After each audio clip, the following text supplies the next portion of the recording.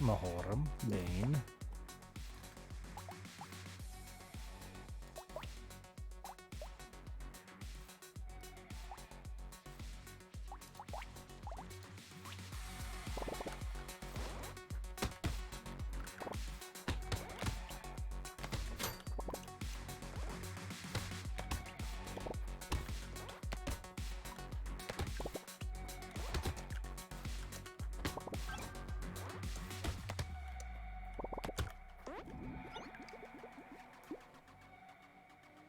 Meh.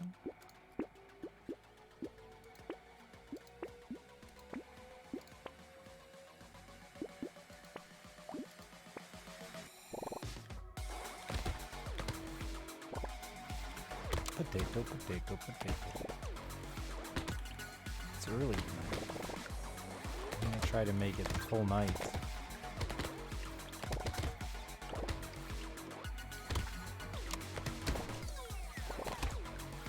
I don't know what you're saying, Mahorum. Is this one of those internet memes?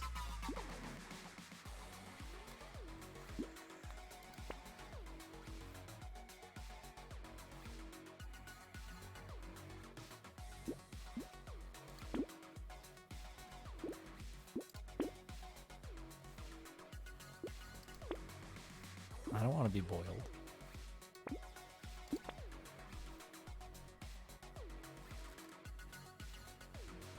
Not bad, Spidey. How you doing?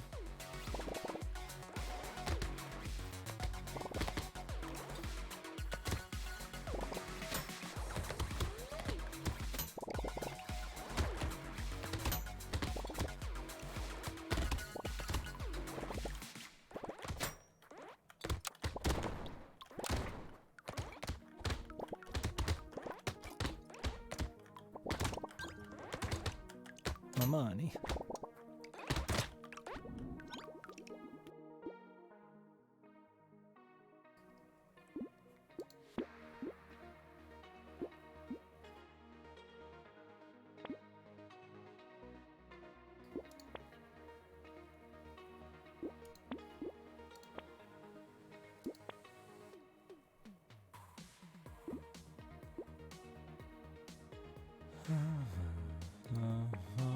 Can I survive again? I don't think so, but we'll find out.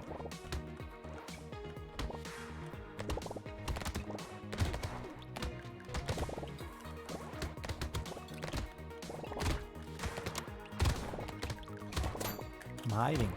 Leave me alone. I hid right into that ball. Oh boy.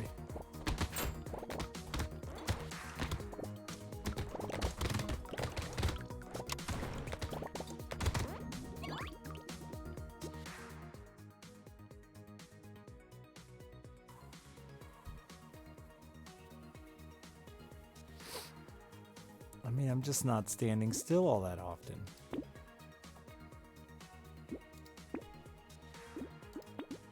Who stands still? Weird little freaks.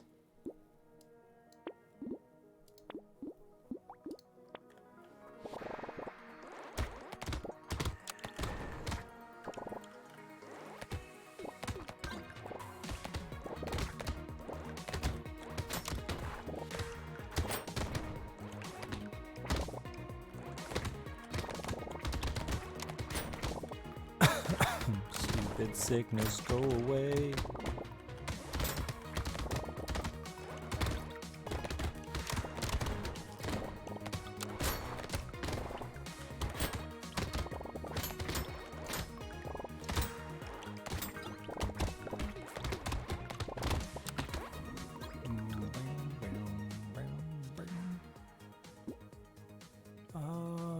I guess.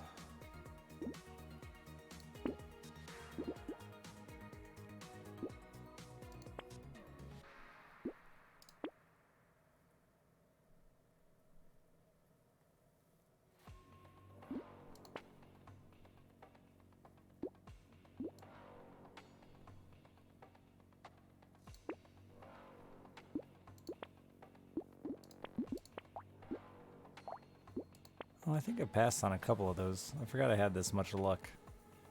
Eh.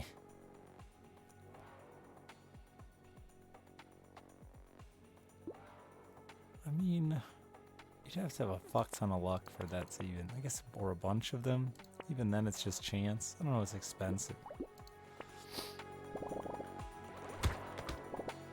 It's a cute idea, but I just don't think it functions as well as it sounds.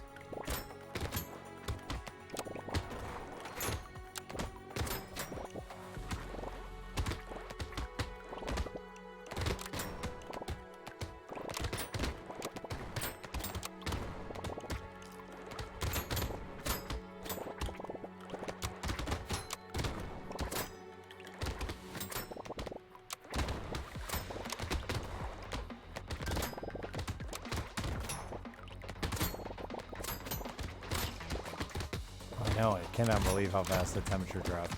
And we're like staying cold. This weekend's supposed to be in the 20s all weekend. I wish it would stay for real, because I want ice. Ice, baby. Being a man, you know?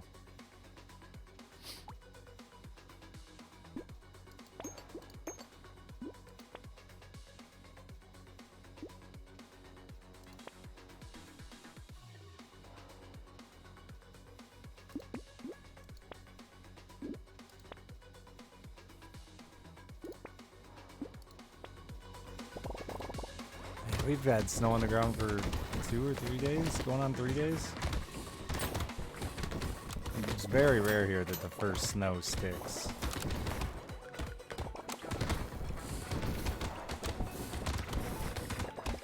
Alice has a damn snowman built.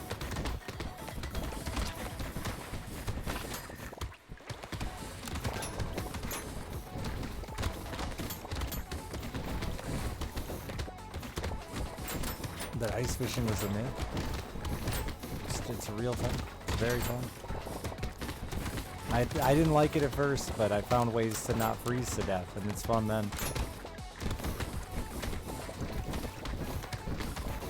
Who'd have thought technology makes things better?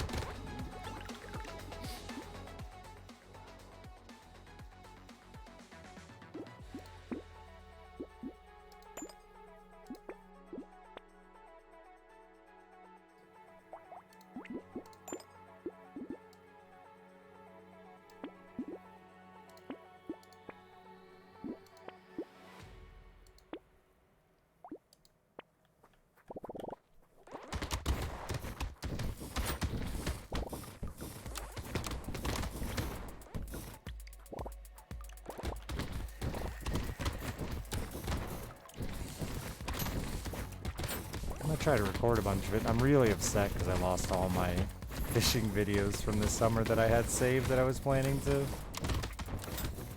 edit, including like 3 wins. Feels bad, man.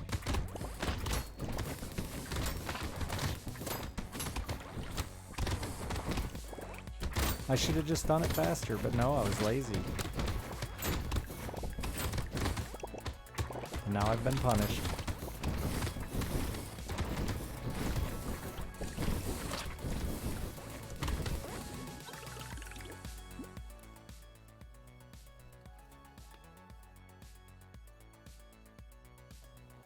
Well, the Amish are the worst.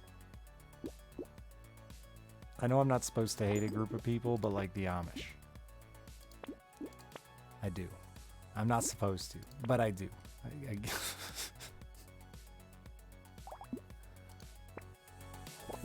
Always next year? Yeah, but that won't be this year. We had some good wins, man. And I was like not sharing it with people throughout the year because I was trying to get these damn videos edited. We won by an ounce. A singular ounce. I did have the video where I caught the big bass that I won big bass on in front of the little kids, at least, that I posted. At least part of it.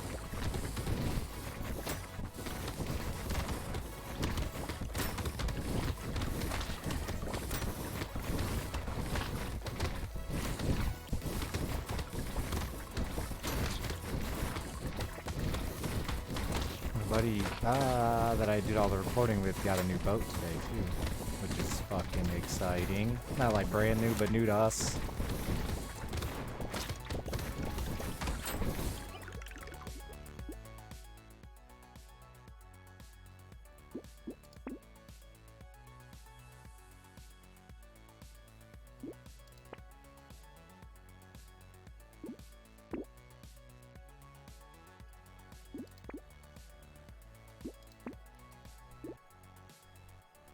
What sort of boat? 21-foot Ranger.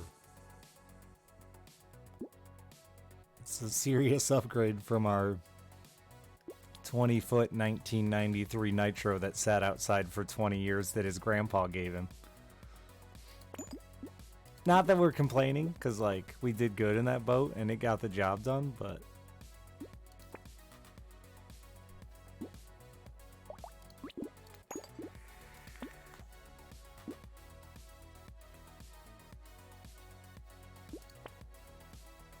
This is a 08, I think, 21-foot Ranger.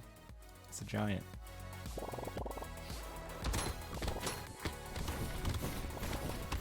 Not to mention technology.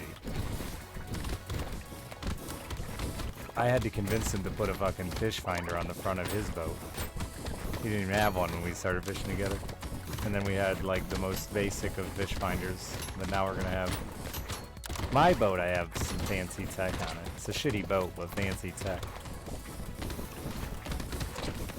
But I finally got him convinced it's worth the damn.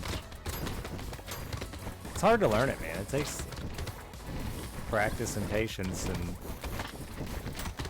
if you don't know what you're doing with it, it can really just cost you fish instead of helping you catch more. Oh, I don't like that the sound is just always broken now.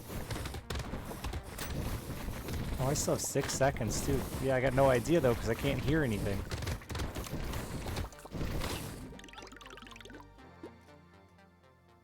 It has, and it hasn't. I don't think people realize how good it's always been. A lot of people don't realize how good it's always been.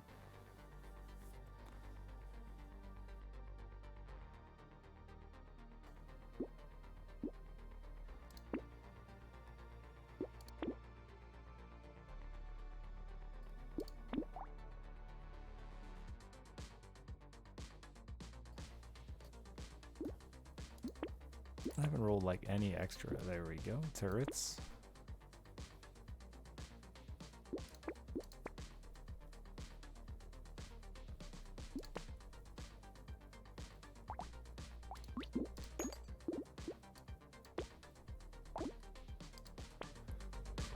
But even like the most primitive looking fish finder, if you know what you're doing with it, is incredible compared to having nothing. And can compete with even modern technology depending on the method of fishing you're doing. Really.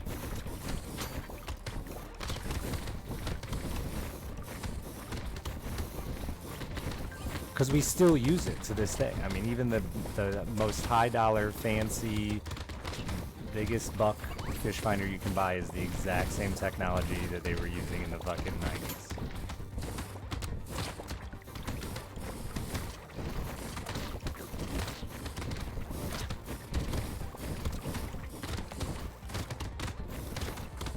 They'll say it's edited and changed a whole bunch and explained to you in ways that it's improved, but the reality is one of the features is almost identical. Like there might be some better defining and stuff in imaging.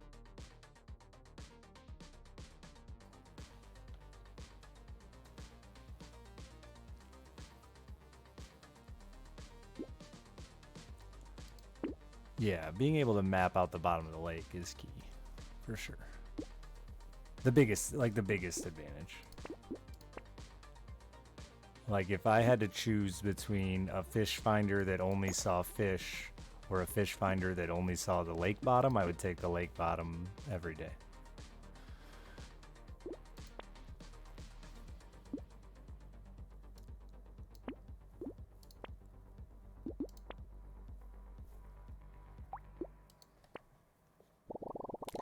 Yeah. Well, and there's completely new types of sonar. Like the big one that changed in the last decade is front-facing sonar, and 360 sonar,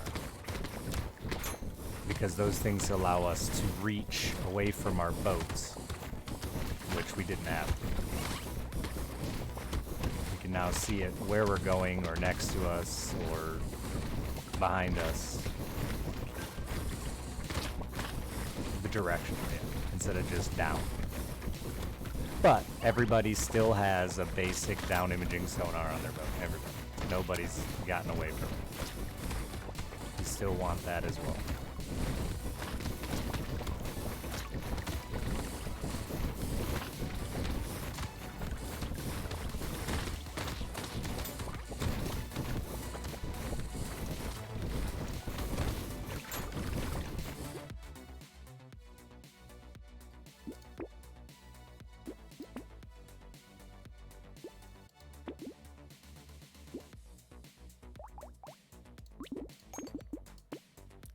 Schmoop me, daddy.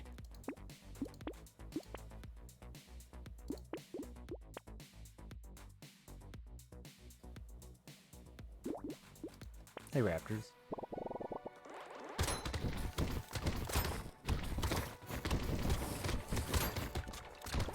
I actually think ice fishing really helped me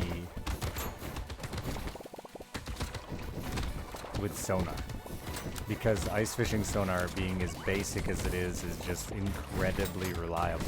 And the problem is, I would get out on a boat and so often think the sonar was not as accurate as it is. But when you're sitting still on the ice, we talk about that one a lot. The part that, a lot of what people don't realize is so hard about technology is the movement of the boat.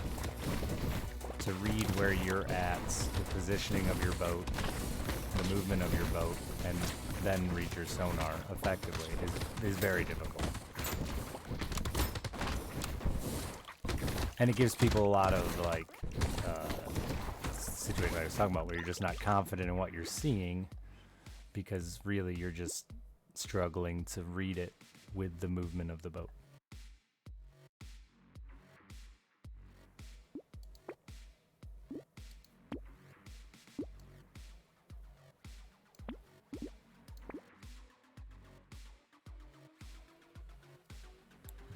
Or even just sitting you can be sitting completely still, right? No motor going, just sit. You're never motionless on the water, ever. Unless you have fucking dropping anchor. Unless you pretty much power poles, which is why power poles are unpopular. You're never motionless.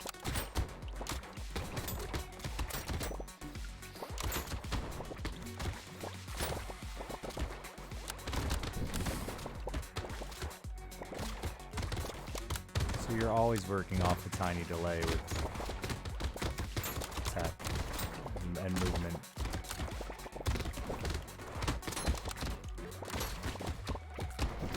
On a windy day, what looks like is right below you, because you're not moving, can be fucking 20 feet away, because you're actually moving a lot more than you realize. That's the fucking wind.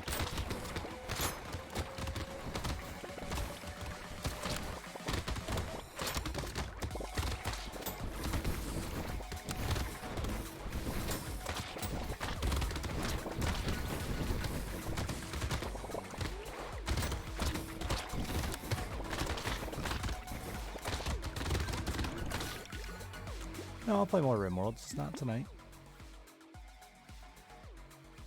Or maybe even tonight, just not right this moment.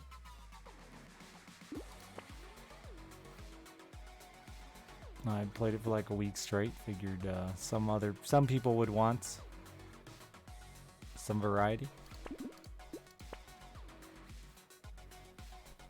Too late for that. Definitely want that.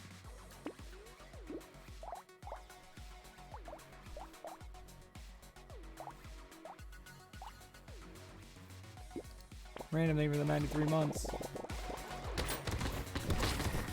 Oh my god, what that just hit me for? Oh wait, no, I started 50% health.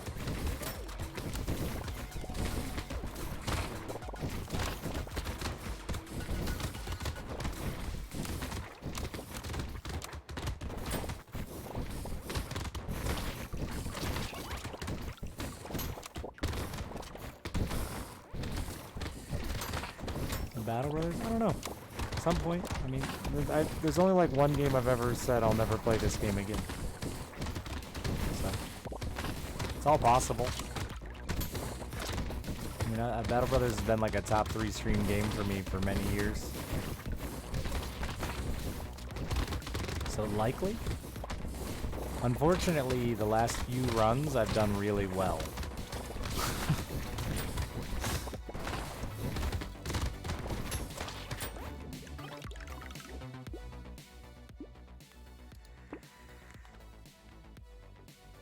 Like, I have a run where I'm super endgame and was gonna try to do some of the...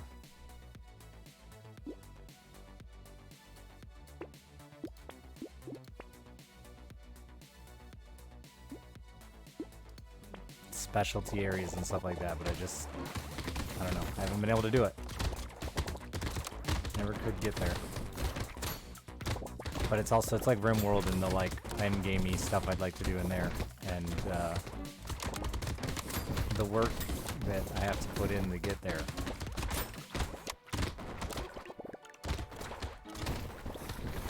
It's tedious and less enjoyable.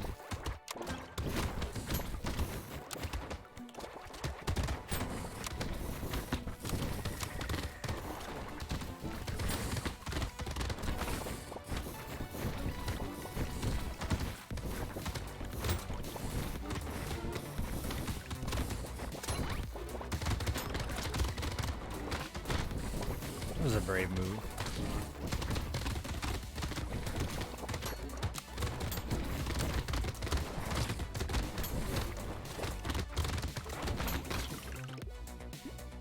I don't. I have tried quite a few of the other starts. I don't find them interesting at all.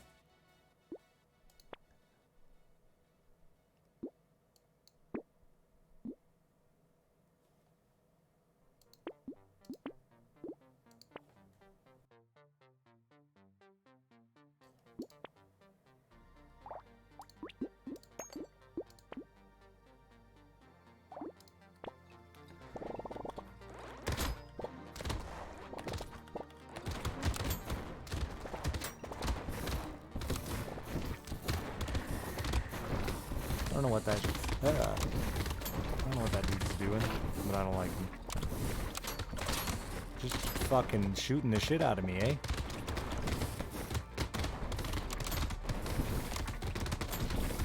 Guess I'll die. Yep. Yep. Yep. Goodbye, cruel world. Holy shit. Too bad. Oops. Wrong button.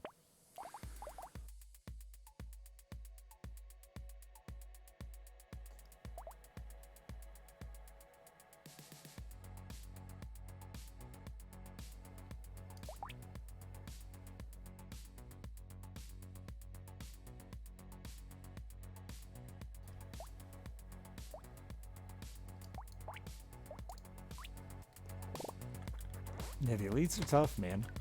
It's funny because the boss feels off now. I only played a bit last night, but...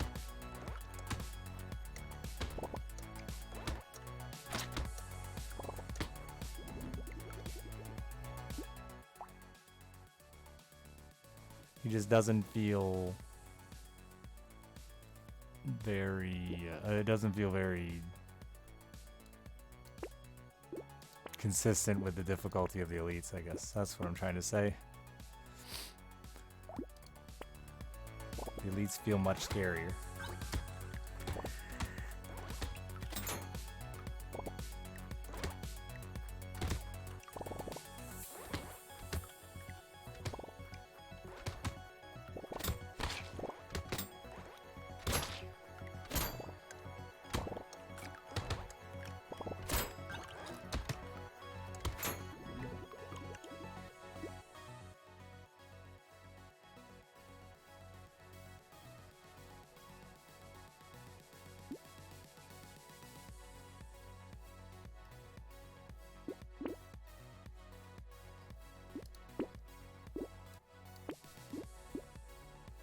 Yeah, that's it, right? That's the issue with why they feel so off. I think that's telling me I'm gonna get one at 11 or something. There's just no way to be that kitted. I don't dislike them. I just think it feels like the tuning is off now and how the game progresses, builds up. Their bosses are just far less threatening with their attacks.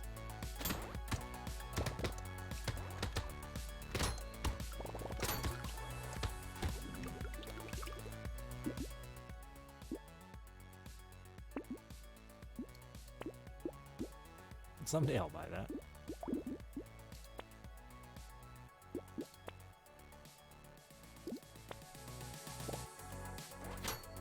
Bub, I think it was 61 months.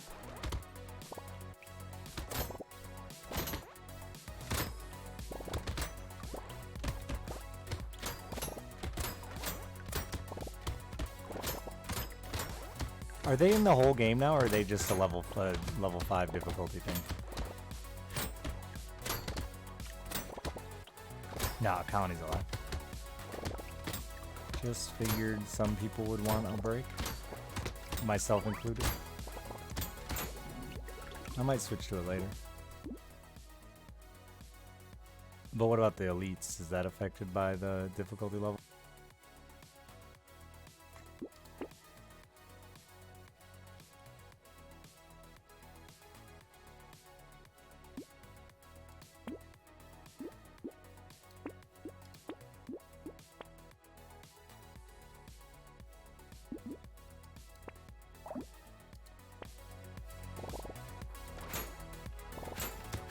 Oh, is that?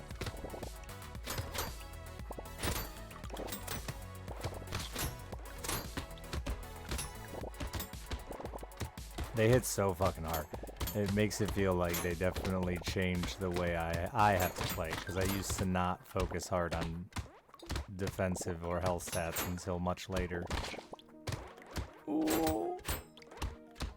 But these crossbows aren't fucking fuck harder. Oh, we die. We die. Those crossbows ain't fucking. No, I don't think I've tried to even kill one. I'm also only playing characters that I've been stuck on, so, you know. Even if they are good, I'm not doing good with them. It's not like I played them on characters that I one-shot.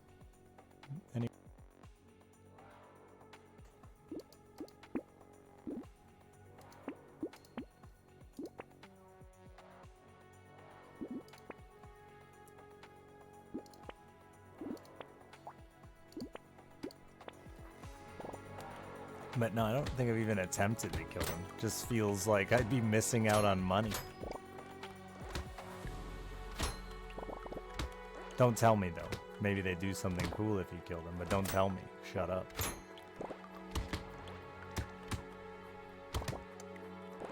Exploding himself character? Yeah, he was pretty easy once I finally got a build for him. Figured out. Like all of them. Once you find a build that works for you. I don't think... There's a few characters I know wouldn't be that bad if I wasn't so stubborn on this is how I want to do it.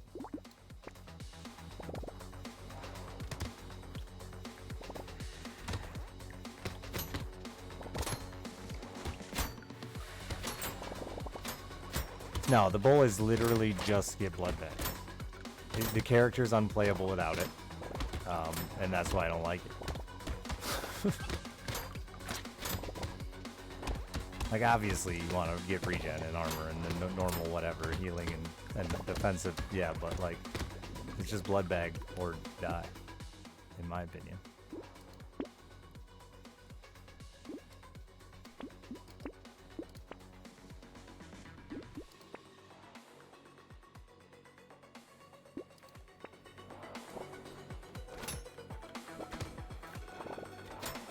Yeah, it's the only way to deal with, like, the big charging mummy dudes and stuff is that you're damaging them without getting hit by them over and over and over. Because, like, no amount of regen can sustain mummies inside you.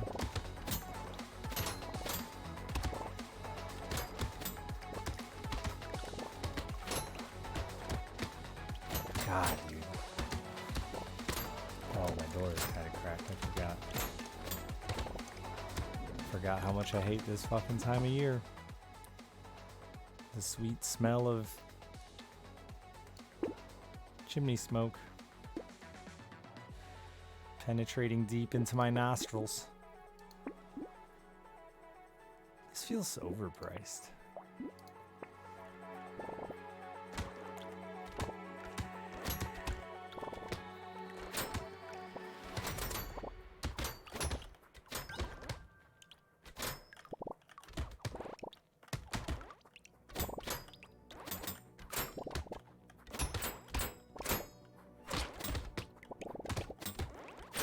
I wish I couldn't smell. I know that somebody out there can't smell and thinks I'm a jerk for saying, fuck off, you stupid little cunt. Yeah, you. Look at that item buy. Just a second. I got my fucking extension cord out my door.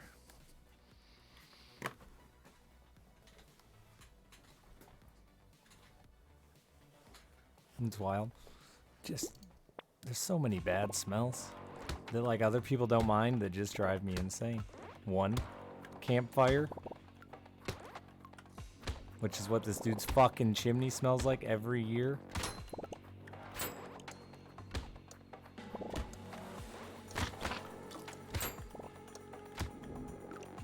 I got COVID and didn't lose my sense of smell. I was a lucky one.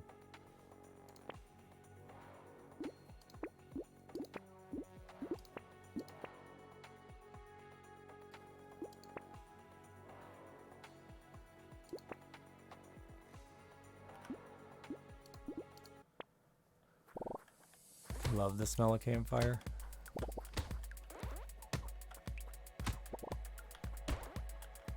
It's weird, like I love camping, and in the moment when I'm camping, it doesn't bug me that bad. But like when you go to lay down at night in your tent and it's all over your fucking clothes and shit, it just makes me ugh. Like when I watch like Naked and Afraid and those things, I feel, I'm sure they just stop smelling it, but it makes me miserable just imagining what it must be like.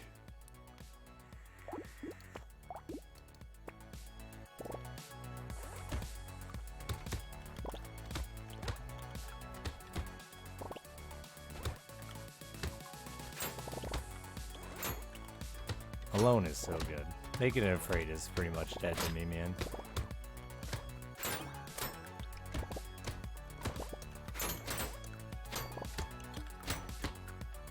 Because Alone is just what Naked and Afraid was supposed to be, I feel.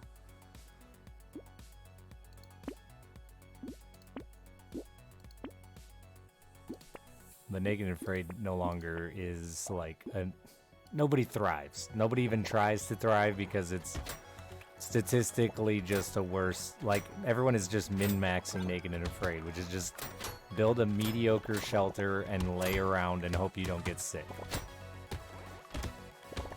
Win the show.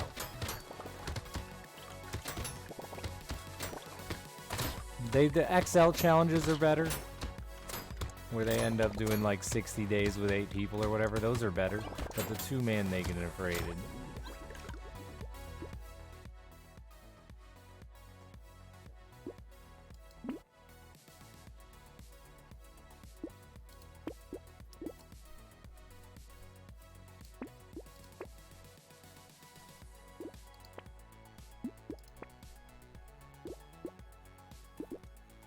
Not to say it's still not a skill and a talent or whatever, it's not fun. They've proven that the human body can just fucking suffer for 21 days, as long as they can keep from getting sick off bad water or just bad RNG.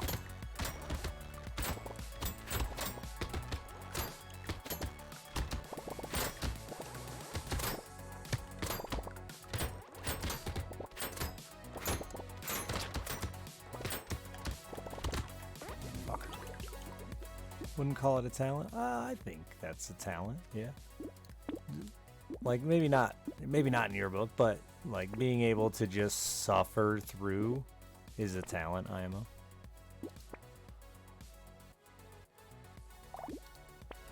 Be miserable for 21 days. That's some mind over matter talent. They should probably find like a better way that you could do something cooler with it probably and make more money. They all just go home and make more YouTube videos about wilderness survival. Damn, dude, content creation? That's what you do with that talent? Yikes. Imagine that.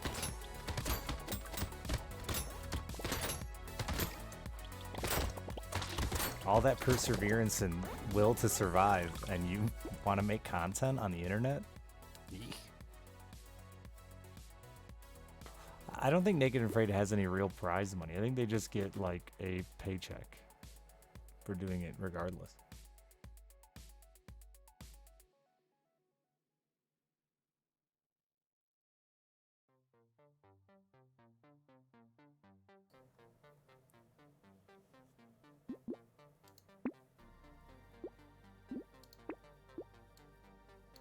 I'm not 100%.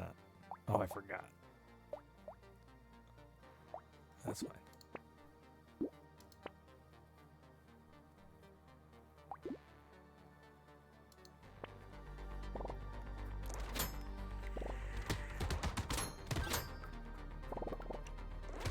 Oh yeah, man, like, I mean, that was like the thing with Squid Game, I think, that made it also so successful was the idea that as fucking unbelievable as it seemed, it also is like tempting.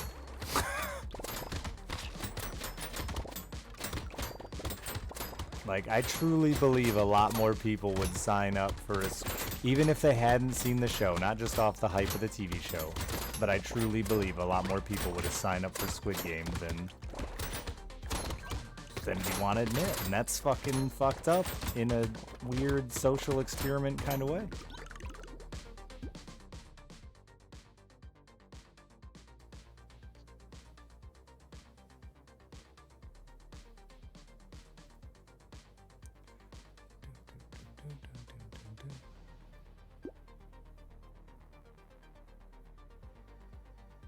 What's just the army but condensed? Squid Game? I mean, that's a stretch.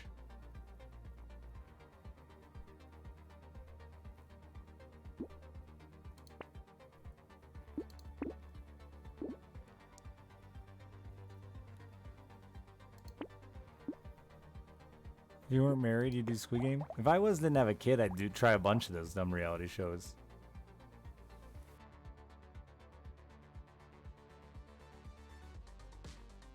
Or didn't need to worry about it, yeah.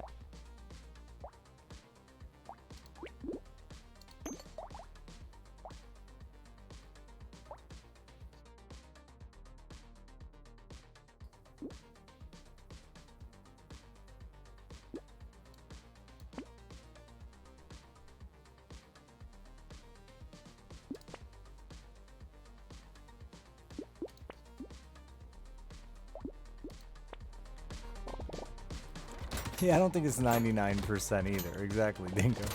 I'm not sure if that's who he was talking to or not, but, like... Also, like, the percent of seeing combat is in the military period is, like, gotta be less than 50%, let alone death.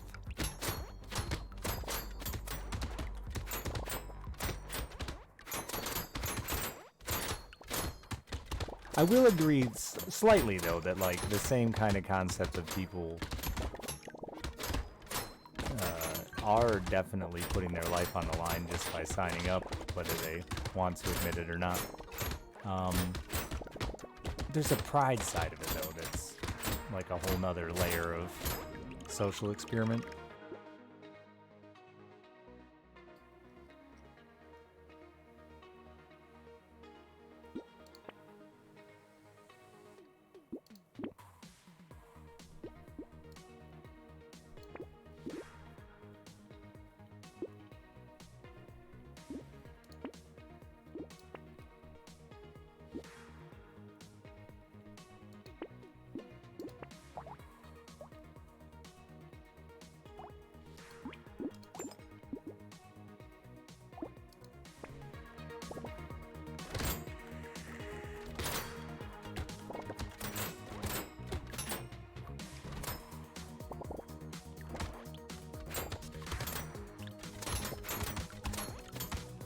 And there's also just like a whole bunch of positions in military that aren't combat oriented as well. You could still RNG though and get bad luck and end up necessary in that role, but in the States especially unlikely because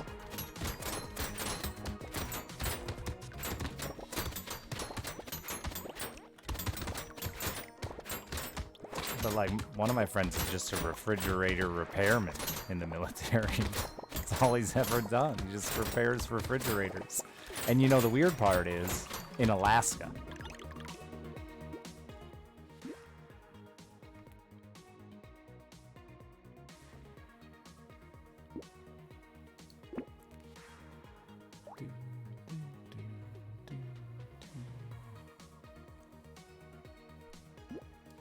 And most of his refrigeration is actually the opposite. It's heating. Which really fucking makes his job extra confusing.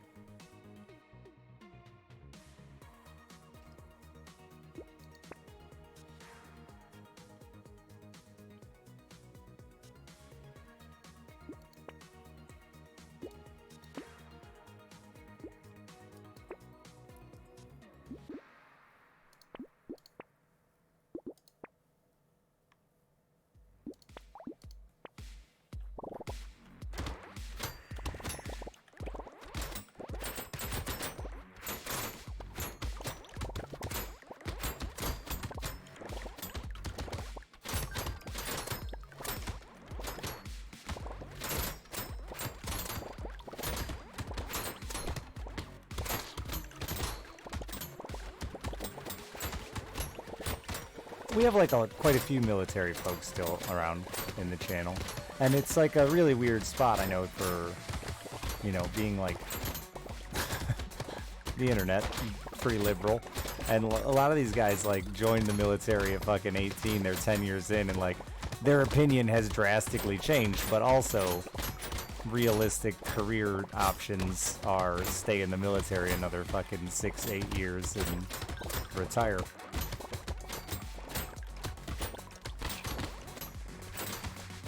Anyway, respect to the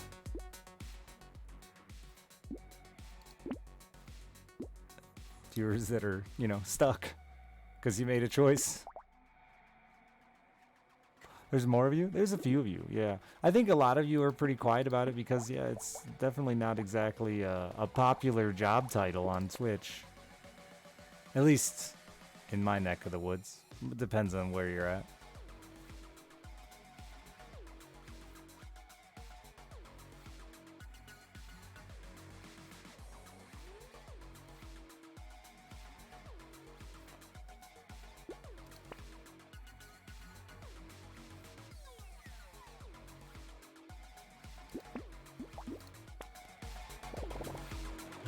My uncle did 20 in the Navy, retired at 42, and moved to Canada. Just my favorite. That, and he got out after 8 or whatever, I think 8. Got a tattoo on his forearm that said USSN never again. Then went back 2 years later and finished out his 20. So then he had to wear long sleeves the rest of his career.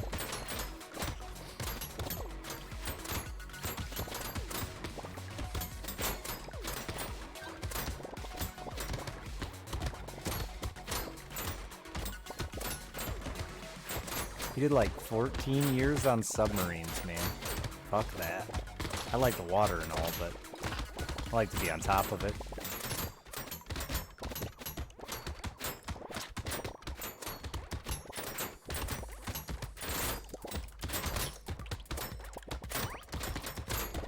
He never saw any real combat, but he did sit through like Cold War stuff. Posted up. A lot of just posted off the coast of blank.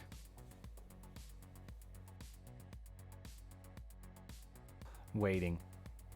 Listening. That kind of thing. Nah, Tractor. I'm good. Thanks, though. I'm afraid I'm gonna get negative damage already. Though I should have just took it. It's earlier in the round than I thought it was. I need 300 range.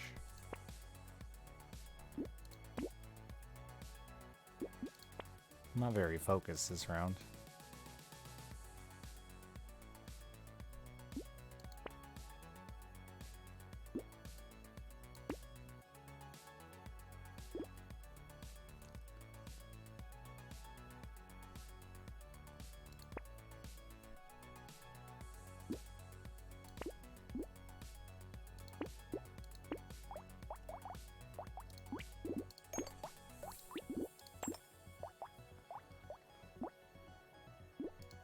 Morning, consumer.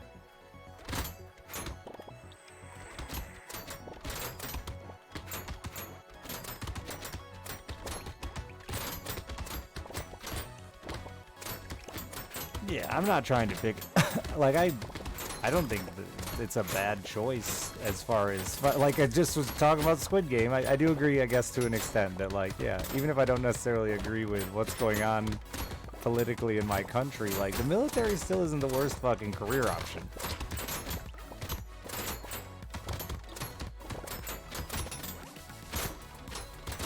Not like, again, it wouldn't be something. I wish that it wasn't that way, but you know, it is what it is, and reality sets in. No matter what your views and beliefs are, reality sets in eventually.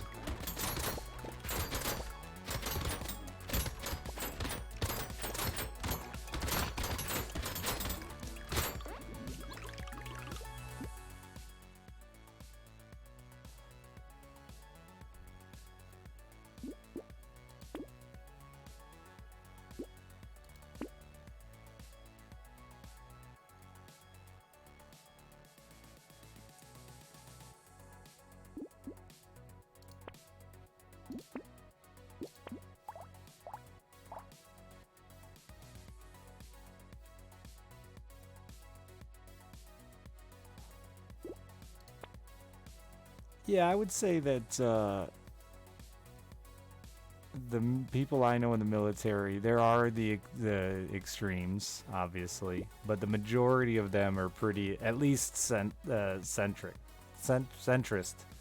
Words are tough when my brain is in 7,000, 8,000 places. Words, English, doing it.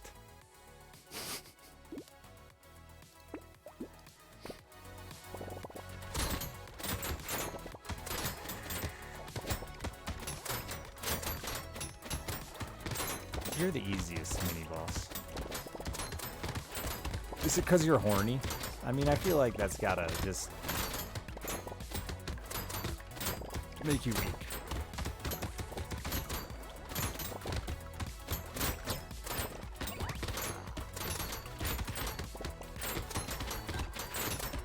If sight unseen, you had to pick who you were gonna fight to the death, and your option was like celibate monk who's never had the love of another, or dude who's just real horny and fucks all the time, you're gonna fight dude who's real horny and fucks all the time every and then he gets inside you and you die. But like,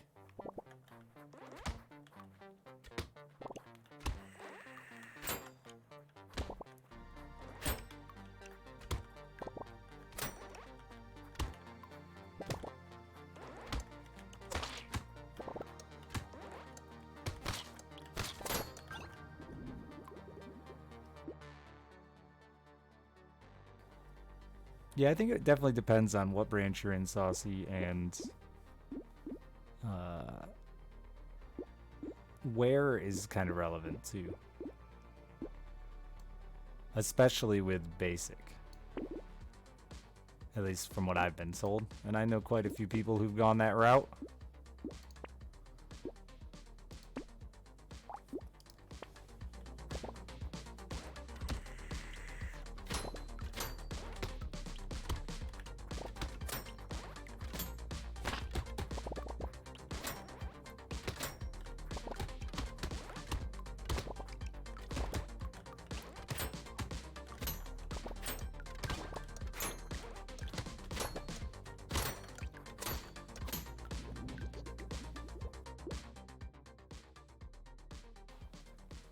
Fence, I think Air Force is like polar opposites. because I feel like the majority of people I know in the Air Force come from a better upbringing than people I know in the Army or the Navy. And therefore are at least fiscally Republicans. Thinking about the people I know in the Air Force.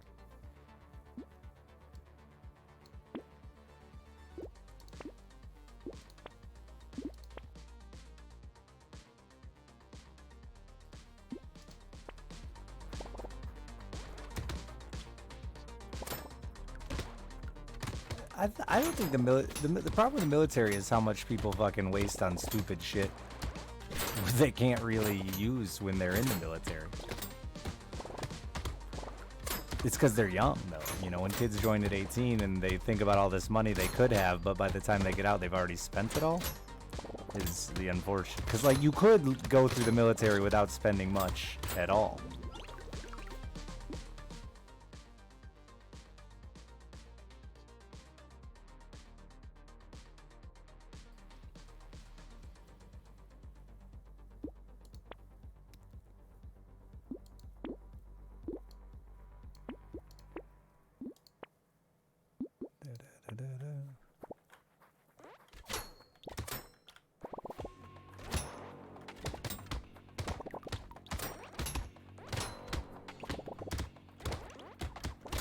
But I do know some other guys like poor Doge who's constantly being fucking sent God knows where. That man hasn't had an opportunity to settle his life down at all.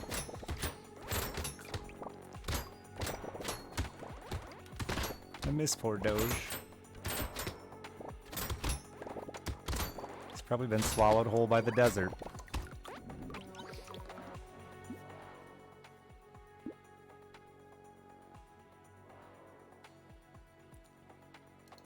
I'm just gonna ban you, I guess, Gassy. Like, I haven't responded to that once for like a week since you started this, whatever it is. But like, that was my way of telling you, I don't get it. I don't understand it. Like, I don't know if you're trying to start a thing between you and I, but it's one-sided.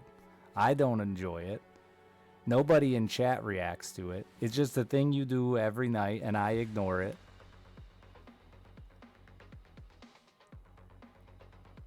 Can we drop it, or do I gotta ban you? I'm trying not to be an asshole lately, but fuck. I don't get it. It's not funny to me. Never thought it was. Not even chat interacts with it.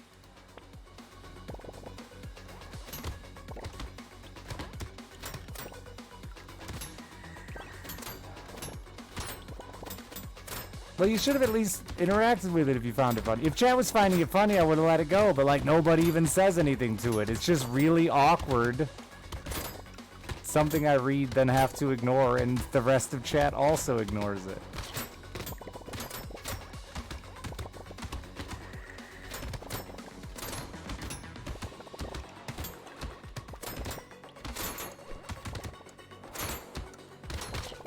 Oh, I died.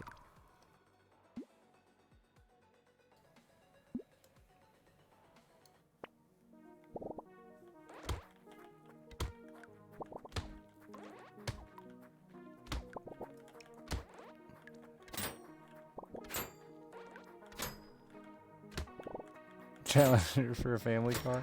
Yeah, there's a lot of that. Like, they ride home from basic on a fucking crotch rocket that sits in a garage for the next 2 years while they're deployed, and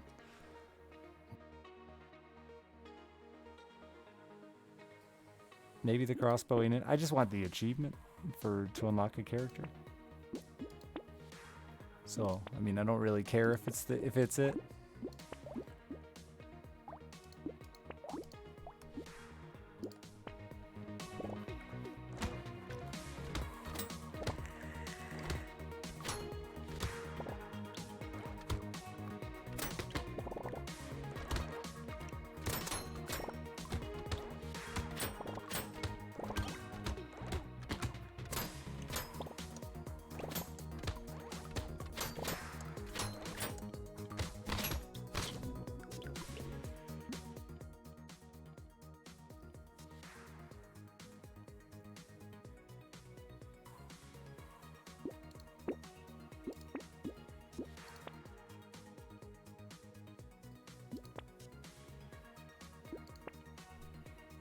Gross.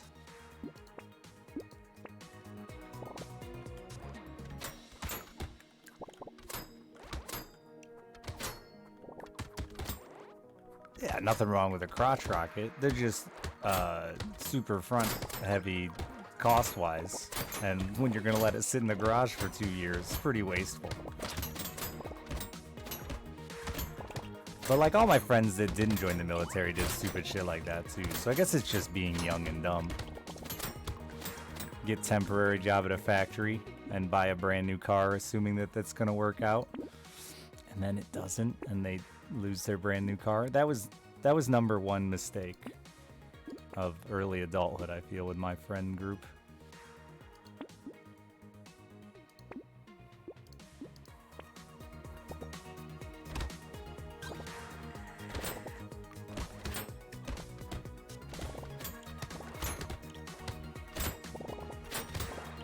They just don't hold their fucking value is the problem with the metric money. You lose your ass in the first fucking 3 years.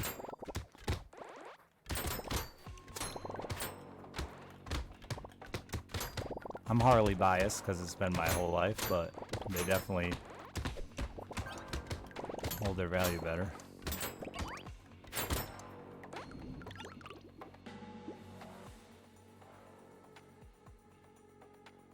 You got an El Camino? Nice choice though, dude. Like, you know, original-ish. I respect an El Camino pickup.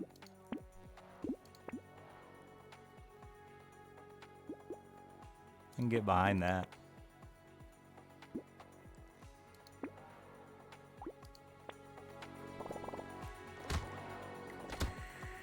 Can't bother to cook. Yeah, me either. I only do because I have a kid, so I have to. But the problem with having a kid is they don't think hours ahead of time either. So like, we're both bad at, Dad, I'm hungry. Or I'll say, Alice, I'm hungry now. And like, neither of us have prepared a meal or planned what we're gonna cook. So it ends up being something mediocre and lame. I have meat thawing tonight that I'll eat, that I plan to cook for dinner tomorrow, and I'm sure something will come up, and it'll just end up getting thrown away, and I'll be mad at myself. Because that's what happens every time.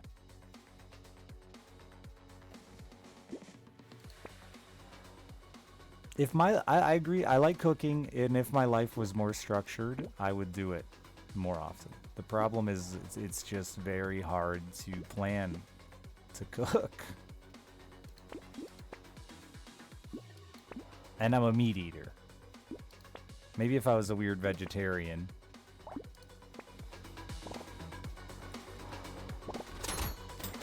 But like, to me, cooking as a meat. There's a meat, or you're not cooking.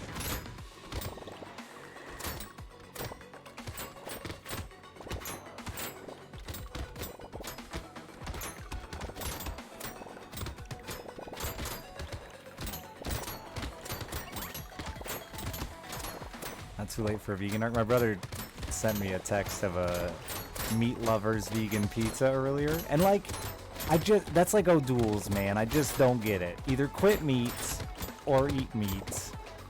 Like, I could understand a vegan meat lovers pizza in a dystopian future where meat products are no longer available. But the idea that this had like 3 different fake meats and fake cheese and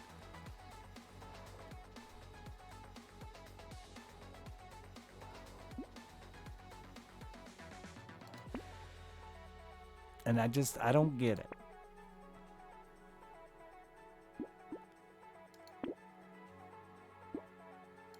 It's O'Doul's. I don't understand O'Doul's either.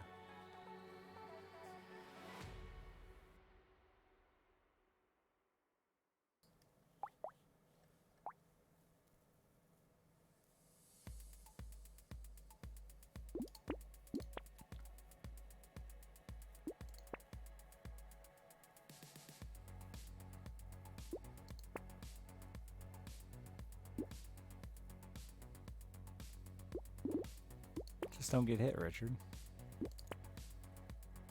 Oh.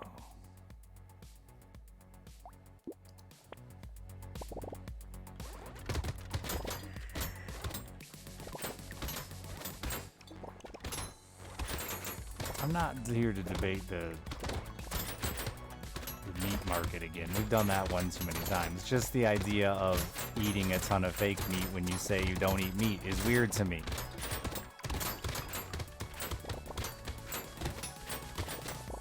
I feel like the first thing you should do when you stop eating meat is learn to love things that aren't meat. And not just eat things that taste like something I no longer eat. It feels like bad practice. Just my 2 cents. I'm not a vegan. I guess I don't know.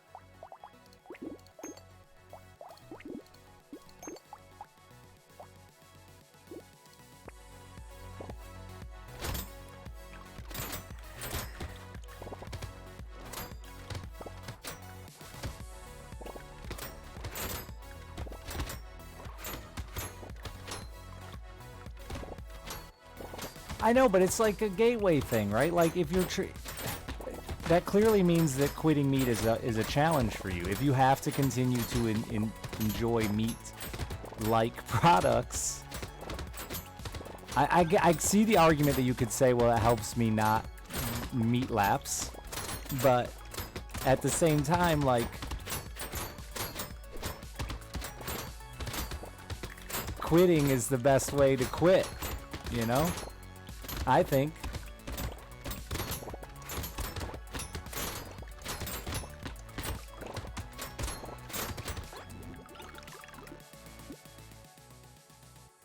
Like vaping, yeah. I'm with you. I've said since I picked it up that like it was a really dumb decision. Because it's just a different... Well, vaping is a different addiction, though. Because it doesn't taste like cigarettes. It doesn't hit like cigarettes. I mean, I guess there's the nicotine thing, but I don't taste or feel it. But similar, for sure. Both weird.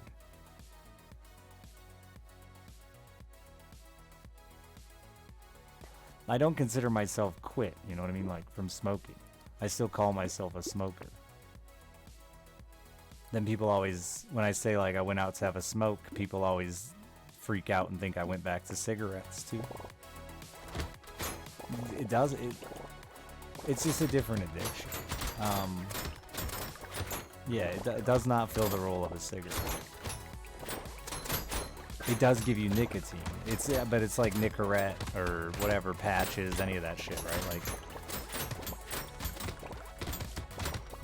and nicotine's a weird one because it's not like fucking heroin. I don't get high. I don't feel the effects of nicotine.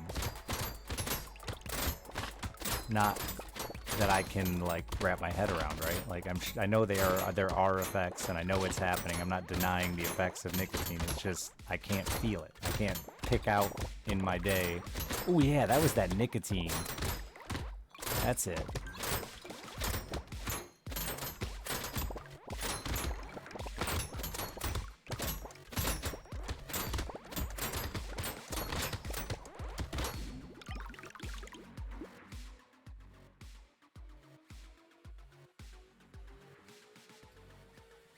Are your thumbs fucked vaping, or is that smoking? Thumbs fucked? I don't know what you're referencing for either smoking or vaping, pal. I called you pal too. That was interesting. Like, oh, yellow. Thumbs never get nasty smoking cigarette. Never did for me. It was my between these two fingers. No, nicotine staining with the vape isn't nearly as bad, except in the car. It does still do the windshield pretty good, but I don't notice it in the house nearly as bad. Like when cigarettes in here, like a couple weeks of smoking, you run a wet rag across the wall and see the nicotine run down in yellow drips.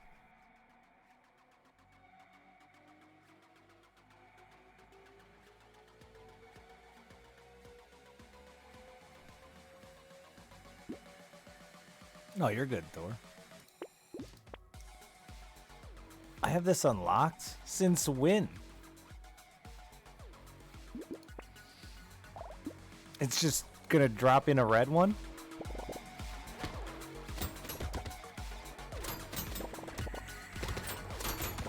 Yeah, so like I wanted to start smoking weed because somebody said it would help me with my fucking bad dreams. And I was smoking weed and the whole time I was just thinking about how much it made me miss cigarettes. It's kind of back to my free meat pizza. I feel like it would just make me miss meat all the time. Trying to get that meat high without meat, and you're never gonna get that meat high. But every time I'd smoke a joint, I'd be like, man, I wish this was a fucking cigarette.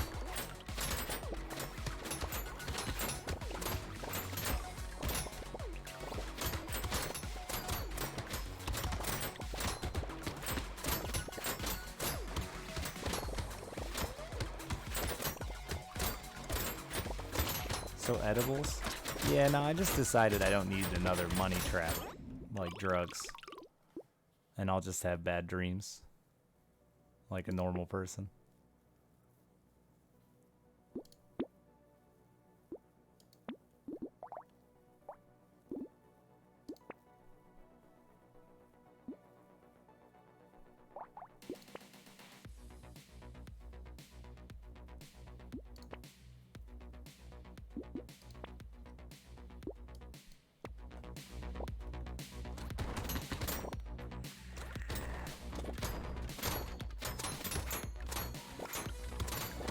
Something kind of fucks, huh? It's a pretty big area, and you can see it.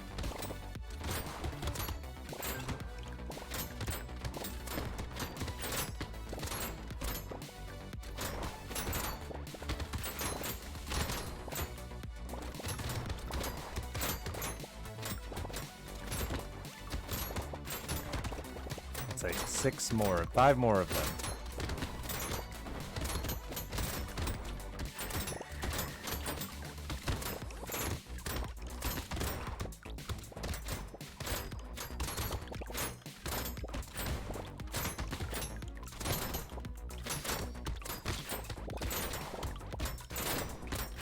Crossbows and nukes.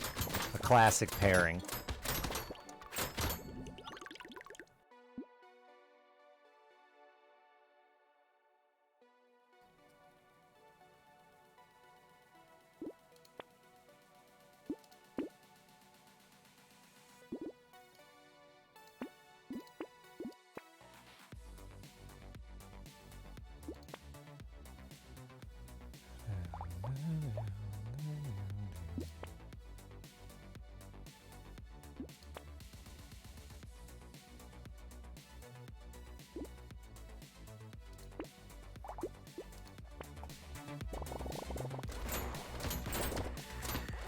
Yeah, I started with cigars and pipes because I thought it was funny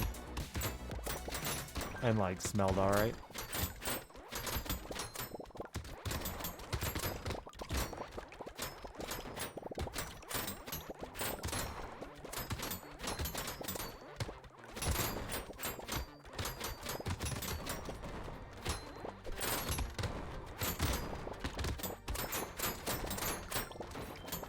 Hell yeah.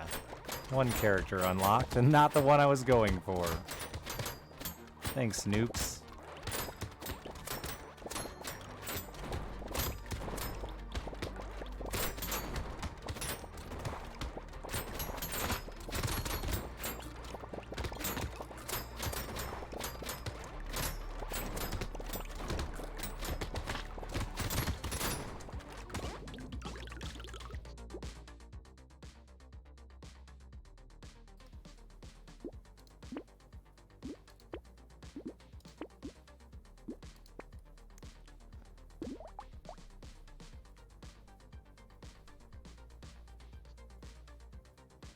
I don't really want a rocket launcher, but I do want bigger explosions.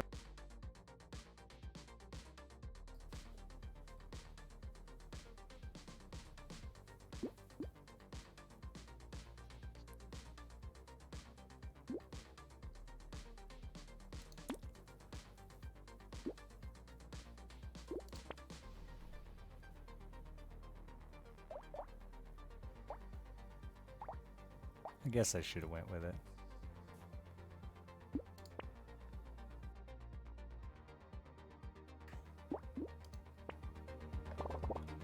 Conquer all the lines.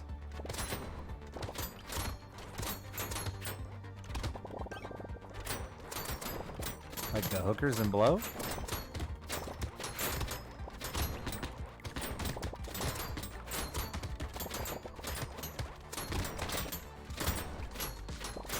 Oh, I haven't killed like any of them, I don't think. I've seen them.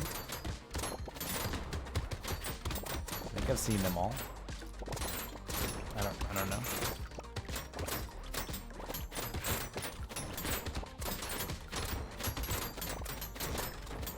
It's hard to know what, when you've done everything, when you don't look up what everything is, you know? Always just kind of just gaming.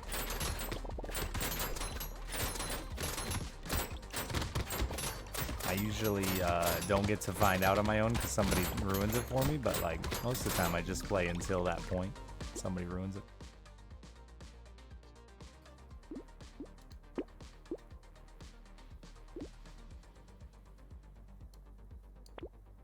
I'm still so far away from the fucking range one.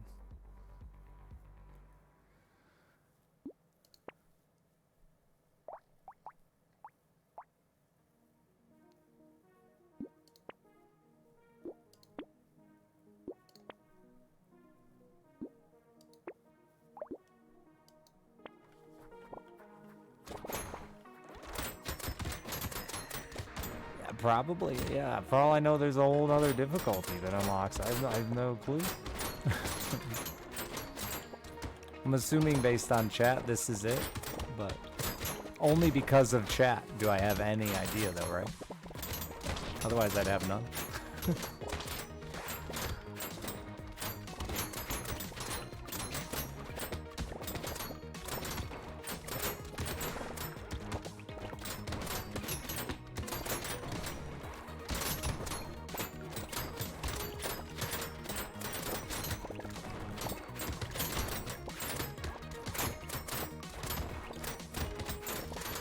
Like the last boss I doesn't sound like by chat again that there's any variety in the last boss like there is variety in the mini bosses.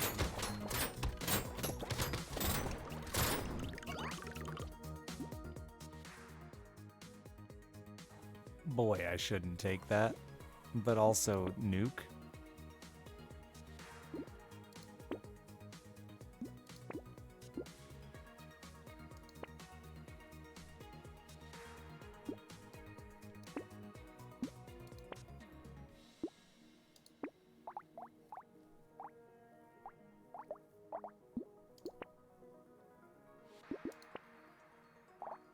Getting there.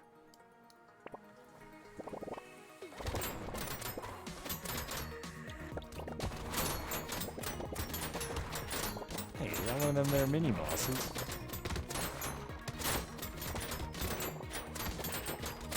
Making spider babies all over.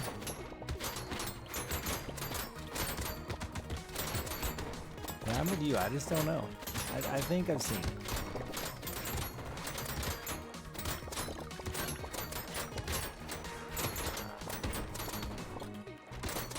I still have characters to unlock and beat. Some of which I'll never accomplish because I'm so set in my ways of I want to beat it this way, and it's proving to be too much for my peasant brain. I probably could have killed you if I focused on you, huh? Ooh, I could have also died to your incredibly painful balls.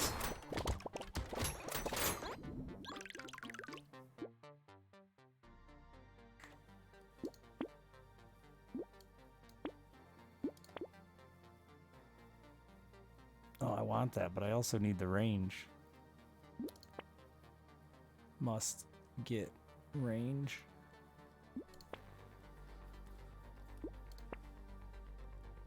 Give me range.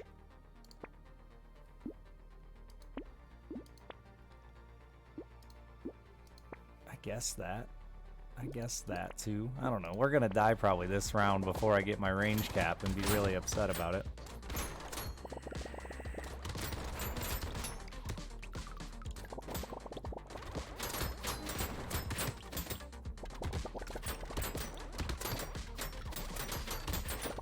Yeah, that crossbow be hitting hard though.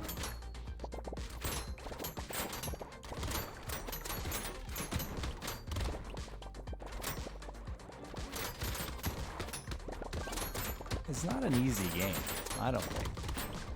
Maybe I'm just bad, but the general consensus I think from chat is it's got a challenge.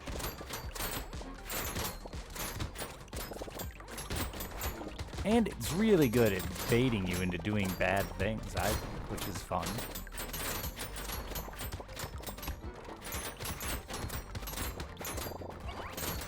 Also why the metagame discussion irritates me so much, because I think the game does such a good job of getting you to try stupid shit.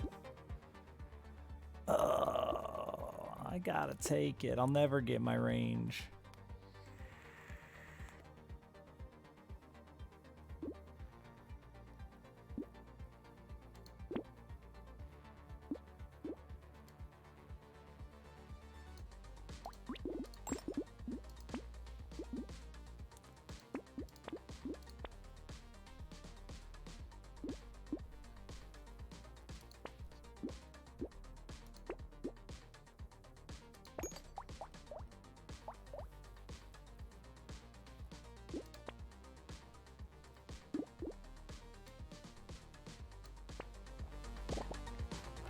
Just that one. I didn't take it the last time I saw it, but I want to live.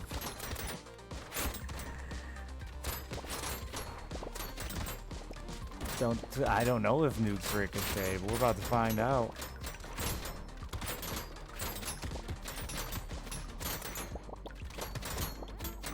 Lifesteal's fine as long as you understand how it works. That it only ever lifesteals 1 health. It's just a % chance to lifesteal. Which, like, is pretty obvious, but I'm surprised how many people will go, oh, when I say that. Like, it's pretty obvious in watching it, and just by looking at the numbers.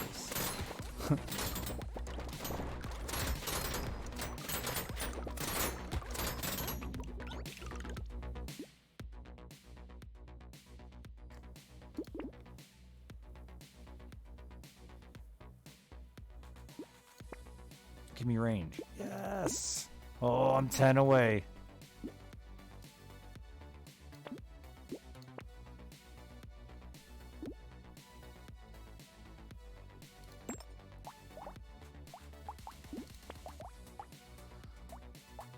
I don't actually care to lock that, do I? Yeah, sure. No, I don't.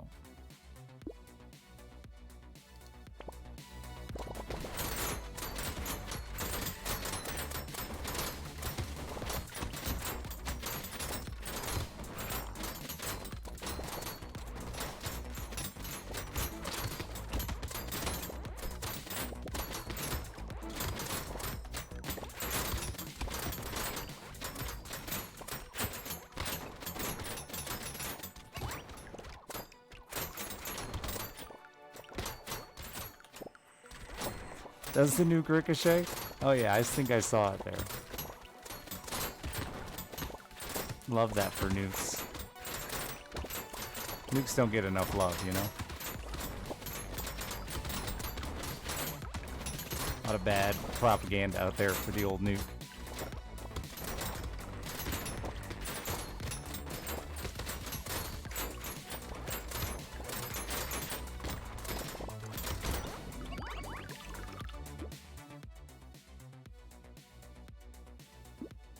That's 6 armor. I should probably just take it, but I'm not gonna. I don't think I even burn anything. And it's minus range. Also minus range. I will take alien eyes.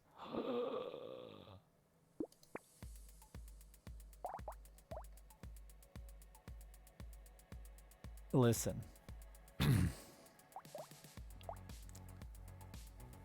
I need 10 range.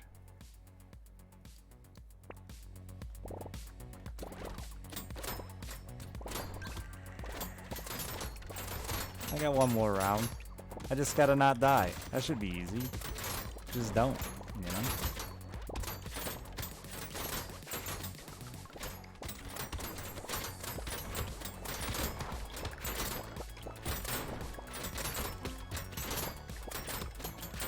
I've been listening to all the great advice from Twitch chat, and just don't seems to be very popular advice when it comes to dying.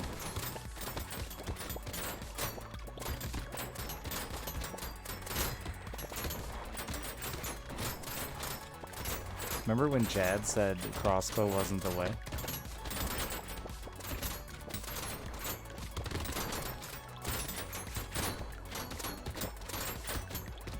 State Farm remembers.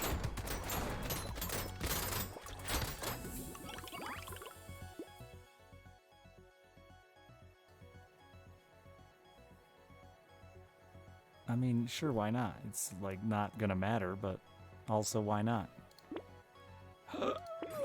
We've done it! Perfect vision!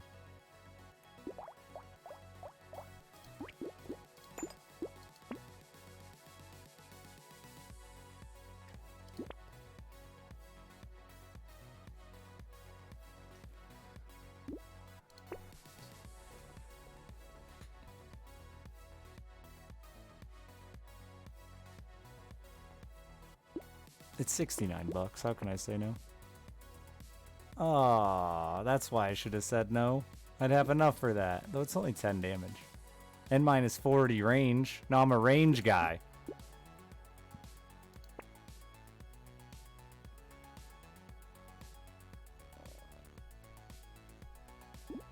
Alright, let's die to the boss now. As we do.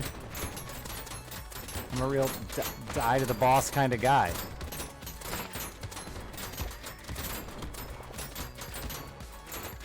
I'm a real die to the boss kind of guy.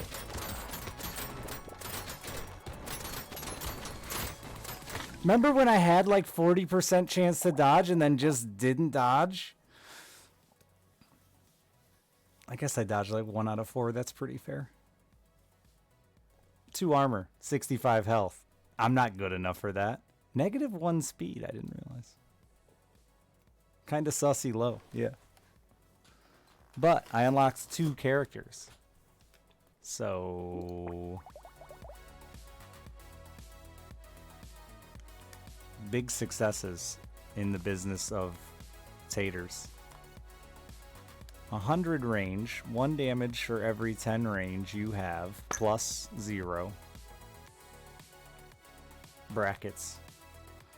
Percent chance crit modifiers are increased by 25%. Harvest modifications reduced by 100%. Why doesn't the game want me to harvest? Max HP modification reduced by 33. So crossbow? Got it. Explosion damage. Explosion size for every elemental damage you have. Whoa! Minus 100% damage and armor size.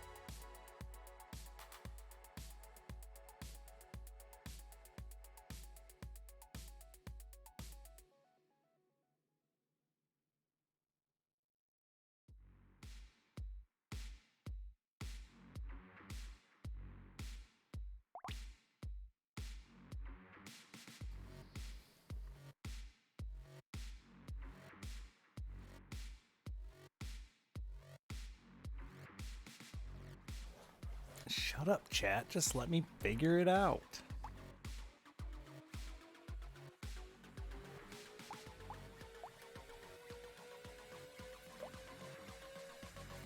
Do you just go the basic bitch way, or do you try to make it interesting? Minus 100% damage, huh? I mean, I gotta try this first. For sure. Though it's got the elemental side effect, right? Wait, how did the elemental read?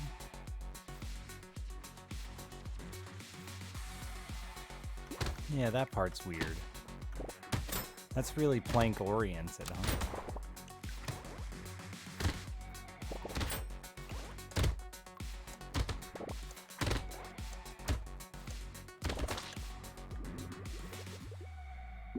Just let me figure it out. Immediately tell you my favorite way to play. That means it's good, you see? That's the problem. I did really bad that way.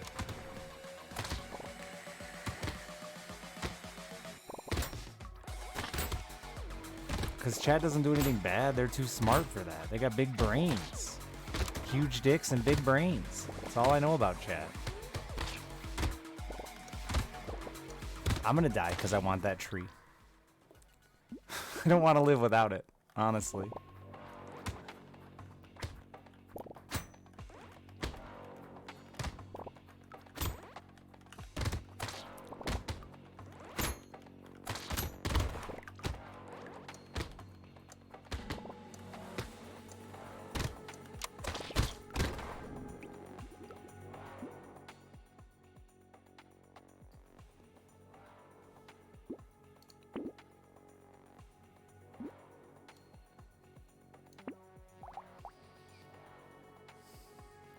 %.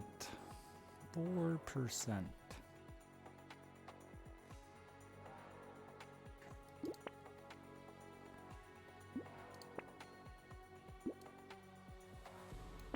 All right, well, you know.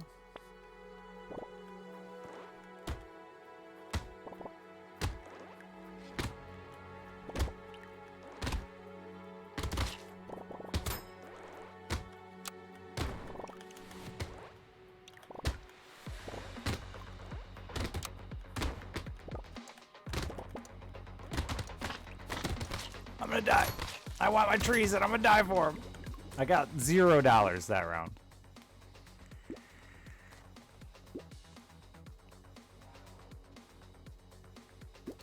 Why do I suck at rolling screwdrivers? Why is that a thing?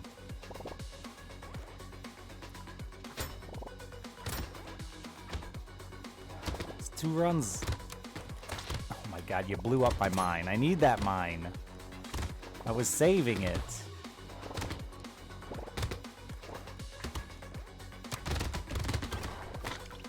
It's fine, I need that money too. It's all the money I'm gonna get.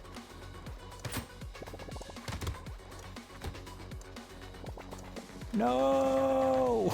That's so bad.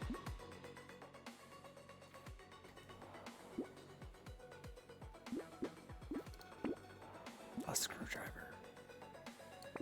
More trees.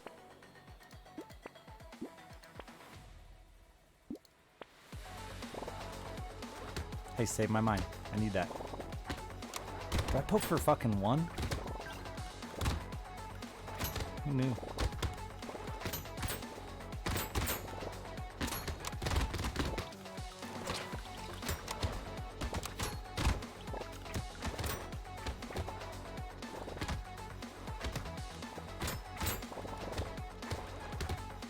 Come here, come here, come here, come here, come here. Tree money.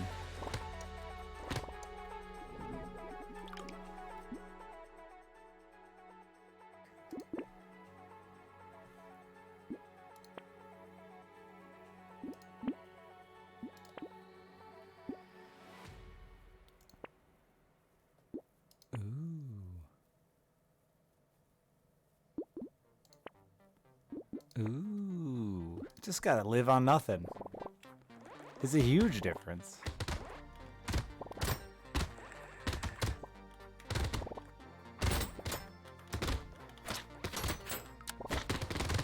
Oh, I ran into things. All right, this time I'm not gonna get 1 screw. Bro, you can't waste my first mine.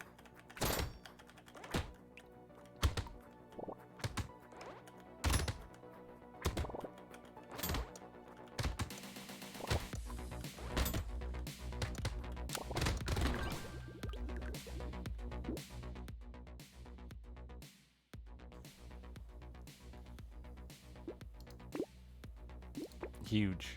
Massive. Huge. Unbelievably big.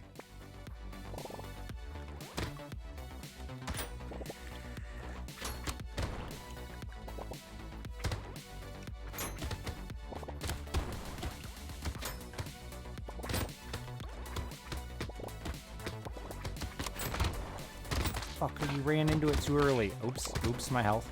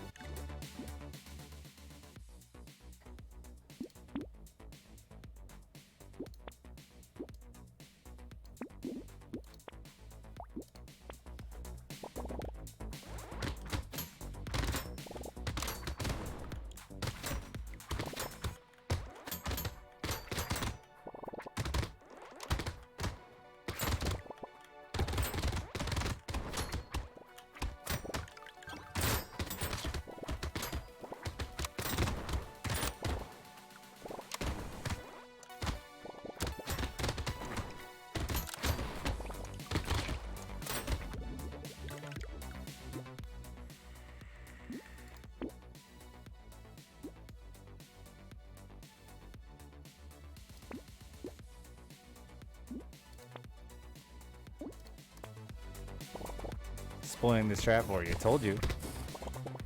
Big dicks, big brains. That's what you get here. Except for me.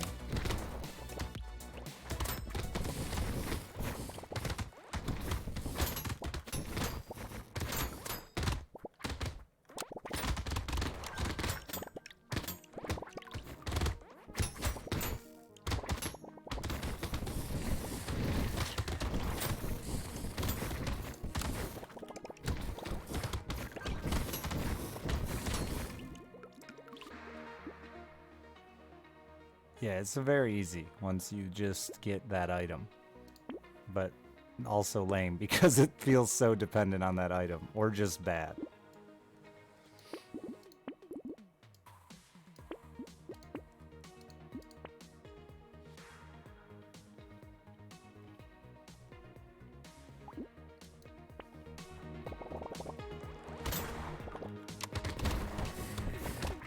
It's wave 5, it's way too early to know if success or not.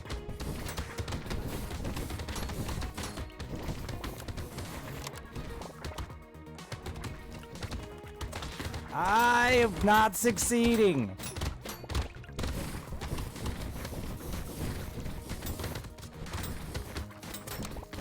I've made bad life choices.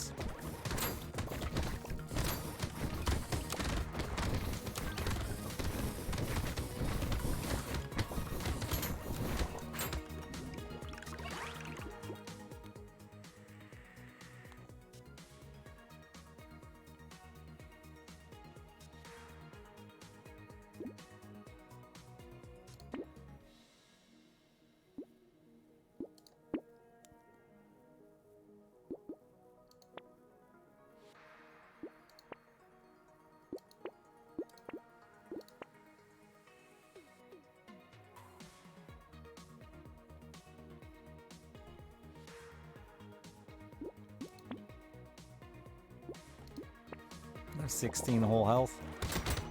Yeah.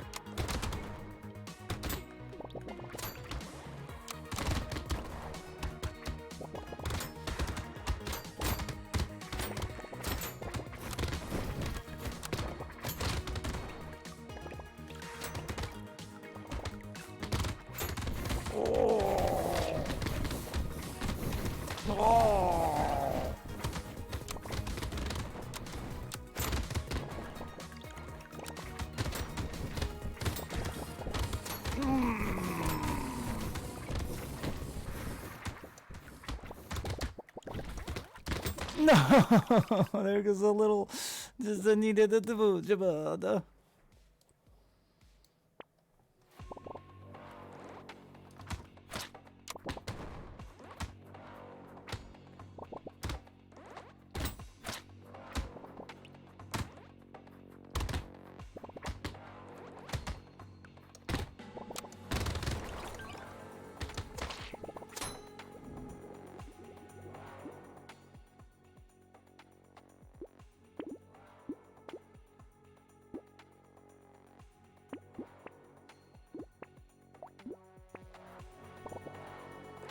Yeah, I want that snake for later, not now.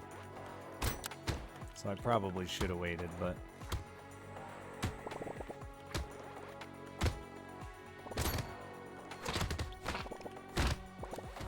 You can't kill trees, Richard. Stop trying. When my mines get wasted...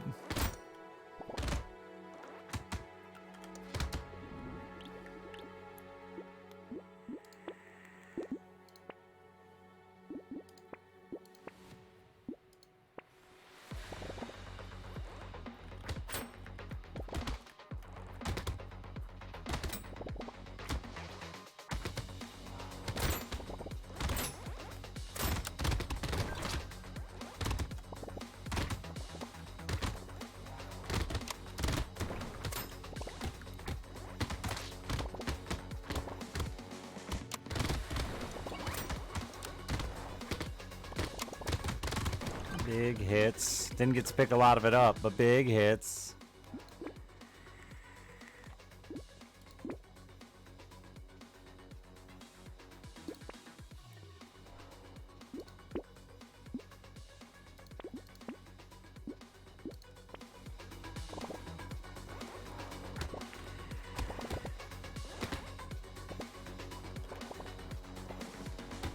Oh, they didn't get there.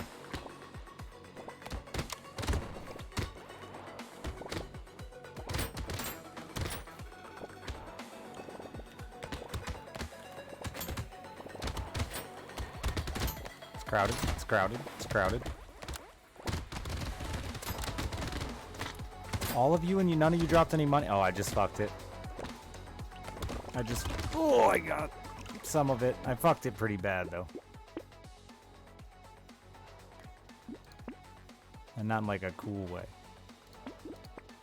Like, hey, that guy fucked it. Cool. Not like that. You know, that way.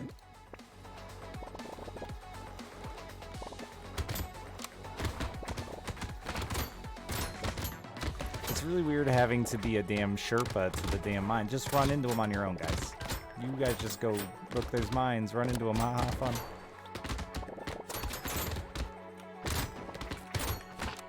Stop this, you're killing me. You don't want to kill people. It's bad. That you might get a Netflix documentary. That's kind of cool, probably. Oh no. He spawned in front of the tree in front of me.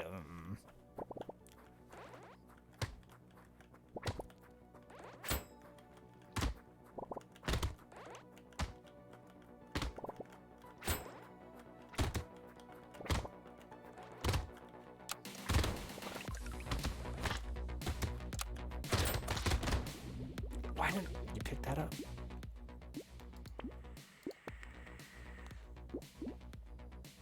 Extra landmines first. Now we're cooking with Boom Boom.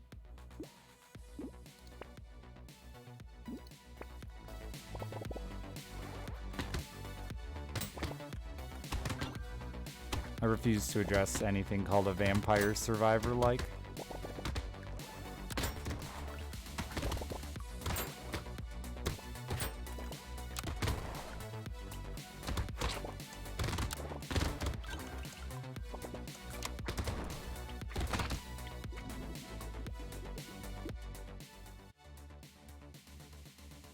This is a vampire survivor. Suck my whole dick.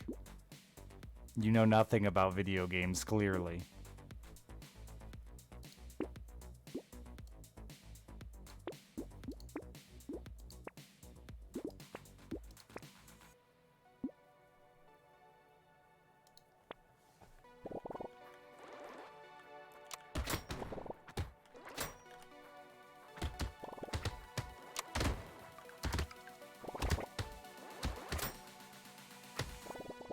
Vampire Survivor's a bad game and it doesn't deserve likes.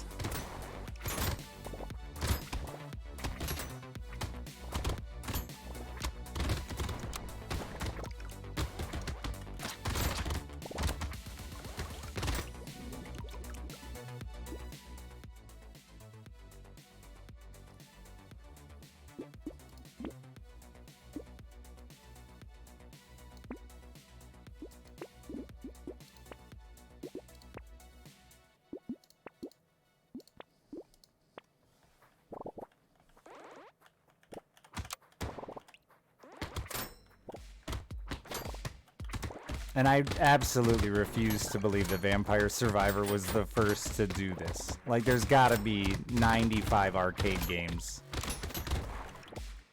that existed before Vampire Survivor. It just was the most current YouTube, Twitch hype game, and is now getting all the credit.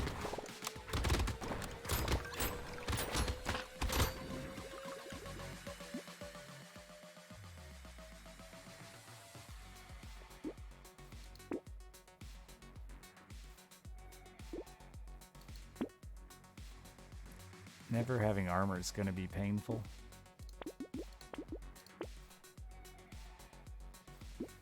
I'm sure there's been games for decades like this, Variandra. Like, it's like I said, when I said arcade, I genuinely believe there's probably just a straight up 80s, 90s arcade game that exists that was exactly like this, or dozens of them even.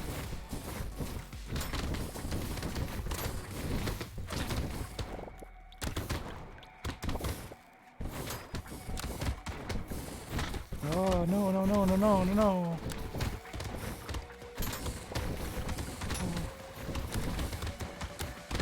Vampire Survivor attempted to add a roguelike element and missed.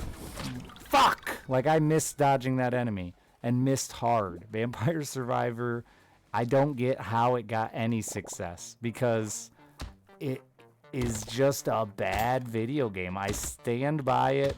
There's no changing my mind. It is a bad video game and doesn't deserve any of the hype.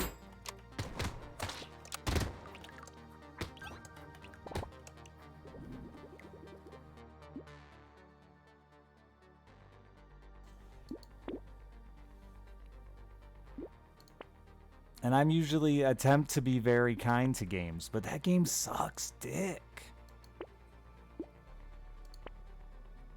And I played like way more of it than I wanted to. So I feel like I have a leg to stand on.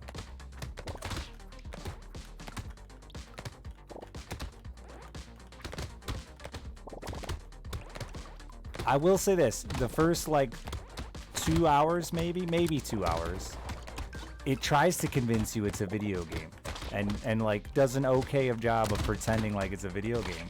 But if you have like half a brain, you realize it's like, it's fucking cookie clicker.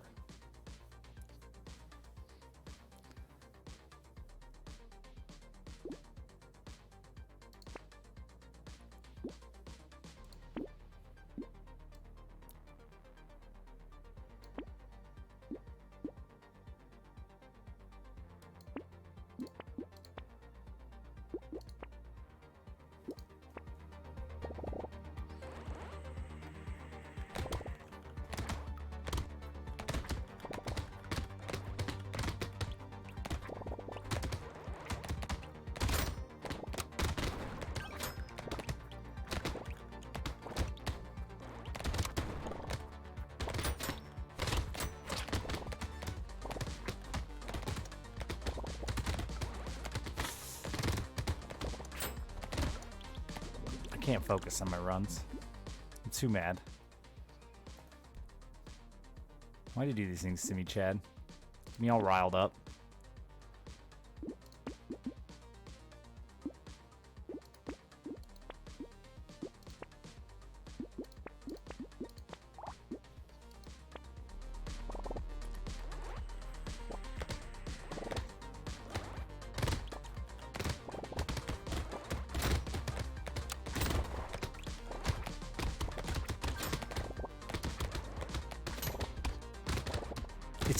It's really weird though, because like Stardew Valley got some of the same attention, and as much as Stardew Valley was a good game, it wasn't fucking groundbreaking or revolutionizing or anything. It was literally a fucking clone of Harvest Moon Friends of Mineral Town, and people acted like the dude just reinvented the fucking wheel.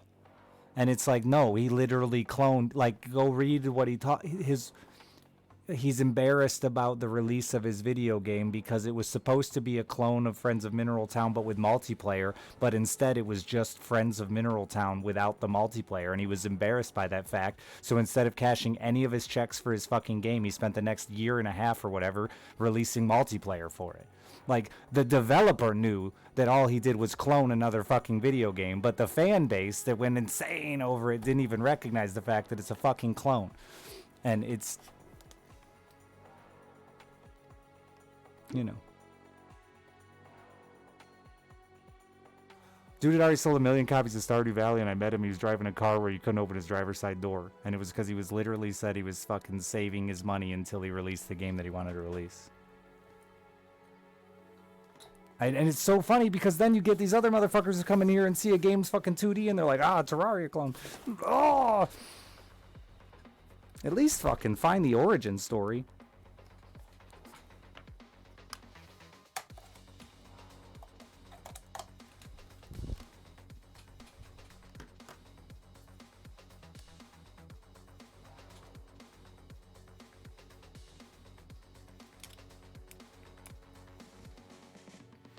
Should be more. Core Keeper, I don't think deserves any hype either.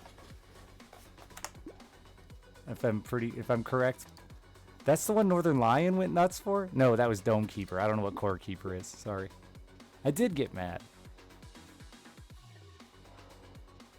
And we just want a good one again? Nah, Zev. The reality is people just didn't know about Harvest Moon. Like, so many people didn't even know about Harvest Moon. A very, very big, successful streamer messaged me when I was streaming Stardew Valley, because I was on the Stardew Valley early access test team of like 6 of us random small streamers. I was very excited about it. Been a Harvest Moon fan my whole life. When I started streaming it early access, because there was like 6 of us and we were nobodies, I was the biggest streamer in the group. So like that's how nobodies we were. I legitimately had a big streamer message me and say, "Are you playing Farmville? Are you trying to kill your stream?" And then the next day asked for a key.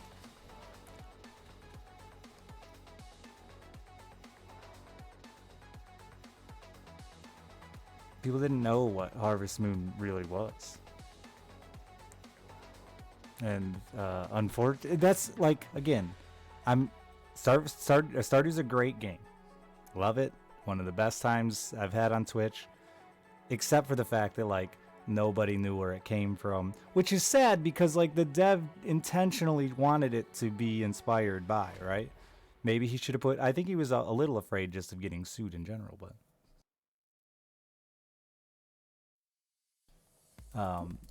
yeah, I mean, Nintendo sucks now. So I think we need to see more of that. Like, a new Monster Rancher just launched.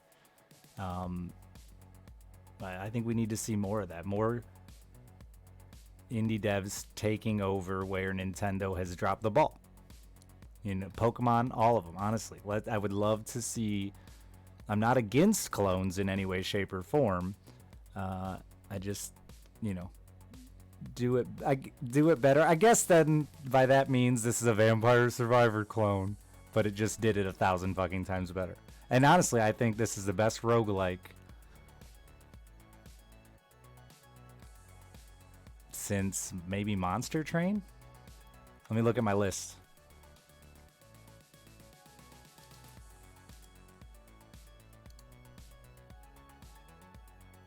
Let me look at my list. Dome Keeper, bad roguelike. Would have been a good game, bad roguelike. Cult of the Lamb, would have been a good game, bad roguelike. Rogue Tower was decent. Not super roguelike, but decent.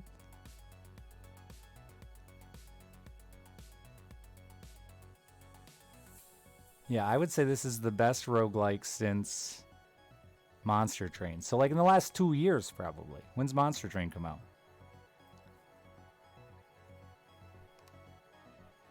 Rogue Legacy 2 is a weird one for me because it's just Rogue Legacy 1. 2020, so yeah. I think Rogue Legacy 2 is better than it got credit for. For sure. Do I get anything from Crit Chance?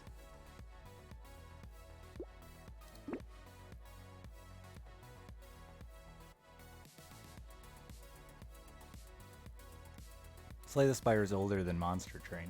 I also think Monster Train is better than Slay the Spire.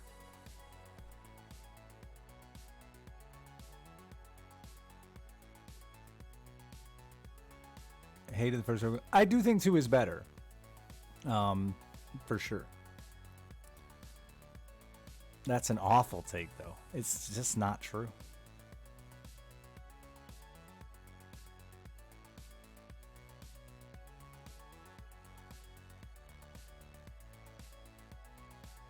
I can't come with such controversy. So we can go back to the clone debate. Monster Train, Slay the Spire.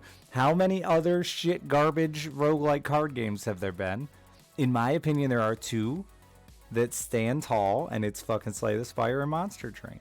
I think Slay the Spire is the classic, the like best of the originals, and Monster Train did a good job trying to reinvent the wheel a little bit without going too far away. But there's a fuck ton in the middle there that are just all worthless and should never be mentioned again.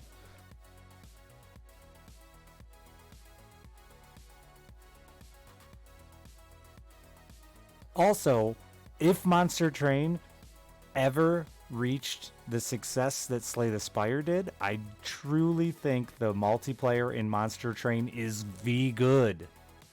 And unfortunately, it just never reached the hype level necessary to pop off.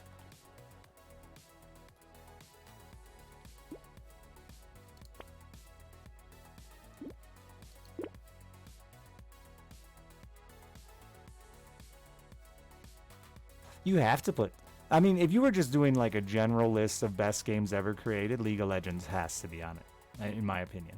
Like there are some games that I hate to admit have to be on it. League of Legends has to be on it. Mario has to be on it. There are just I love how many things I've just pronounced stupid in the last 3 minutes. It makes me feel so good.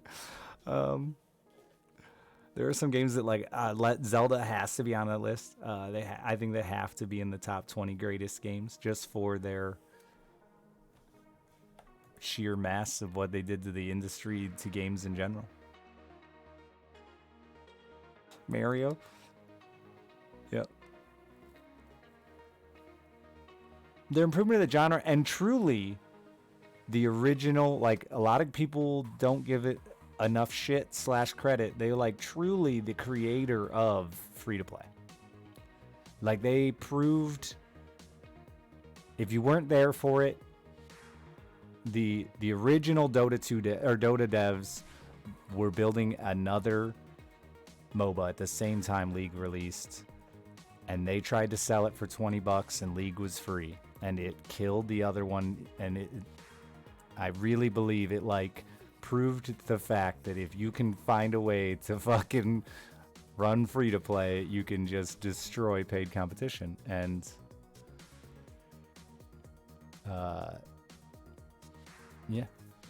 yeah, Heroes of New Earth, which was made by Ice Frog. A lot of people don't realize the people who originally made the Dota mod, originally made the Dota mod, were working on Heroes of New Earth, not League of Legends.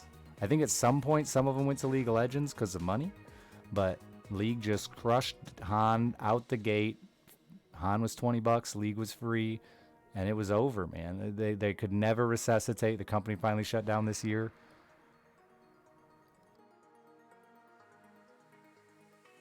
And then Dota 2 came in way late.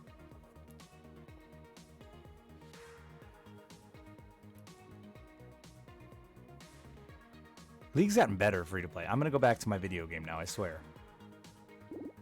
I need this speed.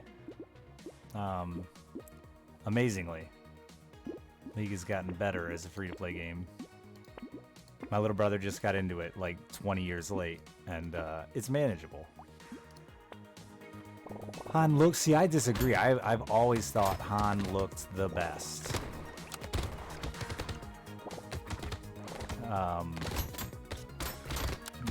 League looks like a mobile game for babies. Dota tries too hard to be dark and edgy and just makes things look muddled to me. Han was clear. That was my hardest part transitioning to Dota 2 was just the graphics. Like all the animations and stuff all seemed so muddled and hard to read to me. I pushed him forward and ran into him again. Get out of here. WoW is one of the top games. Yeah, I mean, you can't deny WoW's staying power. And not anywhere near the first either. You know what I mean? Like, if you're an old man like me, you played EverQuest, you played fucking Lineage, you played a bunch of other fucking shitty games that sucked dick in comparison.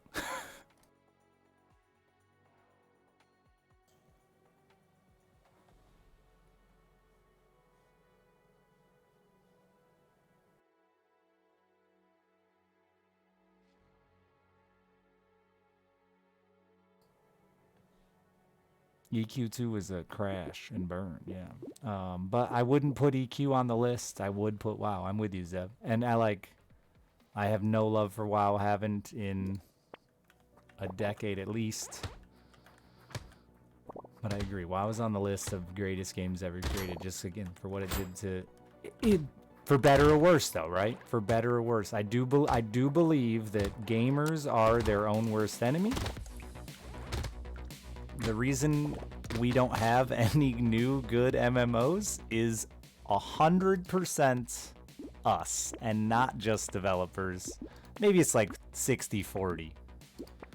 But everybody wants this classic WoW experience that they cannot get back. It will never come back.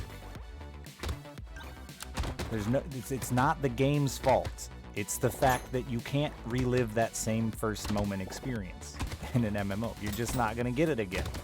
It does not matter.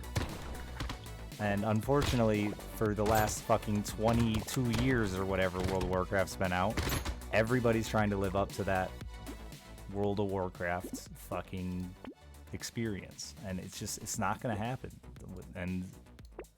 But if it doesn't have it, nobody. It was a different time, man. Yeah, we were all fucking, like, the majority of you how many of you here WoW was truly your first MMO? Because, like, I played EverQuest, I played Lineage, I'm trying to think what Age of something I played too, but I was young, and I was dumb, and I never made it very far. So, like, even though those were my first MMOs, WoW was the first MMO where I got level 60, I rated hardcore, I did the full MMO experience. Like, I played Ultima, but I didn't play it. You know, I never made it to the end. I never did it all. WoW was my first experience with that.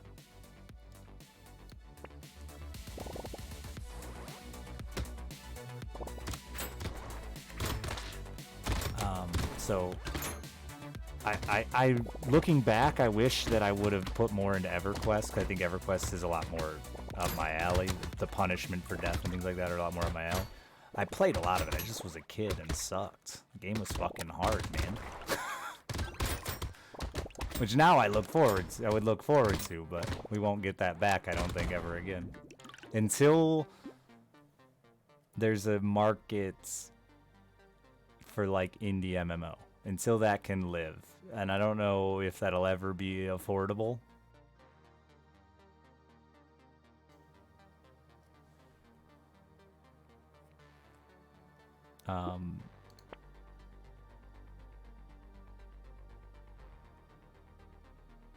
But I hope someday that it is.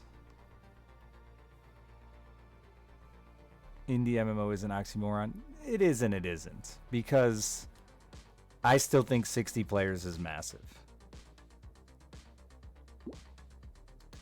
In comparison to the majority of video games that exist, right? Or 150 or 1,500, right? Like, there's this gap that it doesn't exist in the MMO world or the multiplayer role-playing game world, where it's either 4 players or 40,000, right? Like, there isn't a big in between there. And I think there's a market for that, for some more, like we have with indie games, where they can be a little more skill-based, they can be a little more hardcore, have more depth to them, and not focus so much on appealing the masses like most MMOs have to try to do if they weren't hosting servers big enough to hold. But again, I know that's not really an option financially right now. We just don't have those resources to do that. But I'd like to think that someday we can get some pretty cool multiplayer games back. Because I really think multiplayer in general is just, like, dead.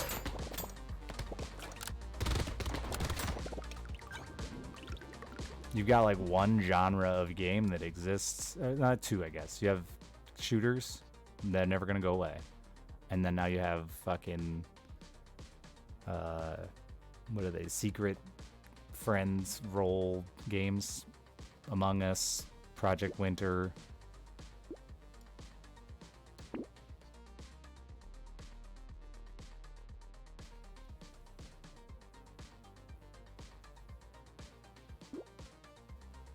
But, like, the party games are pretty dead. Anything local co-op is, like, non-existent unless it's Nintendo.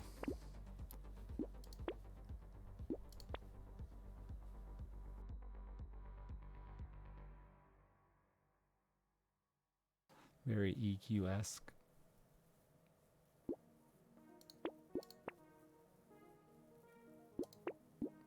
But like we did those Heroes of Hammerwatch raids. I don't know if anyone was here for that or knows even what the game is. But we basically just broke the player limit and turned it into a little MMO, and it was a fucking hoot.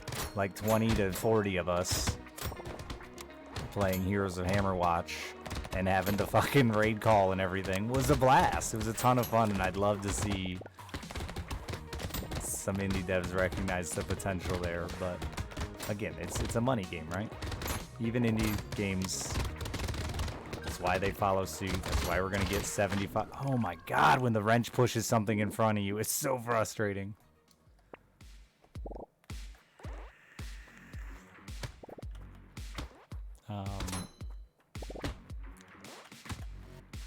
Yeah, so it just, is there a market there? I think there could be. It's a hard sell, you know? You gotta...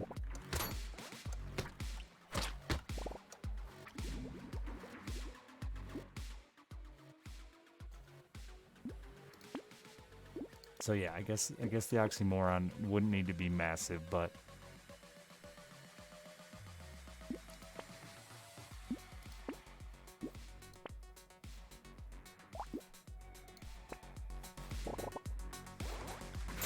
some new multiplayer.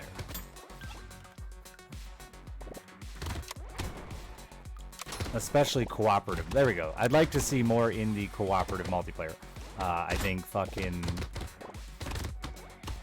What's that game that's getting a sequel that's coming out I'm really excited about?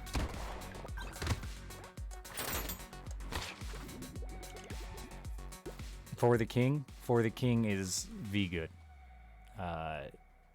Also doesn't get nearly enough love. Should be played by everyone. Excellent multiplayer game. Find friends. Buy friends. It's good. I should have got that first.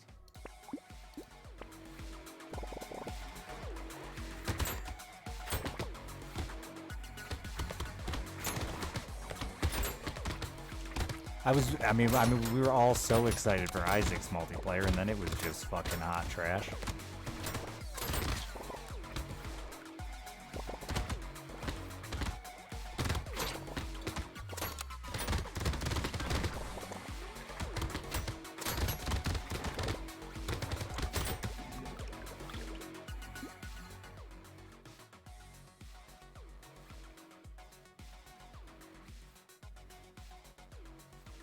You're in the For the King 2 alpha. It's pretty good. I hope so.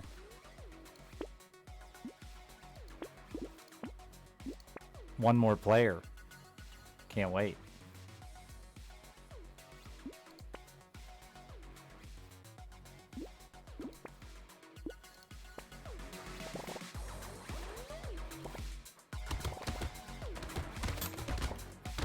Because, like, a lot of people don't realize I didn't really give a fuck about video games at all. The reason I play indie games is because I was done gaming. If I wasn't playing a MOBA, I wasn't playing video games. Which, like, I feel bad about when I hear all of my friends that want to stream that are, like, just die-hard, passionate gamers, and I'm like, yeah, I kind of hate most games.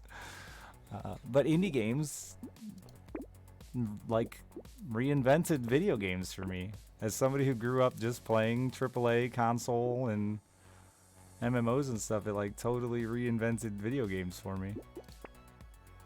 And brought them back into my life.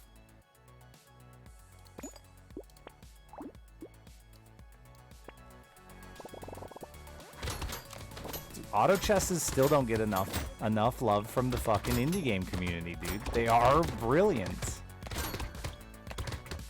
They're just competitive roguelikes.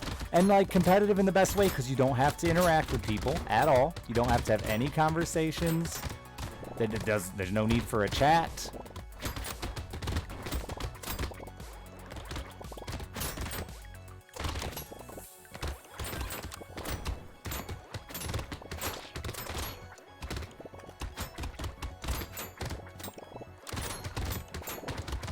all the things that us indie nerds usually hate aren't there, like people.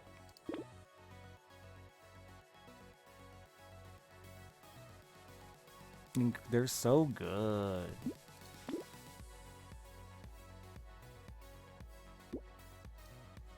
Well, that's a roll, huh?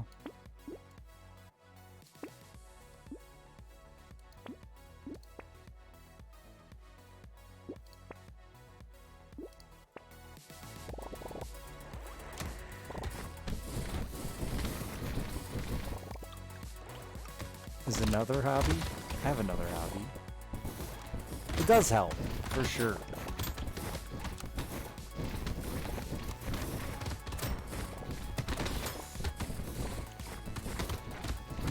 The funniest thing to me is, as getting older, is what I said earlier about WoW. It's realizing that gamers are just like, you know, the fucking uncle in, oh my god, Napoleon Dynamite, who just can't stop reliving his glory days. That's gamers.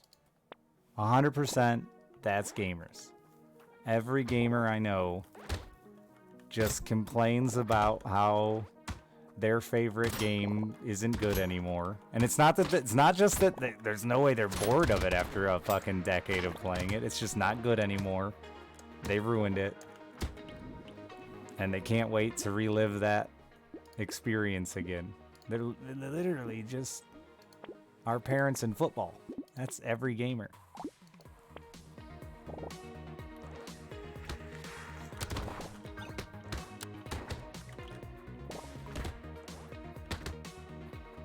I don't think it's just that we were children. Because some of my, like, I mean, roguelikes even, I didn't start playing until I was an adult. And this is the first one in a long time. 2 years, I just said, that's gotten me fired up. I think it's the chase for that first high, man. That just isn't gonna ever happen.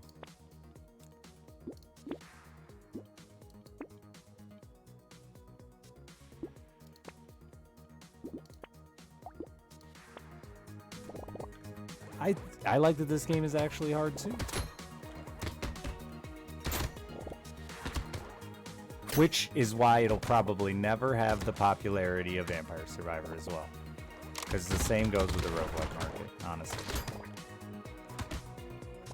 Like, FTL and Darkest Dungeon got labeled as hard, and I'm like... Alright. That dude moved or something.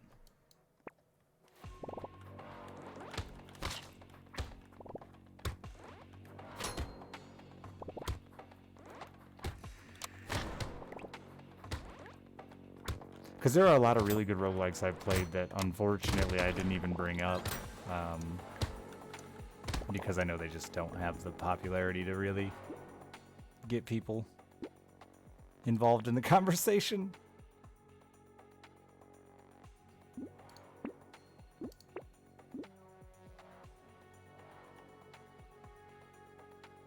Chad, have you ever played... I don't know if you're in a game drought, but... I gotta remember the name of it, because my video game brain is just a melted...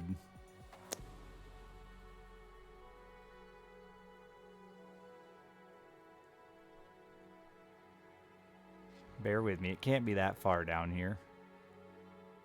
It was before Yakuza 0.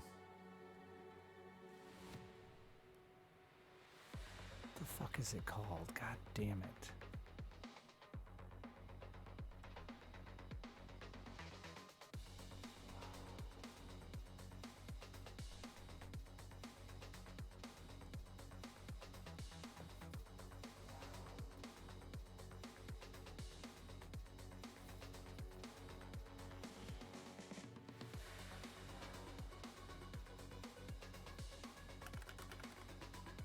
Have you ever played... God, that was 2015. Have you ever played Dungeon of Endless, Chad? You're in a hardware drought. Oh, the worst. No? V good.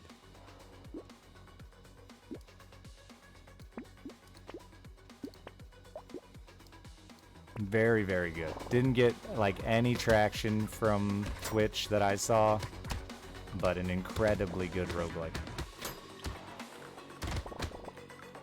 Almost has an FTL vibe. It's almost like FTL had a baby with a bit of a towery defense. Very good.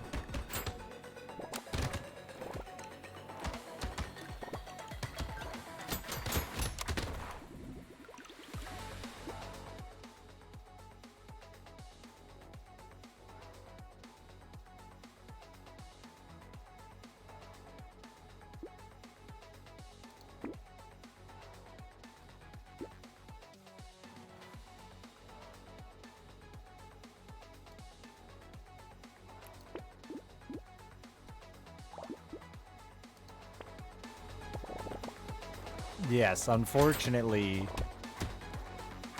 it does have a giant universe of video games, and they pull from that is a negative. But the gameplay is very good. See, I'm not a lore guy. Couldn't care less that games have lore. Brotato, perfect for me. Don't care why a potato's fighting aliens. Doesn't matter in the slightest. Honestly, don't even think about it until I just brought it up. How stupid is that? Savage, thank you for the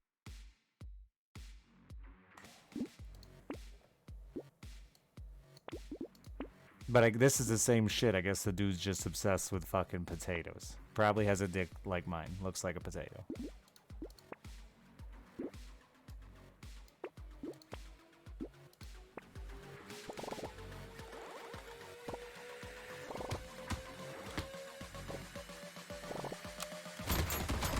But I could see that as a big negative for someone who does care enough to get into the lore. Like Isaac stuff. People always ask me like what I thought the Isaac lore was, and I was like, I don't know, a dude who's like got a mommy issues. And that's not apparently the lore. Sure feels like it though.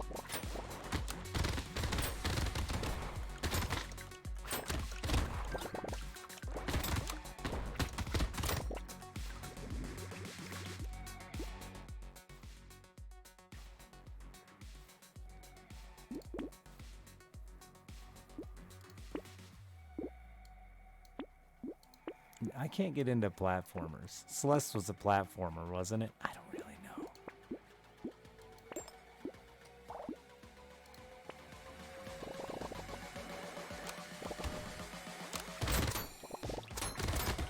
One of the best ever made.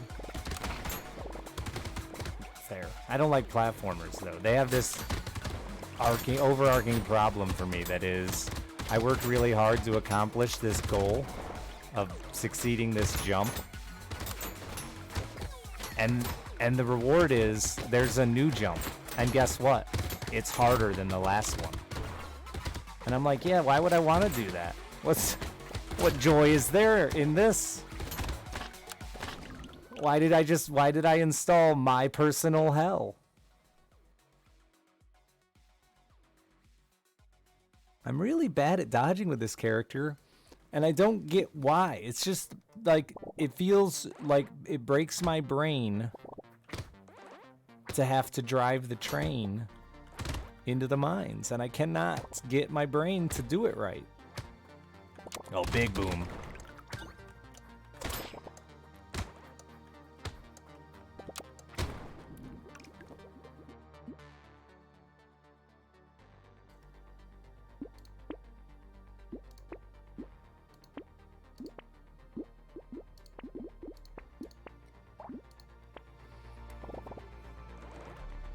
Yeah, like there was this thing for the longest time on Twitch where you like weren't a real variety Twitch streamer unless you beat Boshi. So I, of course, at one point felt obligated to be a real streamer. And I tried, you know, for like maybe a week or two. And that's just like literally the worst experience. Intentionally a bad game and all that, but like I learned then that like the whole concept of the only reward for completing this is you get another harder one to do. Like, if I wanted to go back to school, I would.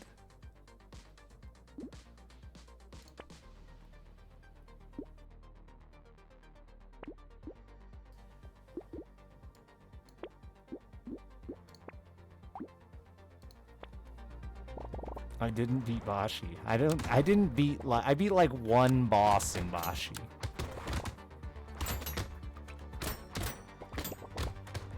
Maybe two. That's a big maybe. I actually heard a streamer say still that that was like a requirement to be a Twitch streamer. And I was like, wow, crazy. Still a thing, huh?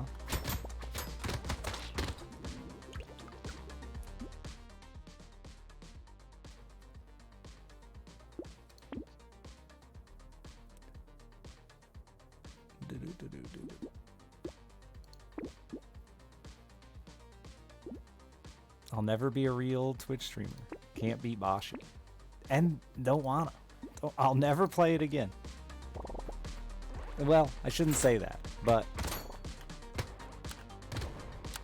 I would never play it again of my own free will.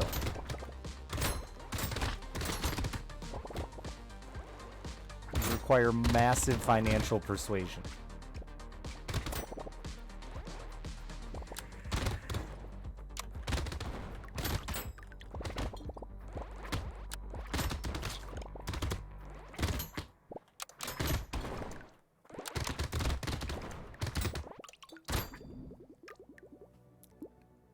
Negative health and armor modifier. Alright. No, just armor. Who knew? I thought it had both.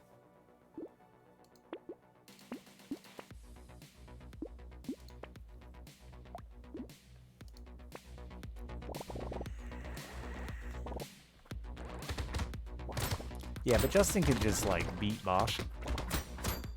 And enjoys it. Justin is definitely one of those folks that enjoys that shit.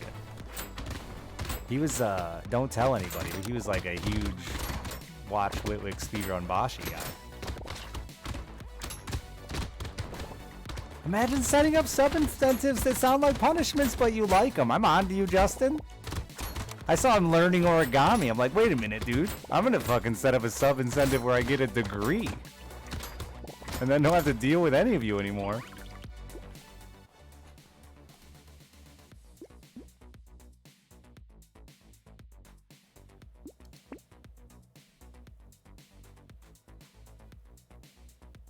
Learning useful skills. Come on now.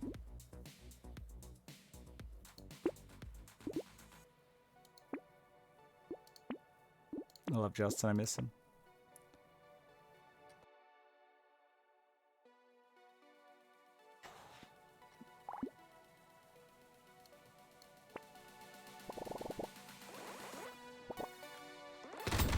Dan is such an interesting one for me.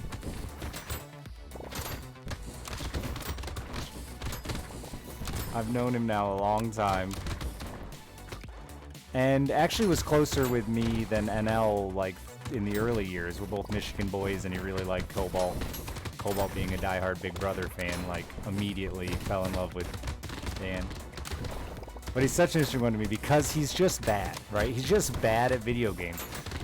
Though, honestly, what he accomplished in Dark Souls, the open world game, I couldn't do. There's no way. There's no way. I would never have, like you said, the perseverance to get through it. No way I could accomplish it. But he's incredibly bad at games. And, like, I thought for sure this was just a thing he was doing, because why the fuck not? But, like, nah, dude's fucking committed. He's nothing but committed.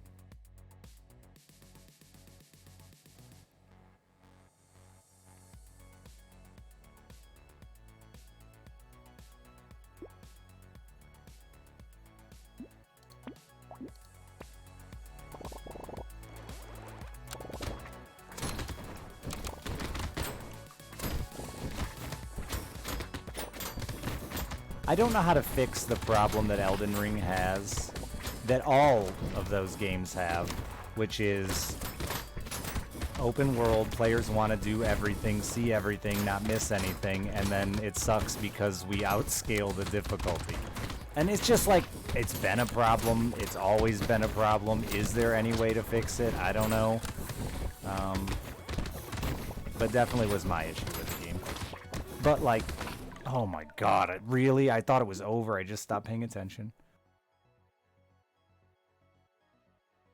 Elden Ring has a solution to that problem. It doesn't, though.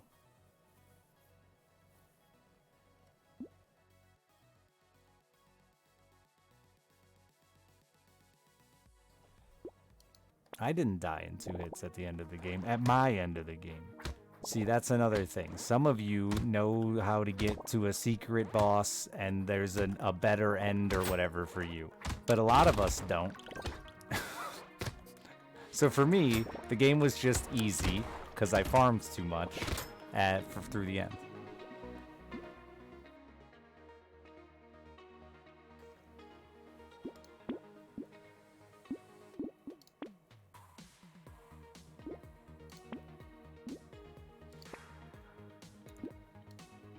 But not bad. Not like horrible, because I recognized what was happening and started to get bored with exploring the world. Could have been a lot worse. I did not do everything, obviously. That's the one part of the Souls games that I love. I love, but also am bad at. I love the idea of cool, hidden, secret stuff, but I'm bad at it. Especially as a streamer, I find the idea of wandering around aimlessly for hours on end boring content. It's crazy, I know. And it gives me anxiety to like not accomplish anything.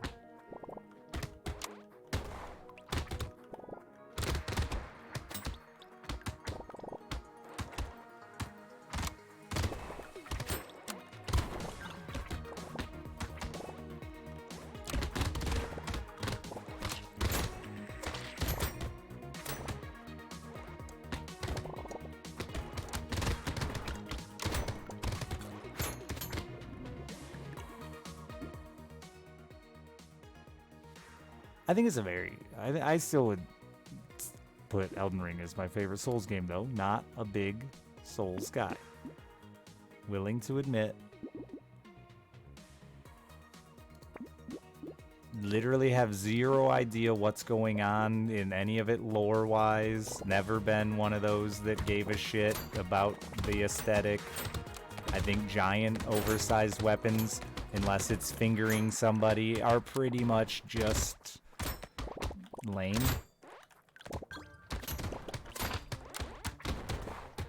Nerds be like, I don't understand hillbillies and their guns, and then fucking get a boner when Sephiroth comes on screen with his giant sword, and I'm like, there you are, it's right there.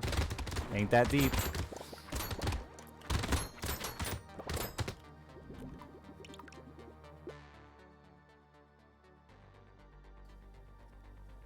Dude, the naming in that game was atrocious. No doubt. The naming in Elden Ring was horrible. But I'm sure to like die-hard fans, it was fabulous and has some fucking deep meaning, and they're fucking... I know a family like that where everyone in their family is named with starts with the letter J, and maybe that's cool to you, but I just think it's really annoying to try to remember the name of your fucking kids.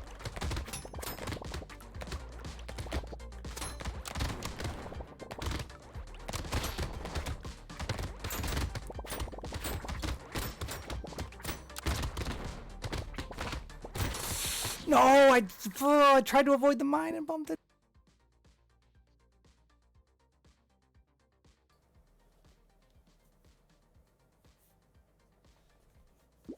The Jardashians.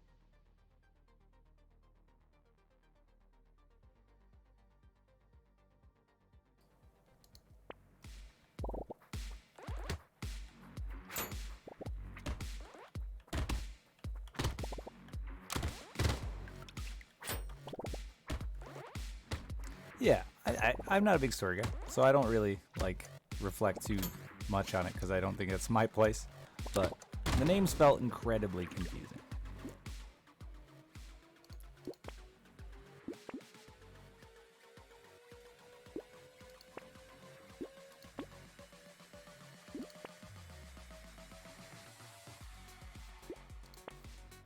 The weapons were also strange because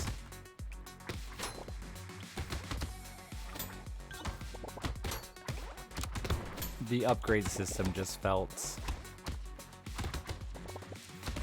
not super rewarding. There's so many weapons and you'd love to try them all, but at the same time you can't do it because you're limited in materials. And so then you end up just fucking riding a weapon for 80% of the fucking game.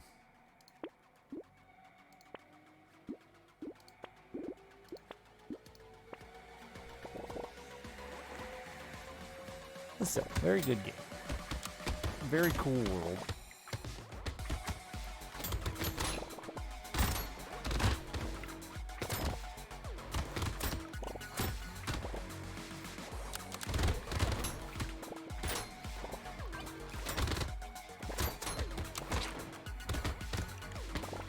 Always will be parts of Dark Souls games that I just don't get.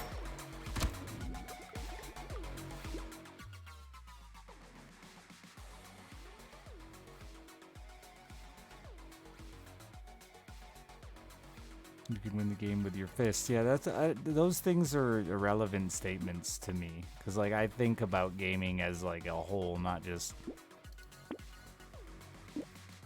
for weird elites that want to flex no vitality.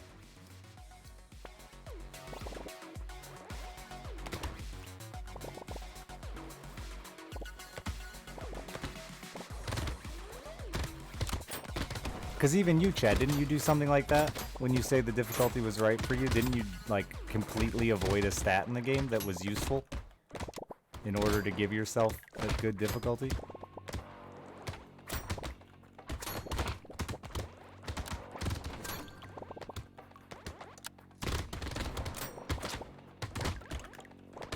Yeah, no, I would say he's a Dark Souls elite. Absolutely, dude.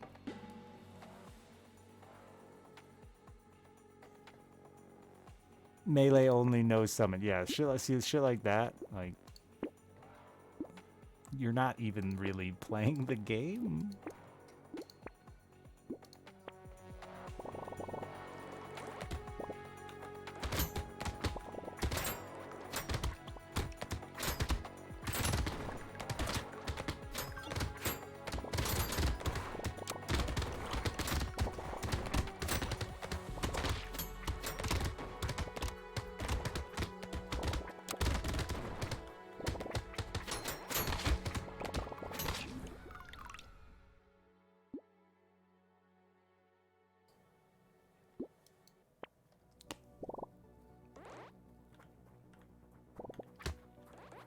Well, so like, that's not the. It's a weird one because so many people will like come in and say the game was intended to be played X or Y way, right? And then like with certain games, it's the opposite where, listen, you're only supposed to play with no vitality, no summons, and melee, and perfect parries. And like. But then why did they spend all this effort on all these cool new summon stuffs? Because it felt like they wanted me to use it.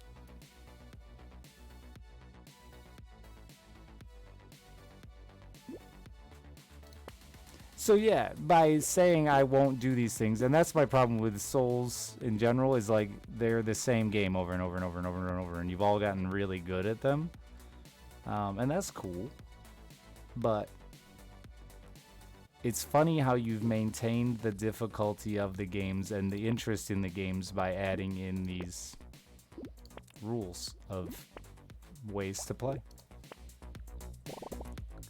Having options doesn't mean you have to use it. No, for sure.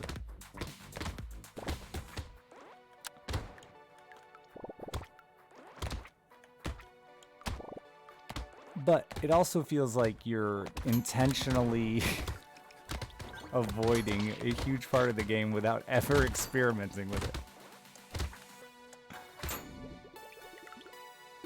Because that's not like I played through it and I want to try it differently. There's a lot of I'm going into it on the next level.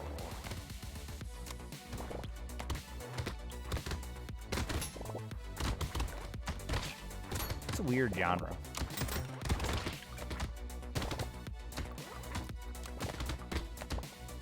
Are they doing any more? Has there been talk on that? Or are we just getting DLCs? Is it going to be Morrowind and we'll just get fucking DLCs and mods?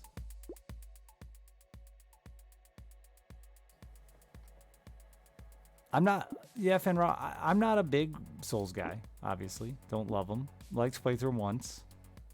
They are, like, that's usually a genre I hate.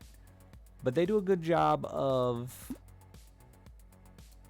I don't know, there's a nice intensity to the combat. The combat feels very, very fluid to me. I don't like parrying a lot because I feel like it fucks with the fluidity of the combat. It's weird to me. So I do skip something too. So as much as I'm laughing, there's also I don't really like this the way it feels.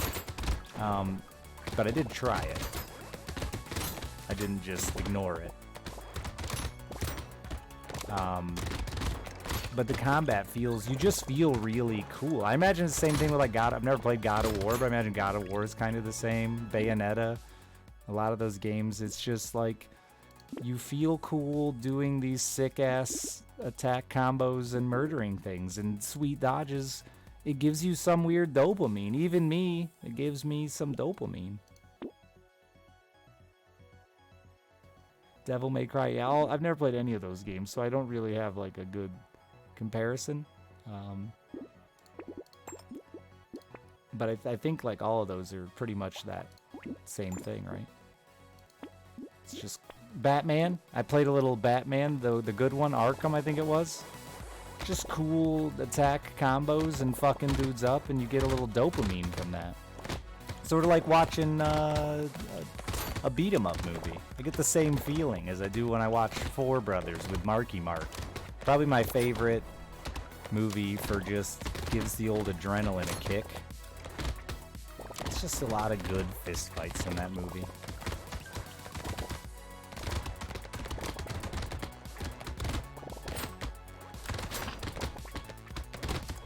Don't push the bad boys into me, it hurts.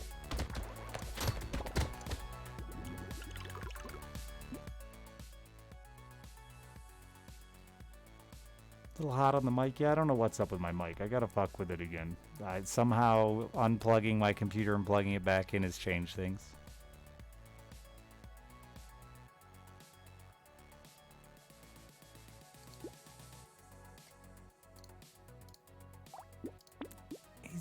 I didn't say I love Marky Mark. I said I liked a movie.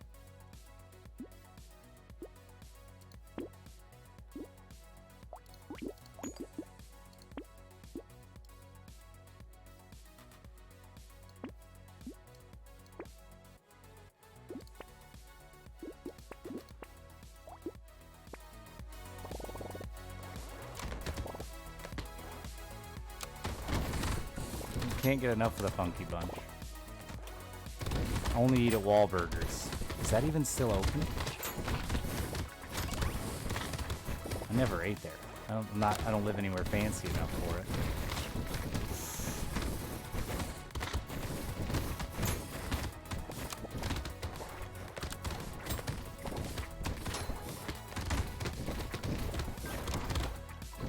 And by fancy enough, I mean populous enough.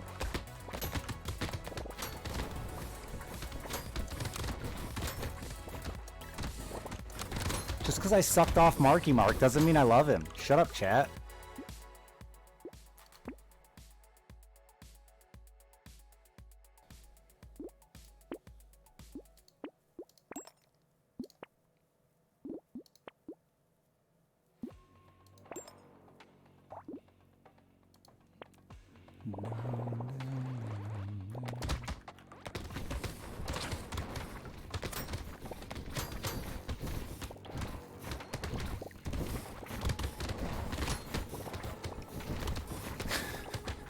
Gotta go back and ban that motherfucker.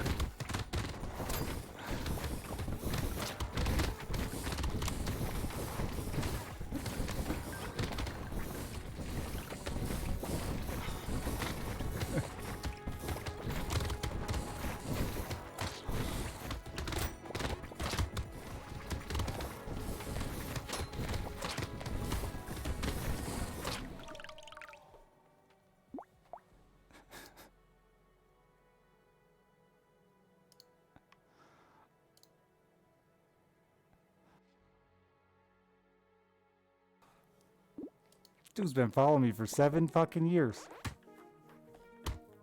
I don't know what came over him. Maybe it's me. Maybe I changed.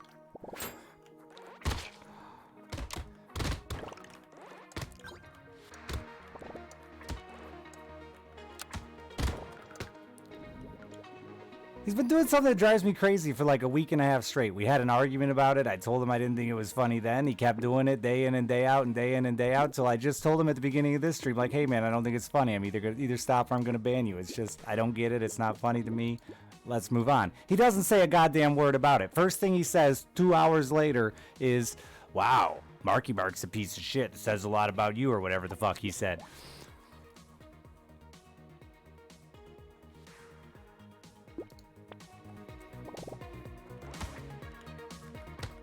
You've been coming in here day after day doing something that irritates me for no fucking reason, but you enjoy it, I guess. But I watched a movie with an actor in it, oh my god, that you think is a bad person, and now I'm fucking, again, I'm the asshole. How do I keep ending up the asshole?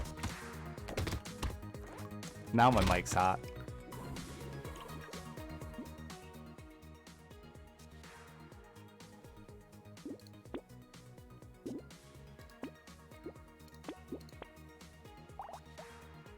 It is pretty hard to get banned in this chat. I just don't understand. And I feel like lately I've been feeling extra assholey. So I was just letting that one go for so long. Every day.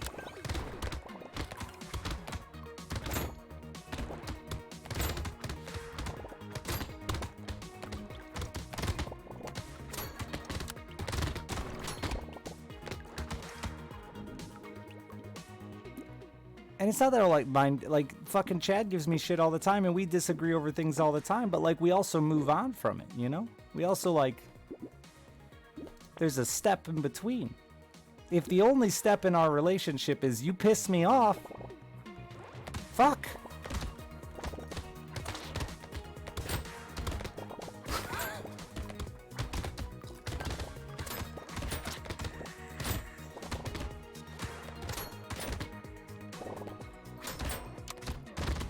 Call a man stupid. He's probably smarter than I am. It had nothing to do with his intelligence, just I'm a human fucking being. I know it might just be entertainment in most people's eyes, but I'm still a human fucking being.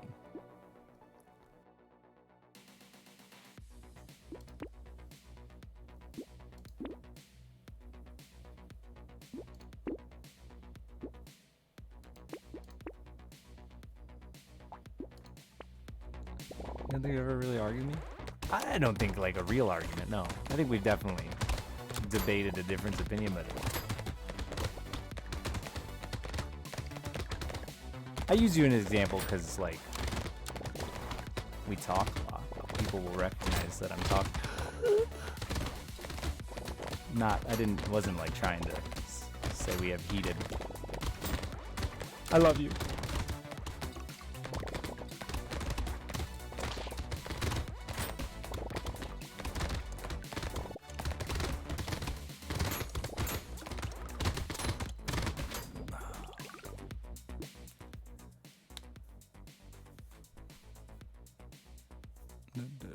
Yeah, Zev and I disagree with each other all the time.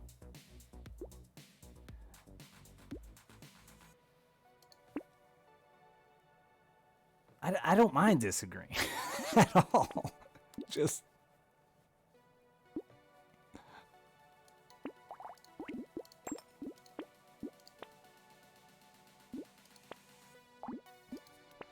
I do find it weird when a man comes in my stream every single day and comments on my clothing in fucking weird fake ways about them being vintage and shit. Like, I don't even understand what the joke was. It started with, why don't you sell some of your cool vintage clothes on the internet?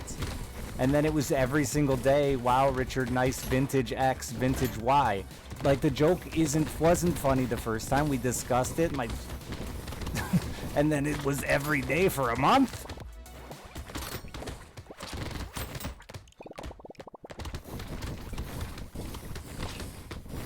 For a month?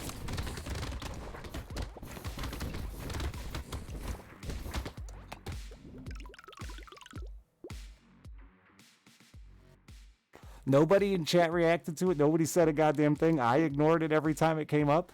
And it still went on for a month. And I don't understand.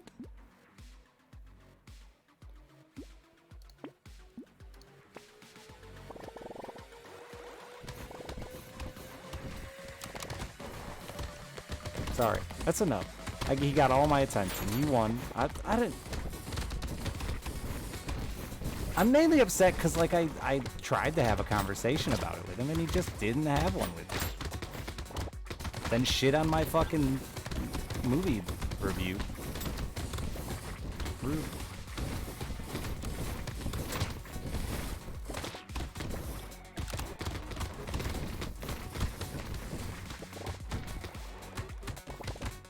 Anyone want to buy a vintage sweater?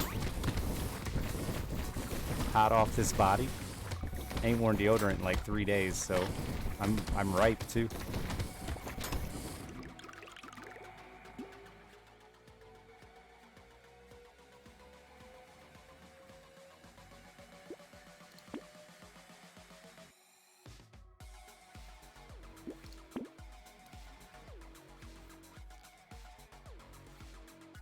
Makes it extra vintage. Has a fine vintage of its own.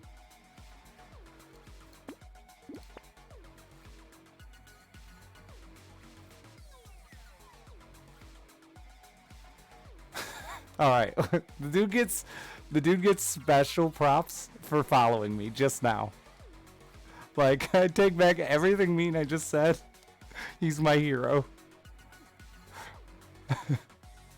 He has the weirdest sense of humor of any goddamn human being I've ever met. But, like, that was prime ass timing on the follow.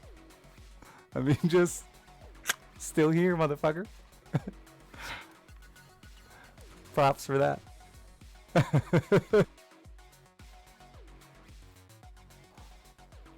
Thanks for the laugh. Almost makes up for it. It's a really early crown and it's still bad.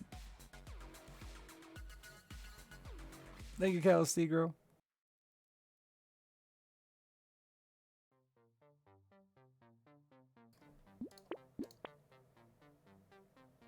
I'm trying to remember, I had a viewer like that before where nobody in chat got why I let him stay in, but it just made me laugh, like under my breath. Everything he said was really dumb and weird, but it just made me chuckle all the time, so I just let him go. I think he eventually crossed the line too, unfortunately. I had to kill him. In chat, from chats, not in real life.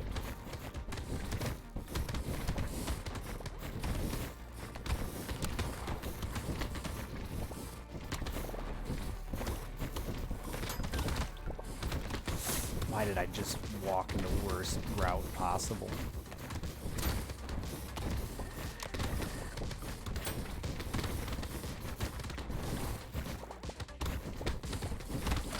There's people that get mad. They get mad by the fact that people that are banned can still watch. And I think that one's interesting. I don't give a fuck if they still watch. I just don't want to interact with you on a personal level anymore. But I've seen a lot of requests from streamers to ban them from viewing. I'm like, huh.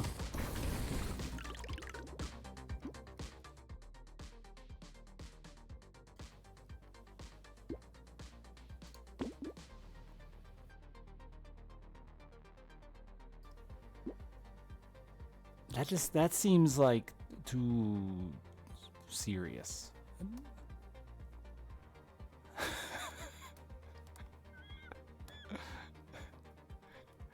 Listen, this motherfucker just said buckaroo and gave me $5, so I won't know if you're here, Gassy, but I appreciate the $5 and the word buckaroo.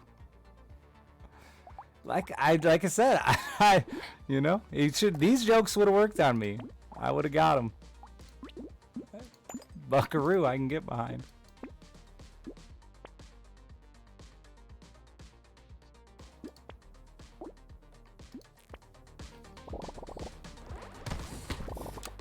It's less impactful to talk about. Oh, I wasn't talking about it so he'd hear me. I didn't, like, I assumed they leave the minute I banned them anyway. No, I was talking about it just because, like, oh, fuck! Because I was upset. That was all. The same reason I talk about, like, if I had a hemorrhoid. Because I'm upset.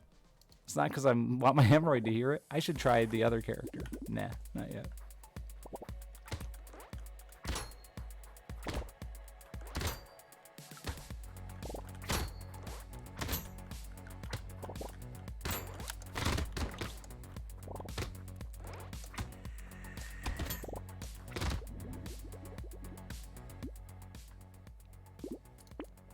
In this scenario, yeah, it was funnier. Only because of their own timing. All right, we're gonna focus. No more talking to chat. That's the one thing I don't love about this game. It's very hard to talk to chat and play. Perhaps a non-engineer approach. No. This will work when my brain is right. I can feel it in my loins. Beef loin. This is the big hit. The fact that armor is so tough.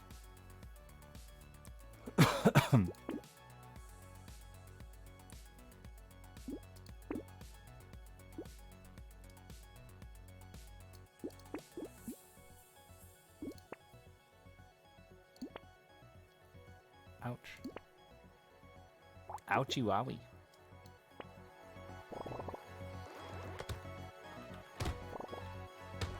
You feel like this character needs some speed and dodge. I think dodge is the worst stat. Speed is acceptable answer, but I think dodge is the worst stat. You just can't count on it. So it's incredibly unreliable.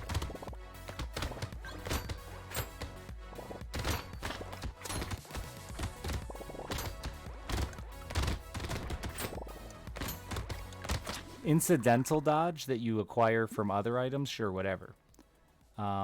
Occasionally even pumping once you reach a percentage, but I feel like building dodge from 0 is like the worst.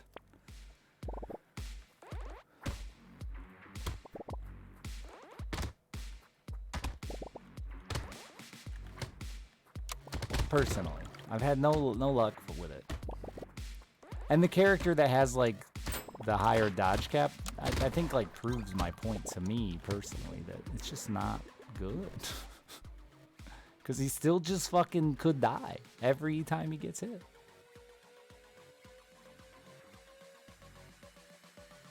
%50 dodge is 50% reduced damage. No, that is not true. Not at all true.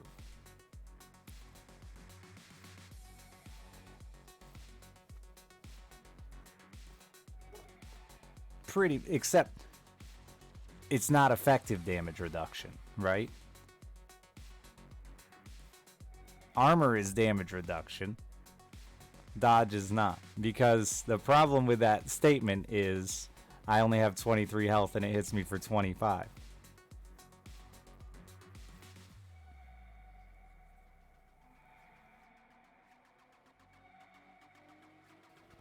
It's not effective damage reduction because you can't heal in mass the same way.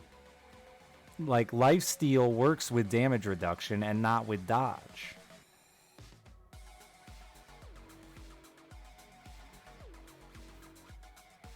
I think that would apply in different games. While I understand the math behind it, I don't think it applies in this video game.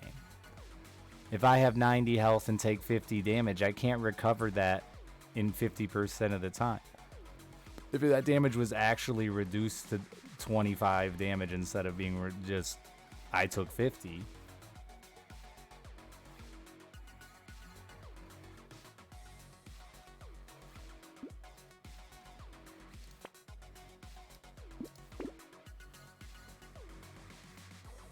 $20 armor and 20 dodge is better than 30 armor and no dodge. I don't agree at all. And like, I don't care what the math says. Just nah, don't agree. Don't care about math.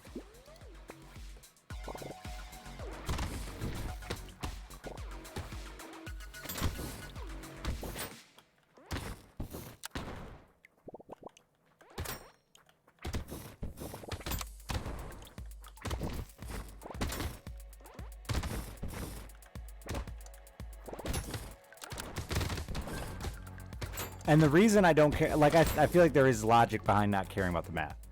Because there's going to be times where that 30% dodge, 20, whatever you said, never works. 4 hits in a row, 5 hits in a row, you're dead. Armor's always going to work. It's always going to do exactly what I want it to do every single time I get hit, and it's reliable. While your way may avoid more damage, it's unpredictable and harder to play with than 30 armor.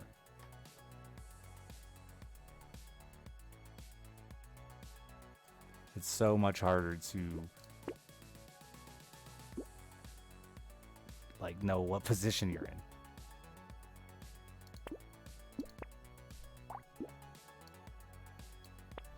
Which is why I said like splashing dodge from other stats, like the one that gives dodge and armor, like that's just an affordable piece for the armor and you get bonus dodge. Like sure, because it exists on another item with other stats that reliable stats that I want, sure. But I would never buy it, go out of my way really to buy it unless I'm trying to reach a number that makes me feel slightly better, which is just in my head.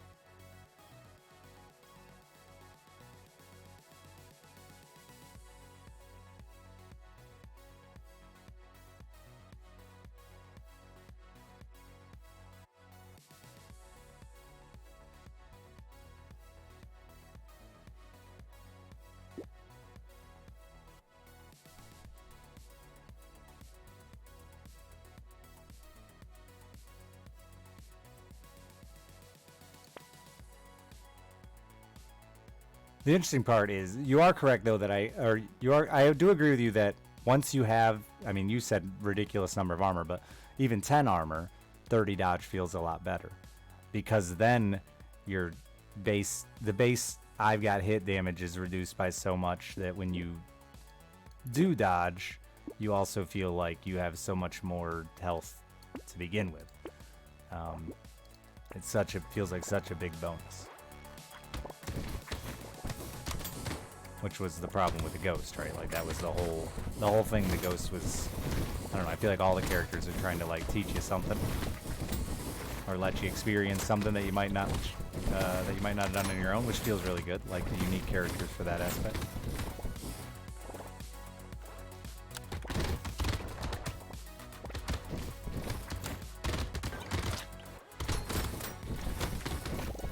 The only character I don't like is the Bolt.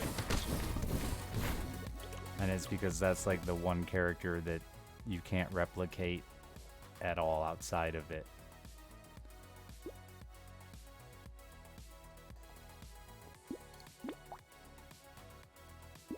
And doesn't feel like it's teaching you anything except how to be a lunatic. I haven't seen that in forever. Can't roll with the shit. Trees can drop money and items, but I can't kill them because I do no damage.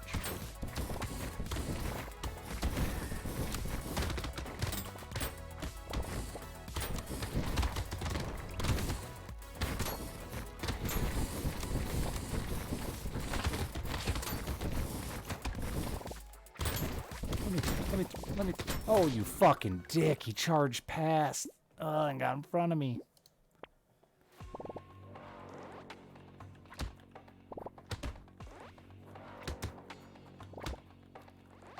No, but the idea is I get elemental. Elemental increases my explosion size on this character. So the idea of sausage and hot snake or whatever, and hot dog, is that I'm gonna have elemental anyway. Though with the 100% reduced damage, will it ever do enough? I don't know, but I'm gonna fucking find out. Because I want to.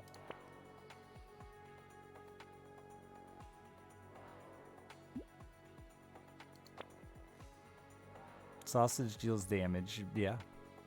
Based on elemental, and I don't know if it'll ever scale at all off damage or not.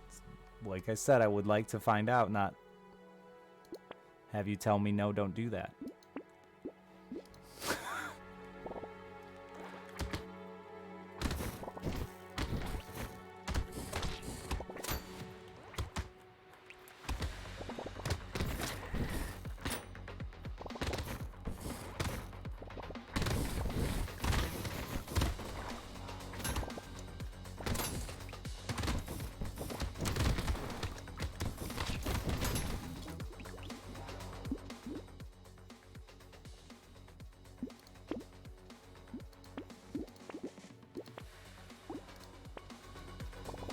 Because I think it's pretty likely that I don't always have negative 100% damage. I could be wrong. So I think it's very likely that that could do more than 1 damage at some point in a 20-round game.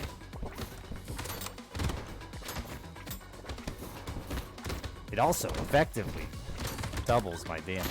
More than that.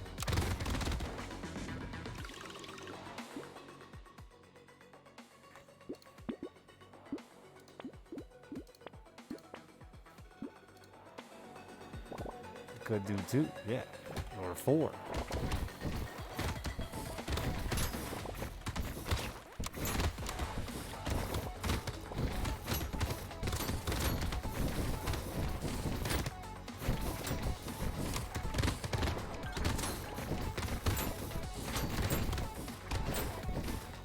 And it spreads. I mean, that's cool.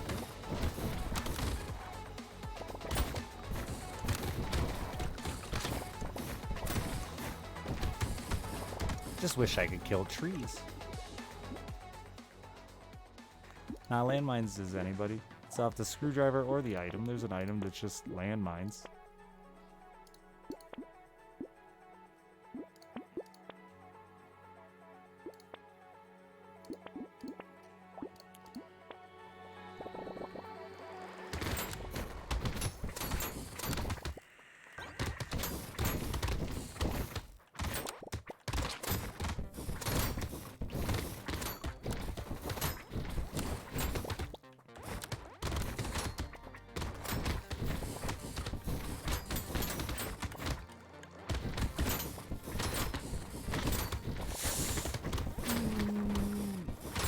Oh my god, I can't turn fast enough. I really gotta put more into speed. Well, it really sucks because you don't pick up any of the money when you kill him with a landmine either. And then those, even like wave 5, it's super hard to kill him and then pick it up, you know? Aww. Bad wave.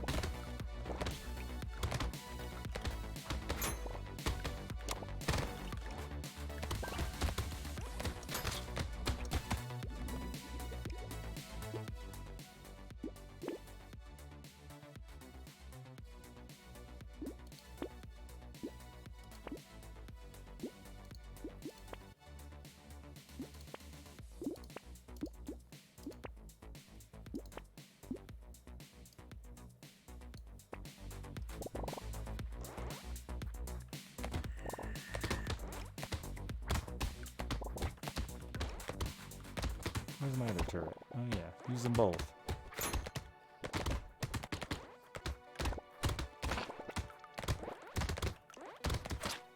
Ow, ow, ah.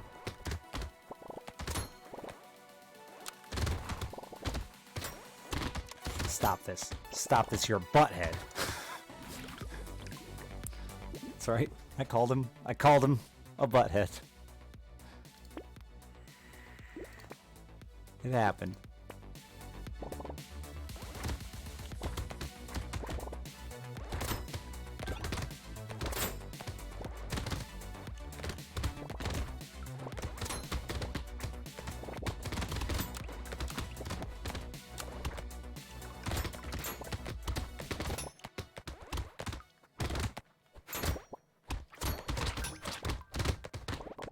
I'm not missing out on that buck. I need it.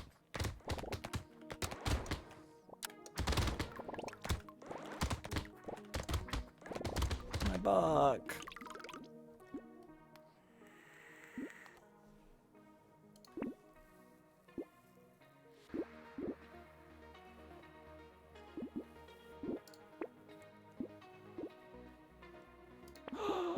I can kill trees. Watch out now, motherfuckers.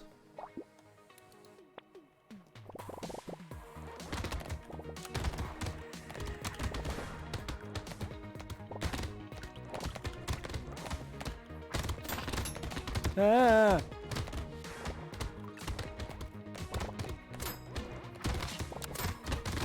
You didn't die? You didn't die with your friends? You're a bad friend. A good friend. What? What hit me? I didn't see it. I was looking somewhere else, apparently. A bad friend. Good friends die with their friends. You killed my mine.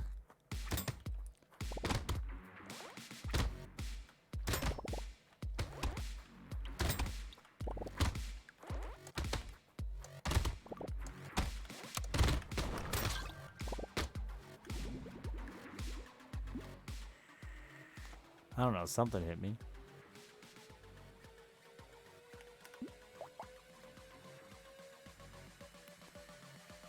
Wait a minute. This isn't the one that had reduced harvesting? I've been skipping harvesting this whole time. I love to harvest. It's bad and I love it. That's what happens when you read two characters at the same time.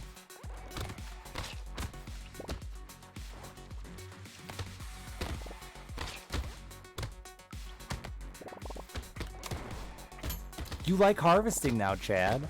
Wow, how you've changed. Welcome to my side of the world.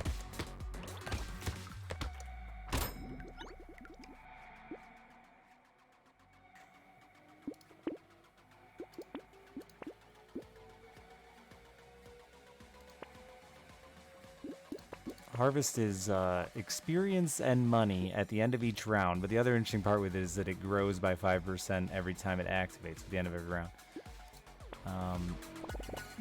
I think it's interesting. There's so many things in this game that are like really hard to determine their effective value, and Harvest is one of those that in a lot of scenarios probably isn't worth the cost, but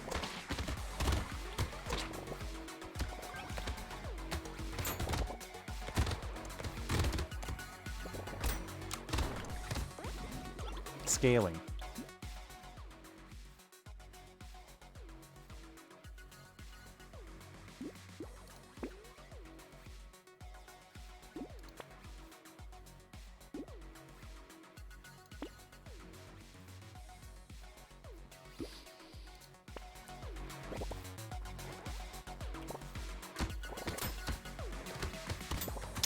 Well, the argument, Calciger, with all the things that are about saving money is, could you have spent that money to do more damage, kill more units, and just make more money, right?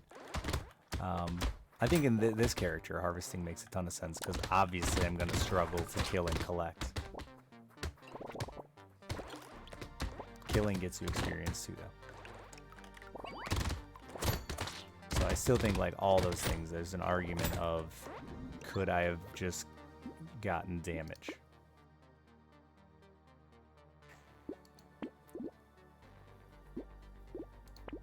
Which is why the game is great. And like I said, I'm sure that people have done all the math to know X beats Y in this scenario, but I just play and am bad at math.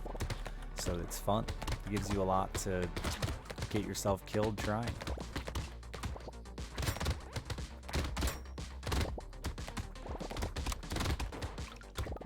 Yes, and if you are killing every enemy on screen, if at the end of the wave there's literally or barely anything standing, then yes, you could say I can justify more passive income. But that's a real rare situation, IMO. Maybe because I buy too much harvesting early. That mine was super ineffective.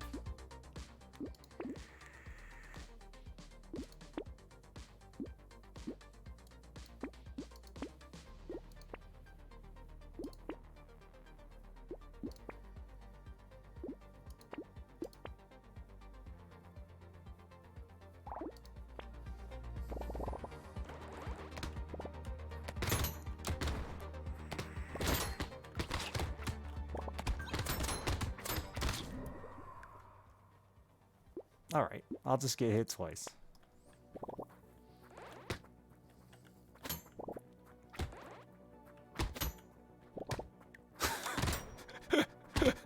I think you're making the wrong choice there, but you know what? I mean, at least you have a financial plan.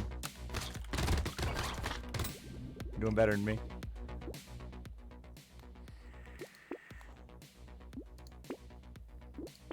Just find somebody to give you $50 a month for the rest of your life. $50 is so good.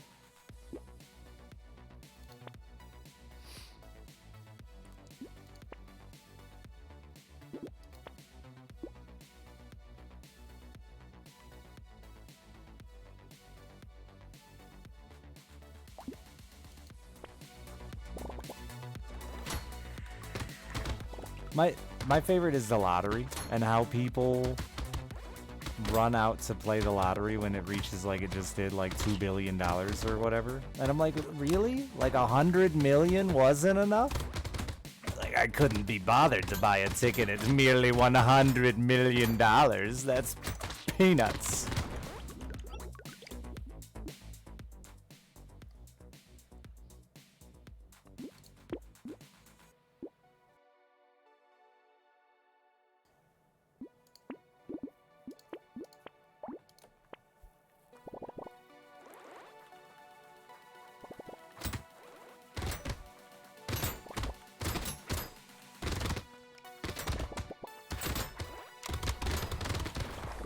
Oh, is there really some weird math in it? Some weird gambling math in playing it over 500 million? That's hilarious. I love gambling math.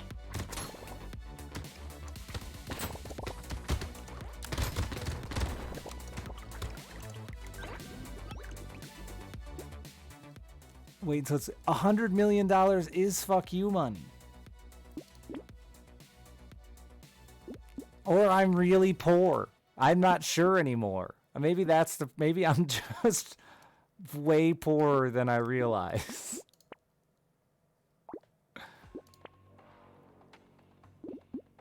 Because I feel like blank $1 million is a fuck ton of money. It could be one.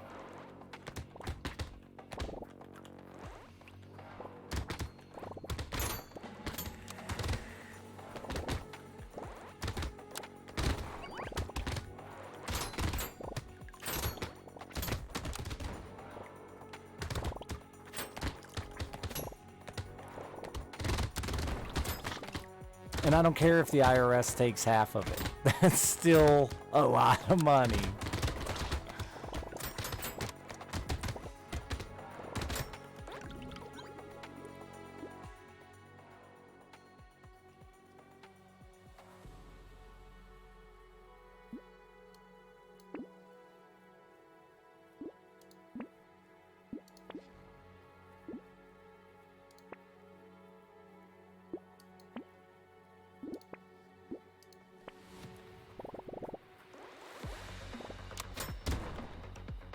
Ah, is that it, Bag?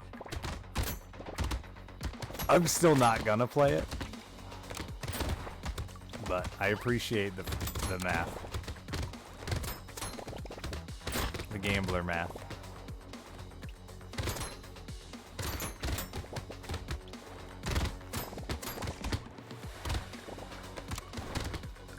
You killed my mine!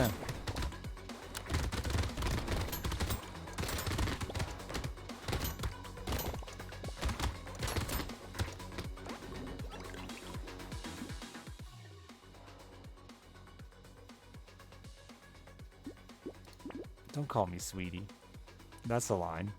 You're crossing it.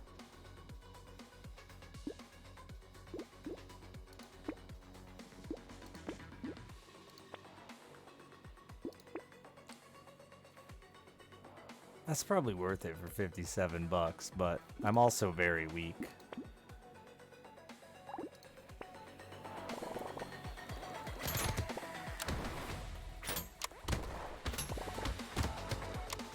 It's all relative. It's like, no, no. I see what you're trying to say, it's all relative, but like $1 million is still a lot of money to 99% of the population, right? So it's not really relative. $1 million is a fuck ton of money for 99% of the population, and I would guess 99.9% of the people that bought lottery tickets. They didn't need $1 billion. $1 million would have sufficed to have been, holy shit, my life is forever changed. For 99.9% of the people that played the goddamn lottery. Unless there's some rich man lottery scheme that I haven't heard of going around where rich people are buying up $1 million in lottery tickets regularly. But seeing as gambling usually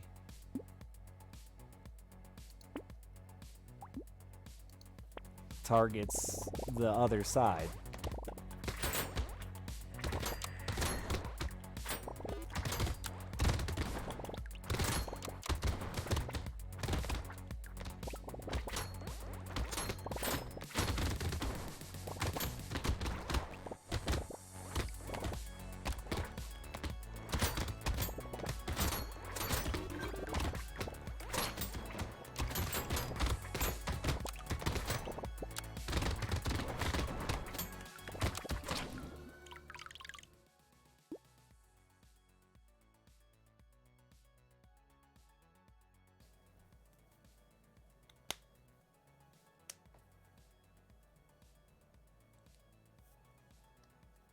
because the risk of splitting the jackpot. I mean,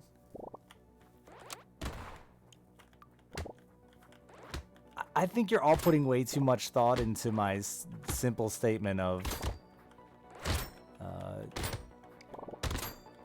people have a really bad judge of money, and like the difference between 10 million and $1 billion.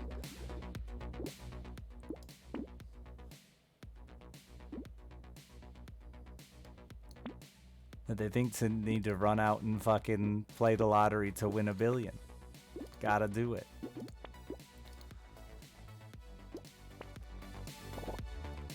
I'm dog shit with money. Money's hard, dude. Because you have it, and like you could spend it. I've got this shopping cart with like $70 worth of ice fishing stuff in it that I've had there for like a week. That I keep telling myself not to buy. And you know what happens then? I add more things to it when I look at it. It started at like 40.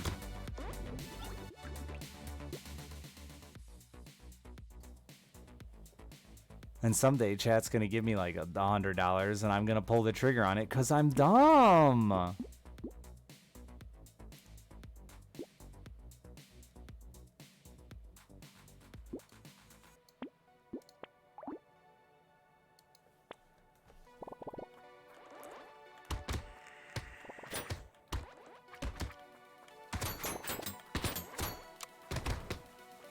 My fucking fishing partner bought us a new boat, chat. I'm so excited. And also feel kind of guilty. I'm gonna have to suck him off or something.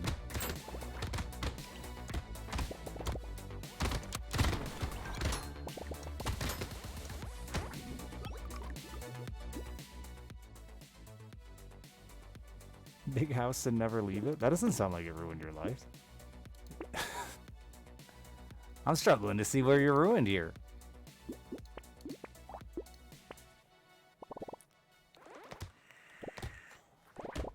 I feel like it's the only, like, I haven't sucked enough dicks to, like, say it's truly a skill I have, but I feel like it's a talent I probably have. Like, I have a dick, it's been sucked, I know what works and doesn't. And I feel like I could apply that to many men. And so, you know, it's the first thing I think of when how am I going to give this guy something? Because I ain't got no money. Or any other useful talents.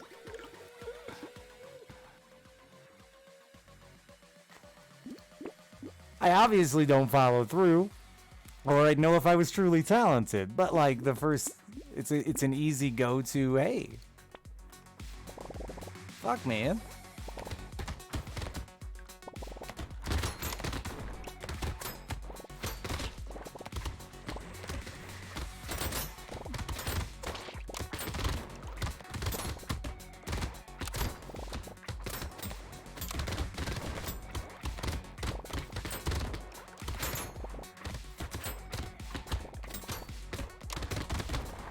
Like, I'm straight, but I bet gay blowjobs are top tier.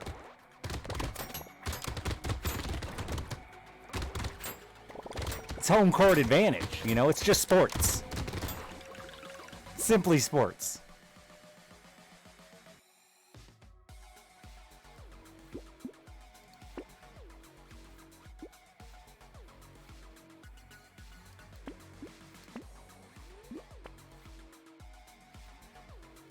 It's in the game. What will this... Oh, it does do decent damage.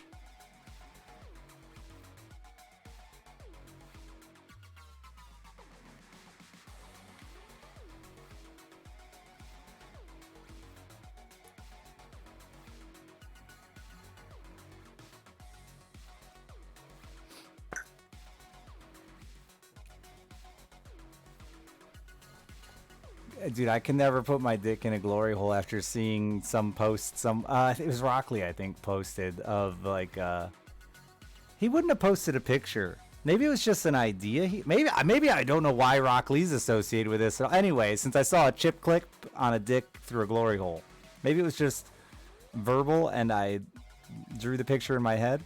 But like, imagine you stuck your dick through a glory hole and someone just stuck a chip clip on it, and now you're trapped. You're stuck there. Forever. How are you gonna get out? That's it. Game over. You're gonna have to chew your dick off like a raccoon in a trap.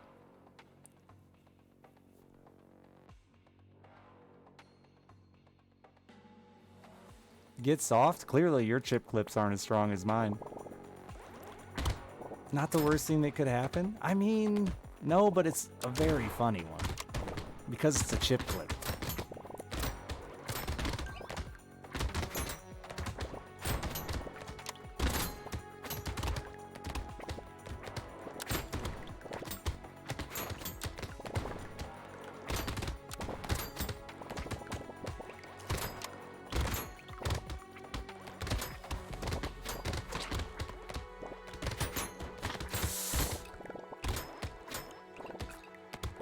Mines? Any mines? Gonna get a mine. A little landmine action. Ooh, juice. Why did I get greedy? I thought there would be a hole there and there wasn't.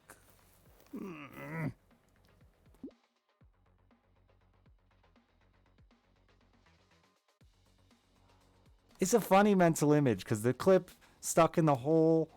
You can't... It's funny. And yes, there are worse clips, chat. I know, you're the internet. But, like, chip clip is #1 humor factor. You walk into a fucking bathroom stall and there's just a dick sticking out with a chip clip on it. I mean, that makes your day right there. I'm telling you. If it was a fucking bear trap or something like that, you'd just throw up. And, like, that's horrible and not fun. It's the right amount of pain and suffering without making you violently ill.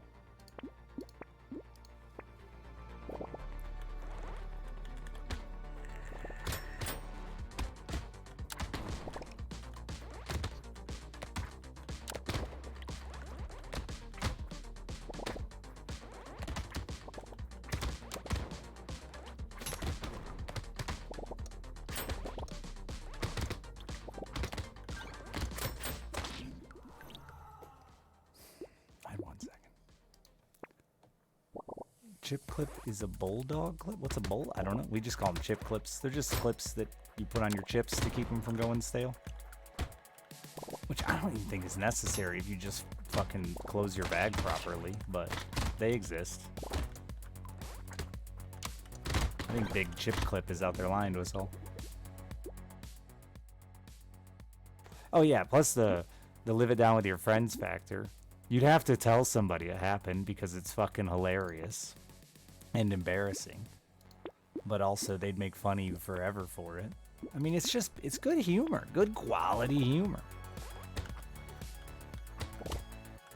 And I feel like I stole it from Rock Lee Smile, but I'm not 100%. I like to give people credit when I steal their jokes.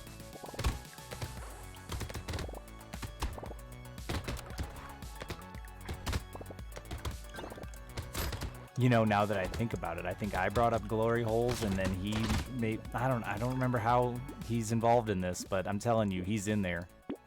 He's might be trapped in a chip clip right now. Maybe I was supposed to rescue him. Maybe he texted me and said, "Hey, bro, I'm stuck. Help me out," and I forgot. I don't know.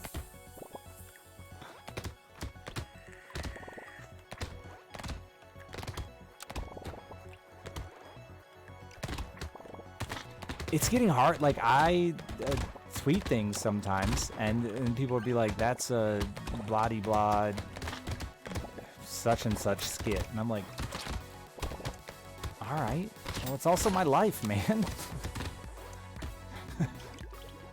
But it's hard. Like, everything's been turned into a joke and been done so many damn times that when I tell a life story, somebody's like, "Nah, dude, Dane Cook made that up," and I'm like, "What?" He's like the only comedian I could think of for the last 6 minutes, so I had to just use it.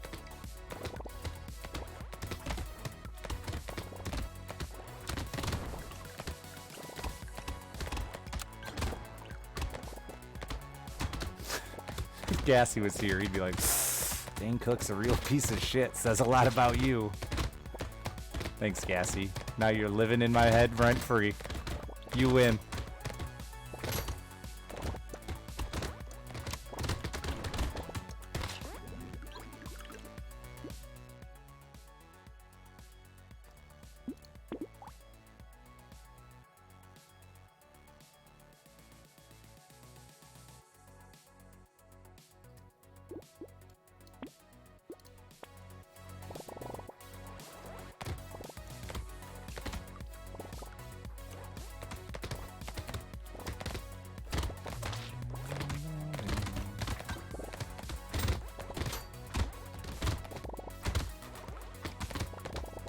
That's like an internet thing though too, because I've never told a story. I've never told a story that I said was about me to a person in real life, which I tell stories in real life to people. I know, crazy. And then be like, "Yeah, I saw that video." You know? Heard that one before. Wait, what do you mean? But on the internet, I definitely get that.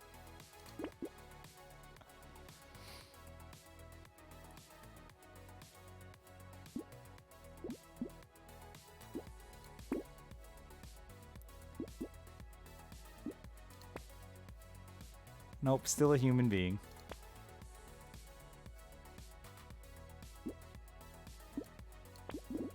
Man, I was so excited to get that rocket launcher, and then I blew it, chat. Thinking about sucking my friend's dicks again. Sorry.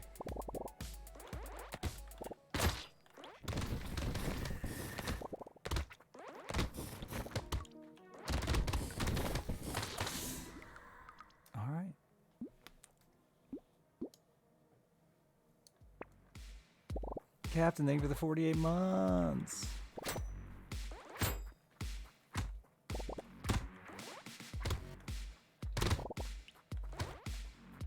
I might have said Dick's friends again.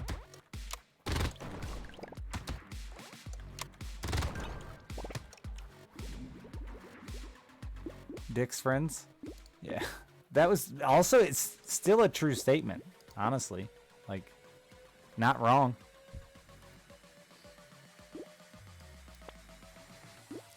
See, the fact that that gun does... Why does that gun...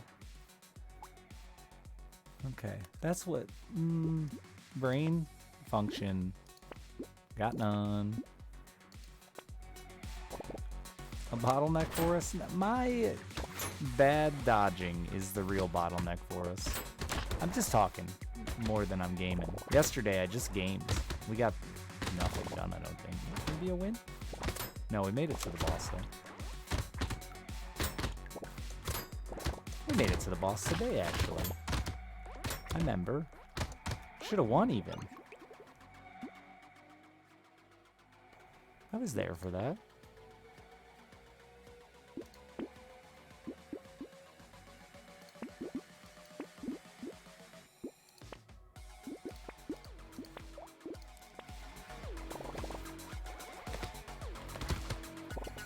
Because of the smile? It's 100% factual.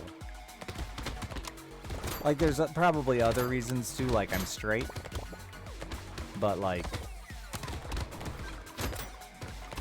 I can't even imagine fucking. There's a few people I can't imagine fucking.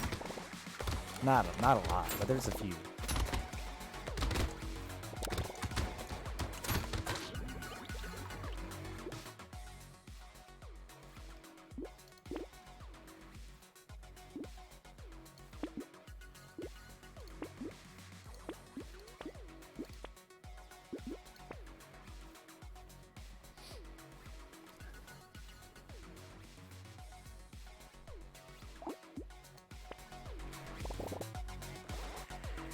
I feel better today. Yeah, I slept forever. Took that sleepy time. I never take any, like, sleepy stuff. So I took that sleepy time NyQuil or whatever. I don't know. It was off-brand NyQuil. And I just fucking... I woke up... What time did we get off last night? 3 or something? 3 or 4? Went straight to bed. Fell right asleep. I see how people get addicted to, like, sleeping medicine. That was tight. Took my daughter to school at 7, and then fucking went back to bed at 7:30 and slept till 3. So it was like a good 12 hours with a little break in the middle.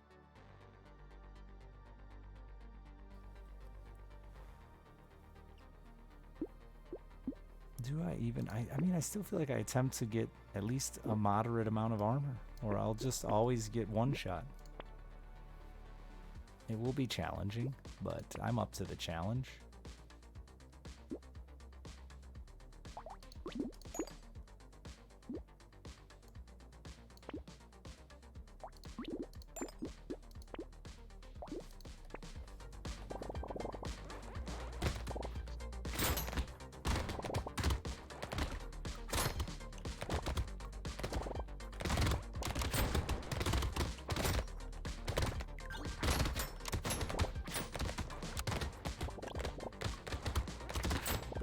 So upsetting the amount of trees I cannot kill.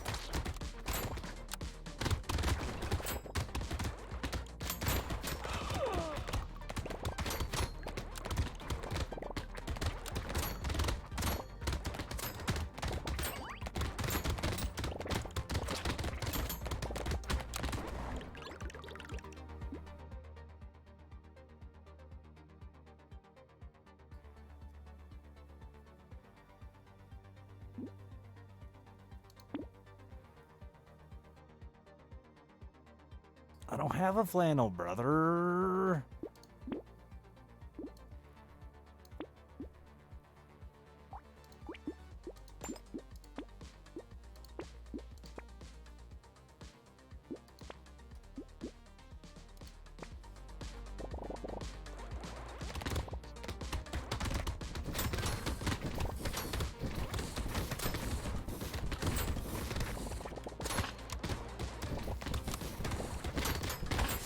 No, why did I do these things? Damn it, Richard. All right.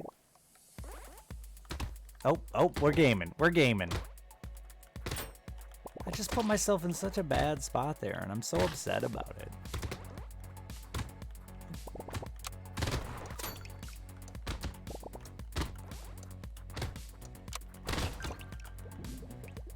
Good first wave, strong.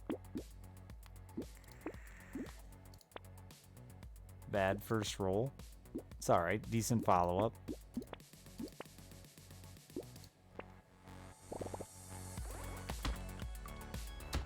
greed? I don't even, like, know what I was going after there. Like, the whole situation was just dumb. I wish I could just blame greed. Like, there was something cool down there. There's rarely anything to chase. It's just bad positioning. Making an assumption that it would be open down there, and it wasn't.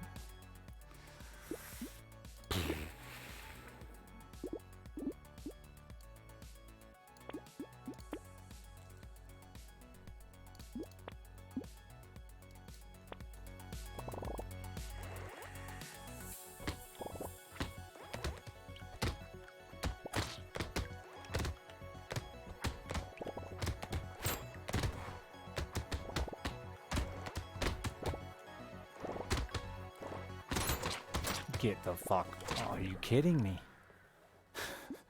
That sucks. They didn't hit the mine?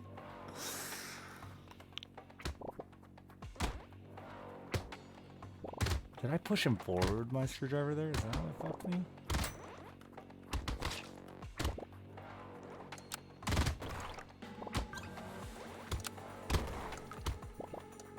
Not as good of a first wave, but okay. Not what I wanted.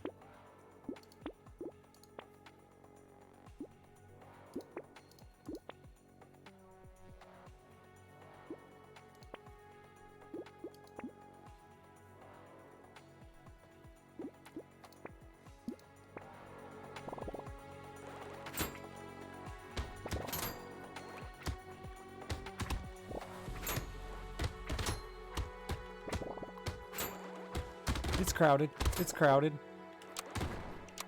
Oh, fuck.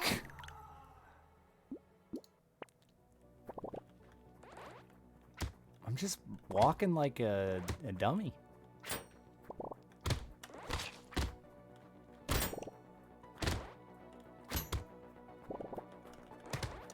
Why'd the mines have to spawn next to each other? It worked out. Yeah.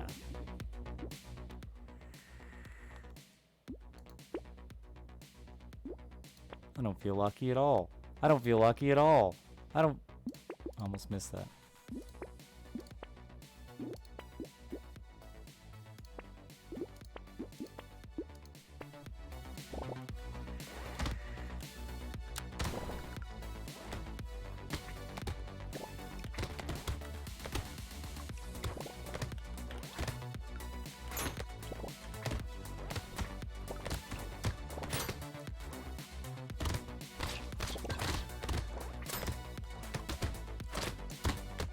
Stupid wrench. It just loves to push shit in front of your face.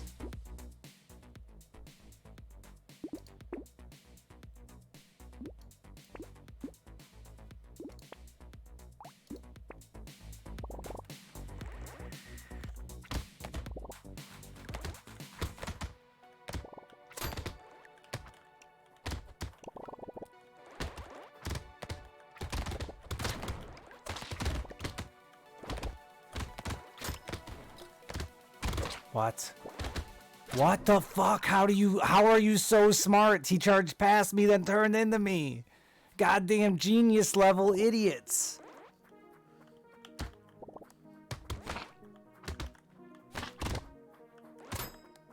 Don't hit my mine. Thank you. Come with Poppy. It's me, Poppy.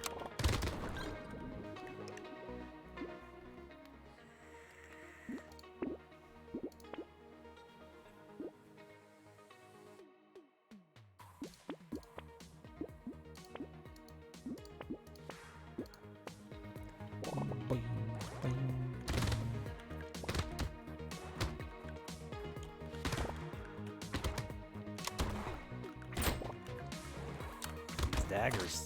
Or screwdrivers. Dad daggers. That didn't come out as... It made sense when I was thinking it, but it sounded much worse when it vomited out of my mouth. Let's not call them dad daggers.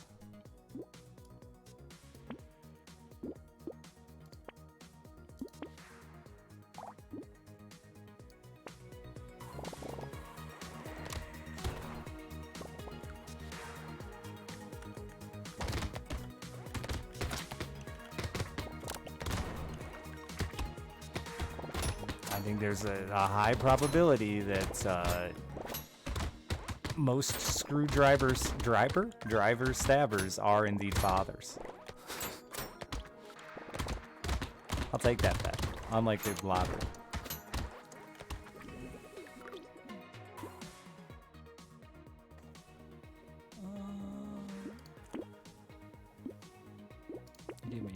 Give me. Ooh.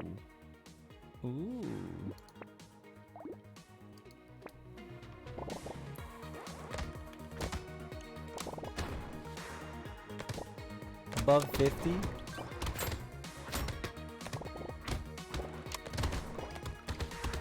I'd like to think, yeah, you know. As a dad, I should know.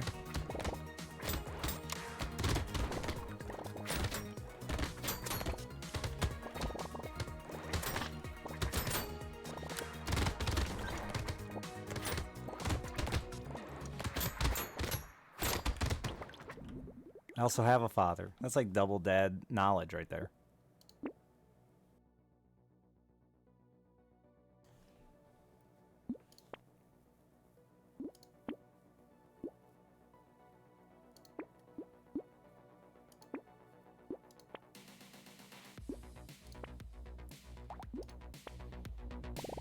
What if there is no majority? What is it, a tie?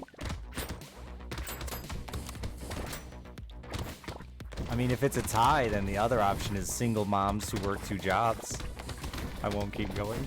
Those who get it, got it from that. I don't need to go through the whole thing.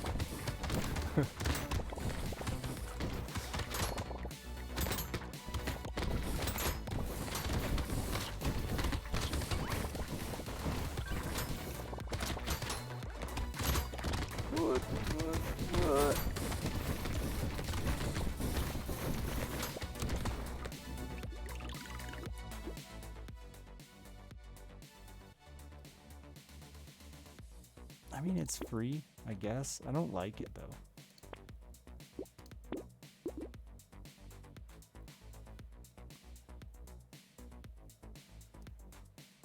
I don't think I fuck with that, because I'm only going to get, like, 1 armor. I'll get 2. It's expensive.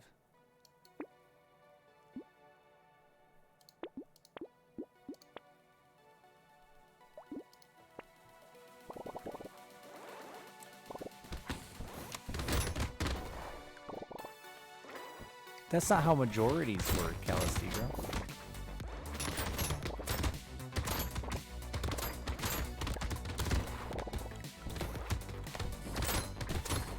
This isn't fucking the Georgia election.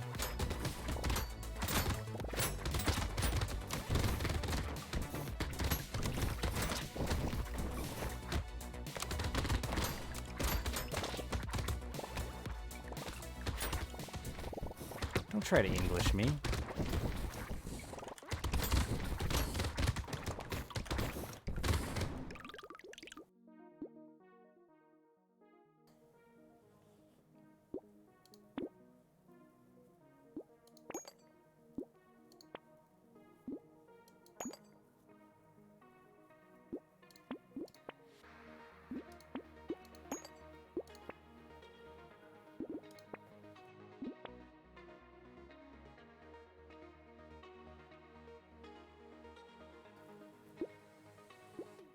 Still kind of shit.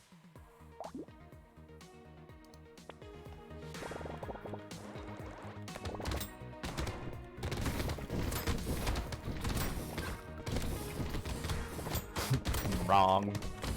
Got him there. It's rude no matter who says it.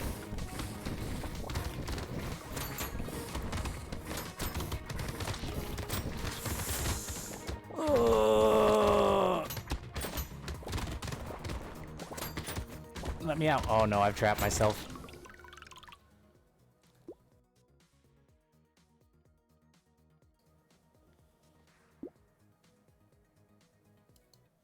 It's because someone said, "Is this the one?" Like instant curse. I bet they didn't even knock on wood. Piece of shit.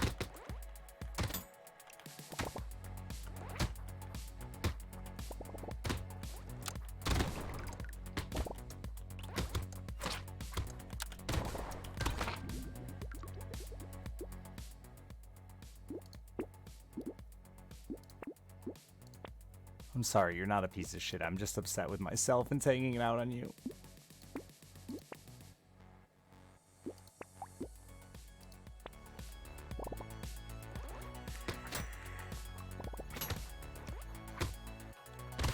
Yes, most people are. I don't know. Again, I would agree with the person who said they don't know population stats well enough, but sounds like a fair guess.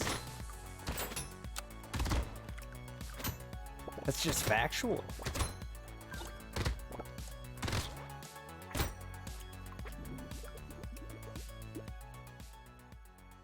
Mistreatment of language.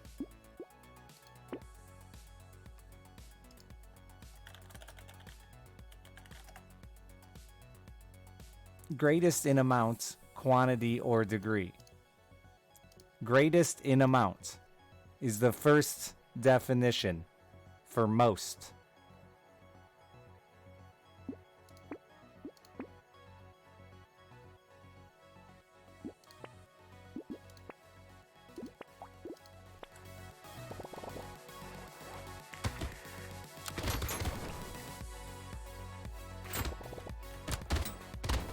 Don't blame me, blame fucking dictionary guy.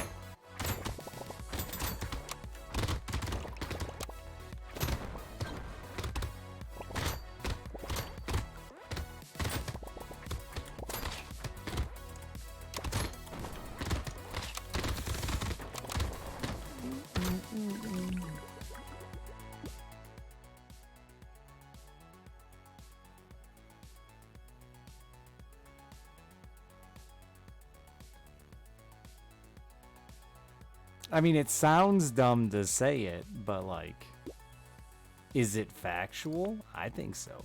It still sounds dumb. Plus, you're not even American, Chad. What are you doing talking about English? I've been wanting to use that joke for a while, but it just... I had to.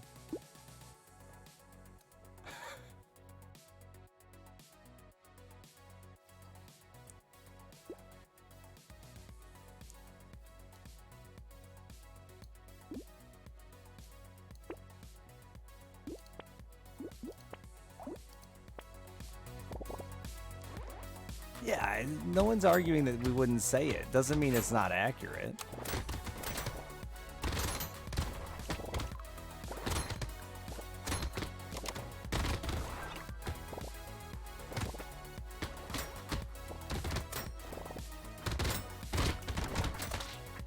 But I didn't use most either, I said majority, which is different. Different word in case you didn't realize it. Majority of people would have.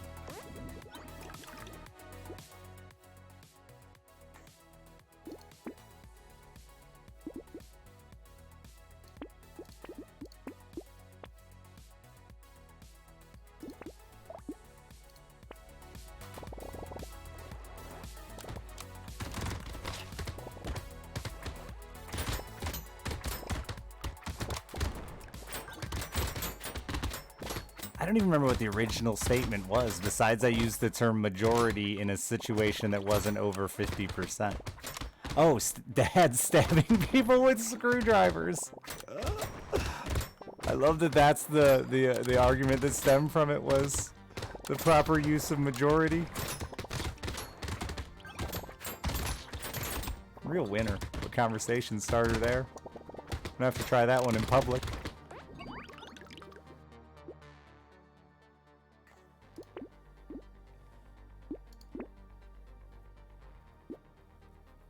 Our children.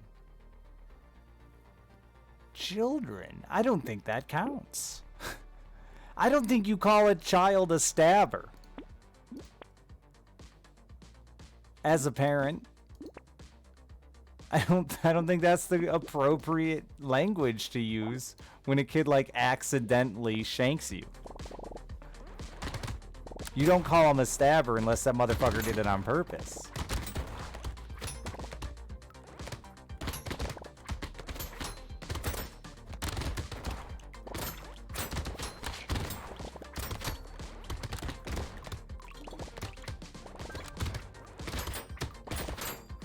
And I don't know what kind of kids you're hanging around, but the kids I hang around, still weird to say. They aren't stabbing me or their peers regularly. Not even on accident.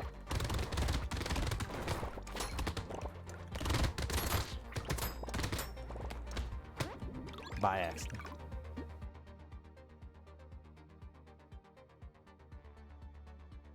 Didn't stop people from calling you the pencil stabber?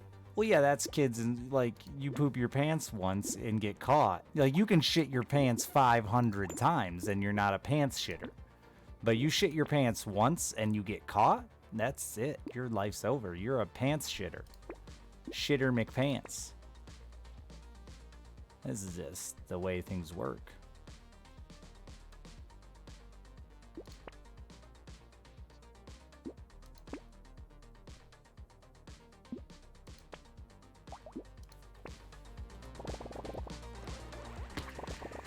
Y'all had serial stabbers in your schools? What the fuck's wrong with it?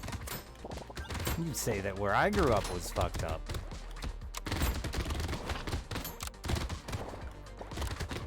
Speaking of, right now, this is random. The hood of my truck is propped up with a gun.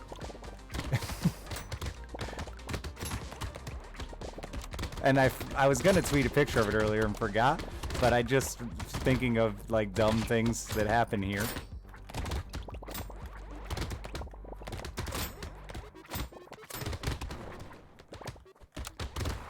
I'm dead.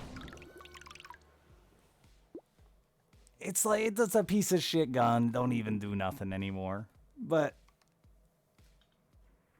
it's just out. I forgot I left the batteries charging.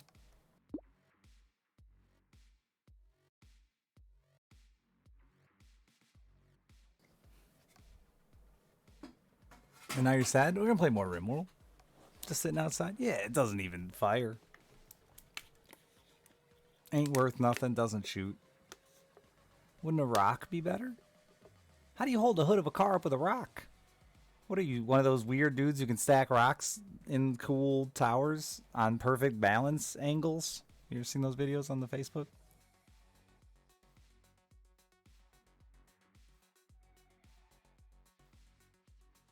If it was a gun-shaped rock, I could do it.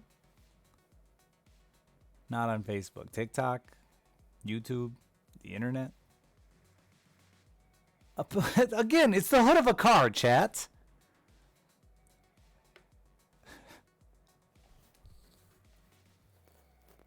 You're not holding, like, why? I don't understand the idea of using small objects to hold up the hood of a car.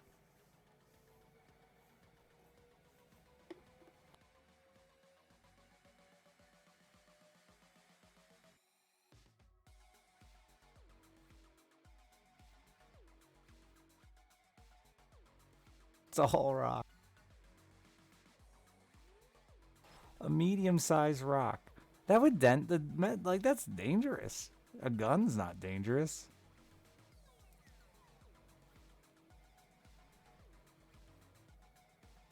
Why do I need it to be fully open? I don't. I did when I put the charger on it, but then I was just left it there, you know. Is it? No, it doesn't shoot or anything. It is loaded, actually, but it doesn't shoot or anything. No, it's not loaded. It's just an old gun that I was going to throw away. I had it in the trash can the other day, and I did show you guys on camera. I was like, there's a fucking gun in my trash can. I did a really bad start.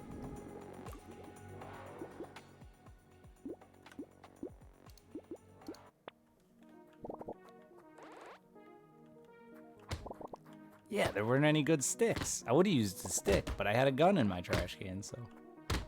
Do you throw guns in a trash can? I don't know. Probably not. You're probably not supposed to, but you're not supposed to fucking, I don't know. Because it doesn't do anything. It's worthless. It has no value. Therefore, it is. I'm waiting.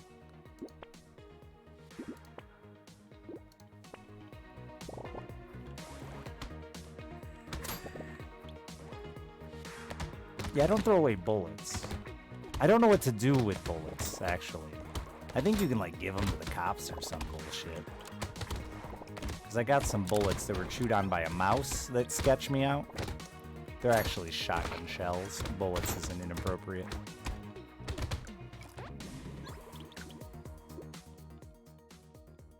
Yeah, you're not supposed to throw away batteries either. Underneath that gun's a whole bunch of batteries.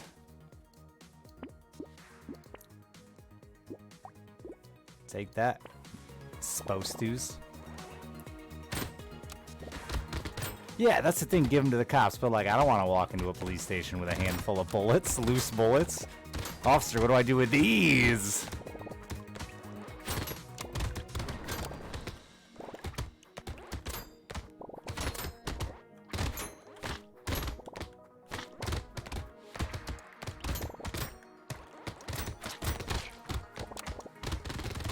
Oh, so much buck.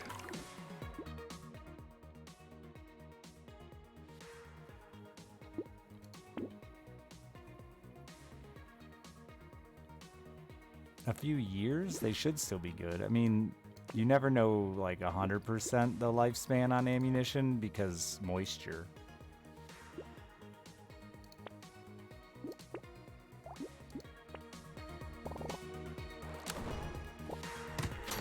I'm not tearing apart a bullet, Calisigro. I'm not brave enough.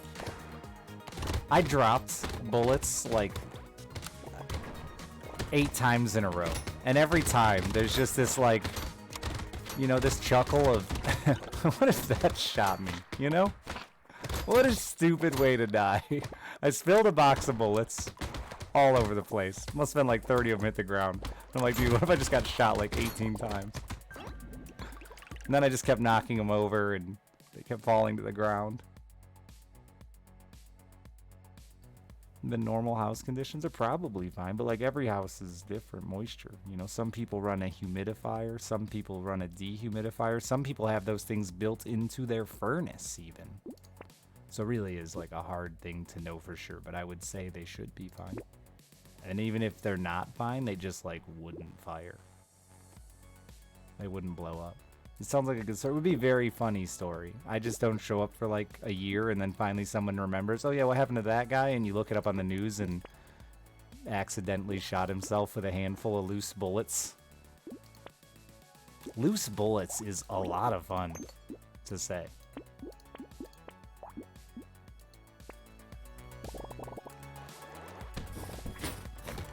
No, I don't think they can fire that way, but it's like, it's still one of those dumb scares me things that, like, you know, when a bunch of bullets fall to the ground pointing up at you, you kind of think, huh, what if? But no, you gotta like actually press the presser bit, whatever that's called. There's a technical term for it. They don't teach all the, they probably did teach all the bullet bits in hunter safety, but I don't remember.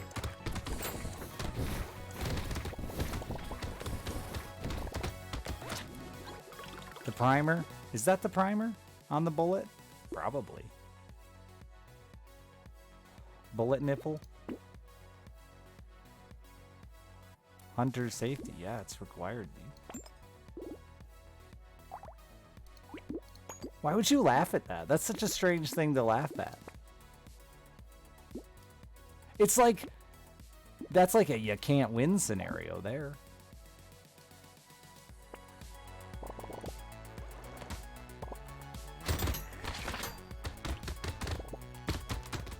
Just sounds like. It's funny that we have a hunter safety, but not a general gun safety, I think, especially. That one's funny to me.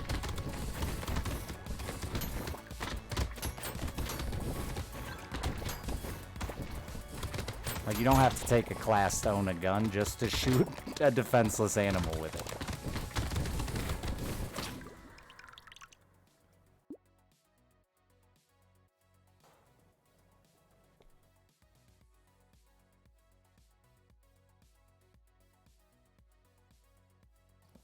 Do I think you should need a class to buy a gun?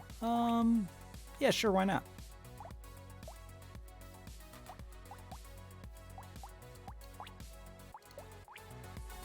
And by, yeah, well, sure, why not? I don't know, like, I've never really thought too hard about it, but yeah, probably, right? Makes sense. Have to take a class to drive a boat, to drive a car, to hunt. Makes sense.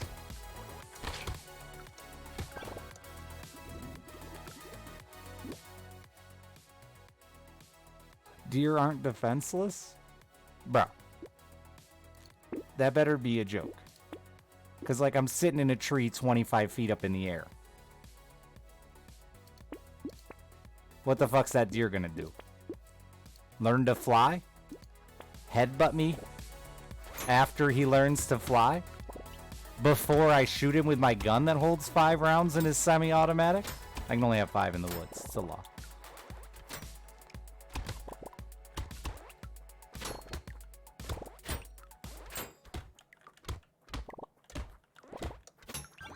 You have to take a test. That's true. You don't need a class to drive, but a test. You don't have to do that for a gun either.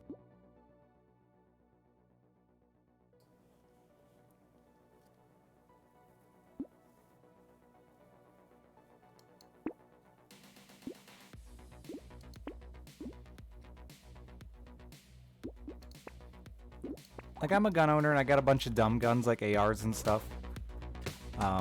But yeah, I support like most ideas to attempt to come up with better gun control. I know I'm a weird contradiction.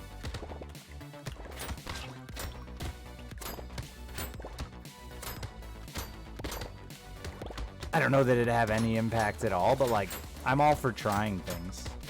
Stagnation is not cool. Yeah, like I'd even accept outlawing guns. Like I would go, sure, whatever. Let's give it a shot. I think that's never gonna happen, therefore too far and like a silly leap to make personally, but like if it happened, I would hand over my guns. I wouldn't be one of those guys who buries them in a barrel in the middle of the lake. My neighbors, that's what they plan to do when the liberals take our guns.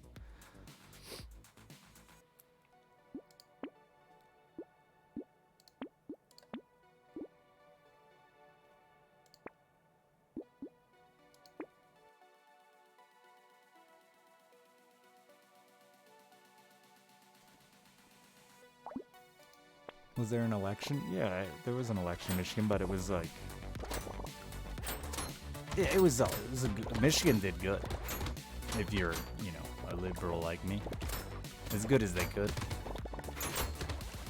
I'm also a realist is the problem. So, like, as good as they could. There was a dude who ran on the, his entire fucking... like stance was that women's suffrage caused suffrage. He was the Republican candidate in one of our counties, and he got 44% of the vote. So I don't have a lot of faith in people, but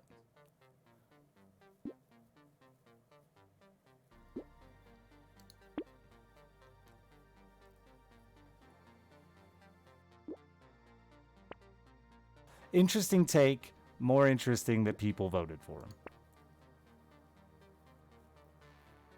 Personally.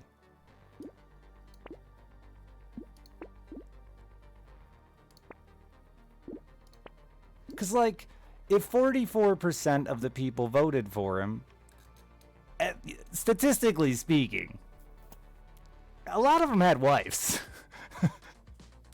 And, like, shouldn't today.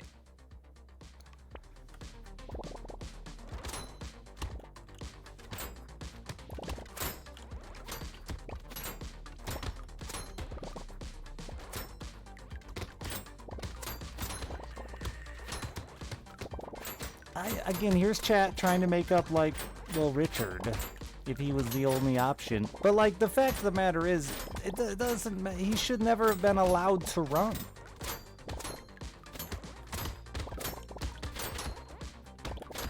They should have voted for a fucking dog or something. Nominated the fucking somebody's cat as the Republican nominee instead. Statistically, a lot of them were wives. I can't.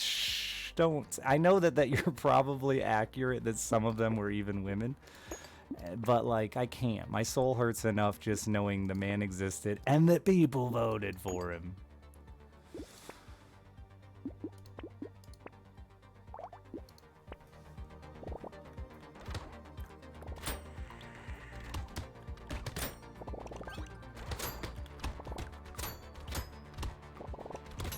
And I don't care if they just checked a Republican box, like, they still checked that box knowing goddamn well what they were doing, which was voting for the dude who wants to eliminate women's rights. And not like it's like a little thing he said once 17 years ago or something like that. Like, that was his current stance. That was his at the moment view take. He said it in public in front of people that cheered. I knew things about him, and I'm not even in his county. I don't believe it. Nope, they knew. They were aware. I saw the ads on TV. They had to have too. I refuse to believe they didn't. Because if they voted Republican, they watch network television just like me.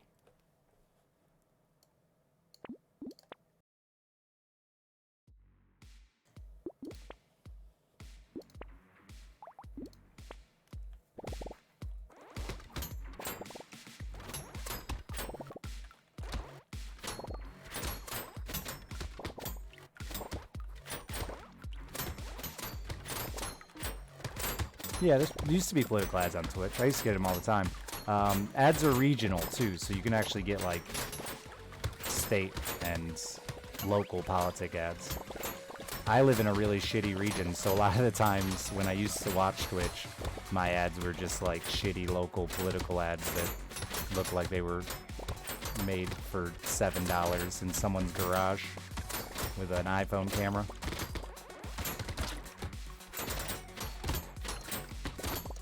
Which is also why people that aren't in the States sometimes just don't get ads at all. If you live in like a really weird small country, you're not weird, but you know what I mean. If you live in a tiny little country that Twitch doesn't care to pursue an ad, or maybe you have laws against some of Twitch's advertising.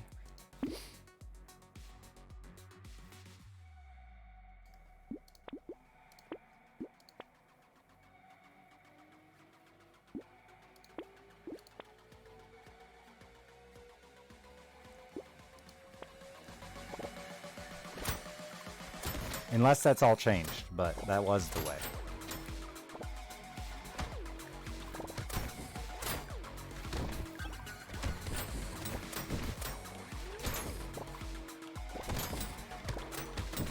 Yeah, that's interesting. Now with the new picture-in-picture ads and stuff, maybe they're doing some more global advertising? I don't know. Maybe that's all from olden times. I haven't watched Twitch without Turbo in quite a while.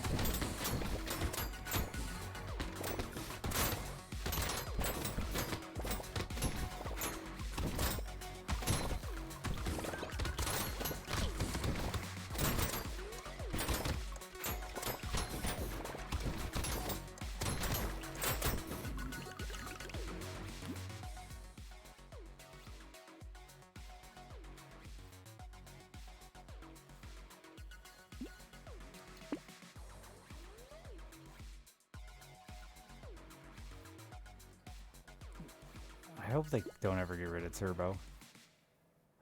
Everyone thinks that it's gonna stay, but I would not be shocked if Turbo left.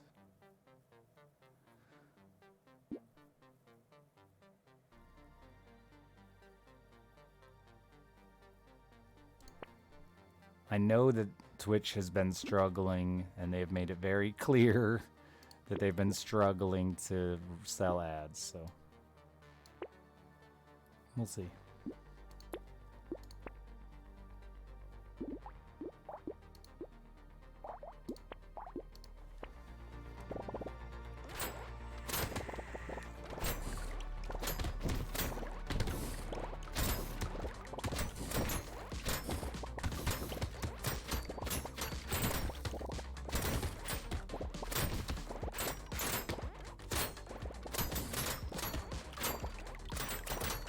I don't talk to streamers.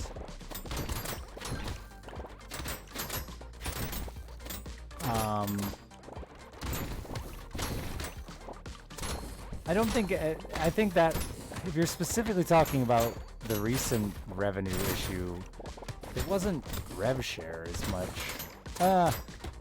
Yeah, there was the rev share. There's two different ones. There's the ad rev one, and then there's the removing the 50% cut once you make 100 grand or whatever.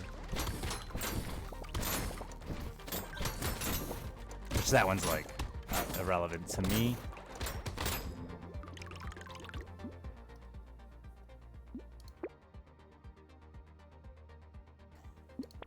And affects like less than 1% of Twitch. Like way less than 1% of Twitch.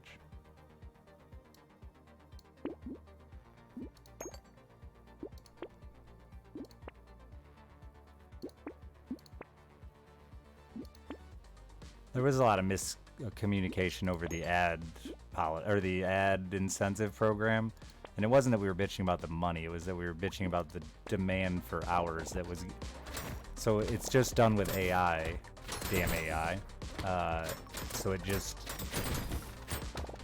bases off your last month. So people that streamed a fuckload in previous months, like with subathon and stuff like that, were getting these ridiculous requirements for hours to work, like streamed 205 hours, which is over full time. And we'll pay you this amount. But it was because it was just, Twitch didn't talk about that one. It's because it's just a bot that's calculating off your previous months and will balance out with time. Though they should have been smart enough to put a cap on the hours to not request people to work more than a full-time job.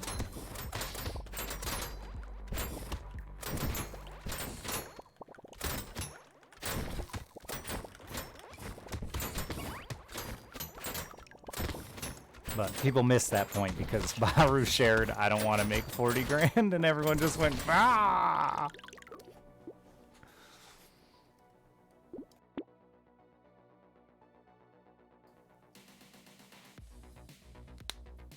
The thing is, Killer Death, that would then reduce your offer next month because it's based, like, your offer is based on hours you stream, your average viewer count, all that shit, right? So if you intentionally just tried to cheat the system by leaving my stream running with no one being there, you'd have to not only leave your stream running overnight, but then maintain an audience that doesn't diminish your next month's return.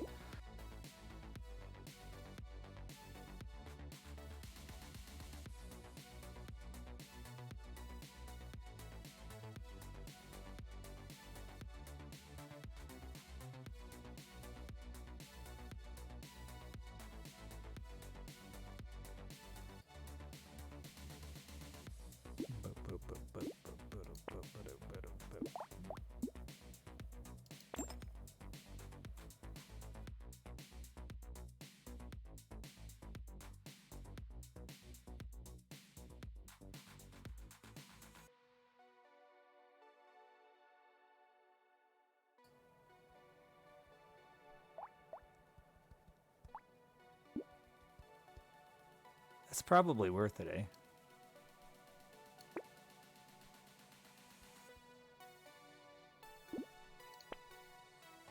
Thunder Sword.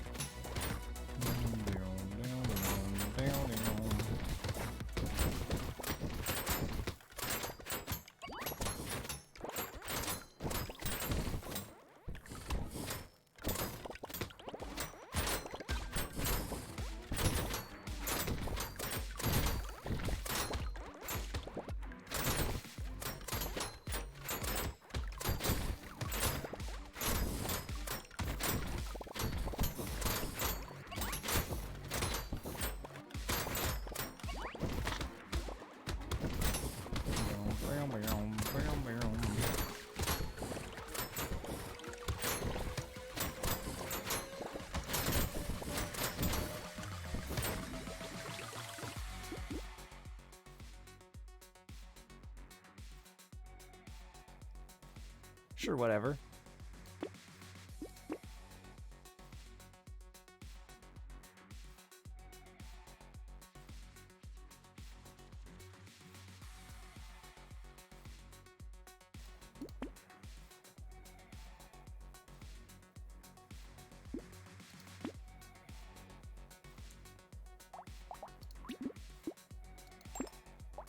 What is a modest lifestyle? Great question. And it varies depending on where you live. I've been kind of keeping up with that conversation a tiny bit. And it's just like the classic. The reason I don't support liberals fiscally is because they want to give away everything for free. And y'all didn't earn it. It's the classic. It's the classic. Seen it a million times.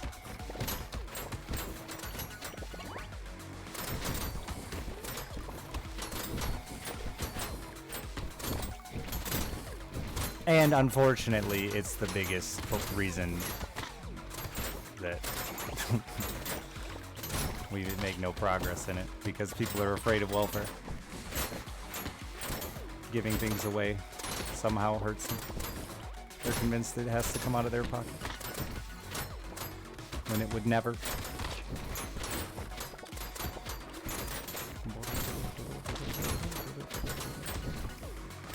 And it's so funny how the working class gets like I mean, this is the hit. Oh, I didn't see him coming. Oh, that was a good run. Modest is so dependent on where you live, dude. That's the problem. Like, you can't justify, you can't just say what's modest to you. It's got to be regional. And that would be a whole nother can of worms, because everybody thinks they... Somehow fair is a real fucking silly situation in this world.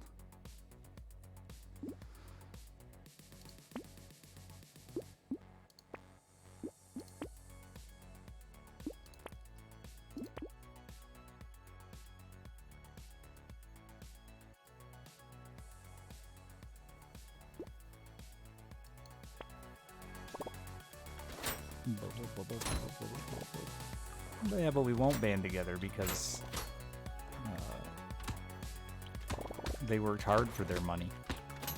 It has nothing to do with them taking advantage of the worker, bro. They worked hard for their money. Hard workers. Hard workers, they earned it.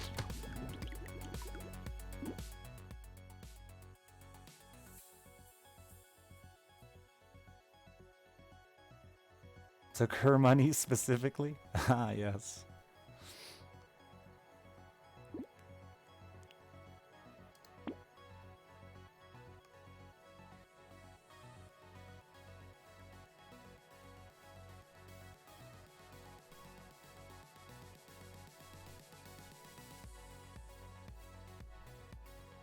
Well, that's the issue, though, Alaskan. Until you stop caring about people that'll get money that don't deserve it, we'll never make progress. Until people stop worrying about this undeserving getting money, we'll never make progress. Like, it's the number one reason the majority of people are still Republican.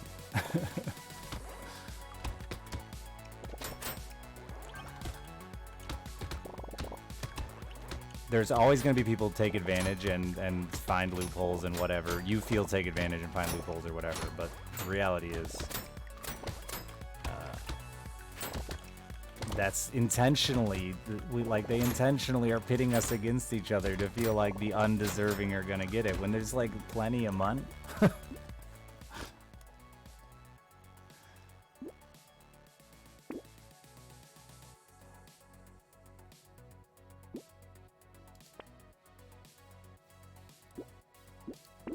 We all needed to watch more Star Trek as kids and realize how far we are from Star Trek success.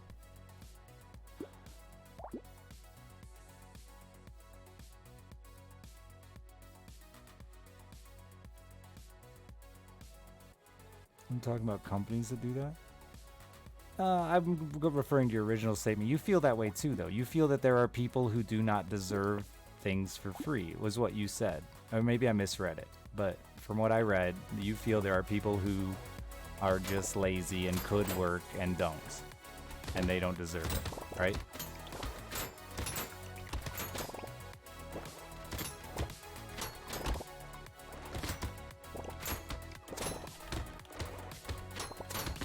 And like, that is the mindset that has us stalled out in a big part of what has us stalled out in any economic progression, I feel, because People are so afraid of giving people money they don't deserve.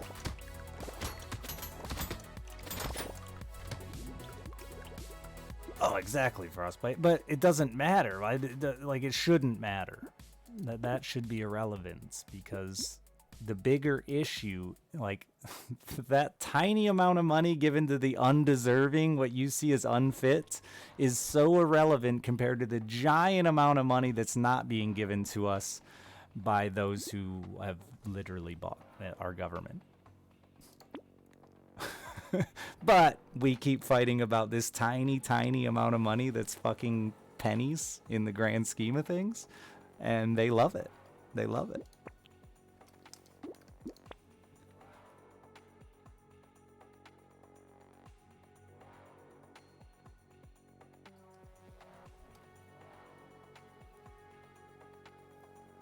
Yeah, Alaskan, I know. That's what I meant. You're worried, again, you feel there are certain people who don't deserve money, and you're more worried about that. That is enough of a focus for you that you're ignoring the bigger picture, which is, like, literally corporate greed is destroying the actual planet.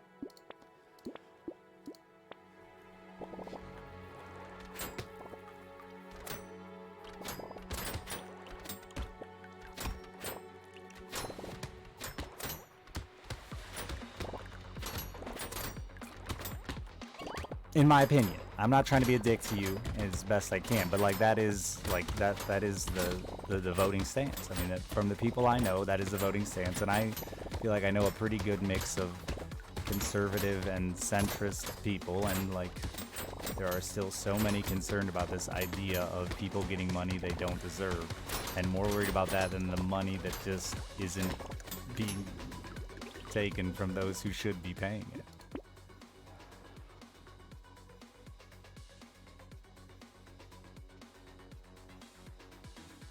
More so than wages need to match the rate of inflation.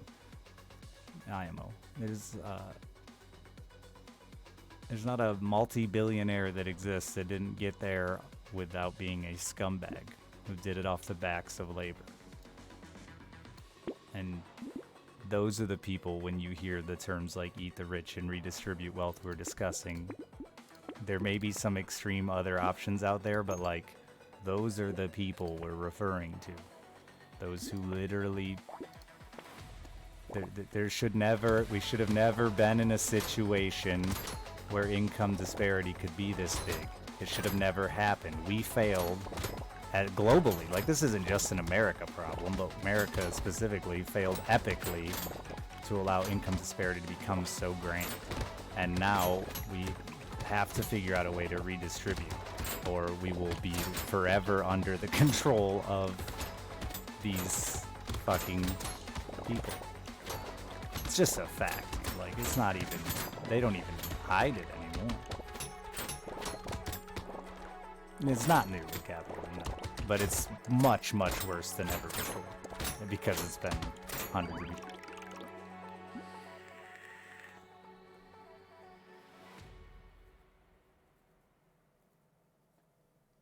What places are you talking about, Alaskan?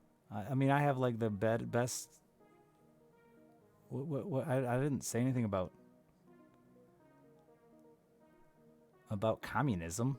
I'm just specifically discussing the extremely rich. That's it. I'm only specifically targeting a 0.1% of the world that should have never got there in the first place and have literally done it with political corruption. That's it. Puma, thanks for the $10.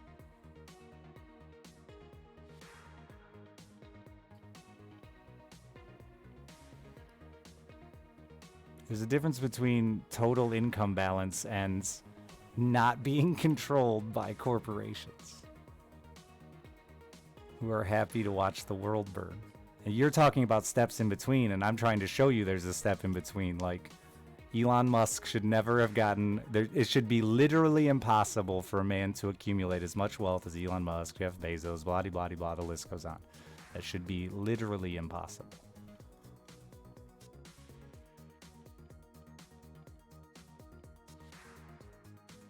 Because of the amount of workers involved for him to get there, right?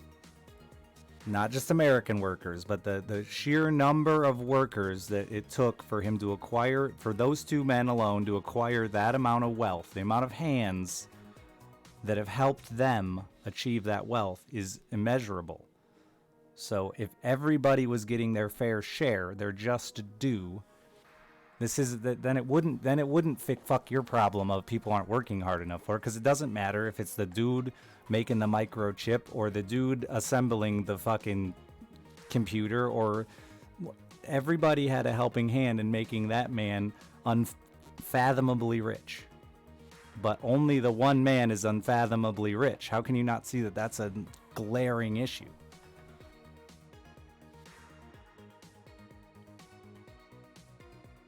So they don't starve to death, Alaska?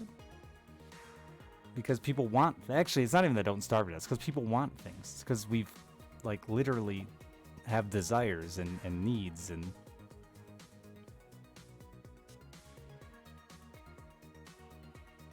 Yeah, this is the idea of you just, like, $100 billion, man. Like, $100 billion. No one should have ever obtained that much wealth unless every other person involved in that was also obtaining something. And they aren't. It's disgusting. That level of wealth is disgusting, and they did it knowingly, taking advantage of their employees. And I ask every person this: if you started a company today, would you treat your employees the way Sam Walton did, the way Elon Musk does, the way Jeff Bezos does? Would your workers be making minimum wage, or maybe a couple dollars more than minimum wage? For the most successful company in the world, you own the most successful company in the world, are you going to pay anyone in your company close to minimum wage? If the answer is yes, then you're a piece of shit.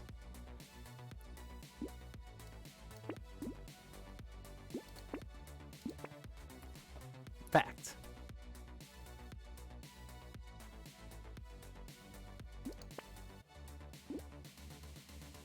Depends on the work. It shouldn't. Why? Why should it depend on the work? Because it all contributes to your success. It's all necessary to your success. Why should it matter what the work is? That is some stupid ass, unbelievably dumb American idea that, or not even American idea, I don't know, some stupid capitalist idea that, like, flipping burgers is somehow less important work, but yet I still want my McDonald's order to be right every single time, or I'm gonna complain about it. That's, like, how can you hear that and not feel fucking stupid?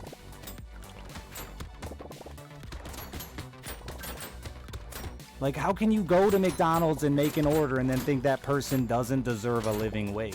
Like, I don't understand that. I cannot grasp that concept, man. That hurts my soul. God.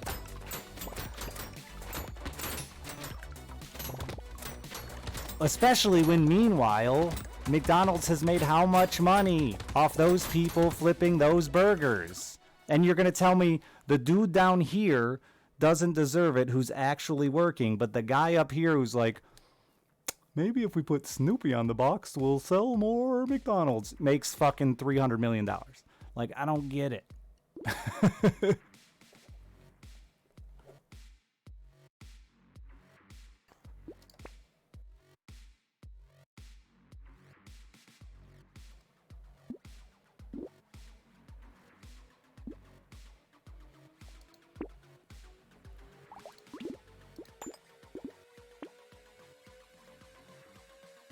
Sorry.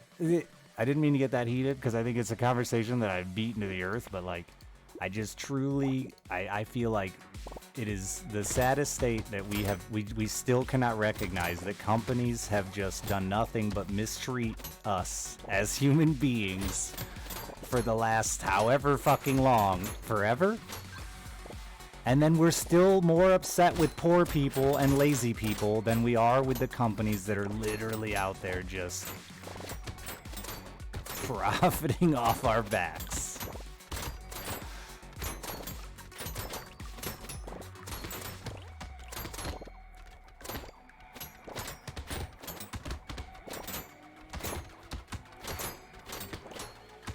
Like they fucking are just deserving still 1,000 years later for coming up with a good idea once. That means, yeah, they can totally take advantage of us for the rest of existence, human history. McDonald's workers should be paid shit, no matter how much McDonald's is worth. Because it was their idea. Clearly, they're the only ones that came up with it ever in history. Did it so much better than all the other 7,000 chain restaurants that have also done it. Oh, by copying the exact same business model of taking advantage of your employees and convincing people that it's just menial labor that means nothing and you don't need to be paid for it.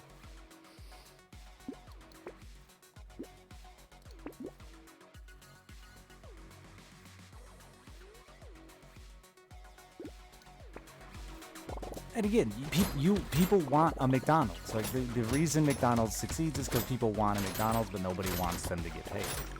Worse than that, go to like any city and you can see the like wave of this was a really nice area just outside the city, and then they built a bunch of McDonald's and strip malls, and oh my god, guess what happened? Minorities came to work in these places that they wanted in their cute little community, but now the community has apartment buildings and then people of a different color than my skin, so we moved down the road 10 feet, and guess what? They did it again. We built more McDonald's, which brought in more shitty workers and apartment buildings, which guess what? We're gonna move again. And watch the urban sprawl around every city. It's so funny. We want the stuff, but not the people that come along with it. Gross.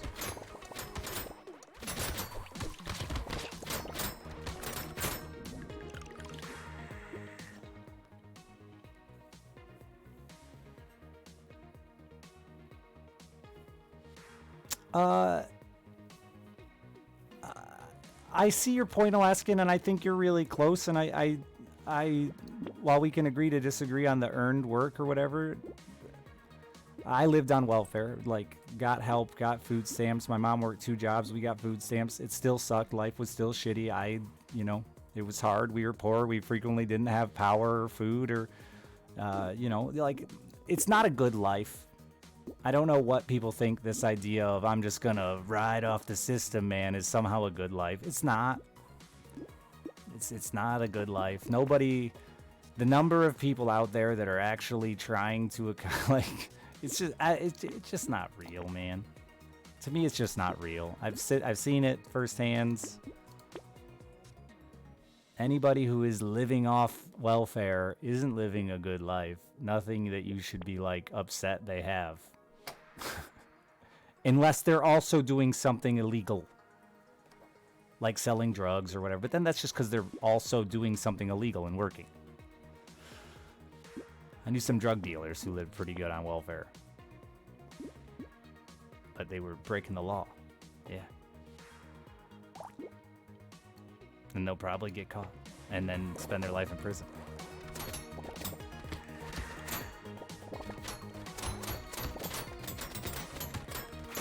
We are expendable resources. I mean, like, you got people like Elon Musk that still get worshipped even though they're out there, like, concerned about the low birth rates of America because we're gonna have a workforce problem and shit like that. Like, well, yeah, we can't afford to support families, you fucking cunt. But meanwhile, you're having fucking leisure cruises to space. So again, I'm way less worried about, because in order to provide and help people, the people that need it, the families that need it, that means there's going to be plenty of people who are going to try to take advantage of it and that will succeed at taking advantage of it. But there's still pennies, literally pennies, in the grand bucket of GDP.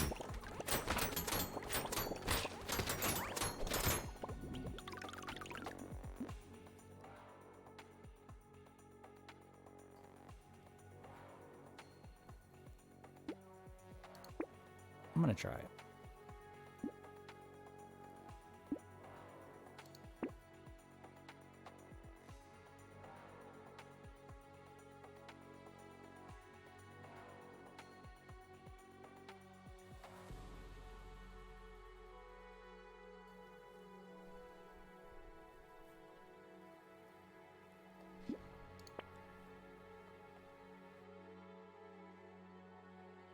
Well, then you're one of the few asking, because unfortunately that is a huge talking point for the majority of people who are fiscally Republican, is they do not want people, lazy people, to get money. Like, no joke, that is a huge point. And to me, that's just like, it's just a consequence of anything. There's going to be people who take advantage of whatever it is.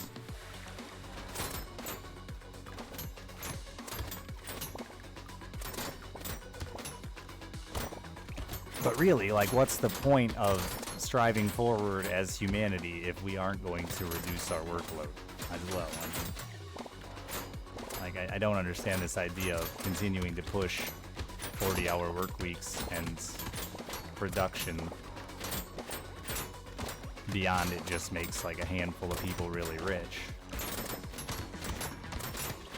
And like automation and like, you know, back in the day when we came up with the fucking assembly line and talks about how much it improved efficiency, it didn't free up a bunch of people's time. Just made companies more money.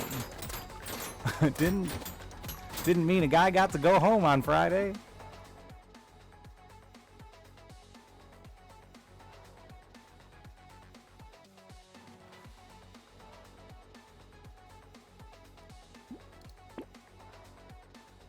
And if it did, it doesn't anymore.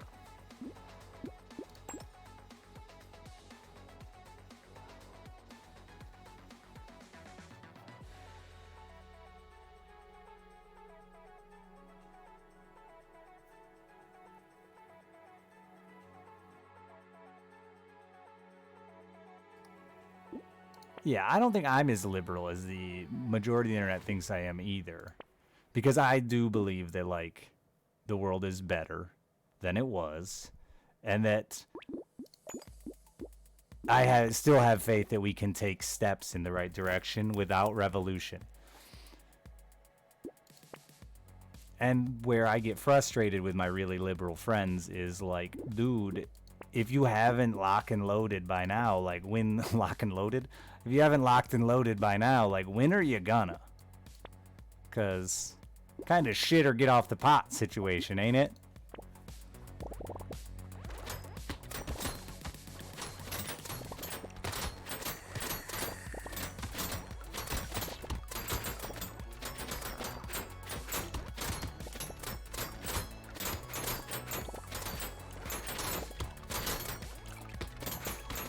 There's also a lot of like a lot of that real liberal on Twitch. Then they like make a lot, which is weird. Buy homes, you know. Almost like it's profitable. Because we still have to live in this world, you know. That's the thing. We still have to live in this world as it is. That's where I say that I'm not as liberal as people think I am. It's like, yeah, I'm also a realist. And I do think these conversations, as annoying as they may be for some and frustrating as they may be for some, they're still important for some. Because I think steps are possible. And while this midterm didn't go phenomenally, I still think it's hopefully a step in the right direction, at least from keeping clown shoes out. The DeSantis is probably scarier.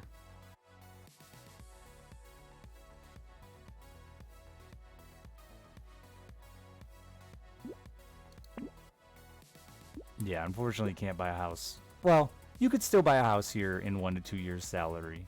Yeah. If you had like a decent salary. 60 grand a year, something like that. Houses here are now about 120, like low end.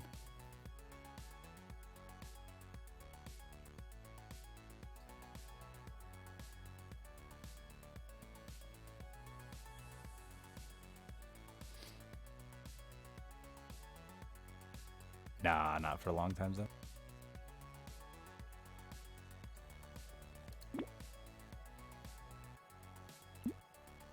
But minus 50 dodge. But still pretty good. We fuck.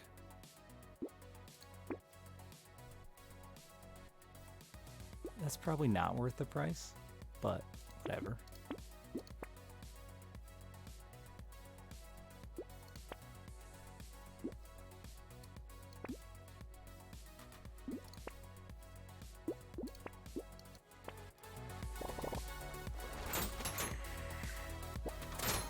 They do affect our lives a lot, yeah. And I think there is still room to talk, even amongst ourselves, because I do know that I cultivate a community that's a little more, at least a little more left-leaning, if not. And unfortunately, I think, you know, this is the one where I don't talk about it a lot on Twitch, but I think social policy and economic policy is a whole nother shit show of, like, intentionally dividing that sucks. Because that's the problem. We try to solve too many things in one fell swoop, right? Like that's where I feel politics have gotten now. It's just so fucking muddled with like 99. I mean, this whole election was pretty much driven by abortion, as has been proven. Which is crazy to even, that's even still on the ticket, you know?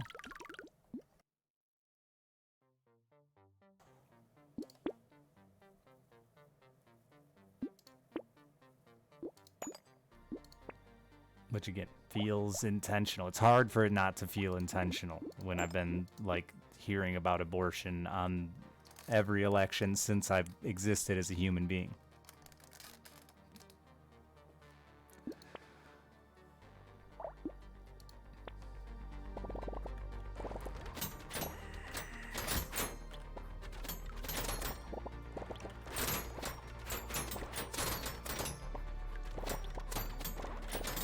Well, then you have the difference of like what is left for an American and what's left for the rest of the, like, or for the EU and stuff like that too. Like America as a whole, like our centrist is fucking right, you know.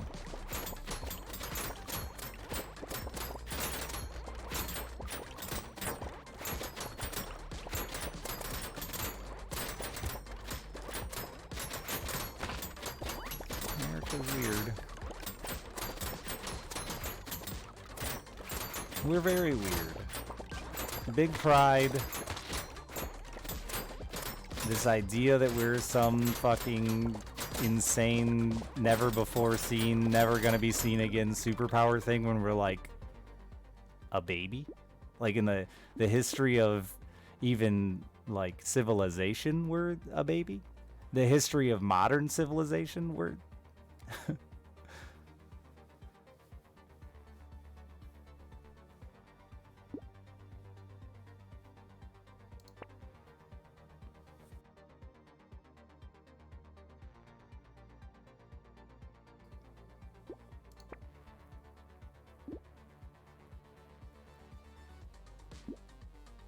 looks like a dodge and attack speed out of that.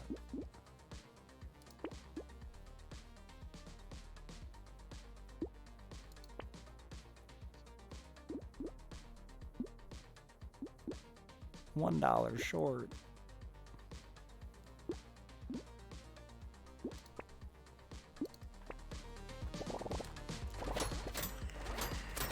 Do I need range damage? I feel like I hit really hard. I feel like everything dies in one shot anyway.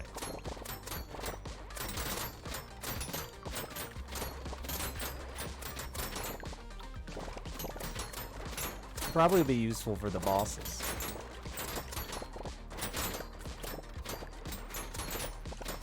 Yeah, I'm not good with the damage number math. There's like 17 different... Okay, there's like 4. This weapon especially, there's multiple. To know like which stat's gonna for sure be the most beneficial. Basically the low one.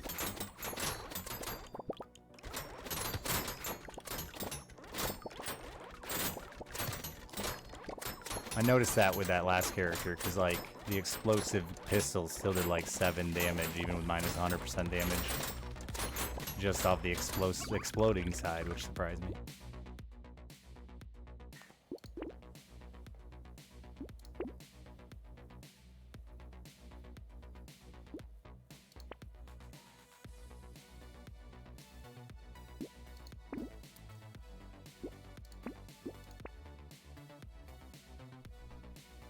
What if I had less range damage because I have no health? No, not that one.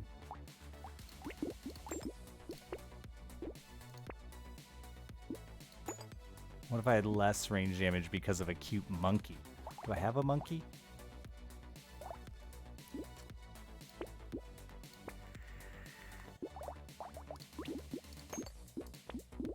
There's no way this pays for itself, right? It could, actually.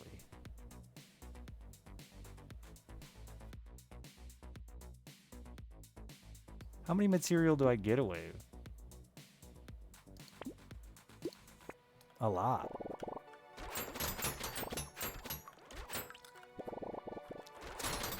So does it not affect the multiplied, the ×2 ones?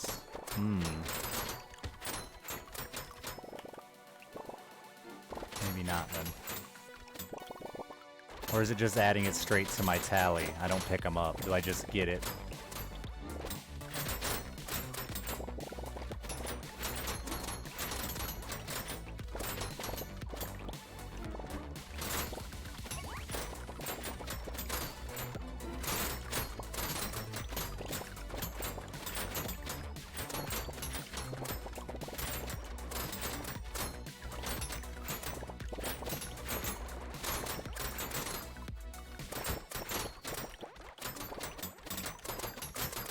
Based on my buck number, I feel like it did okay.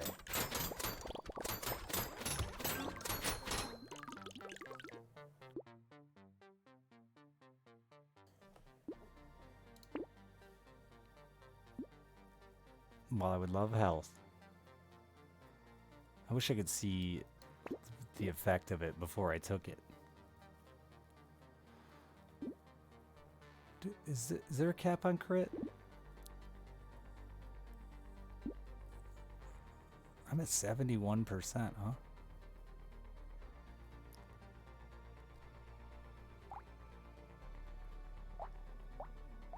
They do 69 now. Is it 100%? It says otherwise, doesn't it?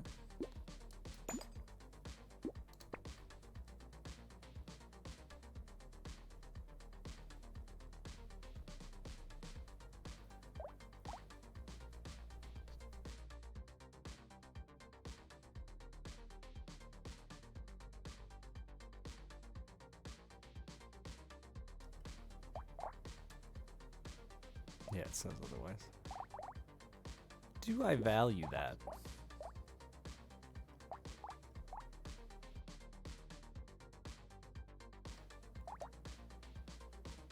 It's definitely interesting with even one monkey.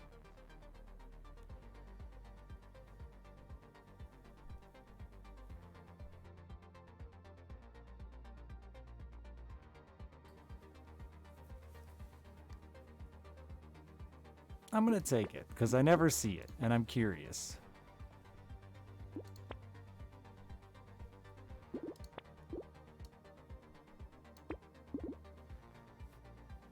I don't really want to give up 10% damage. Especially when I already have 176% attack speed. Oh, my bow is already 100.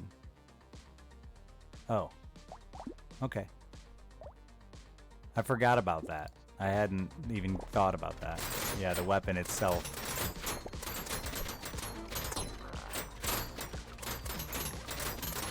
Having a base crit chance. I didn't need as much as I have.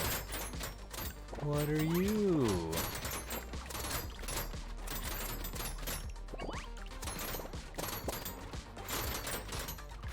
I'll still die on the final wave because I have 39 health, but, you know, that's life. It's nice not having to move.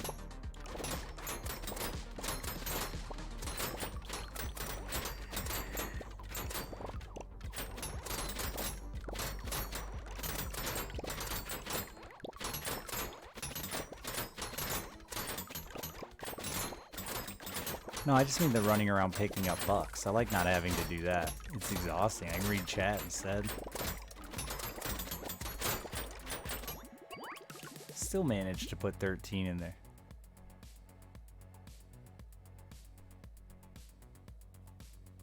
I mean, why do you gotta show up now? trees? I was still shooting them, wasn't I? Pretty good range.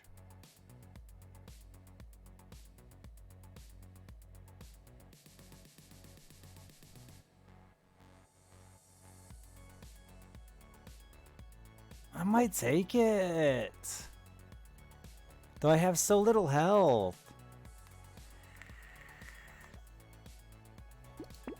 I took it.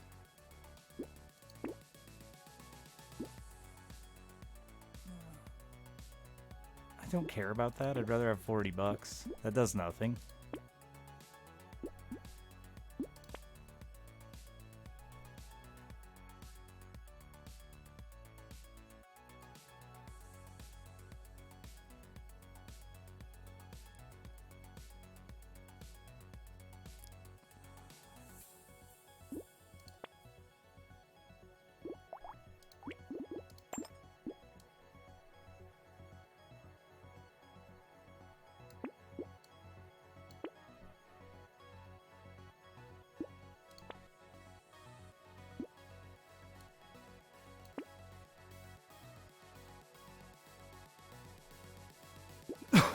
What was in the box? Oh yeah, the couch. I already forgot. What was in the box?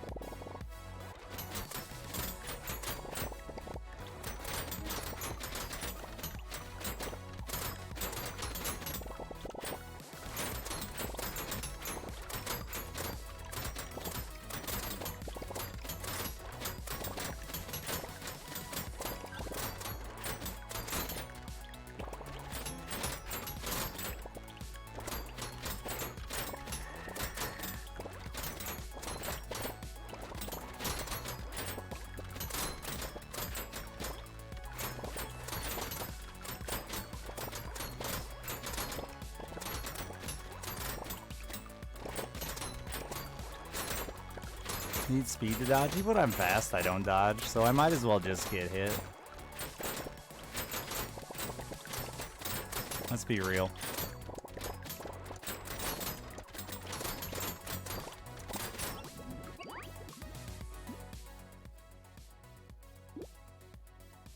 No thanks.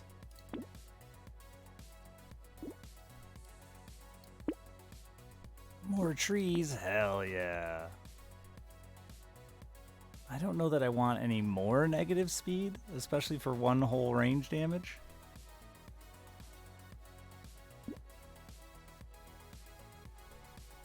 Though that's 6 regen. That's 6 regen too. That's 6 regen too. And cheaper. And a range damage. I feel like this is misleading you. This is better item than campfire.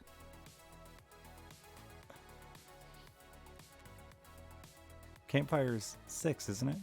You only get 2 and it's not minus.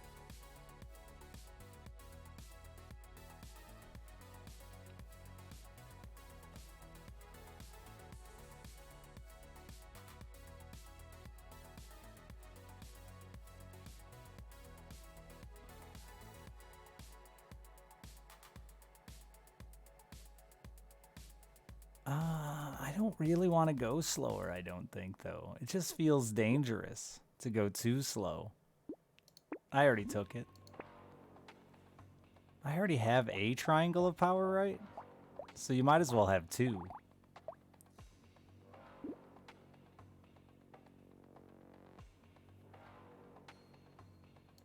That just makes sense in my brain.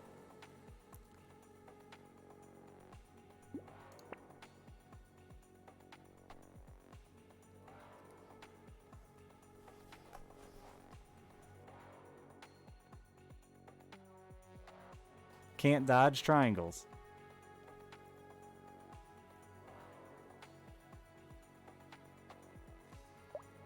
That nuke launcher just doesn't do that much more than my crossbow and shoots.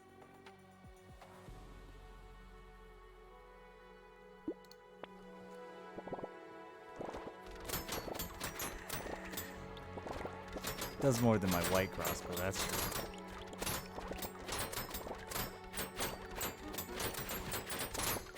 But it doesn't have 6 crossbow power then. Look at it.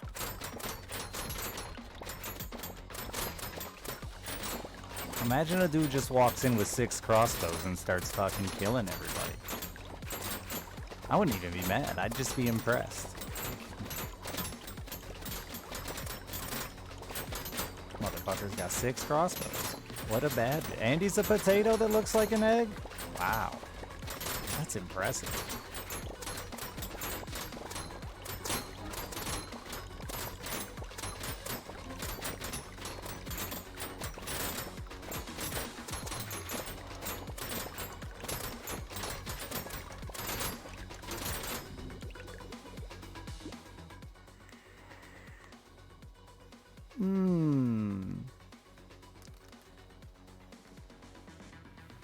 I'm tempted. I don't think the regen's enough. I don't think my health's enough for the regen. I think I gotta take the speed to not die. I'm trusting my gut.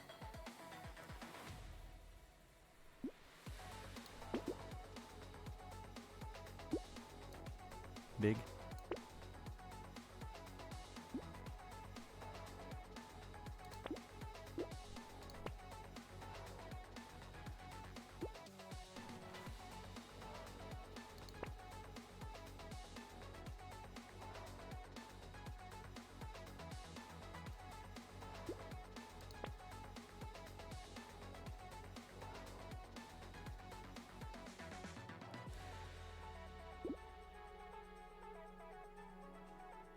Yeah, definitely.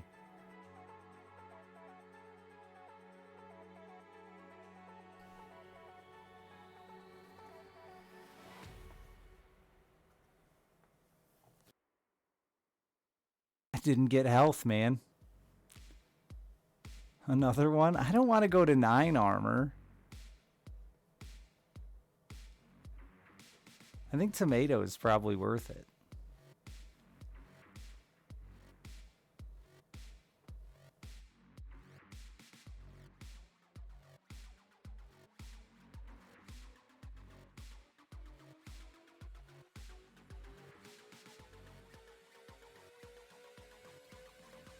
Is piss useless? No, it's not. It's 8 regen.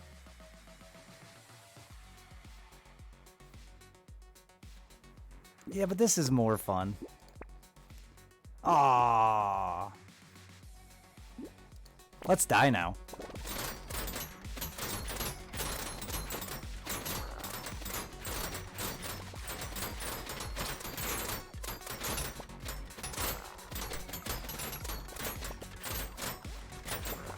Oh.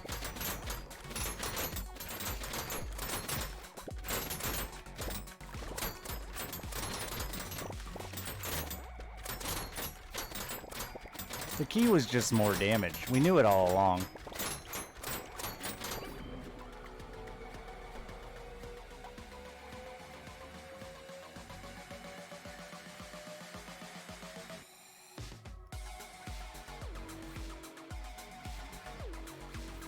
Oh, I didn't see. Sniper gun. Pew, pew, pew, pew. Hitting an enemy spawns 5 projectiles. Look how much damage it would do if I had it now.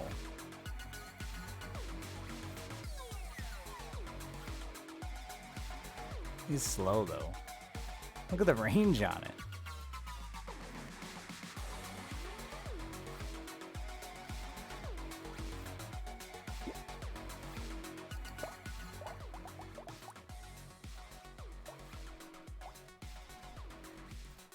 Like, I got it just one more with the screwdriver. Maybe the plank is the key.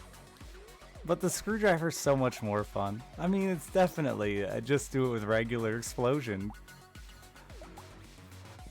But like the screwdriver, it's a victory.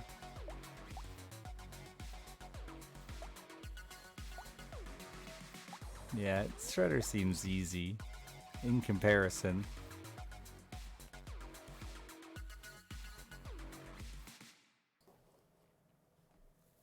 But once it's done, I'll never play it again. That's my problem. That's why I always like to try for the meme first for 8 hours. And then maybe someday I'll commit to reality. Because once I beat it with then what will be the point in going back again?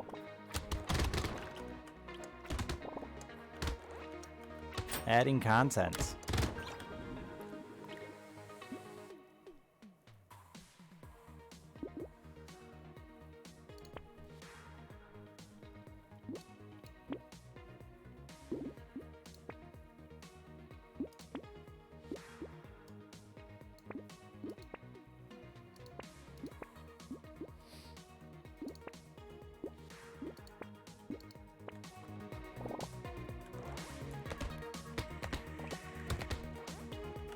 See, my goal isn't just to focus on landmines. It's just the start, you know. It's the we'll get going. At some point, I'll get like rocket launchers and a nuke. I'll take them when I get there, but I'm gonna get there via. I'd play that round really bad for some reason. I'm not giving up 3% speed for that. I don't think. No thanks.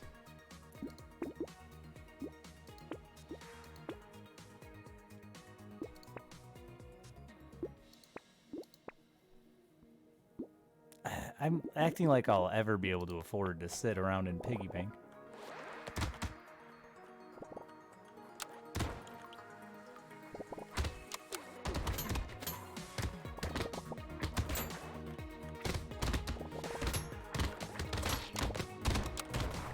Oh, I blew up that second mine. This is where I die. It's because I do dumb things thinking I somehow am gonna do damage, but I don't do any damage. I'm just a poor boy!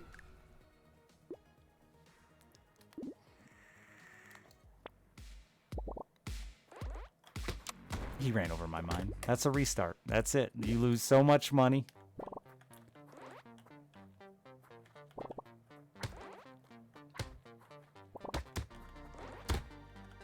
Yeah, like I keep thinking about going back and like playing a little Isaac just because I haven't in forever, but then I remember the characters I have left to like accomplish and I go, ugh, never mind.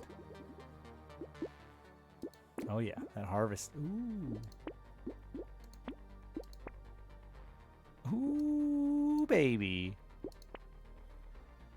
I like a bee. You know, he's peaceful. Unlike these wasps that stung me.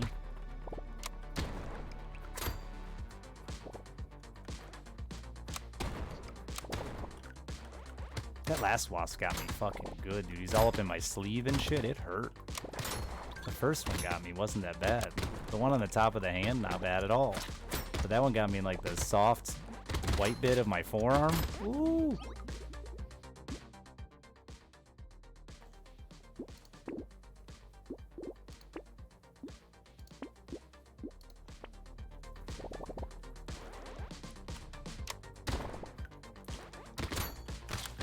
Stop stepping on my mines until I'm ready for you to.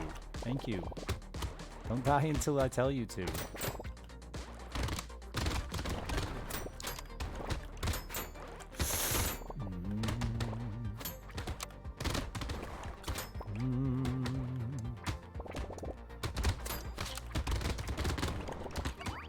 Give me the package!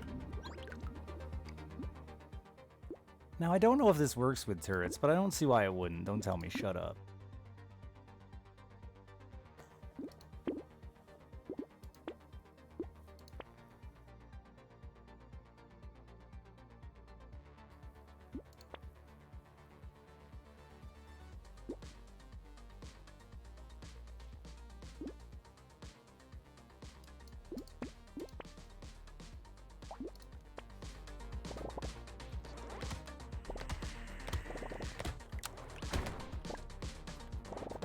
I read the patch notes, and they were like biggest patch since release, and I read the Isaac patch notes, and I was like, dude, this is like just mostly bug fixes.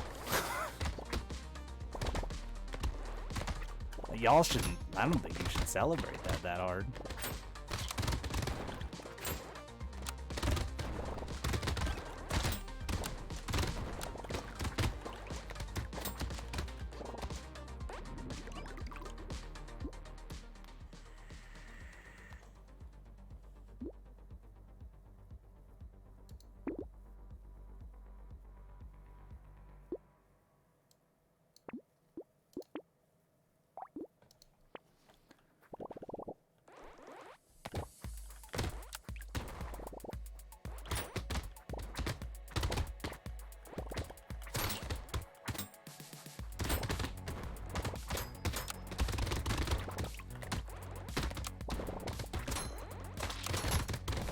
That's the one, Richard, where you just get yourself, you know, killed for no good reason, trying to fucking make things happen that you can't make happen because you're not good enough.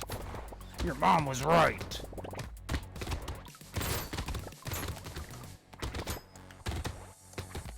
My mom was sweet and never said anything like that. She's my biggest fucking fan. I'm sorry, Mom. I love you. She doesn't deserve that kind of hostility, chat. Why would you do this? I want bigger explosions, but also just straight up engineering.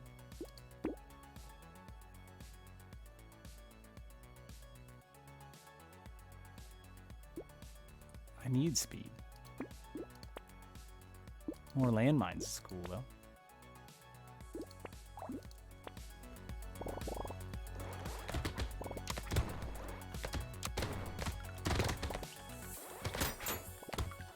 Speaking of my mom, dude, she called me today. She's like, I need your help picking out a car. And I'm like, what the fuck? My mom has no money. She's like, yeah, well, my friend's husband died, and it's a big lawsuit thing, and she wants to buy me a car.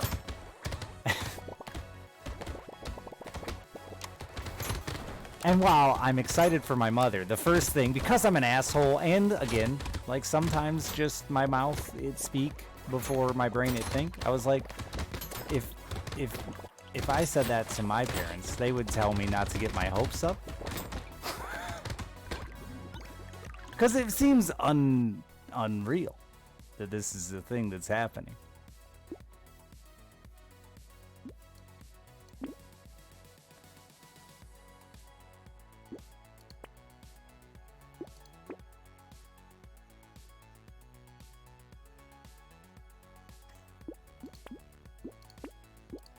And while I want to be excited for her, I'm also terrified that someone's just lying to her.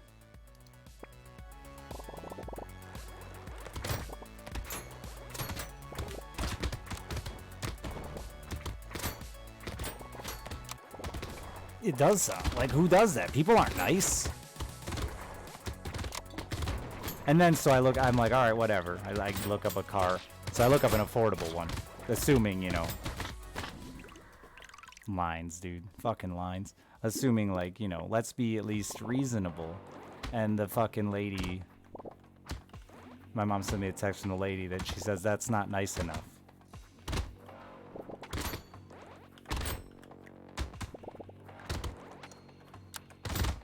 Now it's feeling extra sus. Is my mom naive?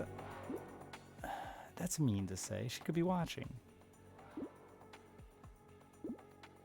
So the thing with my mom is, if either happens, if they buy her a car or they fucking lead her on to believing she's gonna get a car and then break her heart, I won't be surprised. Let's just put it that way. If you think my life is weird, let me tell you.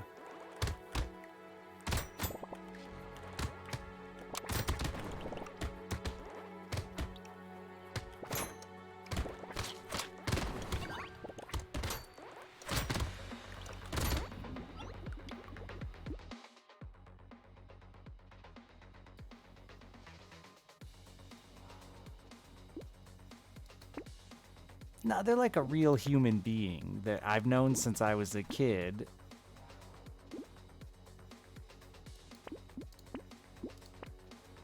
It just still doesn't feel like something someone's gonna do. I don't know, we'll see, eh? Tune in next week. I don't know when it's supposed to even happen. It definitely feels like the kind of thing, though, that someone would just, like, they want to do it, and then at the last second, they're going to be like, oh, sorry, I was told I couldn't, or this came up, and now I can't afford it. And that'll just crush my poor little mother. Not that she expects someone to give her a car, but that they told her they would, and that they didn't, and...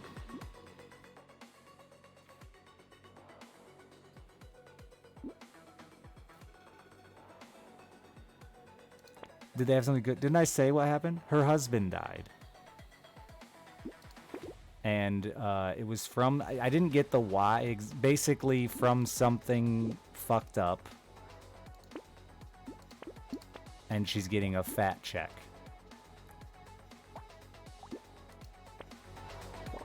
I wasn't sure if I actually explained it all out, but if I'm not 100%, but my guess is I think it had something to do with like an old military thing, like one of these fucking giant, what are they called, the big class action lawsuit against some military thing.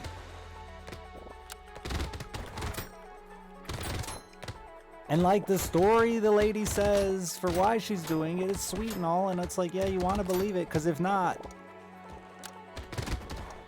I'm gonna break a bitch's knees.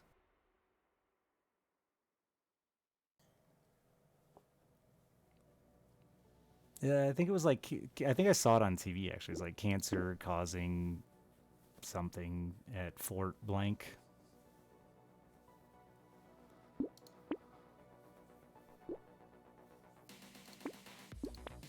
But also wouldn't be surprised if that was a lie. I don't know, maybe Bear. I didn't get the full details because I was still like trying to wrap my head around someone's gonna buy you a $35,000 car.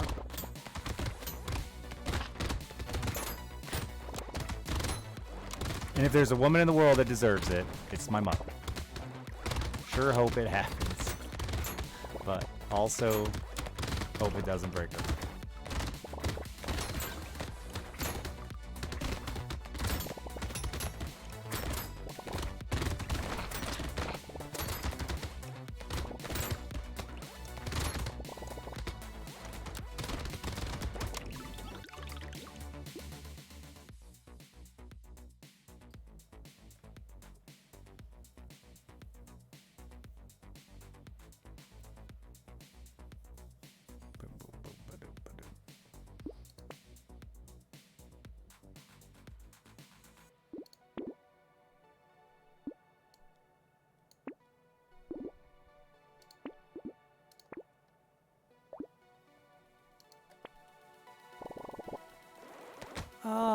So like my mom is one of those people that everyone she's ever known is her best friend.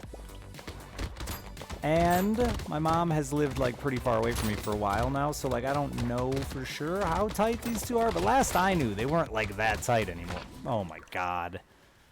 The fucking charge through is the worst. They weren't that tight anymore. Now I'll buy you a car tight. But I don't know, man, we'll see. If so, I recommended a CRV. You know, I thought that was a nice mom car. Mom liked it, so, you know.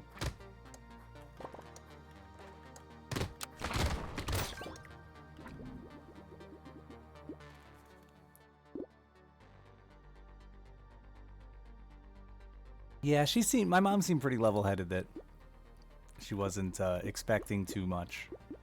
But also, you know, hard not to be excited. I was going to go with the HRV, the smaller version, because she has a little Dodge Caliber right now, and she loves it to death. And the HRV is basically the Caliber. It's just a shrunk down sports utility van. I'm also real suspicious. I'm in your boat. Can we row? Stroke! Stroke! Sorry, I was having one.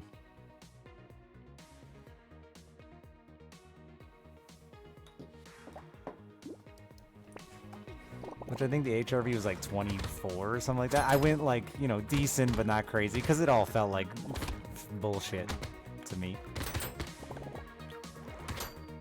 And I have two very different parents. Like my father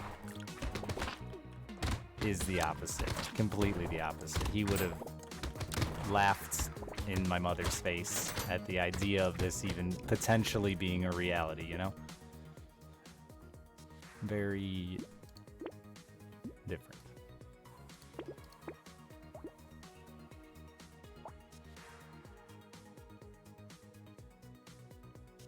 Yeah, I mean, she gets a lot of help from her friends and gives a lot of help to her friends. That's part of it. You know, she's she's a pretty good woman. She's crazy and spacey and stuff, but like, she spent fucking 20 years as a medical assistant, which is like as low as it gets in the fucking medical industry, and makes house calls on all her patients still years later and stuff. So like, she's got a good reputation for being a pretty good woman, but also a good reputation for being broke.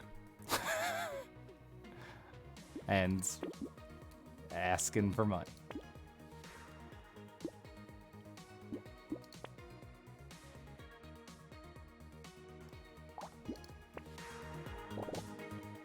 You like the HRV? It's cute looking. I hadn't seen it look. I had a CRV and my wife flipped it, and I love that fucking thing.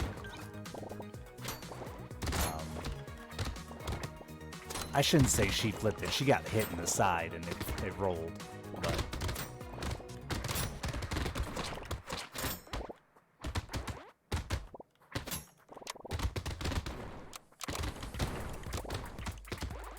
makes it sound like it was her fault. Well, it definitely wasn't her fault.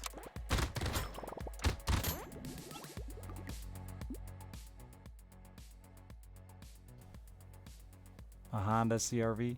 It's a sports utility van, is what I call them. It's a little SUV.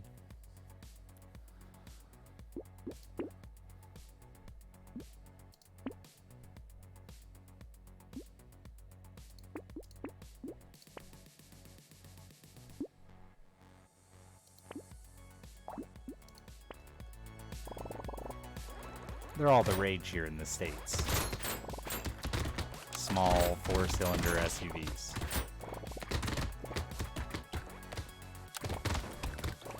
Maybe not everywhere. They're definitely here in the Midwest. Is that a trend nationally? The minivan is pretty much dead, and the small SUV is taken over. I assumed it was a trend nationally.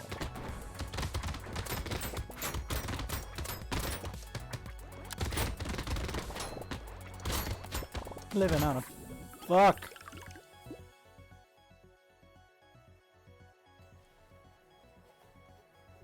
Even in Alaska, yeah. Makes sense. You know, they're all-wheel drive. In Michigan, they're great. I mean, all-wheel drive here is a godsend.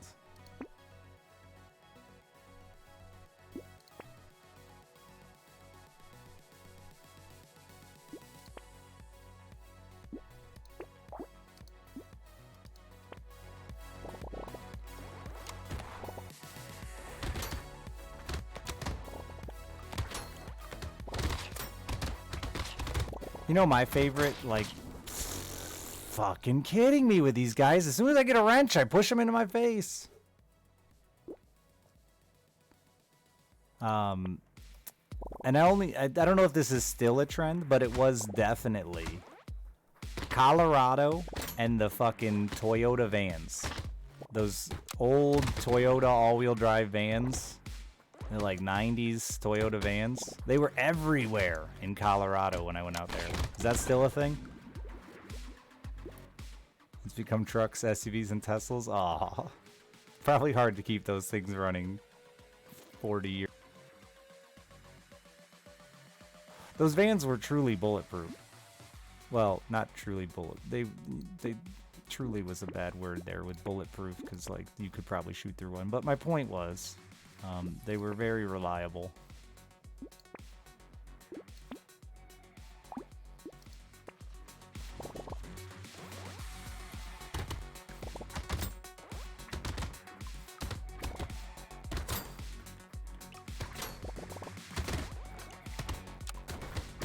Obsession with pickup trucks? I think the pickup truck, well, where I'm from, pickup trucks make sense. Like the majority of people I know have a farm. I don't think it's as bad as it was. I mean, I don't travel as often.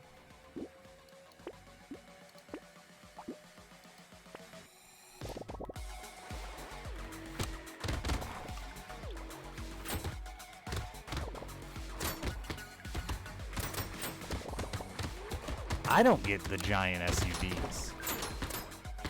Pickup truck, at least I have lots of reasons I need one and use one regularly, but I do not get the giant SUVs.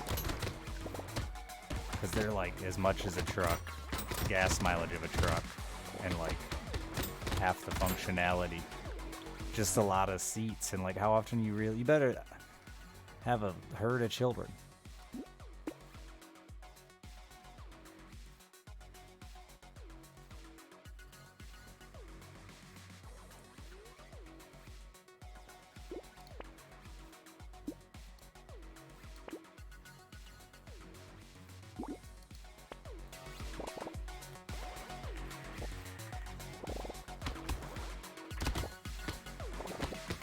Yeah, but why not a van?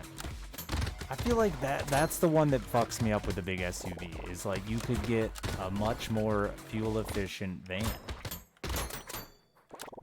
than you can those giant SUVs. Like if it's a family car,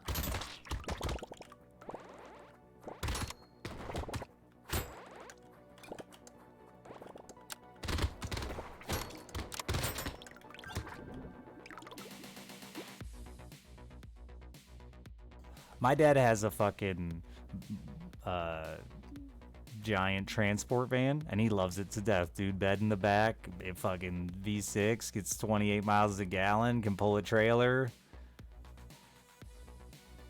Seats, if he wants to take his bed out, it seats like 14.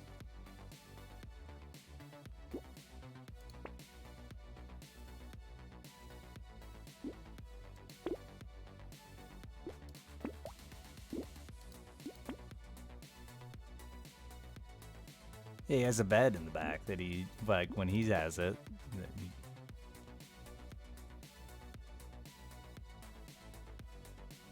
How large a pickup truck is? You should see mine. It's all jacked up and on big wheels and big rims and tires and dumb. But I got it from my dad for cheap, so I have to drive around in it, and I hate it. The worst is when you see, like, a girl in her, like, late teens, early 20s laugh at you. And it's like, I don't want to drive it, but it's cheap. You'll understand someday.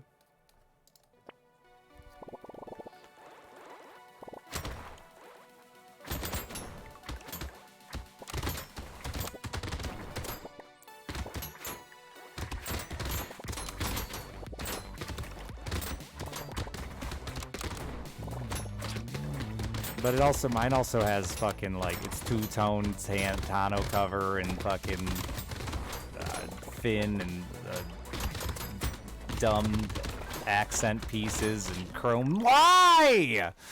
Chrome mirrors, and it's really, like, the epitome of my dick is tiny truck. The only thing it doesn't have is a pair of nuts hanging off the back. I might as well just get them. Like, it was so redneck, the Australians made a song about my truck.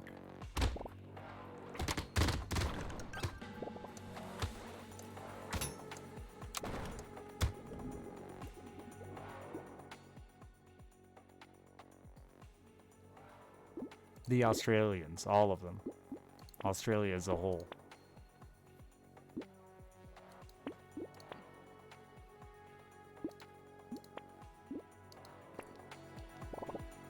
No, it doesn't have flames on it. I had a truck with flames on it before this one. Same deal, got it from my dad, it was cheap. Hated that fucker, worse. Just because people would pull up you two at a red light and yell, your truck's on fire. And like, that's kind of mean, dude. What if my truck was on fire?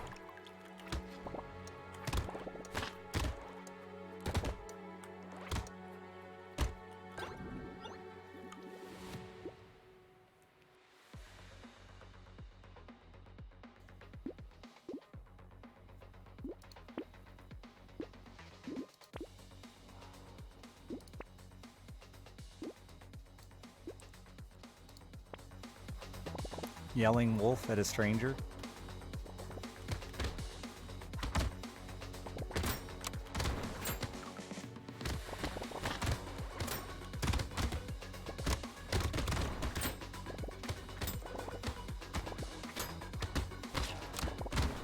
Crying wolf is how we would say it.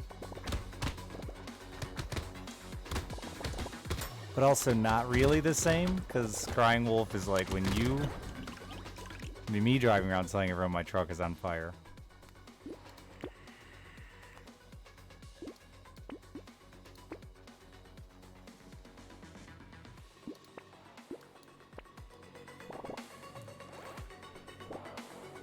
A truck with nuts on it. She couldn't react to this because she didn't know what it was, but the other day, some asshole in my chat sent me really comfortable. Like, I gotta stress, these are just super comfortable socks. But they are a repeating pattern of uteruses. And the other day in gymnastics, surprise, the parents get to participate, but they have to wear sock feet. So I'm just wandering around in uterus socks in front of her teachers and other parents, and they're really comfortable.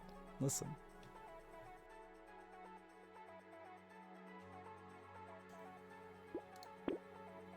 I don't think anyone noticed. It's like a subtle enough, it just kind of looks like a weird patterned dress sock. They hope they didn't notice, but I'm sure somebody noticed. I got good feet. How could they not look?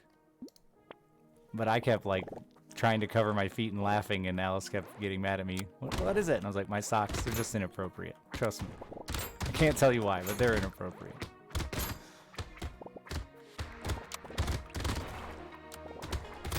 And then when I did tell her why, she was not happy with me for my choice of footwear. But I didn't know I was going to have to show them to the world.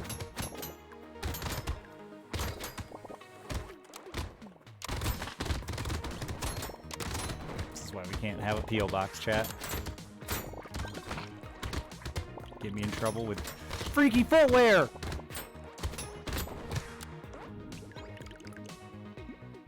Cockay.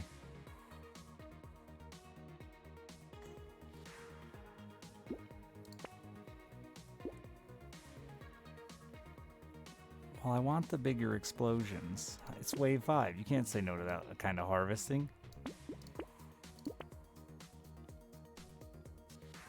I can't afford to give up the health, but I'm a lunatic.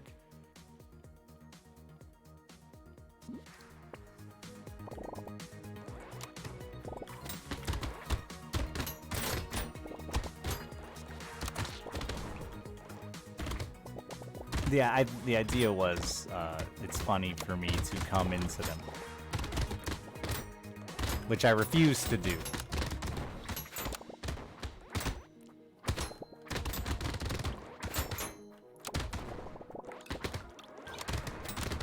I'll get a clean sock out. Fuck that. You're not winning this round.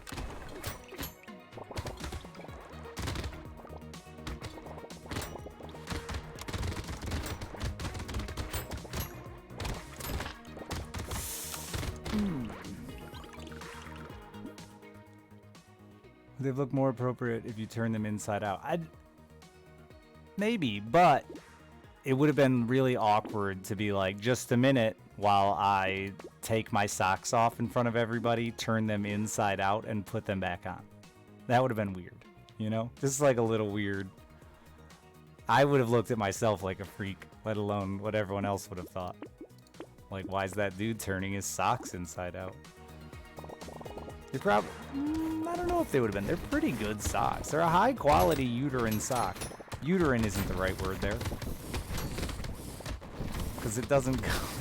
It's not a sock for the uterus.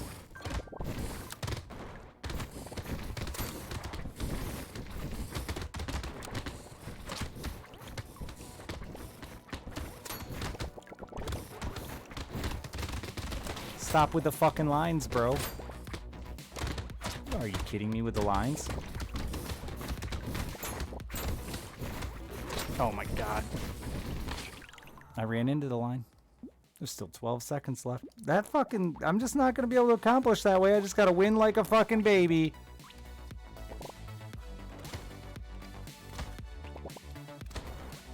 I got mad. Now I'm a quitter. And I immediately feel nothing but regret and remorse.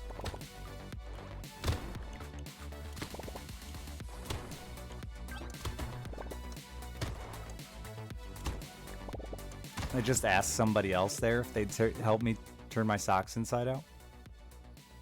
Excuse me. Would you mind helping me? And then after they say yes or no,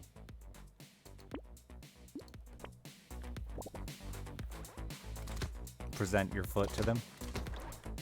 Can you turn these inside out?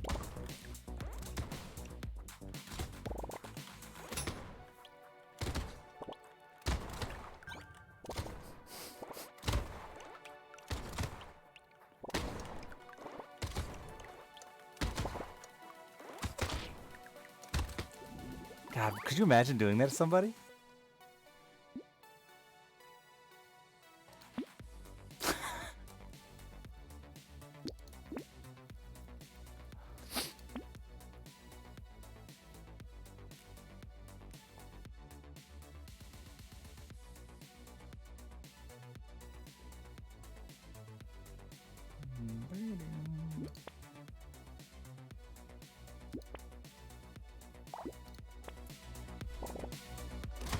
Yeah, somebody's eventually gonna say yes, Average. And then they've said they will help you.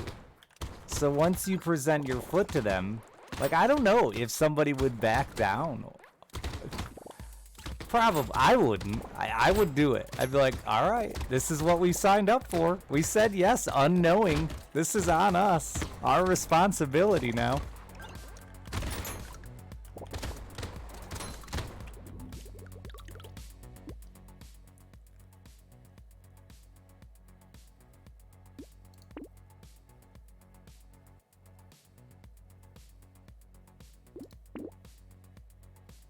Yeah, that's what I think too, Kelsey. Really, a lot of people would just be like, well, fuck. Guess I'm changing a man's socks.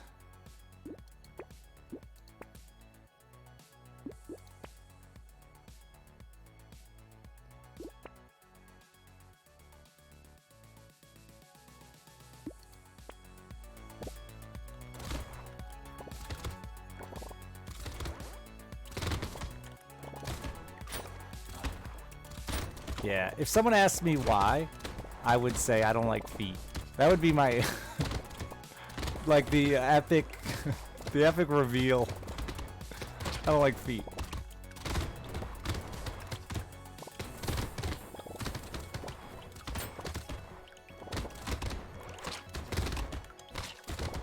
Just really don't like feet.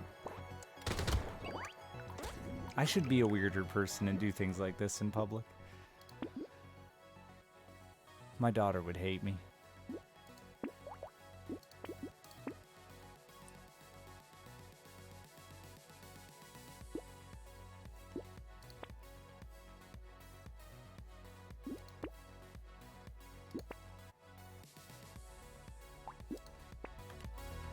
Feet are weird.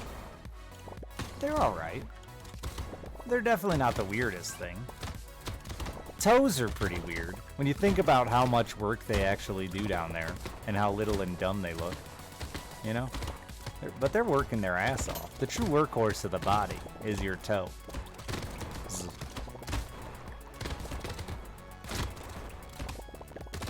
Stop wiggling your toes. Stop it.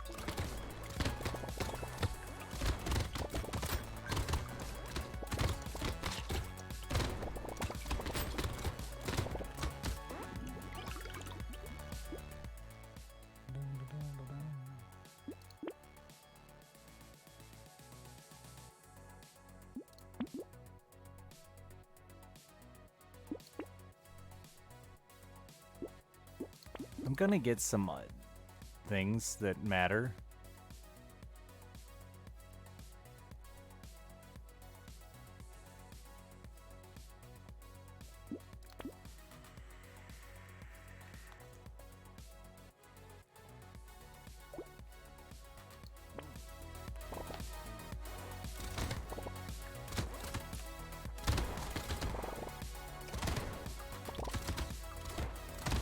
I'm so sad. I only leave the house to go to my local diner.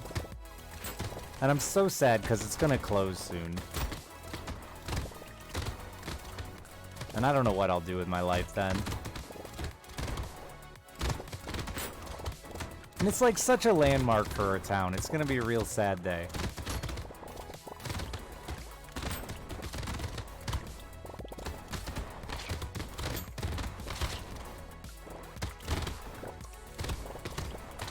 I just wanted the tree. Why wouldn't it die in 4 bullets?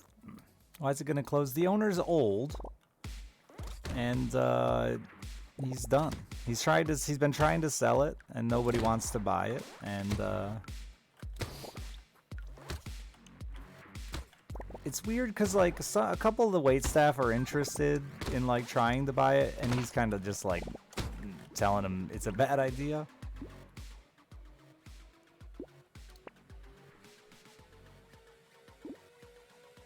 Time to buy it? I can't pay my own bills, let alone buy restaurants.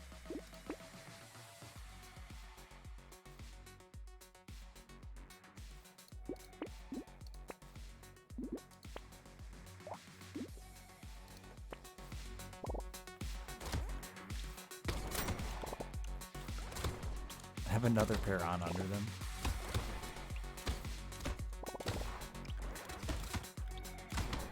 You can buy it though, chat. We can do like a Twitch owns a restaurant. That'll become the stream.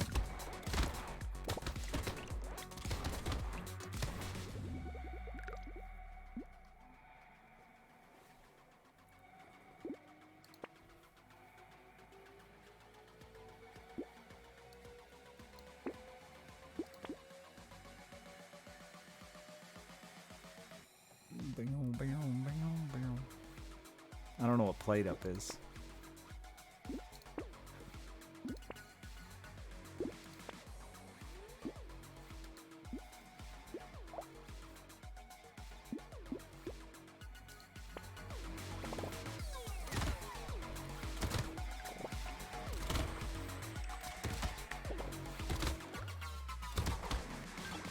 No, I couldn't let you do that. You'd ruin my restaurant. So, like, there's another breakfast place in my town, right? But it's owned by, like, the rich family that owns everything in town. So this is a little hole-in-the-wall diner where all the, like, not cool people hang out. The farmers hang out. And I love it. Even though, like, the majority of them are idiots, they're, you know, entertaining. Entertaining idiots.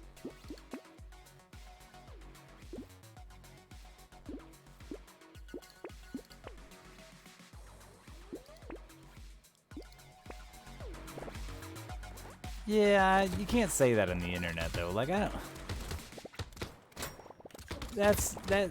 I agree with you. Idiots can be decent people to you, right? Like I understand the idea that like they're not good people. For the most part, they're not good human beings.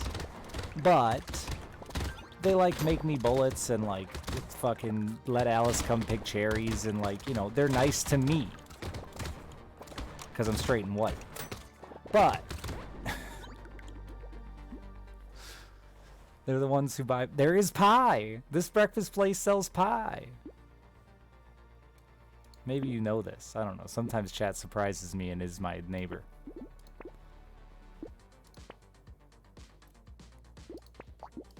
A homemade pie.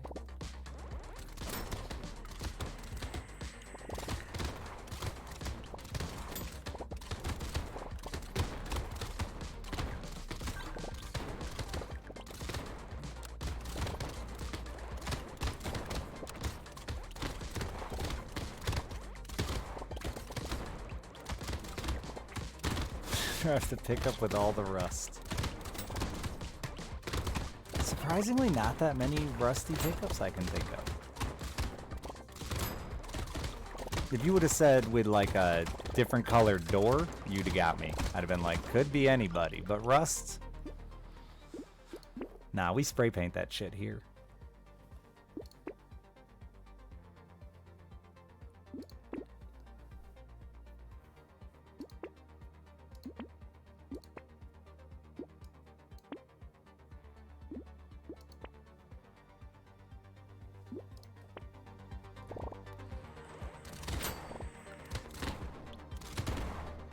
Going all right. We got a win. No. Yes. Yes, we got a win. We unlocked 2 characters, one with them. About to win with another, because I'm just that good. Calling it on wave 6.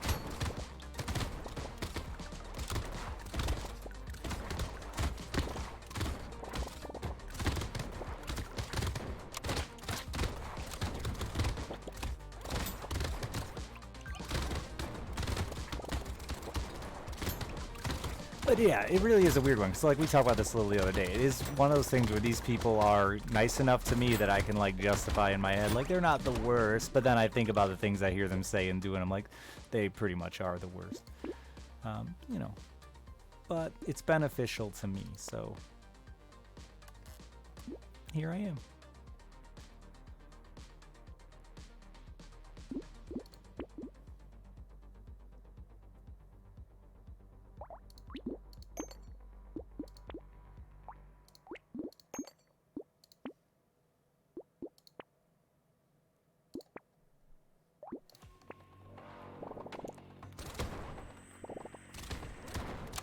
Actual bull testicles, just shriveled up like a shrunken head.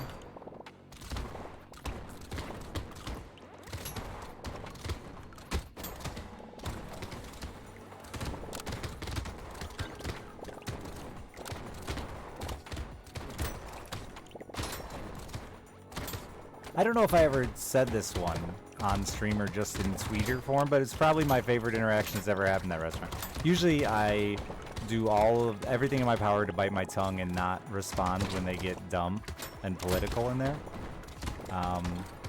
But I went in with my daughter on election day or whatever, the day after, and everybody's bitching and I'm just sitting there chuckling because Michigan, if you aren't aware, did about as good as it could have with the options we had.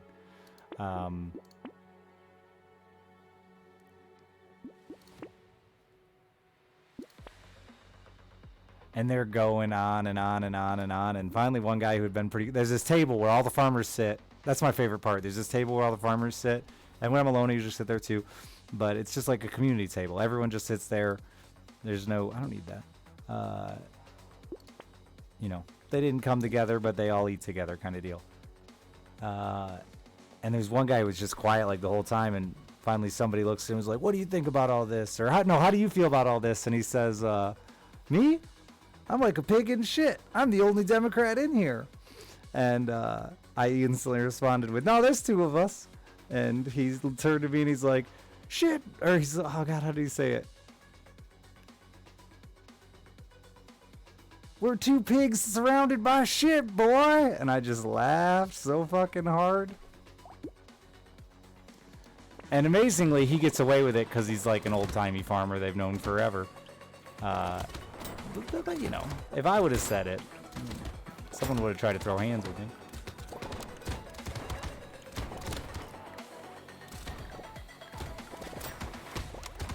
Alice didn't get any of what was going on. I had to explain it to her afterwards, but it was very, very funny. And then, like, there's this dude in my town. I've put up pictures of him, but he rides around on a 3-wheeled bicycle with giant Trump flags flying behind and everything still. And when he walked in, that same guy, he sat down next to him like all grumbly, upset looking, and he's like, good morning, John. So who'd you vote for? And like the entire restaurant just started laughing.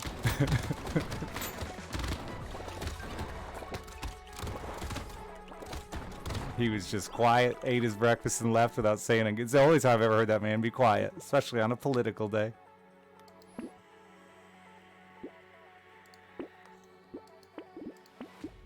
So there's some good ribbon, you know? It's a great little dumb place, and I will be sad to see it go.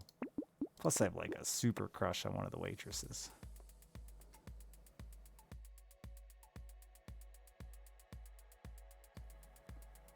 I kind of want that, but I can't afford the armor down.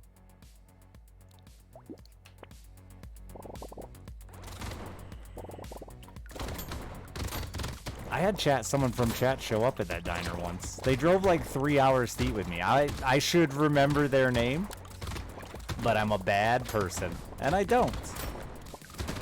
Whoever it was a lovely breakfast, but they were so tired by the time they got here that I felt horrible And so I let him sleep on my couch, which, you know, was concerning, not gonna lie. So I told him, like, you know, my door's locked and I sleep with a gun. And when I woke up, they were gone. So, you know, they came back in chat and said they slept and left, but I didn't even like get to say goodbye or anything. I felt bad. Kind of felt like I gave him a good threat and never spoke to him again. Probably because I can't remember who it was. They were a regular too, like a good part of the community. Whoever it was a good time.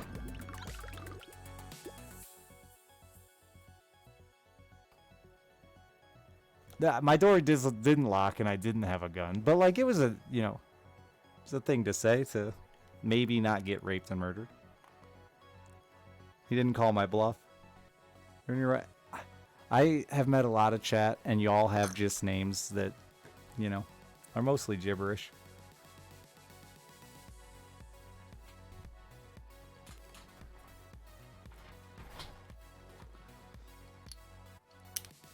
Sale. It's fine to have a crush on somebody and keep a healthy distance from them and their relationship. I'm not poaching somebody's marriage. I know she's married. Doesn't mean I don't have a crush on her. Listen.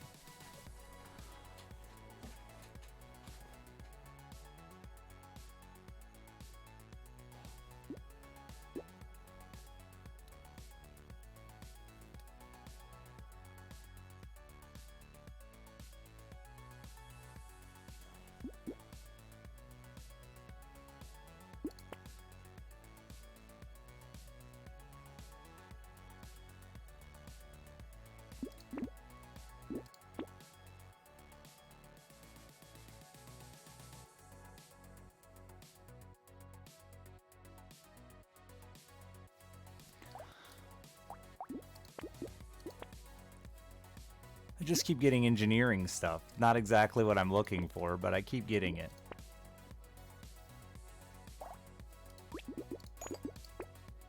I wanted to just get one upgraded screwdriver.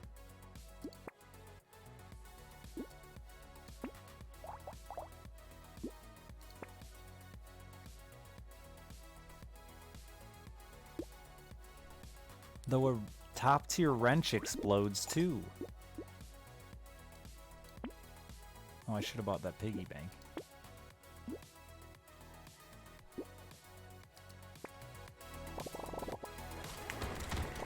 And it was platonic? Yeah, well, I came up with a better... I mean, like... Listen. Crush is a way to put it. Would you believe me if I said that I was having a platonic relationship with an attractive woman and I didn't? That we had, like, I was friends with an attractive woman that was married and I didn't have, like, a secret little crush on her? Come on now. That's just lying, and the fact of the matter is I'm not going to pursue it because she's married. However, we're friends and she's attractive, but married. So I might as well just say crush, because what else?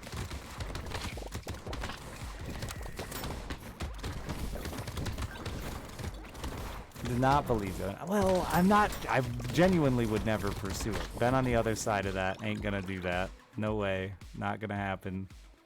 Very, very careful to not even attempt to, or for it to seem like I'm pursuing it.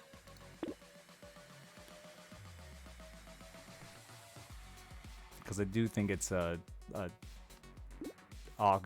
gray area. In a weird way, though, because I got plenty of mom friends that I'm not attracted to, so I don't think about it, right? It doesn't hit... I do, actually. I thanked one of my friends for it, actually. Because he just lets me spend quite a bit of time with his wife. And he's cool with it. And, like... roles reversed? I don't think I would be. Like, look at this. Look at this.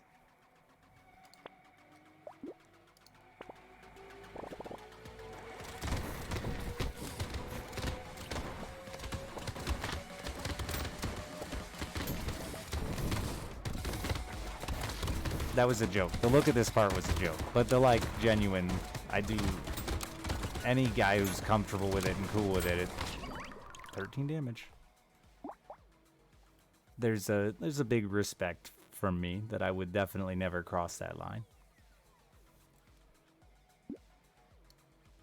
Did they add more difficulties? No, they just changed the difficulty. Hey, Nost.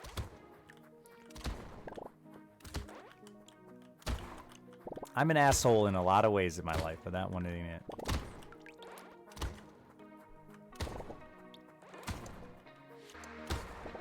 Plus, like, how could you ever trust the person you started dating that you stole from another relationship? Like, I couldn't. That does still affect that, even though I thought it was just the explosive damage. Interesting.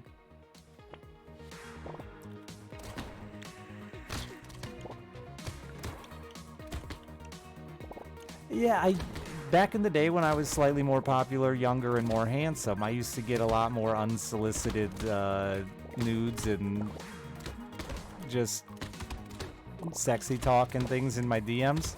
And it always bugged me because, like, that's not how, I'm just a hopeless romantic, right? Like, that's not how I want to start a relationship. And I always felt bad for him because, like, the minute they did that, I was kind of like, yeah, now it'll never happen.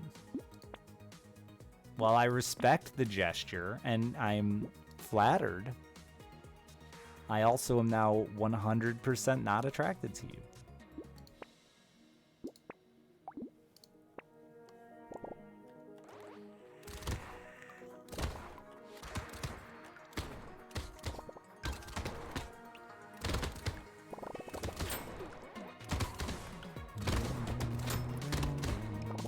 And I know that's old-timey and outdated and what, but that's who I am. I'm fucking lame-a. That doesn't mean we couldn't meet and 30 minutes later be fucking. That was a different scenario. There, you know, I'd feel like I did something to earn it.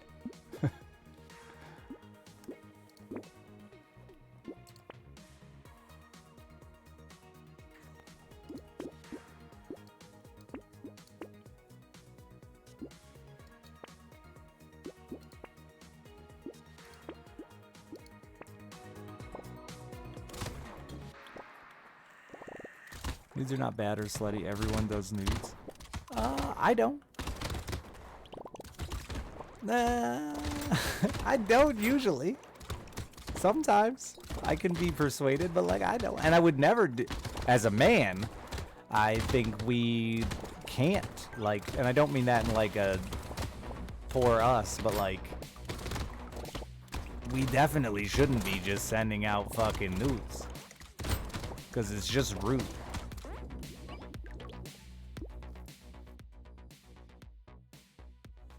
You're never gonna receive the reception you're hoping for. Even if they lie to you, they aren't impressed.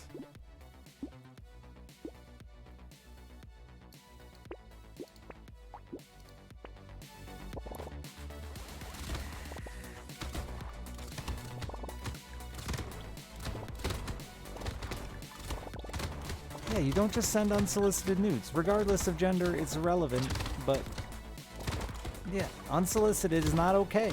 Period. Fact. I don't care who you are.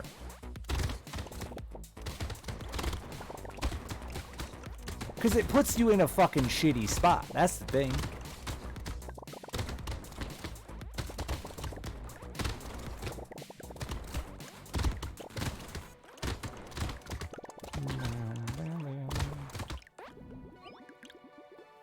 I got one too many nudes. And then like I wouldn't respond, and I'd get a follow up of like, "What'd you think?" And I can't tell you. And now I'm in this uncomfortable position where I can never speak to you again, or I have to lie to you, and I don't want to have to be forced to lie.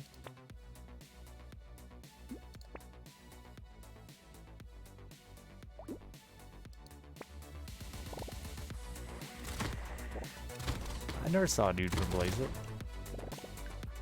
Caucay. unsolicited dick pics can be funny to me. Like I will say, twice I've gotten surprise dick pics that were funny. Oh no, I think my keyboard's going dead. One was like peak comedy. He donated after like talking up the fact that he was having a kid.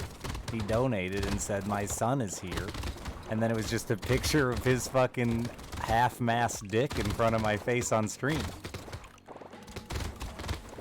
It was brilliant. Decent dick too.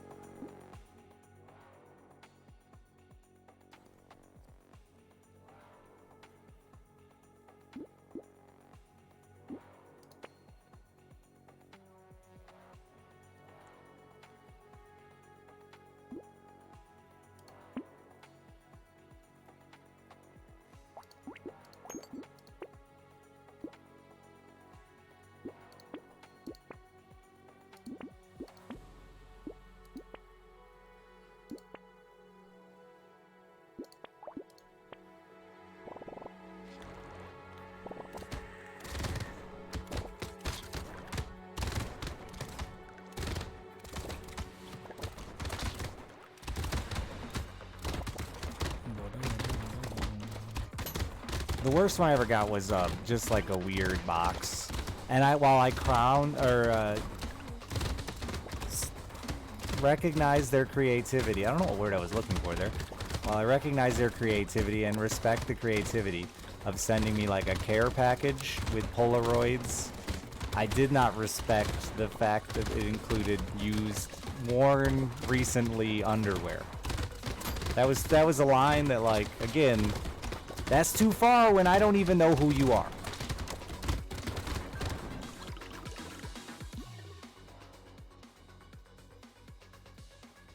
It was gross. Like, I opened the box and immediately knew what the contents were.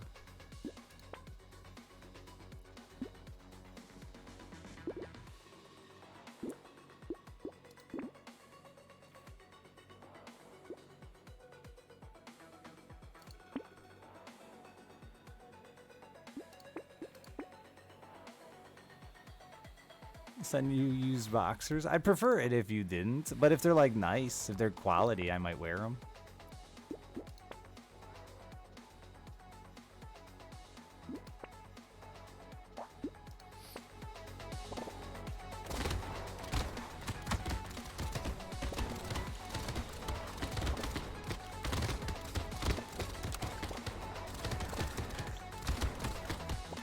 I respect a good box. Well, I don't wear boxers. You better be in boxer briefs, because, like, I'm not an animal. I'm not a 15-year-old boy in boxer shorts.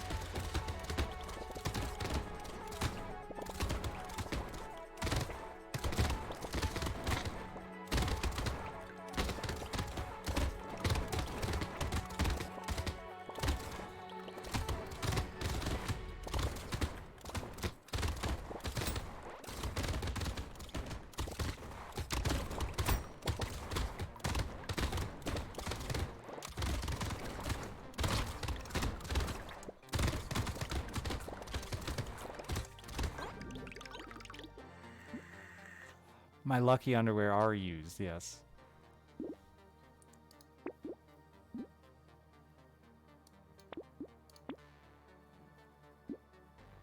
Stolen. Well, kind of. Abandoned? They needed a good home.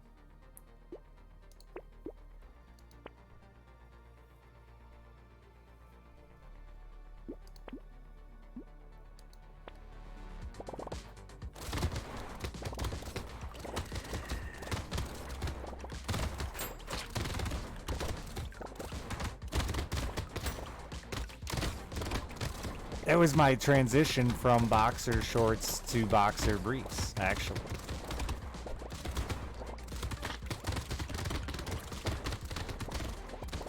And also not what started this conversation. That's not a good transition story, because it was the girl's ex-fiance. But, like, totally different. They were already broken up. Didn't know her before they were broken up.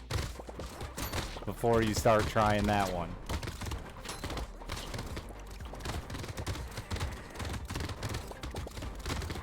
but thankful for it because, like, oh my god, I finally got the support my balls need, but fuck these runs.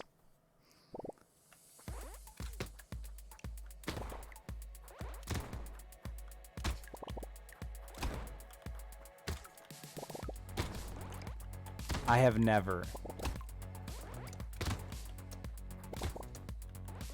been with someone in a relationship.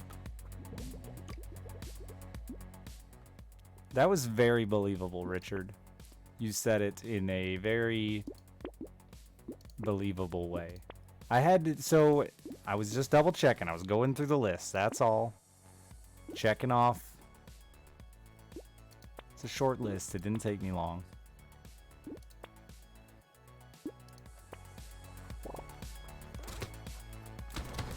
There was one where a girl dumped my friends and we hooked up that night. That was the closest. But never someone in a relationship. That would be horribly mean to somebody.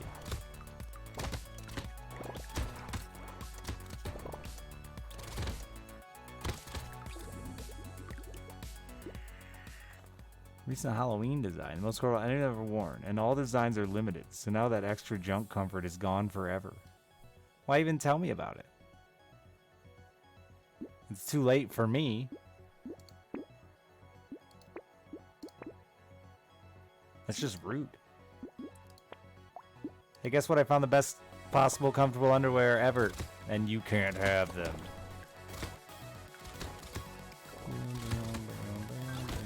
Tipsy did that to me with socks.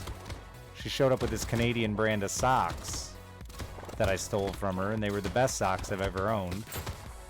And then I couldn't get them here in America.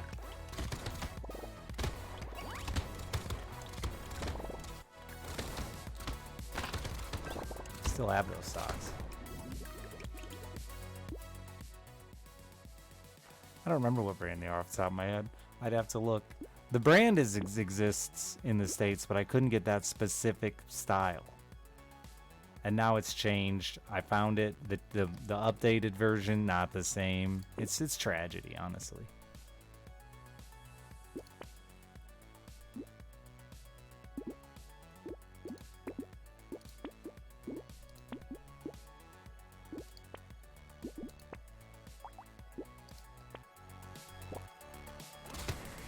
The hope of getting more socks? I dated 2 Canadians. And I don't think I asked her about the socks because it would have been inappropriate. The second one.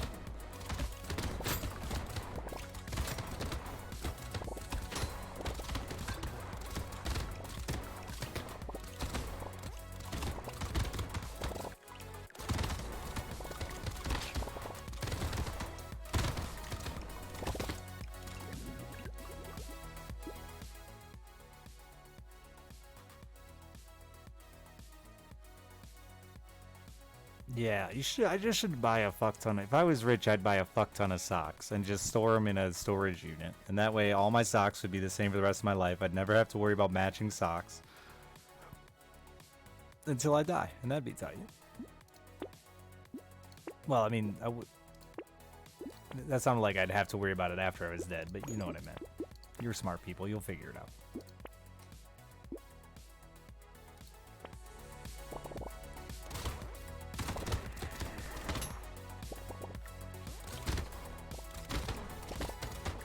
I need a good pair of winter boots, and I was really surprised that I didn't get more recommendations for good winter boots. I felt like some of you in Alaska or the fucking Scandinavia would be like, these are the boots you gotta wear. Can somebody just make me like a pair of reindeer boots? I cannot keep my fucking toes warm when I am out in the winter. It's a true problem. Specifically, ice fishing is so difficult because you just don't move a lot.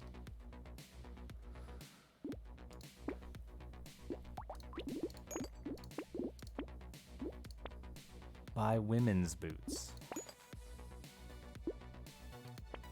You know, you might be onto something. I was thinking, I wasn't You might be right. I wasn't thinking women's, but I was thinking, I think part of the problem is my foot is so petite that there's just a lot of boot. I got a lot of boot in there, you know? A lot of space in my toe area. But you might be onto something, just like I do with socks. Buy women's.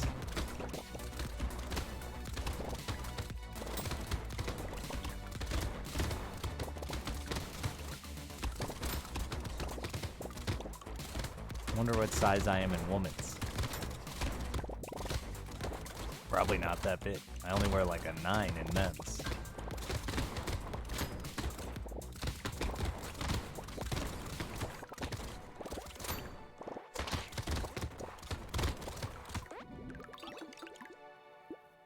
Is it just normal +2? Is that the conversion?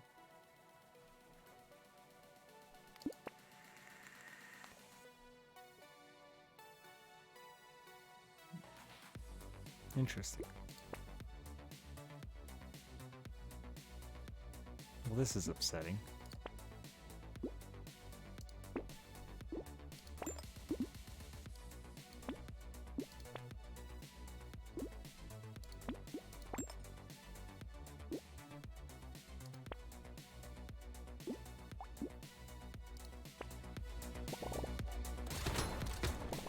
Yeah, women really lose out in the pocket department.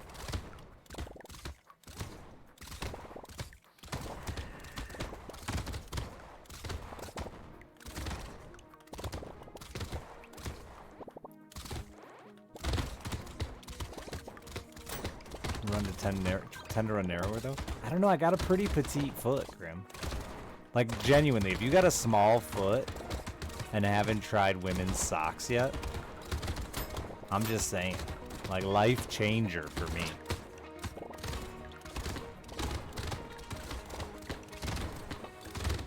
Now, if you have a big ankle, I have a friend who is like, I really like them, but I can't find them with a big enough ankle.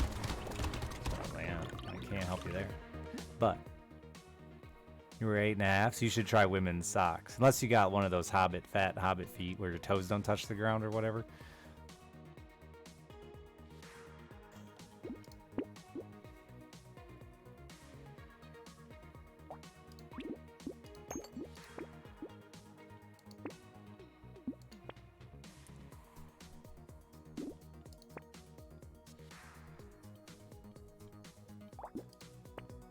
Hobbit feet? Yeah, I don't know. Big, thick feet. I imagine a hobbit's foot is not just long and hairy, but also like, you know, meaty, powerful.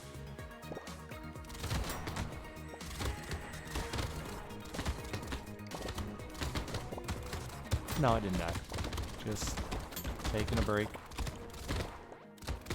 Figured there was at least a few people who wouldn't mind seeing something else.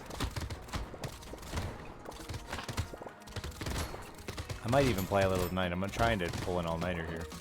If I can tough it out. I should get a drink.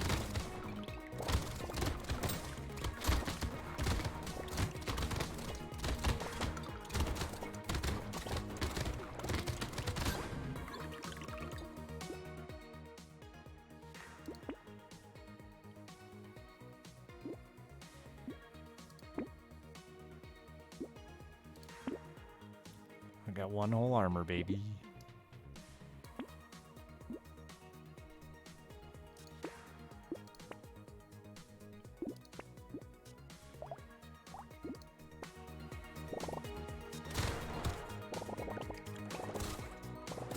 Yeah, hobbit feet.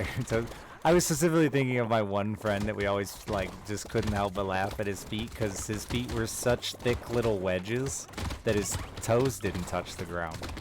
Like when he was just standing flat-footed, his toes were, I don't know, 1/8 of an inch above the ground, all of them. And it's like, how do you even balance like that? Once he started walking, obviously his toes engaged, but just standing there, his fat foot just lifted his toes off the ground.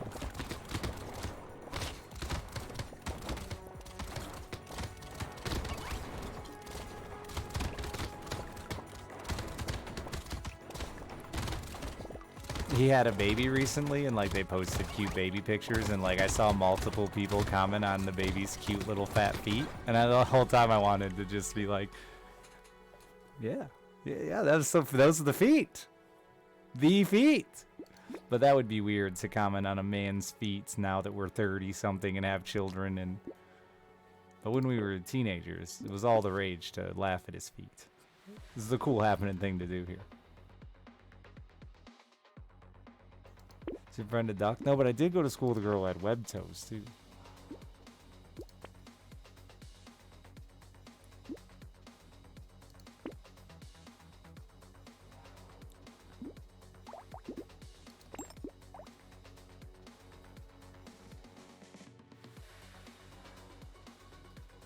You got web toes? Yeah, it's not like insanely uncommon, is it? Is bean even worth it? I'm beaning.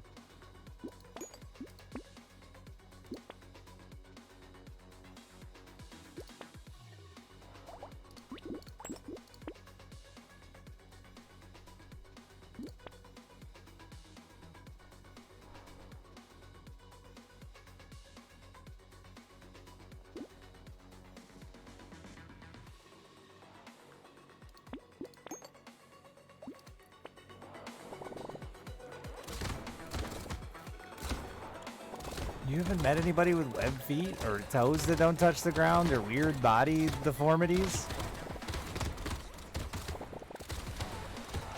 I'm sorry. I'm also just like a super curious, weird person. I feel like I go above and beyond to get to know somebody and their feet. Hey. And I had a very same like-minded friend group. We were just a bunch of fucking weirdos.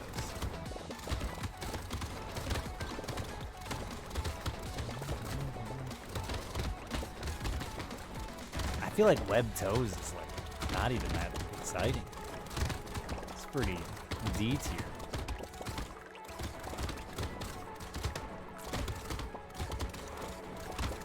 Like S tier was the girl with the double vagina hole. One main hole, two separate shafts before you ask a million questions.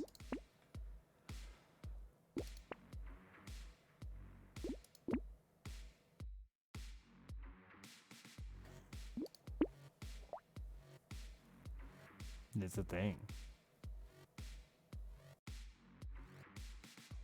Yeah, like one hole and then it's separated into two different destinations.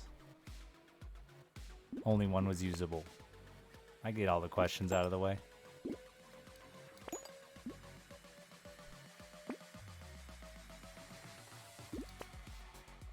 Please elaborate. Like you walk into a cave, right? And you gotta choose, am I going north or south?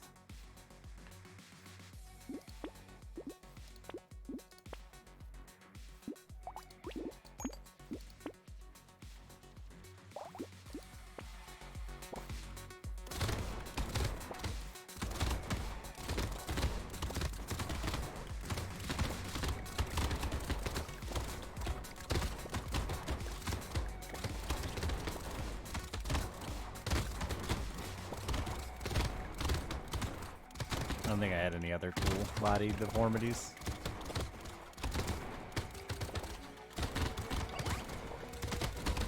Really common in men? Wait, what? Our uterus does that? Oh, no. Baby, my hands aren't a deformity. I just have small hands.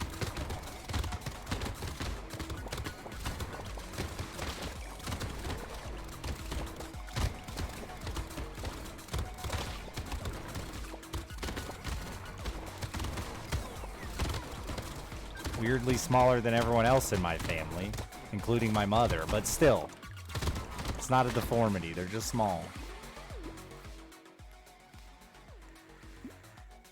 I can't crit. Just give me 31 bucks. Maybe I can crit, but just give me 31 bucks.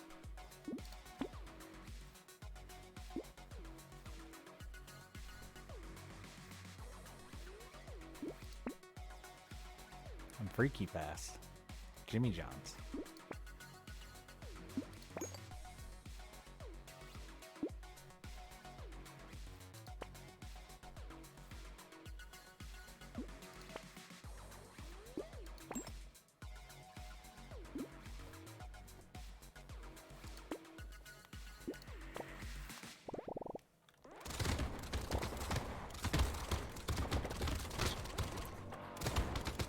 just keep walking into the line. And then I walked into an enemy dodging the line. How can you put these lines so far away from you? You're crossing a line. The random lines are so much worse. They were better until they were worse, you know? It's like a fucking QuickTime event, and I hate it.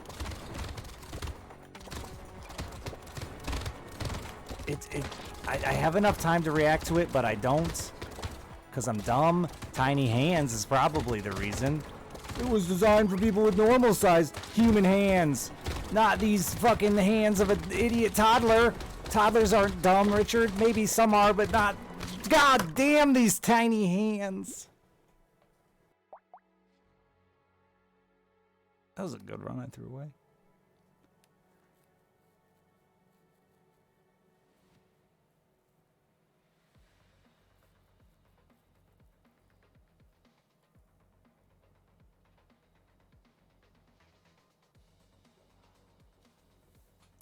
Nice running commentary. I don't remember a word of what I said except toddlers aren't dumb. Or maybe some of them.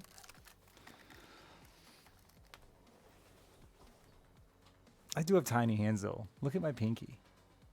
Look at it. It's like that of a baby.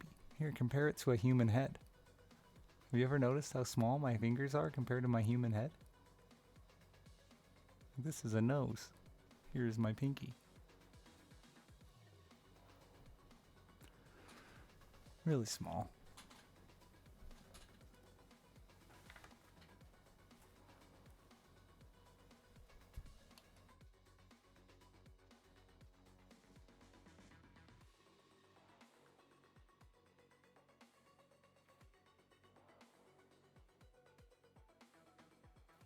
Yeah, my hands are 6 inches from base of my palm to the tip of my middle finger. If you really want to know how big my hands are. I have to get a drink and I think I'll pee in the yard because it's been a while. And maybe take the gun out of my hood. Which, like, sounds different than what I'm actually doing, which is the real thing.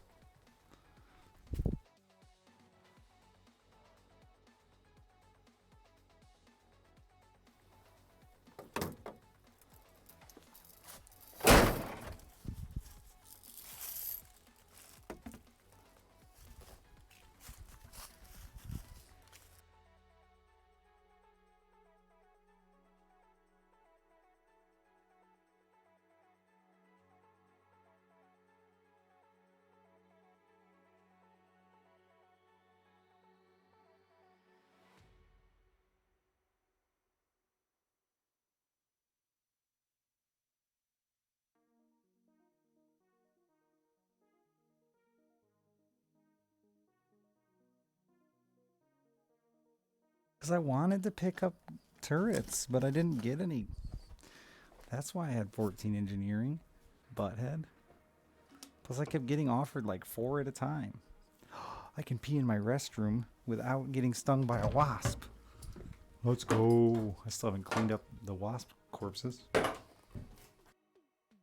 The floor is crunchy.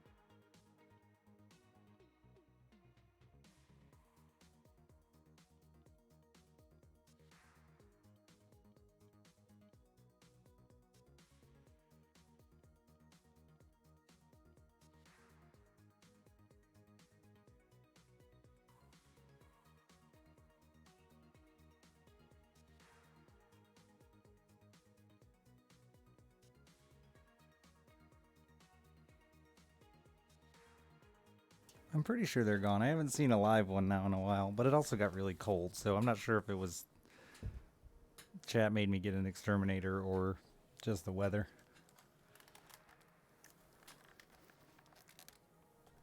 7.5, 7.6 inches is the average Size of a human man, as opposed to. I'm probably lying. It's probably like my dick, and they're actually 5.5. I don't have a tape measure. Got lots of things on my desk, but a tape measure ain't one.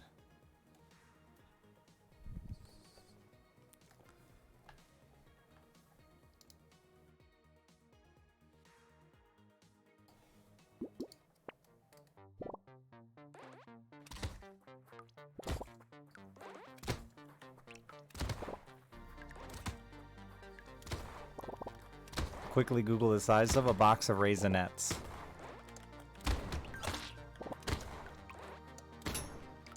I feel like that's got to be a pretty uniform size. Oh, slightly longer than a box of Raisinets.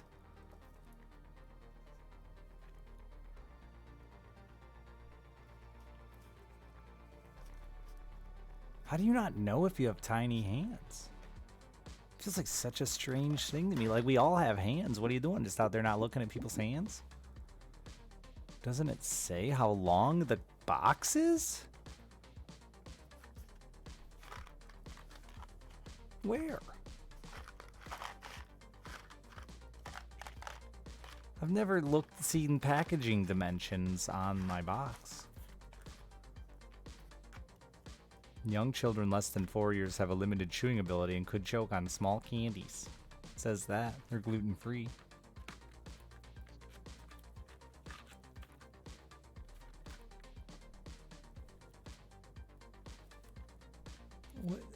I'm just asking for one number, not a fucking equation. I don't do math, bro. Work with me here.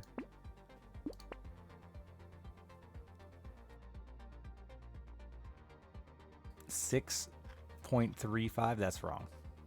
Your math's wrong.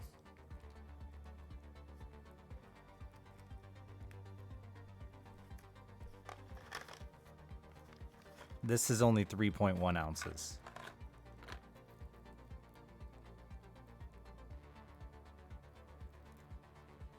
No, it's 3.1 ounces.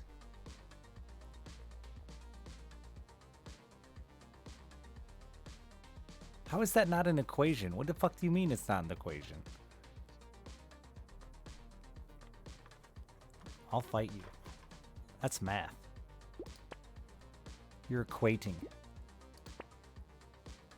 I just rolled all my money away and then, you know...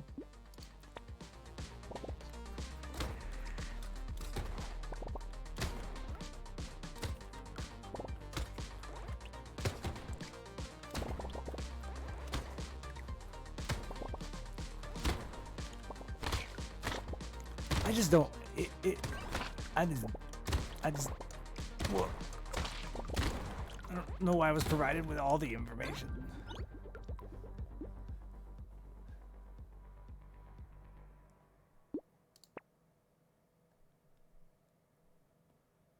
Piss all over me. Just do it, you fucking coward. Now I get a turret. See? Should have took the engineering.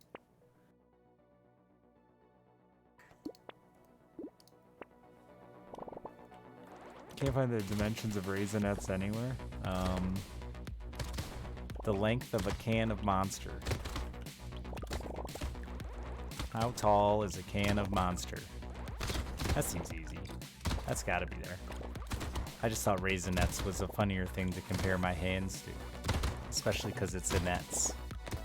Which makes them sound dainty like my hands. Probably why it's my favorite candy.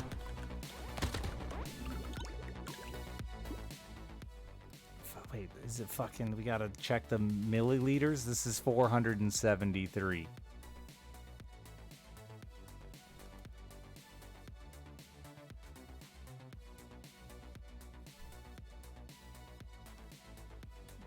My hands are bigger than I thought then. Not smaller. Look at me go. I got like a normal ass hand. It still says 16 ounces. 473 milliliters. I'm 5'8". Though I might be 5'9", the way things are working out tonight.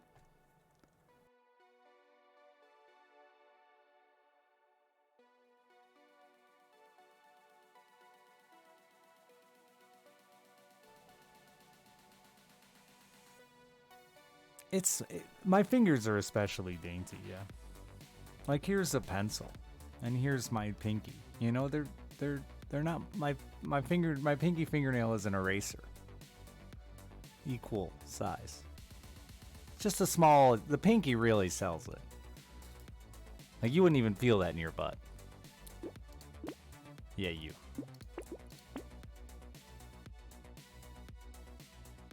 That's my take on metric versus USA system.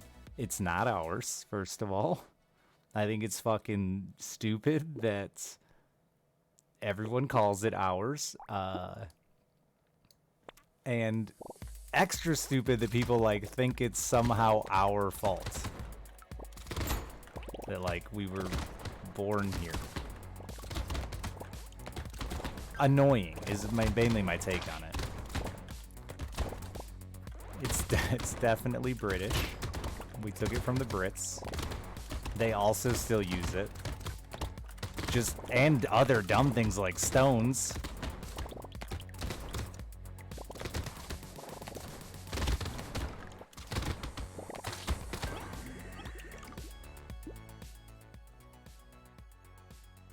And I didn't choose to learn it. Like, I didn't choose it. It's not a choice. I'm not defending its usefulness. Just it's like yelling at someone for learning the native language of their country.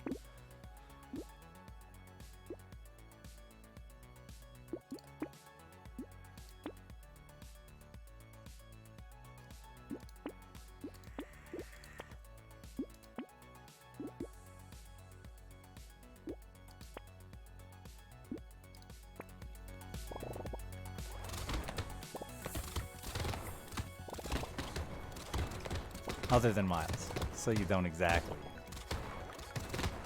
And stones. Don't forget about stones. Also, Canadians, you measuring your dicks in inches or centimeters?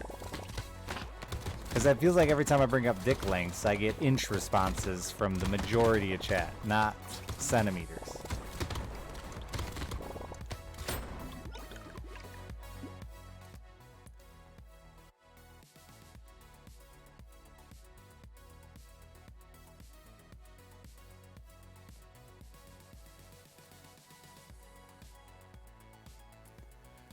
But yeah, I think it's annoying because people come in and like make a big deal about it all the time, and it's like irrelevant. Unless you're like an engineer, in which case, sorry that you picked that career. Video games have helped me learn metric better. Still not great. Temperature's the one that's fucking dumb.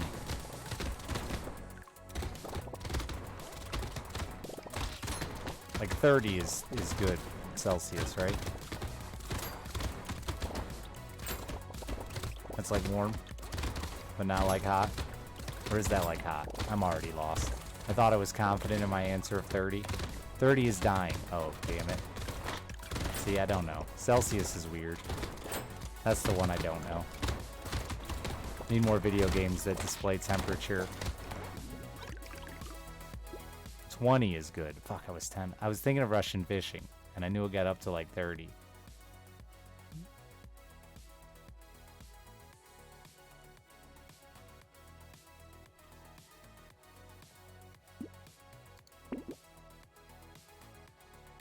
$37 is your body. Oh, that's not dying, you fucking babies.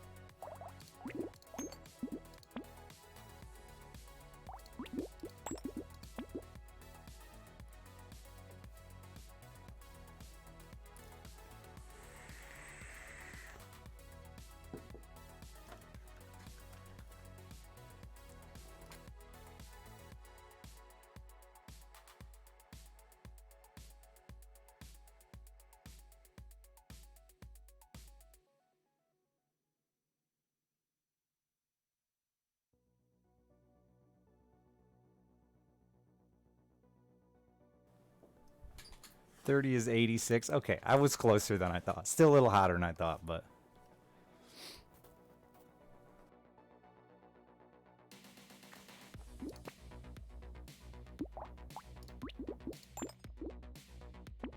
I was thinking closer to 75, but.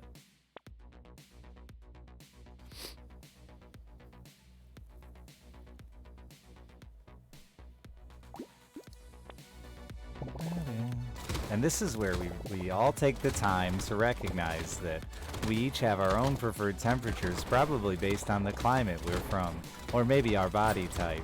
And we stop going, what the fuck? How can you say that's hot or cold? Right? No, it's not. You're all a bunch of lunatics. 69 degrees, and it's not a meme. Before I even... no, I knew what 69 was. But before the internet memed me to 69ville, 69 degrees. That's the perfect temperature for a home, and I stand by this. And if you say anything else, you're wrong.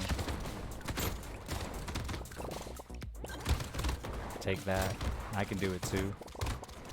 20.5. That's it.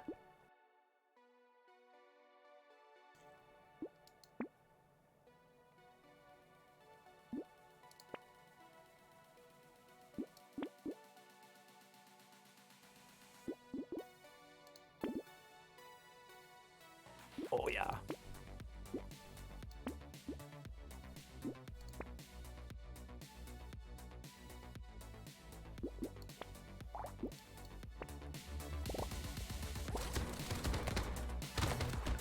It is crazy how much our bodies acclimate, though, dude. Like, with ice fishing this year, I definitely struggled to, like, readjust to warm. I spent so much time outside in the winter this year. And then didn't struggle with the cold as much. It was crazy.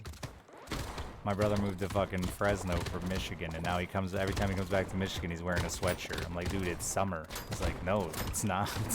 It's Fresno winter.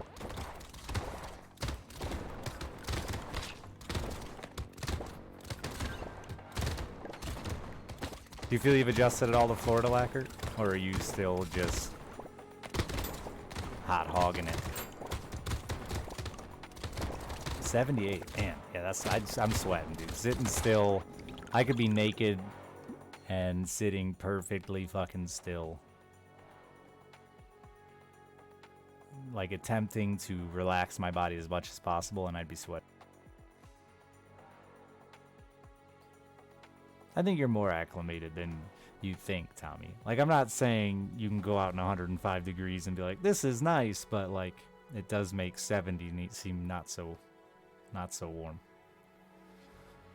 Cold weather camping trip? I'd love to do one. I think I'll take this. I don't really care about the range, and I do care about the health.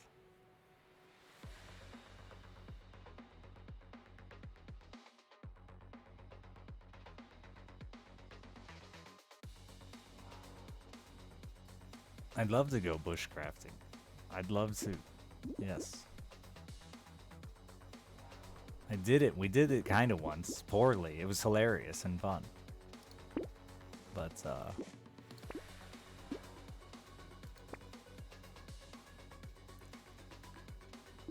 gonna need the tech to catch up a little bit before it's viable to stream it more often. At least for me.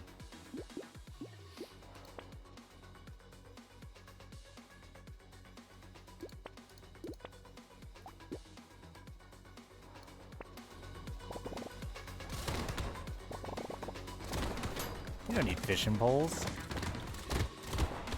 We'll make our own pole. Or just handline it. Depends on where you live. Actually, some places it's illegal to handline. I just found that out the other day.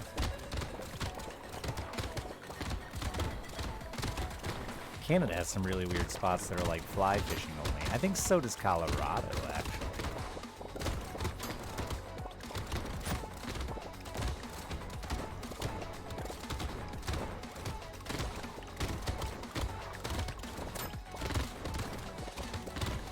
That's a really long way to word. Size doesn't matter. I don't think that's exactly accurate, but you know, again, each person to their own. There is too much, yeah, for sure. And again, depending on the recipient. There's probably recipients out there who would disagree and say there's no such thing as too much, right? Like, again, sort of like the weather thing. It's almost like we're unique individuals who have different things going on. Crazy. But I've told my story about my buddy with his insanely massive cock. To end all cocks. In the Great Cock Wars of 2040, he will rule supreme. And like, it was like borderline depressing at times for him. And like, none of us gave a shit, because dude, you got a huge dick and it's really cool to wave around in front of all your friends. But like, yeah, it was a burden, dragging that thing around. Plus he had a 9-inch nutsack. So like, pair a big dick with a 9-inch nutsack and you got a beast of burden. A 9-inch nutsack. He shits on his own balls if he doesn't throw them on top of his leg when he's pooping. I'll just never stop enjoying saying that statement right there. I'll say it until I die. Because I just couldn't imagine having to worry about shitting on your own balls. Chad has informed me, more common than I realized, but like...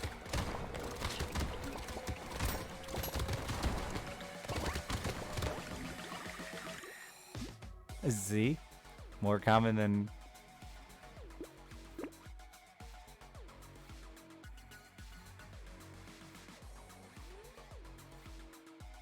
Just constantly having to move his nuts. Though, when he teabagged people, it was hilarious because he'd squat down over them, lift his sack up, like, to his belly button, and then just drop them. So, teabagging always had a different, like, bouncing up and down, squatting. No. Lift and drop. And you...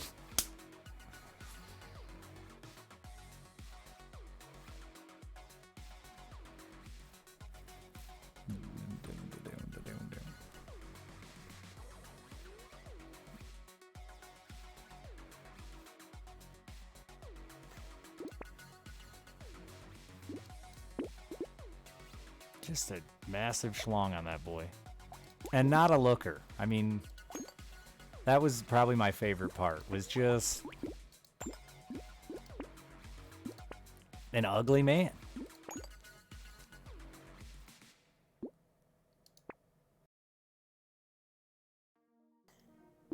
So blessed and so cursed.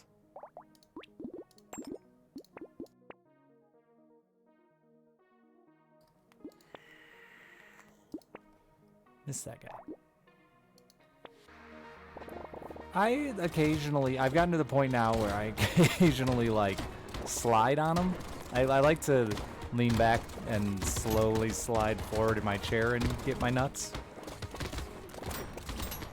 I kick myself in the nuts all the time because I sit crisscross applesauce. But I got a pretty tight package. It's tight, well kept.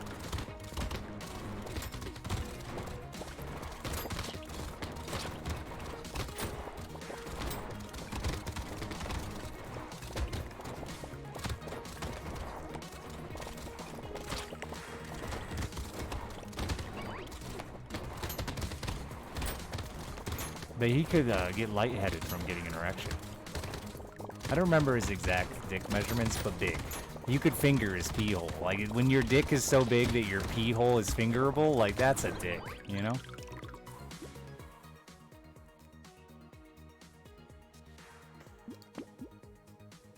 Oh.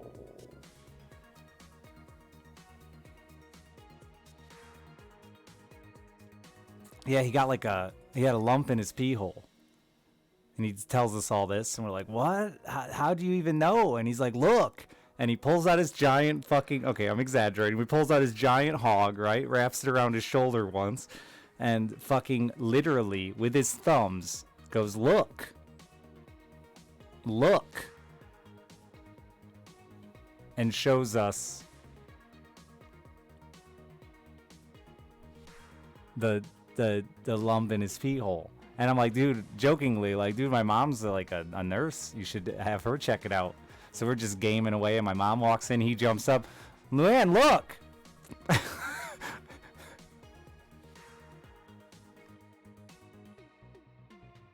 was assist. Just assist, thankfully. And again, he just opened it. I can't fit fucking mechanical pencil lead in mine. I'm the complete opposite. I have the tiniest Hank Hill urethra on the planet. But that's, I mean, when it's fucking just a sheer magnum, you know, stud of a, like, yeah, look.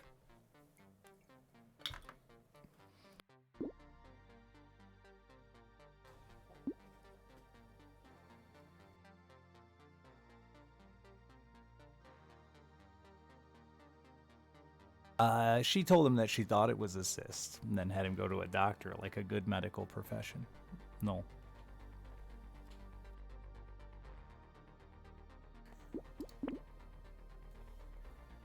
Five engineering? How can I say no, even if I've only got like one Healy turret?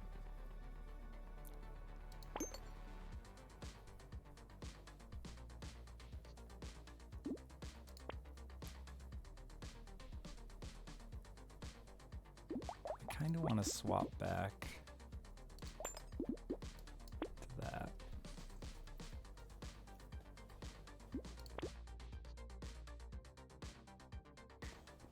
With snacks or whatever. A little water skin.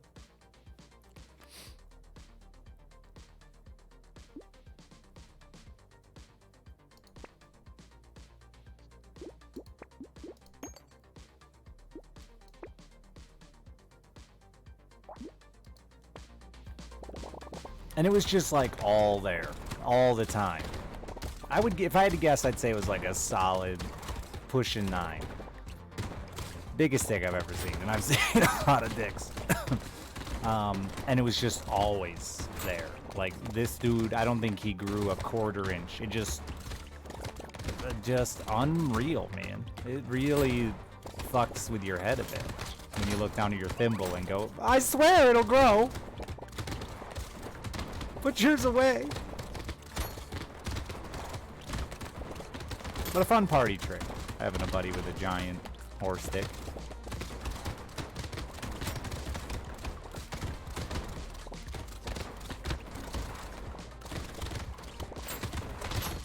Do I have his phone number? No, I talk to him on Facebook once in a while if you're interested. Last I knew he was available. A little bit on the rebound.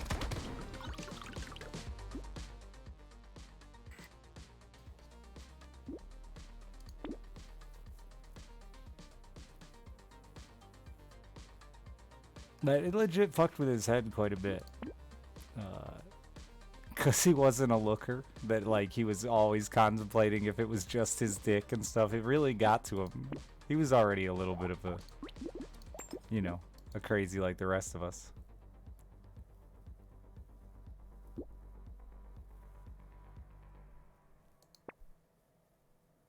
By us, I mean me and my friend group, not you, chat. You're probably totally normal insane.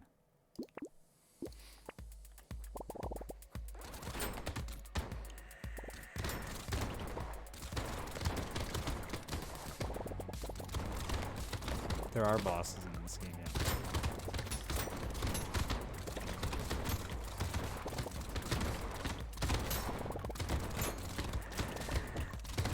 yeah. But they also are surrounded by monsters. I think we've already seen one, and you probably just didn't notice.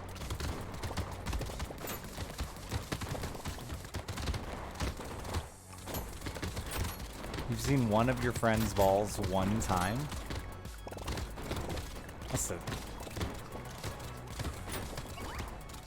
weirdest thing. I mean, we don't still show each other our dicks. We're all grown-ass men now with, like, careers, and they have careers. I don't. And families. Again, I'm not me. But you know what I mean. We're adults now, so we don't continue to. But, like, there was so much dick out. 92 damage mines.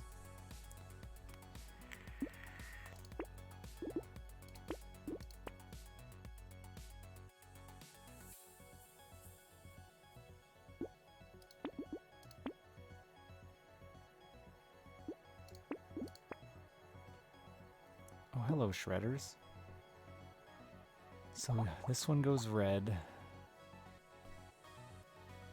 I don't need that one. Right? Red. Oh, wait. Wait. I do need it. This one goes red. This one goes purple. These go red. Have a spare. So I have to lock it though to do that.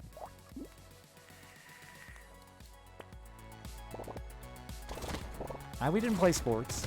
We didn't have that excuse. No, we were incredibly gay. Without fucking. Mostly. I think it helped that we grew up in that era where like everything was gay and you know, it was just the go-to catchphrase. And like kind of the end of like the end of that era, I think, from what I see with teenage kids now. And because we were nerdy, like, we had a good-sized group of nerds, and we weren't, like, bullied or anything like that. But anytime someone would call one of us gay or something like that, we just always thought it was funny to play into it, you know?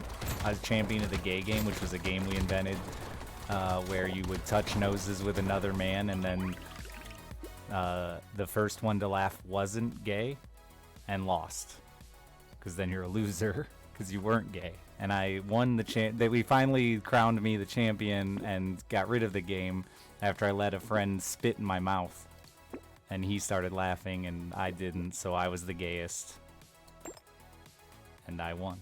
I just did that wrong, didn't? No, I did it right. And we decided we probably should stop playing that game because it was going a little too far.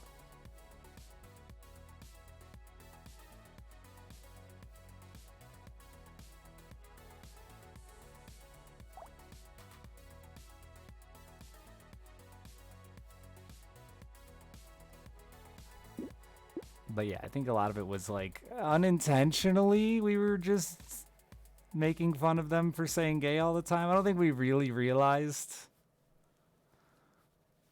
as much as just can't beat them, you know, make a big joke out of it.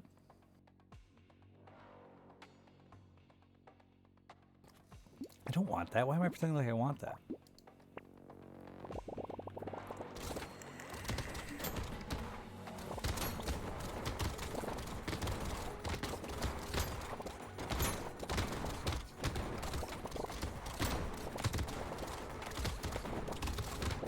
But that's not, I don't think that's necessarily why our dicks were out. A lot of it was just friendly, like, conversation about dick. And, like, when you're talking about your dick long enough, there has been multiple times on stream where I'm talking about my dick and think, I should just show him. And then I'm like, whoa, can't do that. And so the same deal, you know, you sit around talking about your dicks long enough, eventually you're just like, fuck it, dude. Let me see that hog.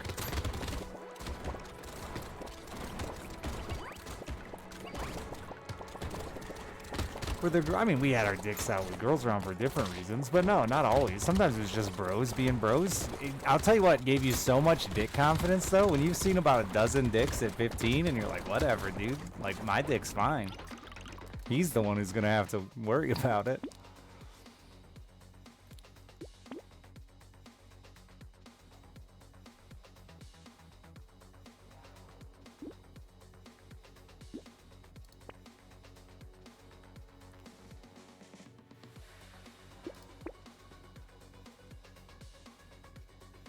That's a lot of explodey. Do I take it? Am I happy with my 73 health? Yeah, I'm happy.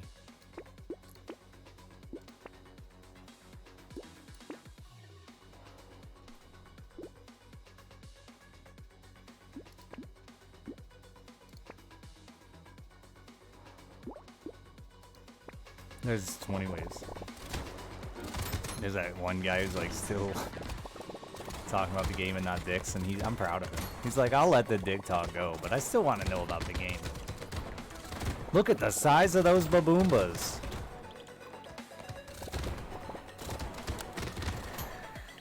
That is massive.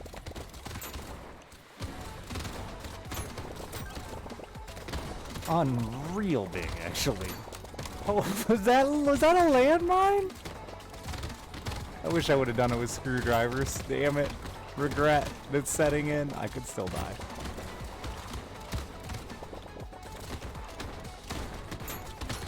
I gotta see this landmine go up. Something run into this landmine, please. Oh, look how big they are.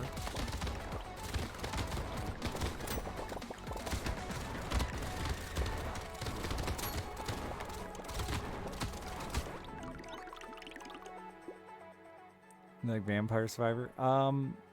So Vampire Survivor, in my opinion, is nothing. This is way better. I really like the best roguelike we've had in a long time. Very good. I think Vampire Survivor is a bad game. Not trying to like shame you, just like, so I would highly recommend checking this out. I think it's dirt cheap too. Not quite Vampire Survivor cheap, but dirt cheap too.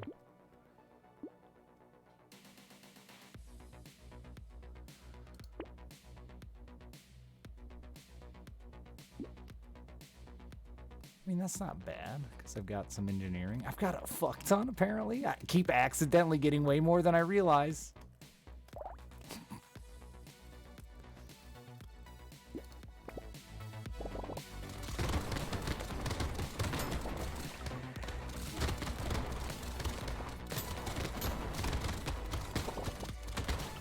But yeah, so unlike Vampire Survivor, I feel like this game has a lot more choices you're making throughout the run that are impactful. And doesn't feel like you're doing as much as sitting around waiting for this weapon upgrade. Personally. As well as dodging plays just a much bigger part in the entirety of the game, where I haven't played Vampire Survivor in a while now, maybe it's gotten better, but all of my runs just by like wave whatever, I just stood still and you either win or you die. Like, running is kind of misleading. It makes you feel like you're playing, but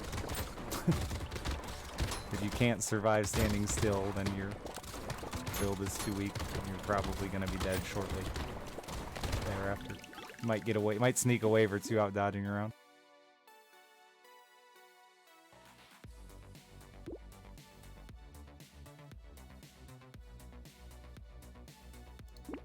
Sure, I'll try it.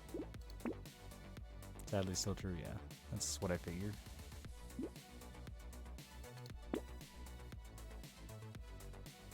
Minus 12% speed. That's so much regen. I'm gonna die.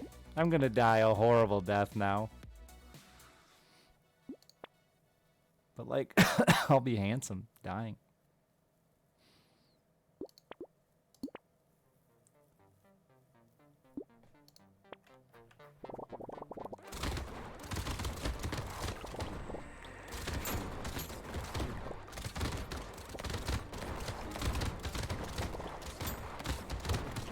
I don't think I have enough armor to justify the regen, but we'll see.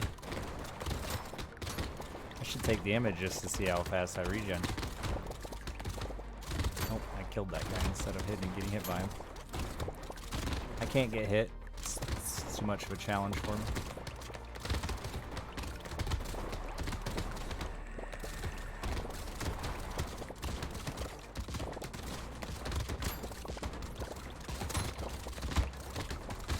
Yeah, really, this game, I don't think it got enough credit, and still isn't. Like, it's doing well, but I think it should be just absolutely shitting on Vampire Survivor's existence. It's harder, though, so I guess it probably never will, because some people just like the free dopamine of watching enemies go splat in Vampire Survivor. I guess I get that. I guess I understand. I can't get any health.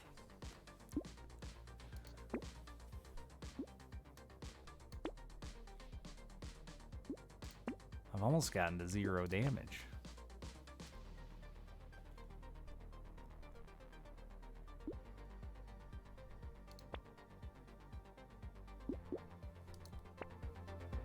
You can turn the graphic explosion off, thankfully. But yes, as you get nutty, the game does get struggle sometimes to keep up with you getting nutty.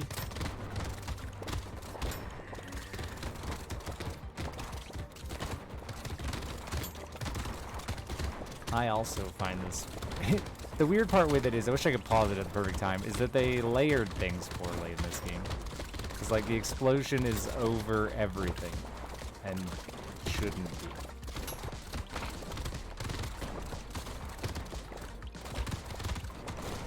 I think I took damage there, but I didn't realize, or see how I healed. Well, I heal pretty good.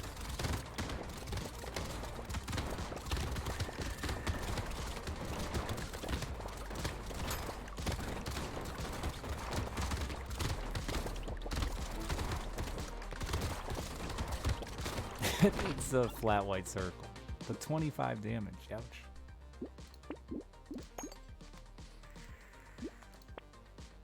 This is it, huh? Oh, I can't get any more HP. Meh.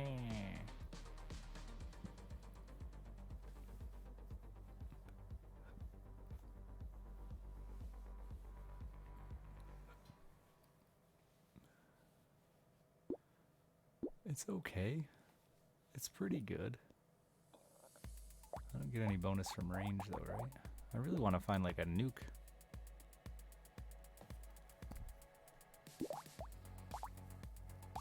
How much of an upgrade is that? A bit.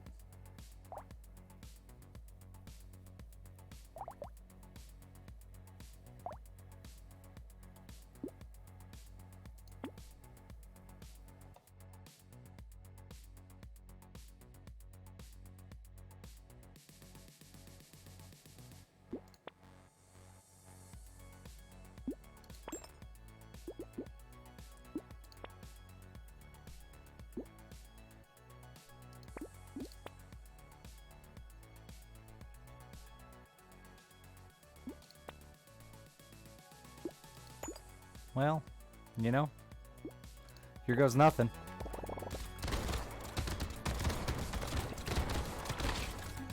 I'm incredibly slow. I'm incredibly slow. I'm incredibly slow.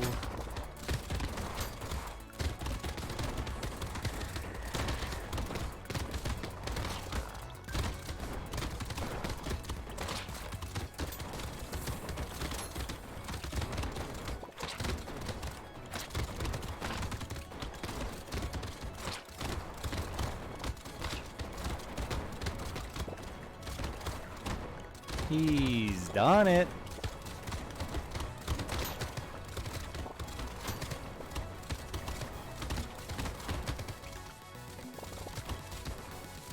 Regen turret plus crazy regen. 60. What did that say? 60% damage.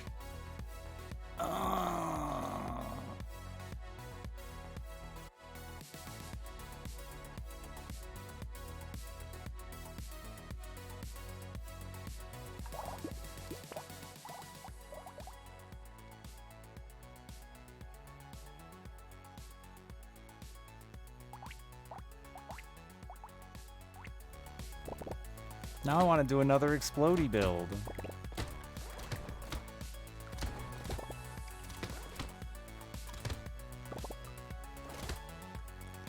Yeah, Etsy Couch is very strong. Though it didn't... I mean, it played a little there, but I don't know that it was truly the winner. When was the last Bannerlord run? It's been a while. However, I've heard that Bannerlords is released now and not really improved now. I don't know if this is an accurate statement, but...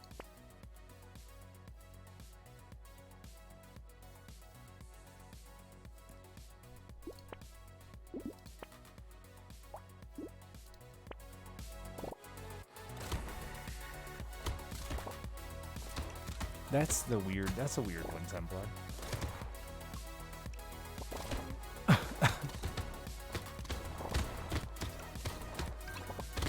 I mean, it makes sense, though. I don't think it's a non-valid statement. Like, I haven't played in a long time. But from what I remember, you're correct. I just feel like it had a lot of big issues. Mods will be better now? Yeah. I'm just not good at modding. But maybe I could learn to care.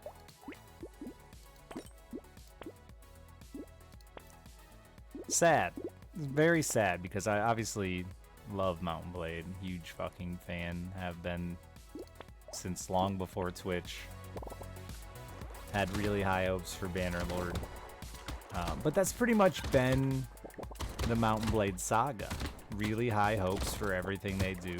Big disappointments for everything they've done since Warband or Brand or whichever way it's said. Written. I mean, does anyone remember, like, what is it, Song and Sword or Fire and Ice? Oofta.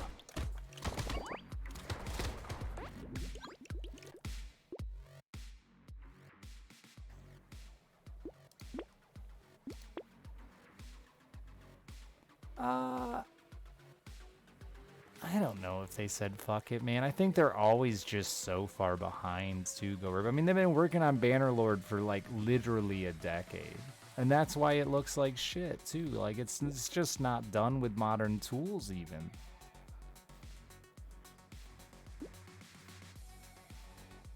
I don't know. Maybe it is, maybe it's greed that's the issue, but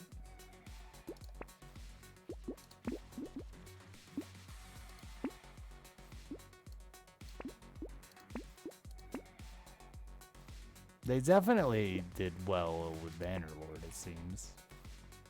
Though, I don't know, you worked on it for a fucking decade.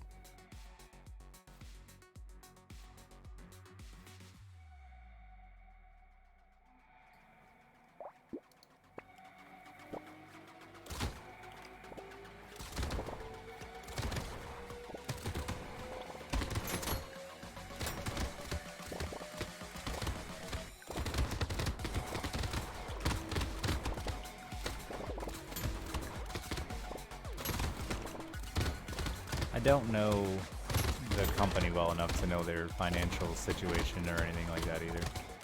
Some of those people I know get like way in debt.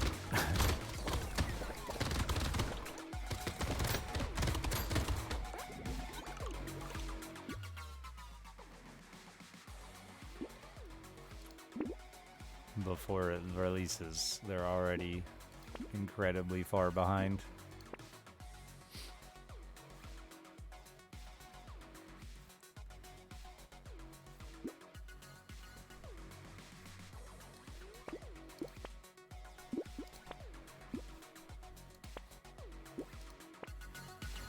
No, yeah, no, you're good. I think it's a fair assessment, and I think there's been a lot of games that have definitely done that, made a fortune and just said, see ya.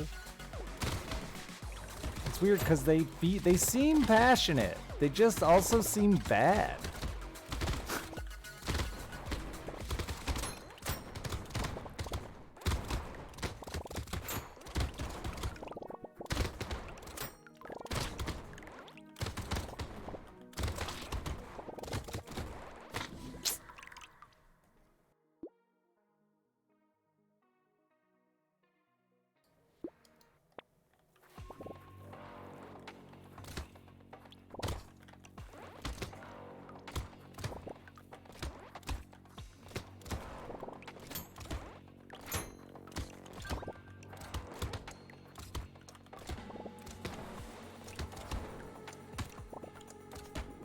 Yeah, that's more what I'm getting at, awful. And I mean, if it is malice, they do a good job of hiding it behind incompetence. Which still, when you say it that way, makes it seem mean, but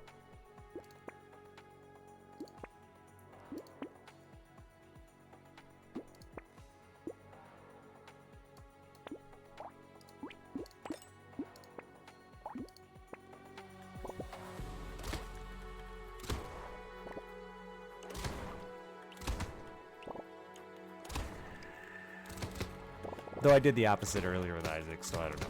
I can do it too. I said the same shit with Isaac. I mean, they just advertised their big update for Isaac, and it was like bug releases 2 years later for shit that was like obviously an issue from day one. It is hard not to be cynical sometimes.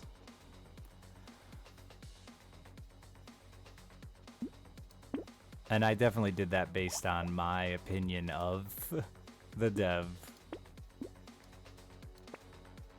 Where with Mountain Blade, I gave him the benefit of the doubt that I don't know you, so maybe you just suck. Boy, this is a shitty start.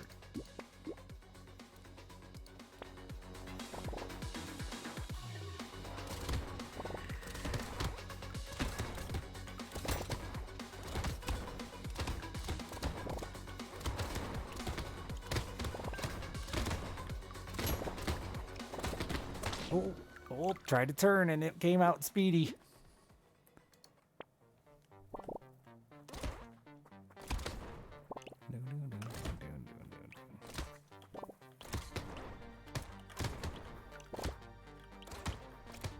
What is Mountain Blade Run? Because it seems outdated as fuck.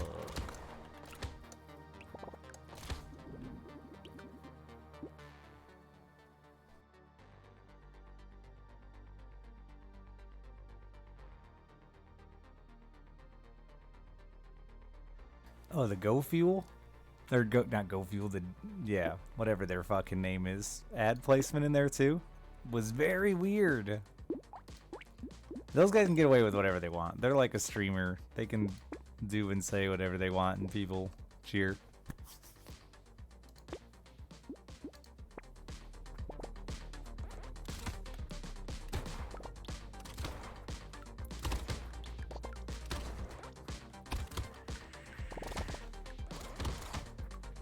Cause like there's no way that those guys need fucking money, dude. No fucking way.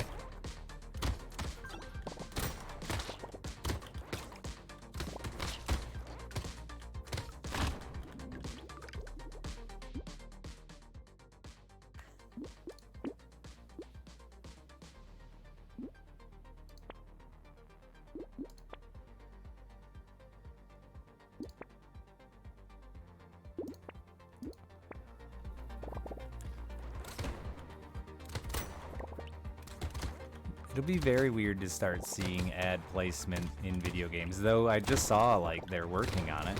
Like...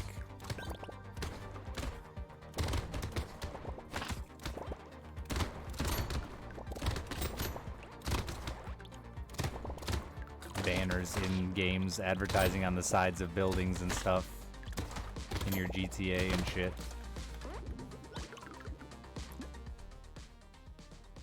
Yeah, I know. I was gonna say, I feel like there were some games that tried it for a minute.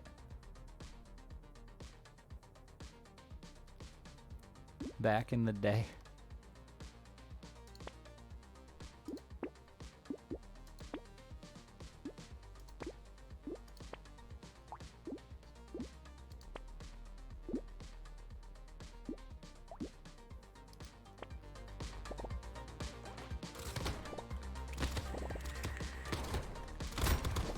Street Fighter's last release album. But this was specifically gonna be like so you could adjust the ads that were being shown and they could be updated and stuff throughout the life of the game, which would make a lot more sense for advertisers. Imagine a game like GTA that's been played for a fucking decade. You wouldn't want just the same generic ad playing, right? You want to fucking whatever your new monthly hype is. More game updates so that your advertisers can get today's ad into your game.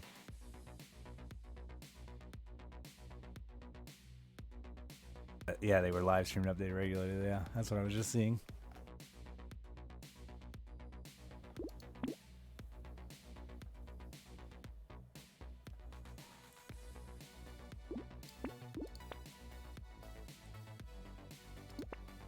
I think it was like Rami shared it. The Nuclear Throne dev.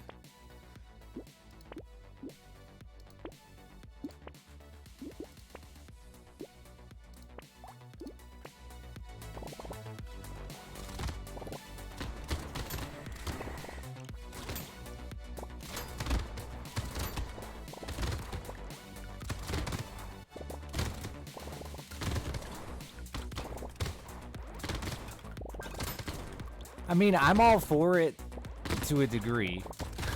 If it gets more cool games made, like I love indie games, and I still feel like it's tough. There's got to be just thousands of great ideas that don't get made, you know. And I've for years and years I would love to try. I've realized the financial side of it is just too difficult. Because you know, things like Bashi and stuff are always tough reminders for me of like how talented some people are. Then it just takes like the perfect storm of events for a lot of those devs to accidentally get into it, to accidentally make it. Fucking that dude made a fucking silly joke game just to annoy one streamer and went on to be a decently successful game dev from it, you know? It's a pretty cool story.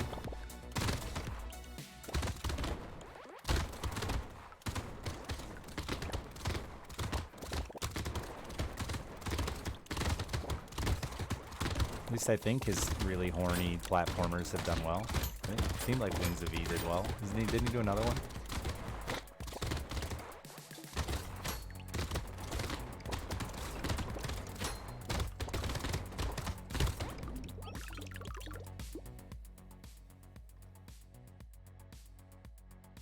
I don't remember his name off the top of my head, but the dude who did Bashi then went on to make a real game.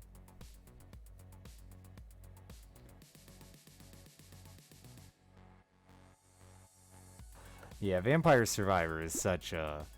Like, that dude better be praising the RNG gods, because I'm not trying to bash the dude. I just don't think his game is anywhere near as good as the hype it got from Twitch and YouTube. I rarely blame Twitch and YouTube for the success of a game, but in that one, I 100% put it to the fucking... Oh yeah, Solgren, that's the Bashi guy.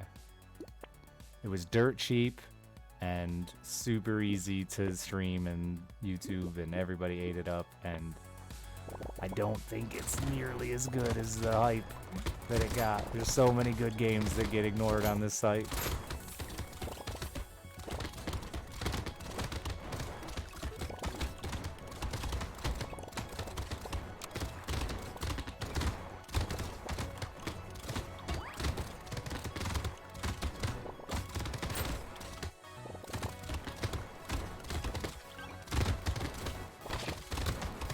For a while, I tried really hard. When I was bigger, I tried really hard, and I worked with a whole bunch of indie devs, trying to figure out better ways to bring games to the audience, specifically from indie devs.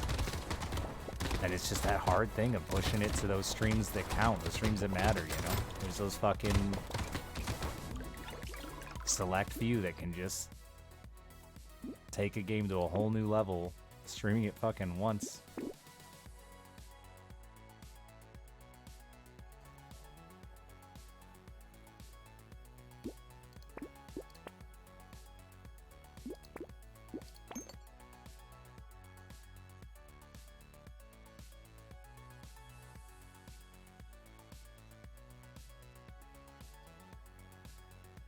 I did a whole fucking panel on it with a bunch of devs at PAX and everything. Trying to figure out how to... Because there's been a few over the years, indie games that have blown up like crazy that didn't do much advertising outside of they got lucky and hit the Twitch motherlode.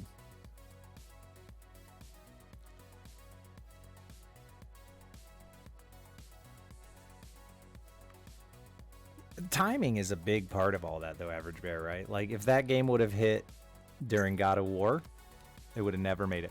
It would have never been a thing. I, like, would bet my fucking bank account on it, you know?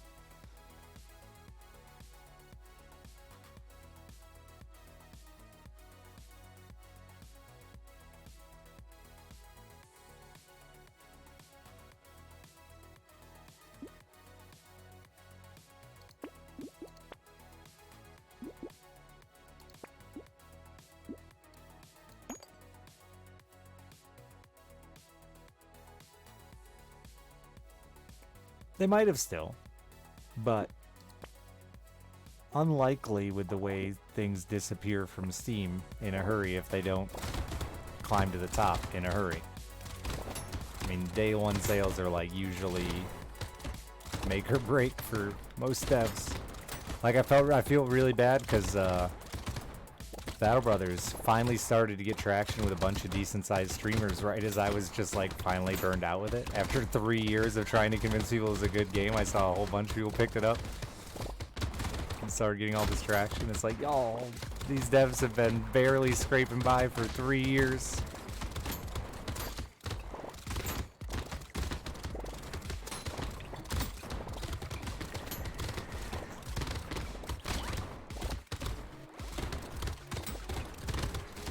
They're one of the rare ones that started slowly doing better with time and time and time. And I don't think the content they added really was necessary. It was just luck of the draw.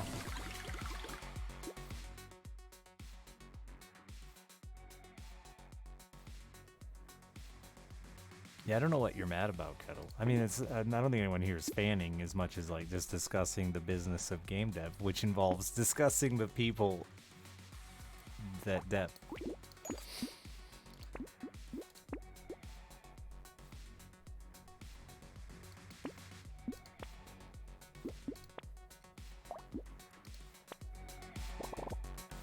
And every dev misses. Like I mean,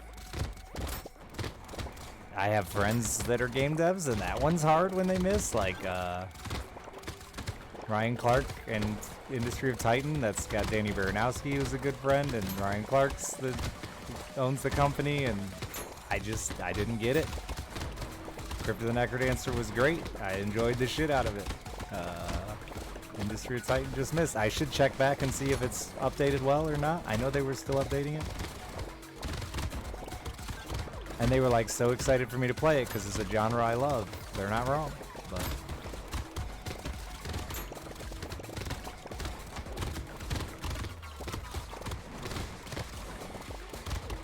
I really should check where it's at because I do love those people.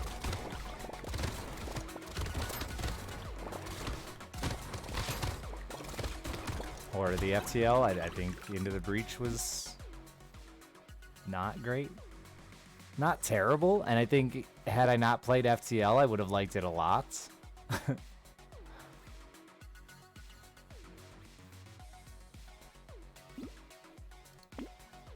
Into the Breach is, or no, Industry Titan is still early access, but, yeah, you know. In its current state, I didn't enjoy it.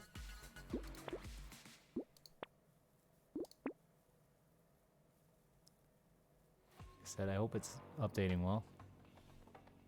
Want my friends to be sick.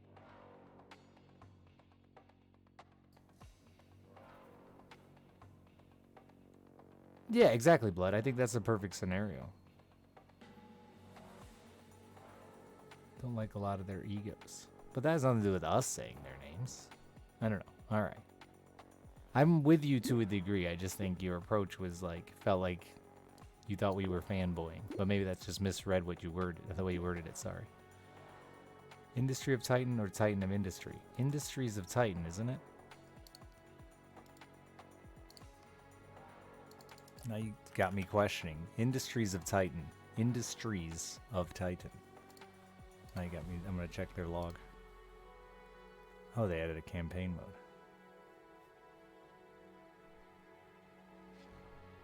Like, it had really cool, unique, new ways for an RTS and building, but the gameplay loop just wasn't there yet. So I hope they figure that.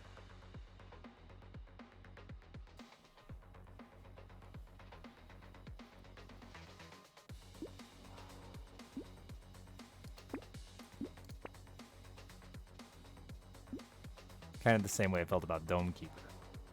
I didn't get the gameplay loop, but I liked the concepts of the game. I just didn't understand why I was supposed to be playing it more than once.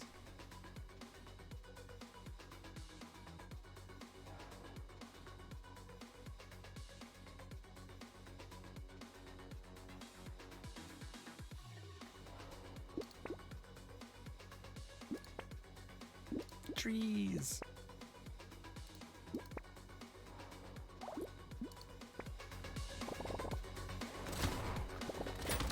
Though apparently it sounds like I missed an unlock that would have unlocked a new mode that would have been more fun in Dome Keeper. Who knew? What a weird way to do unlocks. A random choice at the end of the game.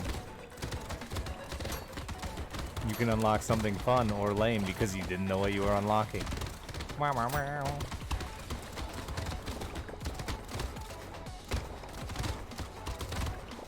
That game was definitely sad for me because I really liked the concept. I thought it was put together well, sounded cool, looked cool.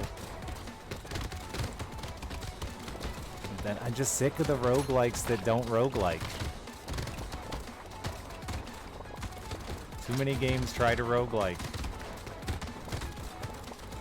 I love roguelikes, but it needs to have a fucking gameplay loop that's fun. Roguelike.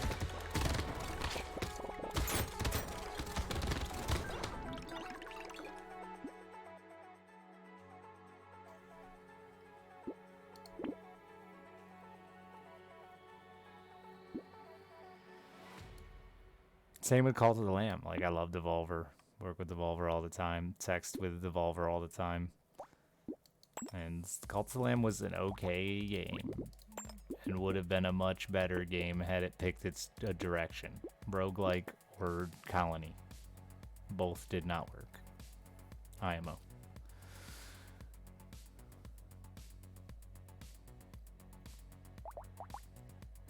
Is that a roguelike versus roguelite? No, I just use them as one term. No, I just think a lot of games aren't fun to play again. They don't have enough interesting uniqueness in the playthrough. I should have bought that first.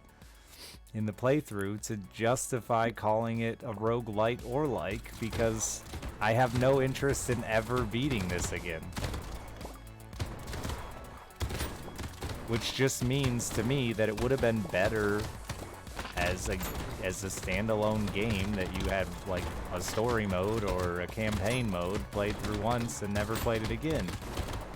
I get everyone wants to make a game that's gonna last forever and continue to sell copies for a decade, but like not all games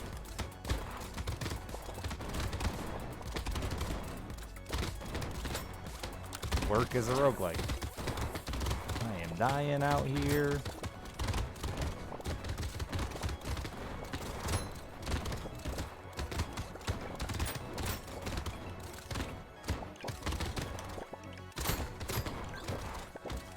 Or a light, whichever way you want it. Fuck, I ran into it, backed up, and hit another one. Ah. How do I feel about Hades? Hades is fine. I don't think it's like...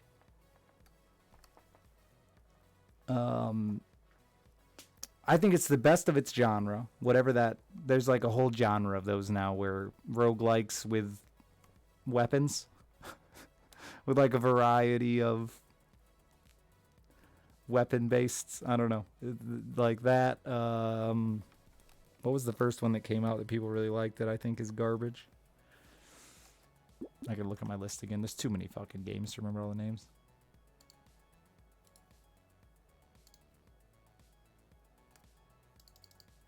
Dead Cells, yeah, like that. Dead Cells. I can't remember them all. But Dead Cells is very similar to Hades in the way the gameplay is. And I think Hades blew that out of the water because the characters felt far more unique. And the build, because the weapons were so much more unique and you started with them that way, you got to build your whole build based on that throughout the entirety of the run. Where with Dead Cells, it was like, look for the weapon you're comfortable with. Look for the weapon you're building for. It just didn't feel as good to me.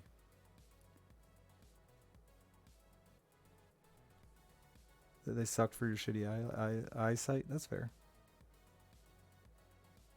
Hades is an action RPG. Yeah, Hades is a weird one in the roguelike world, roguelite world. Because of the progression. I don't know. It's still a roguelite though, because there's... I don't know what you're saying there even is roguelite. Diablo with shorter playthroughs and more variety. Like, that's roguelite, dude. That is roguelite. What makes a fun roguelike? The number one thing that makes a roguelike fun is when I die, I'm excited to go next. Right? And that is a thing that a lot of roguelikes fail. And it sounds simple, and obvious, but like there's so many games like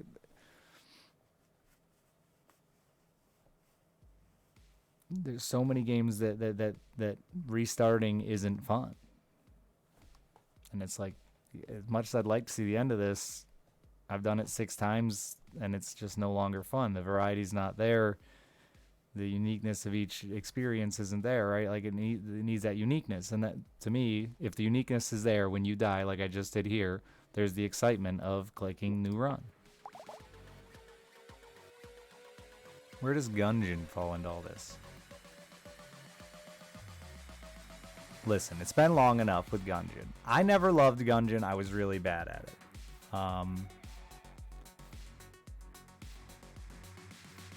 It missed, right? I mean, the numbers are there. It missed. I think that it got a lot of luck being released when it was released. The hype was at like peak for the idea of a game like Gungeon.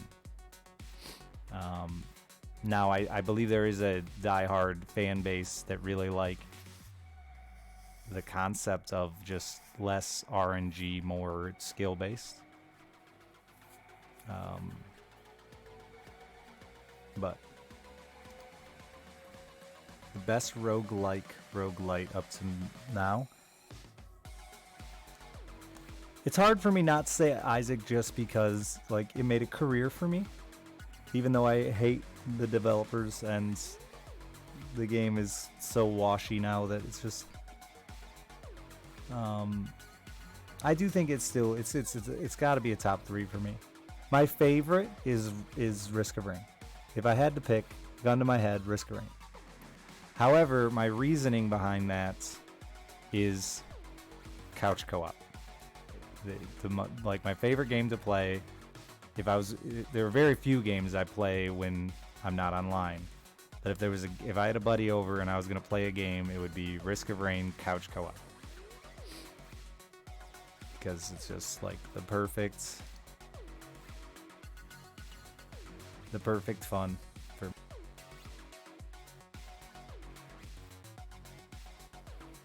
10-year-old game, great for its time.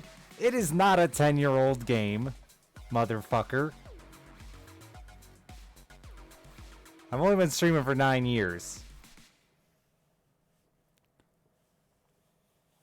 Yeah, it's bad on the eyes.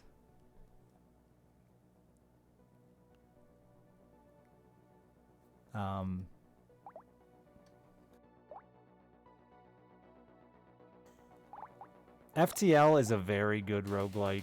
However, the difficulty for me faded too fast. I like this a lot. This is like the perfect balance for me of difficulty and skill.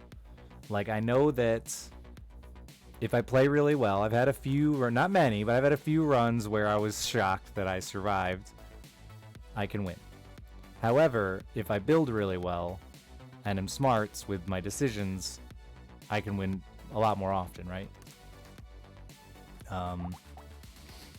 Or I can just get lucky. Like to me, that's roguelite the best. I want to be challenged. And old Isaac, a lot of people won't remember, but original Wrath of the Lamb, not original, I guess it was already DLC at that point, but Wrath of the Lamb Isaac was quite challenging. It was very difficult to beat the Blue Baby unless you were OP or you dodge like a puma. Am I obliged to love a game? No, and like, I mean, I had the Gungeon devs on stream when it released. He got drunk. It was a hoot. He shared way too much financial information with the company and stuff. It was very funny. No, I'm not obliged. And I think they know. I mean, they're not dumb. Those people are not idiots. I streamed Isaac every day for like 3 years. We talked to Gungeon for like the year leading up to it with this big plan for this release and hoping it was going to replace Isaac in both Cobalt and my channel. That was our hope. Obviously, that didn't happen. I still have well-rounded character. I'll never finish him.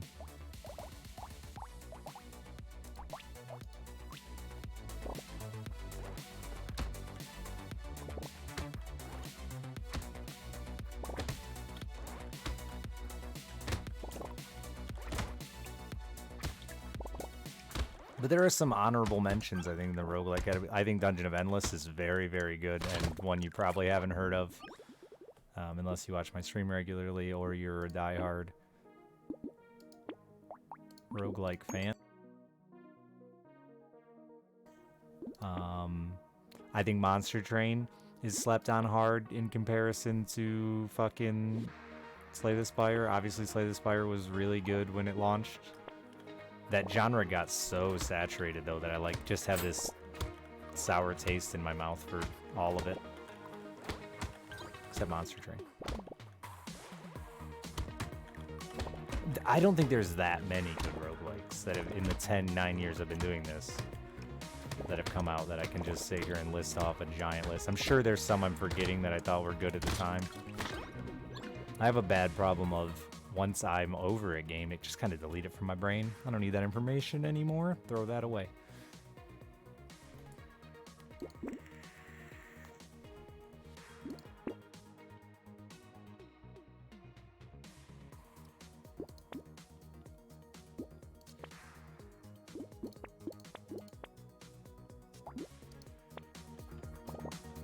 What the fuck is an SFD?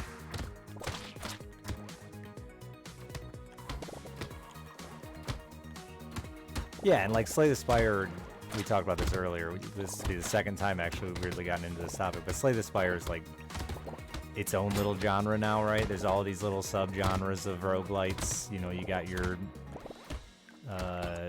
Hades and stuff with the weapon and the more action combat. You've got the card game. You've got the twin stick. Now we've got a single stick. Darkest Dungeon is a whole nother more point. I don't even know what you'd call that one. More turn-based. I don't think Darkest Dungeon is a roguelike anymore. I think it started as one and became an RPG. People still call it a roguelike, but I think the course they chose led to more of a little RPG. And I say little because I don't know.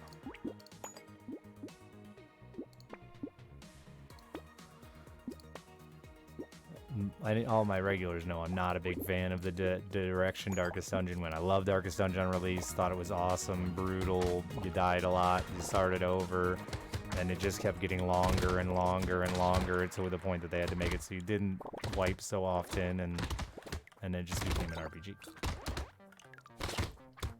And I do not like it. I really don't like Darkest Dungeon 1. And Darkest Dungeon 2, another one where, you know, talking about developers and we can't just trust them to do well. I think Darkest Dungeon 2 is like one of the biggest misses from a dev I know.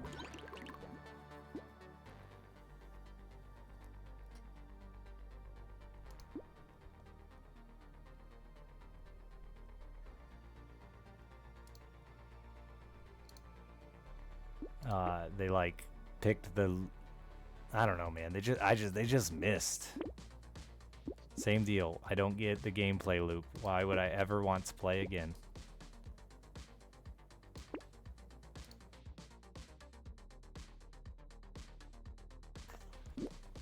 I see. That's the thing with that one. Like, if they can somehow manage to make Darkest Dungeon 2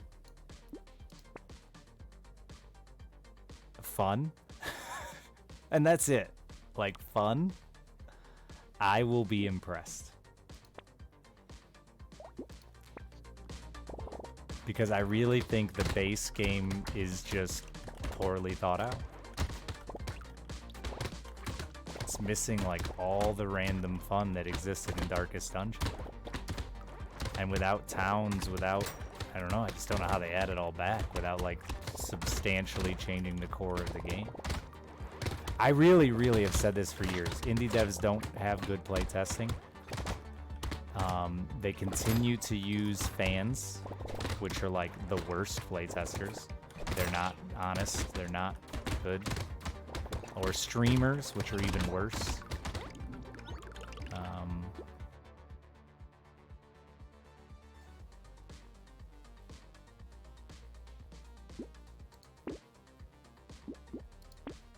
As a streamer who's done it, it's very hard to be as critical as is necessary. Especially when you're trying to, like, get a little, hoping they're gonna treat you better than the next guy.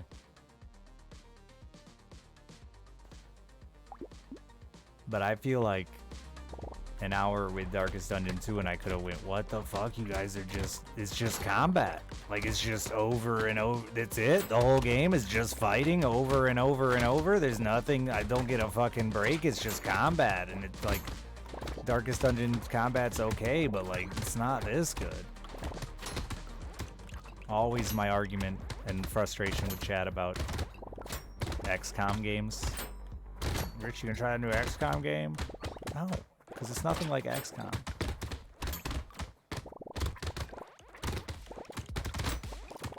It's just fucking tactical combat.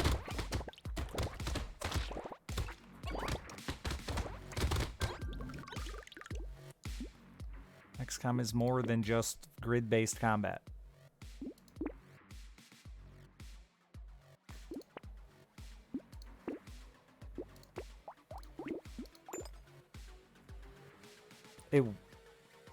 I will say the newer XCOMs, I'm unfortunately to the point with it that I'm good enough that I rarely fail. So I really hope Long War stuff continues to exist. I don't know what High Fleet is. Valkyrie Chronicle. I tried that, Lacquer. Opening morning. Hello, mother. You on a gun? Just go to work early and hunt behind the shop. I stop here and grab a gun.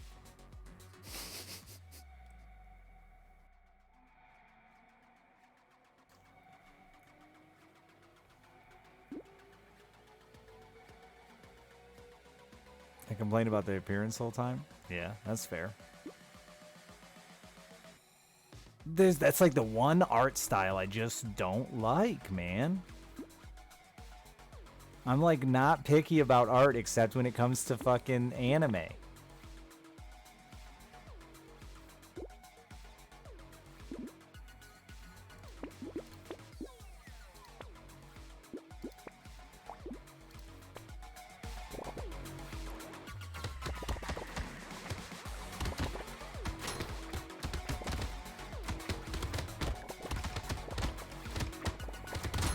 They're all anime.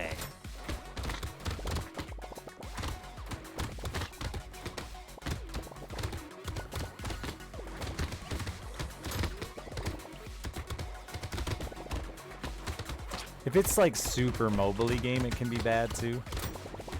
I don't know what is that mobile? How do mobile games graphics all have that same fucking weird shine to them? I don't even know how to explain that style, but like you can just see a game. I get all these fucking sponsored emails, and like the minute I open them up, I'm like mobile. Yep.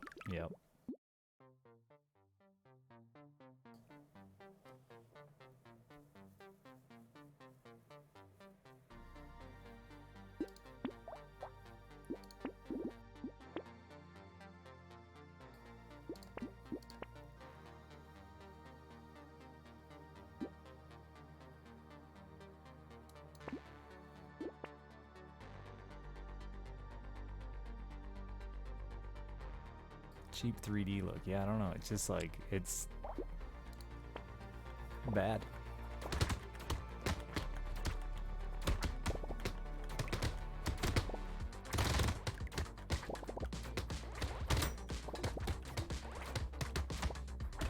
And they just print money, I know. Which probably isn't helping good game dev as well, because reality sets in game dev and you go, I should just make a fucking mobile game.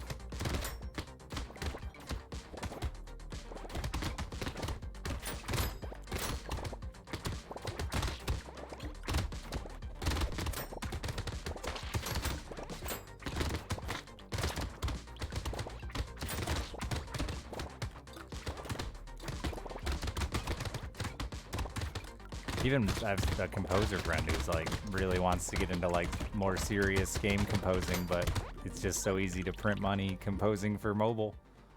And I'm not hitting hard enough.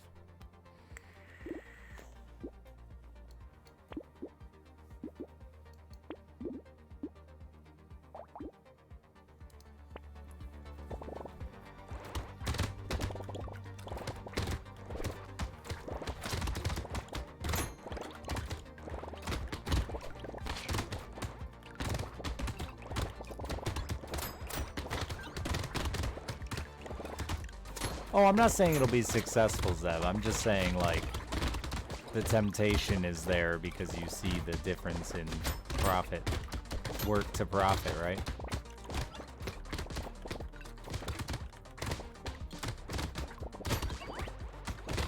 The problem there is the fucking cloning. You can make a good idea and get a tiny bit of traction, and somebody fucking clones you and gets all the traction.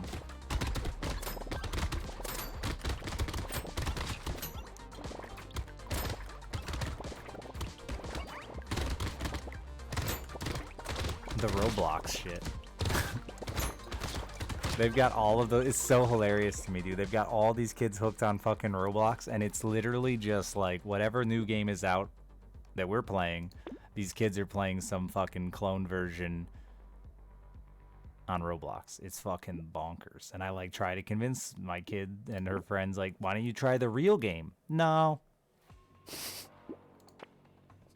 Why?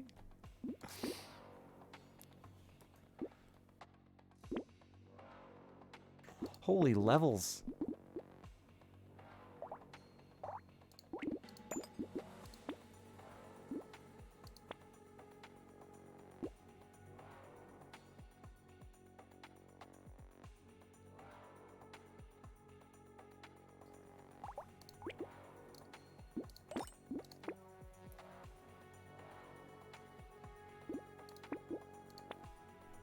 Yeah, like I get it to a degree, Lacquer, but when the real game is offered to be tried, I don't get not wanting to like see it. Like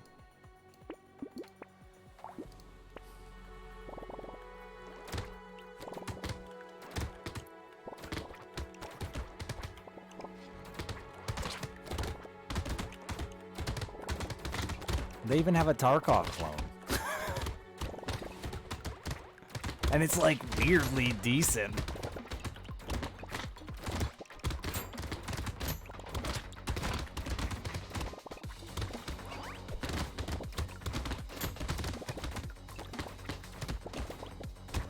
I don't know though, Roblox doesn't have any devs that's... Because that's another one too, right? Like, Roblox's devs are all just people, aren't they? None of them are... Like, they have their own dev team that's working on Roblox as a core, but... all the games are just made by people, right?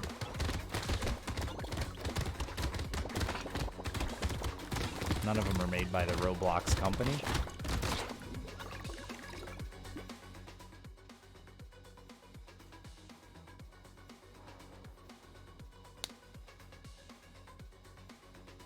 User submitted content. Yeah, that's the proper way to word it. Yeah, that's...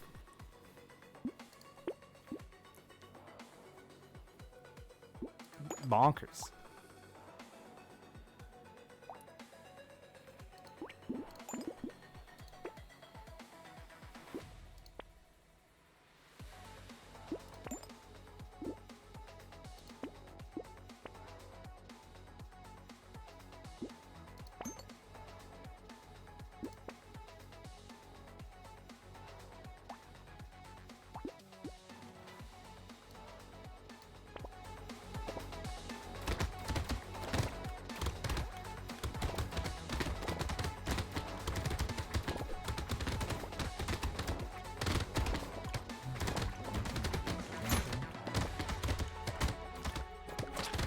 And the amount of content creation for that, too. And it's a grown-ass fucking men and women.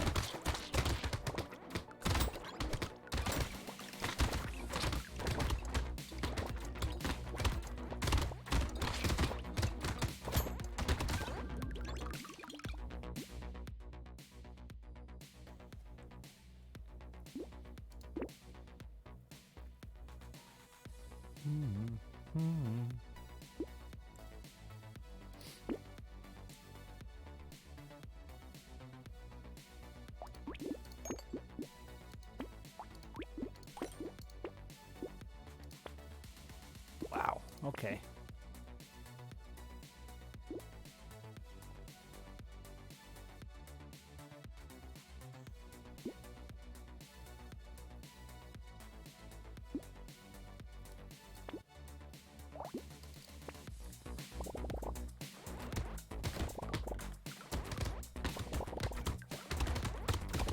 I mean, I wouldn't be surprised if there's terrible hiring practices. It's pretty much like global standard at this point, ain't it?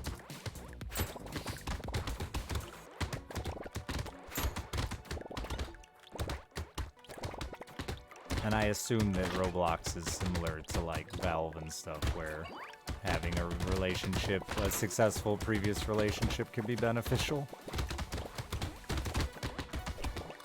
I have no idea how categories and stuff and new releases and stuff on Roblox are organized, but I imagine there's probably some favoritism.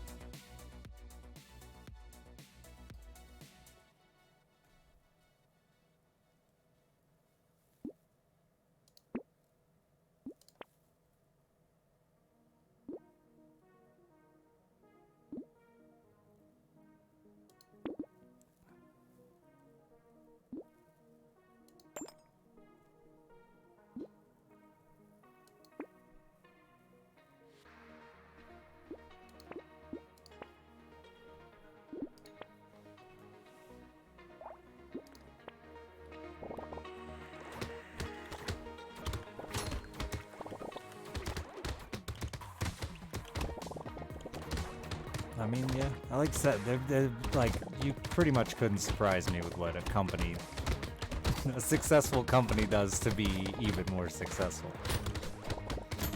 Pretty much, like I said, industry standard.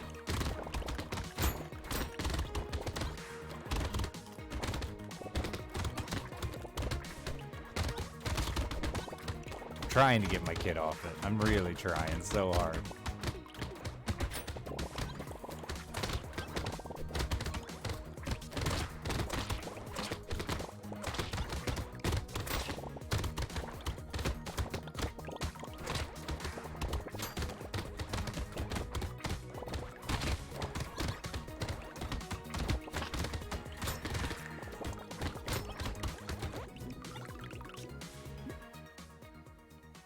More streamers playing Roblox? There's a ton of content creation for it, but I think it's the same kind of concept, though. The audience likes it in microdoses. So it's mostly TikTok and TikTube and FaceTalk. They all have their own version of really short videos, and I don't know what they're called. I'm gonna buy this, because I'm gonna switch one of these weapons out.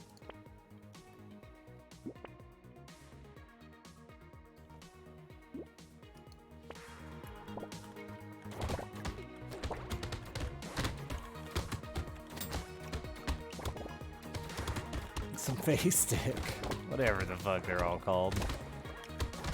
My daughter calls the one TikTok, so I go with it. YouTube Shorts or whatever. Or is it Facebook's got the shorts? I don't know.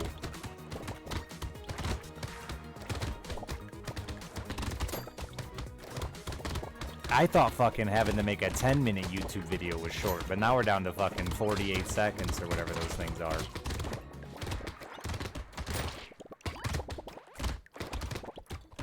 And it's so, like, I see it, obviously, hanging out with my kid, and it's so bad, because, like, all the content is just so easily editable that, like, none of it even had to have been done. Because they gotta make it to 12 seconds, so they edit out all the how we got here, how we accomplished this, and it's just, we did it! Yeah! Celebration!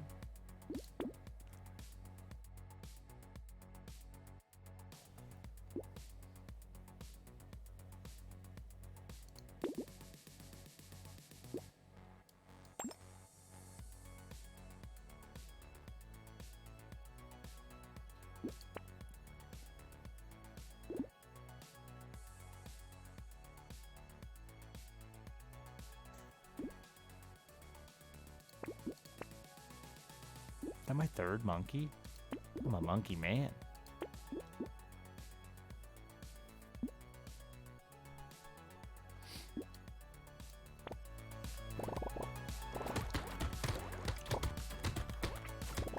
By the time I started watching any Vines, it was dying. I think the reason I might have even started watching it was because I heard it was dying. I'm so bad at the internet. I'm the least internet guy on the internet. Yeah, I'm confused too.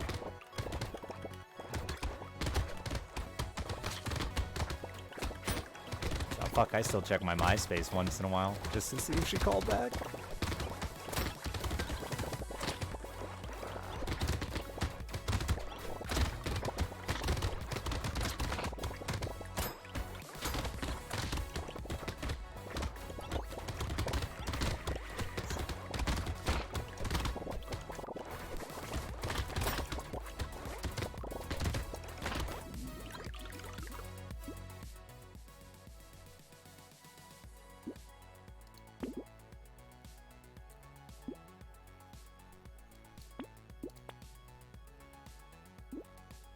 Hell yeah, glad I got those explosions.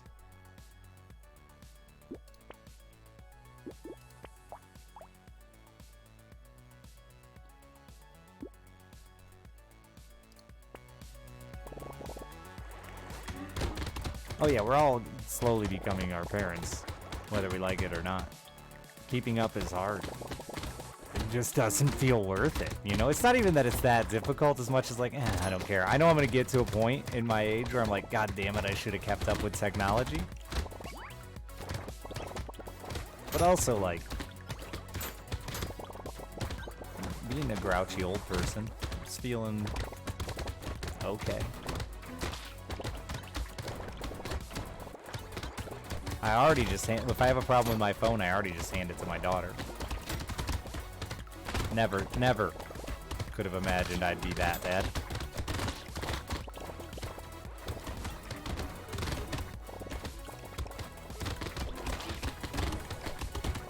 I suck. No, she's just really fucking good at it. She knows where like every option in a phone is.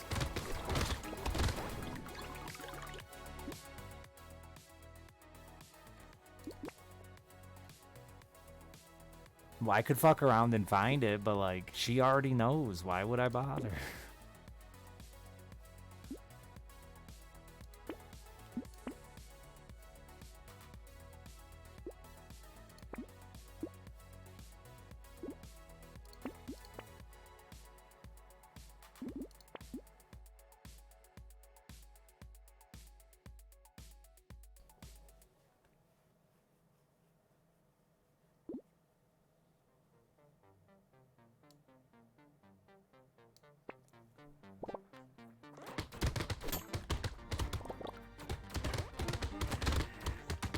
Yeah, I still get asked by like everybody I know. Well, you're tech savvy, right? No. Yeah, well, yeah, obviously with what you do for a living, you are. And I'm like, no, really, I'm not. And they're like, well, obvious. And I'm like, all right, just show me whatever the fuck you want me to do, so I can show you that I don't know how, and we can move on with our lives.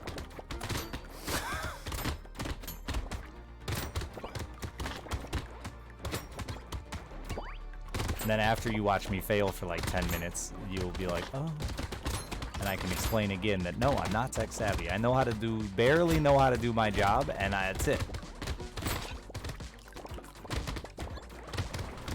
And I was trying to explain that to you before you just continue to assume because I work on the internet that I know a lot about computers.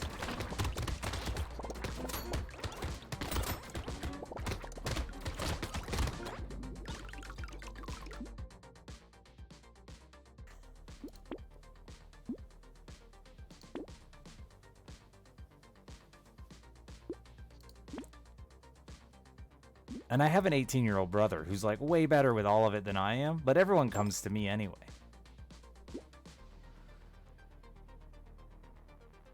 Get the kid to do it. That's what kids are for.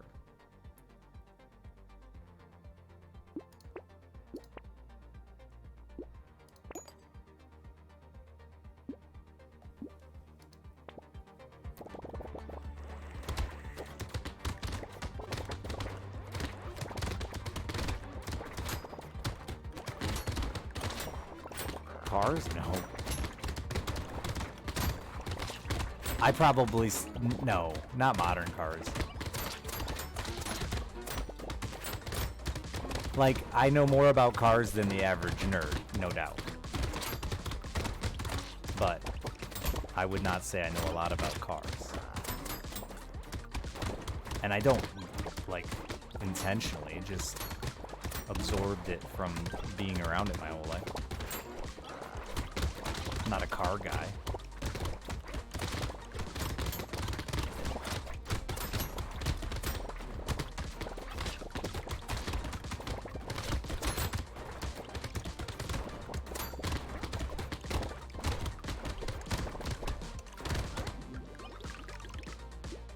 $34.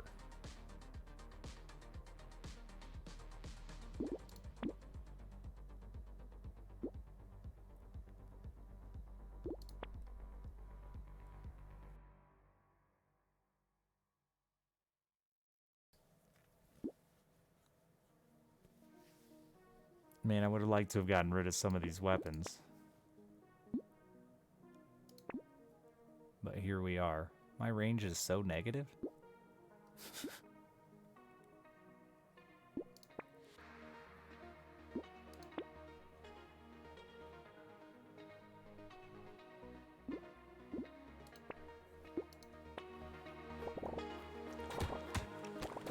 A bike guy? I know a bit about motorcycles. Not bicycles. I mean, bicycles seem pretty simple, though. I don't feel like you need to be a guy. You just gotta kind of understand simple machines.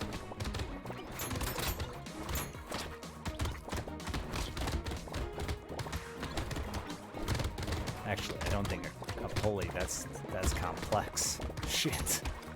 I'm already fucked.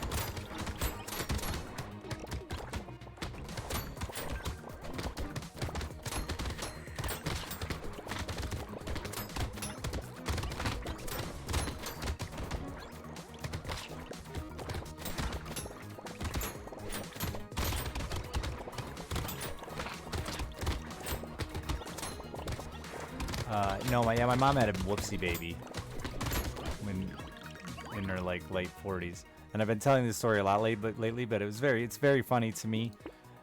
She might still be here, but me and my brother were like joke. He was calling himself an idiot or whatever. I don't know, being mean to himself, and I'm like, dude, you're fucking lucky. You're normal. Because mom had you when she was like 45, and my mom's like, what? And we started like showing her like how high risk pregnancy is at her age, and she's like, God, I'm glad I didn't see all this shit when I was pregnant.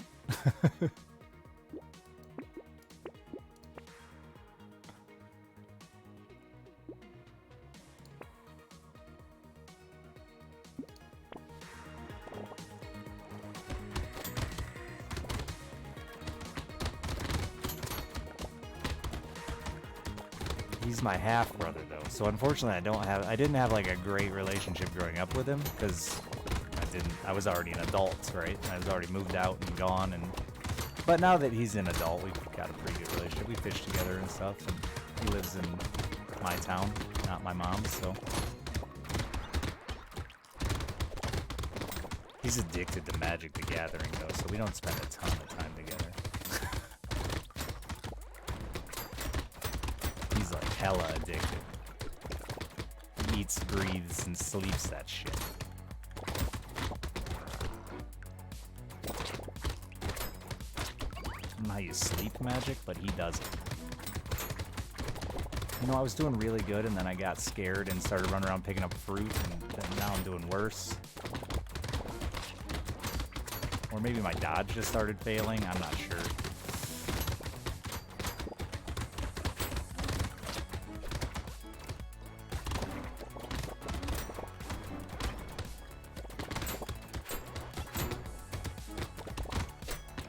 I could go for the kill, but I think I'm just gonna chill.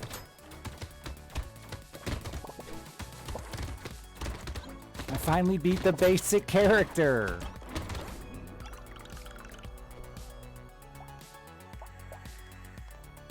And unlocked a potato!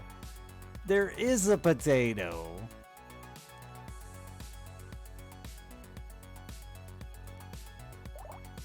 Got some wins in tonight.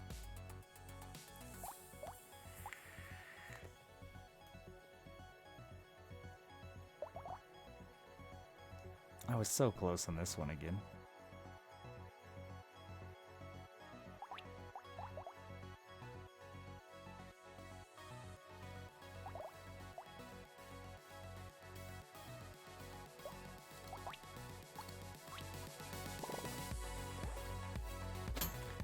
Potatoes can be round.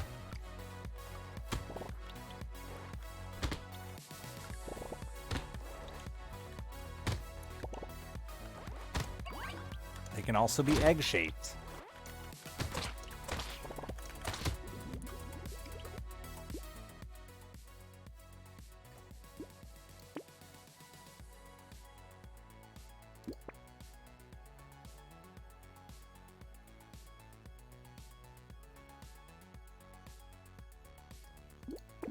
I guess.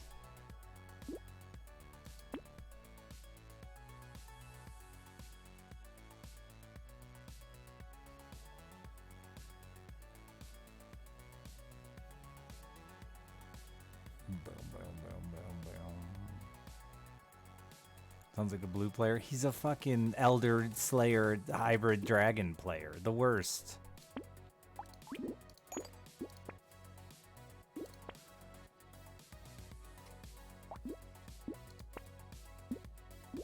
The worst Magic. I do not know of Soulstone Survivor, except the chat said it like 48 times tonight, so I'll probably look it up later.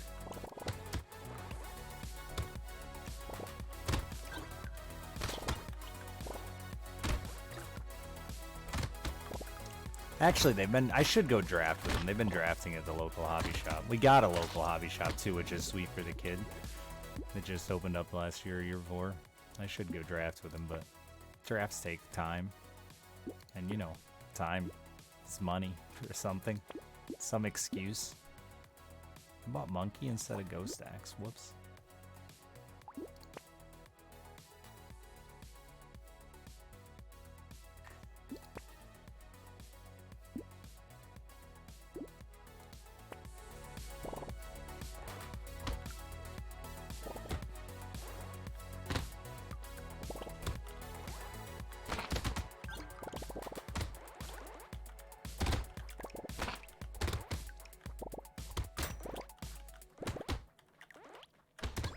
I don't think there's ever been a game that's been listed as bullet hell that I've enjoyed, but oh, I'm dead.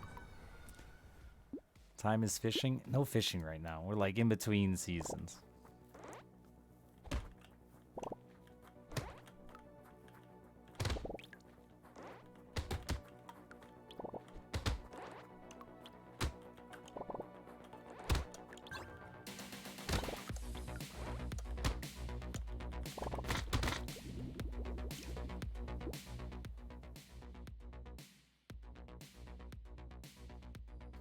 I'm sure he did play with us.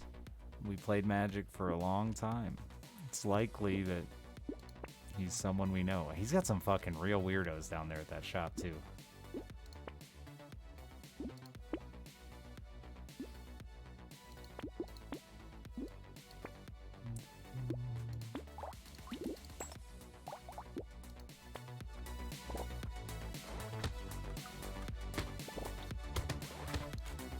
End of Marvel season? God, I want to come fish with you someday.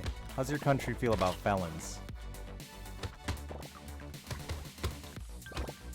I'm just inviting myself to your country and your home. Deal with it, bud. No one cares? Tight.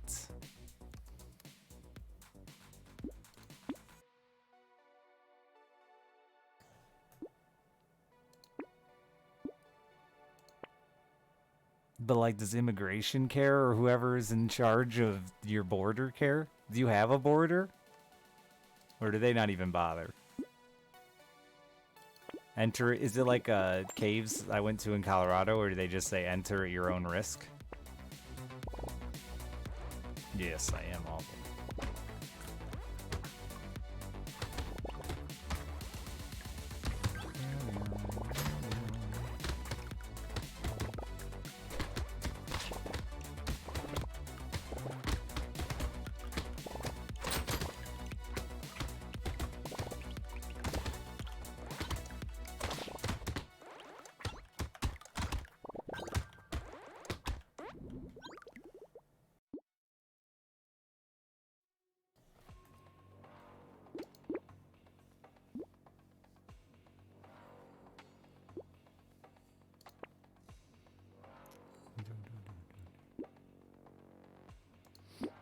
Does that mean I'm allowed to come sleep on your couch and go fishing?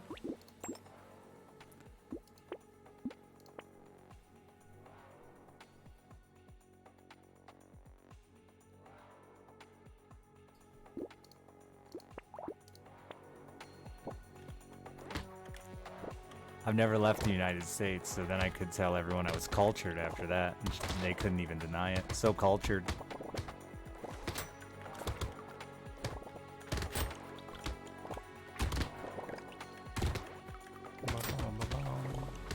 Wow, he didn't say yes.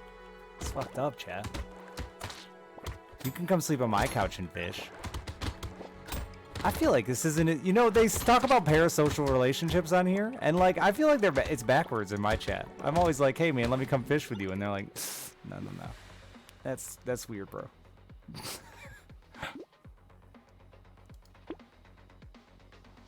Well, now I put the pressure on you. You have to say, of course, because you feel guilty. There was too much hesitation there. He didn't want to fish with me, chat. We all felt that, right? Now I just made it weird. He doesn't want.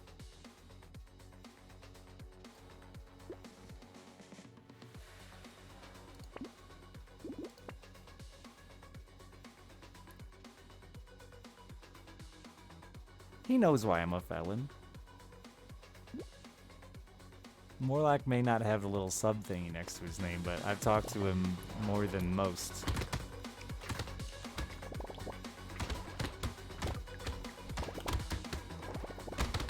Plus, I've used his fucking spices.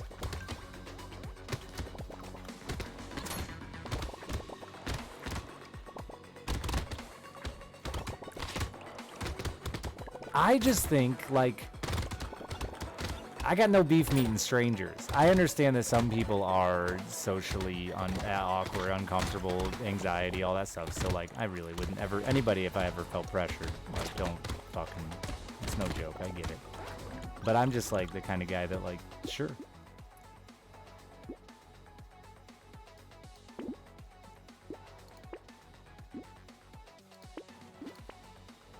Let's get weird, bro.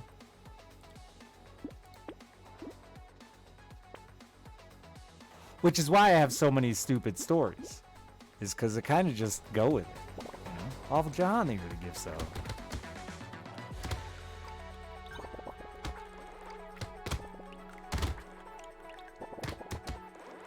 It's drugs. Just a drug felony from when I was a young, dumb, greedy kid who thought the easiest way to fat bank was drugs.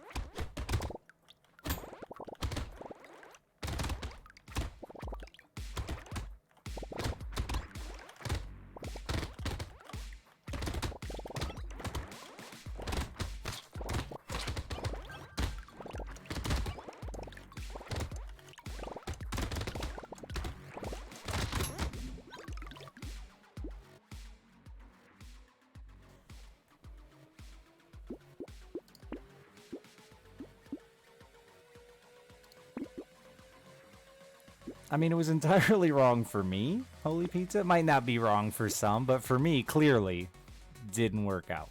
Wasn't the right life choice.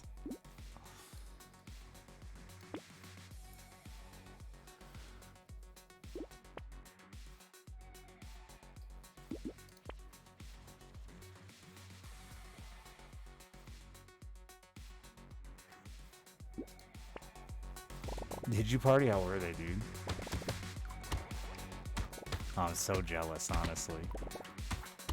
It's funny because I told you where to get them, but I've literally never gotten them. And you know, it's because every time I bring them up, some mom tells me, they're like, well, you can just get them at Gordon Foods. And I'm like, yeah, but I don't go there. And I'm never going to do that because I'm lazy, you see. I miss Bosco sticks being served to me in a lunchroom and not having to do the work. I want the reward without the work. I'm a fucking millennial or whatever. Maybe.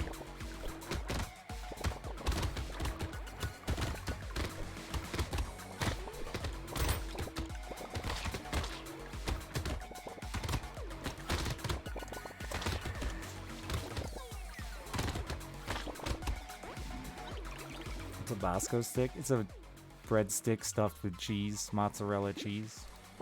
They used to serve them in school, at least here in the Midwest.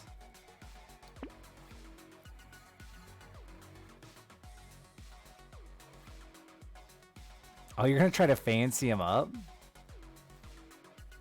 I don't remember ours at school ever being golden brown. Maybe your lunch lady was fancy?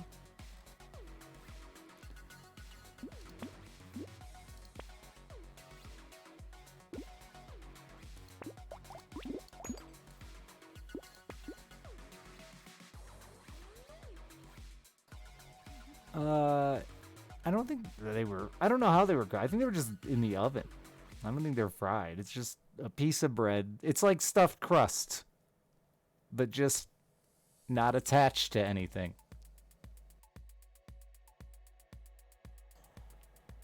Though you could try frying them. Just saying, party hat. A little deep fry on the Bosco? Might work.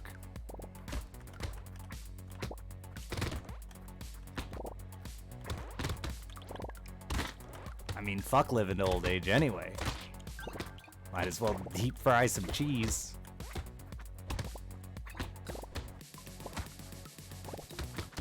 I actually I didn't deep fry it, but I did kind of do that earlier when I made a grilled cheese. I'd like just enough cheese left over after I made my grilled cheese that was like, I'm never gonna have enough, there's not enough here to do anything with it. So I just threw it in the pan and kind of let it melt and threw it on top of my sandwich at the end. It's like, yeah, a little extra cheese. I died.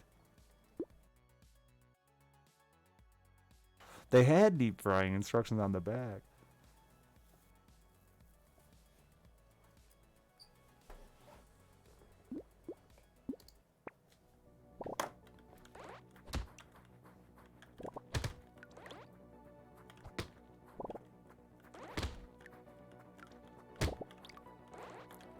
I gotta rebalance my calorie deficit because I'm too low lately.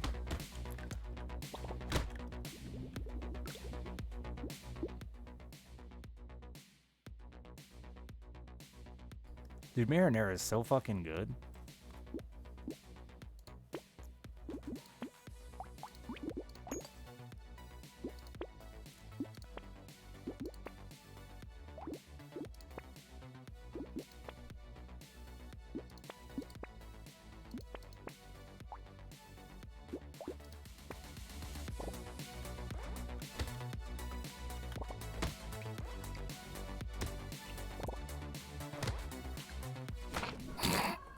Listen, tight corners.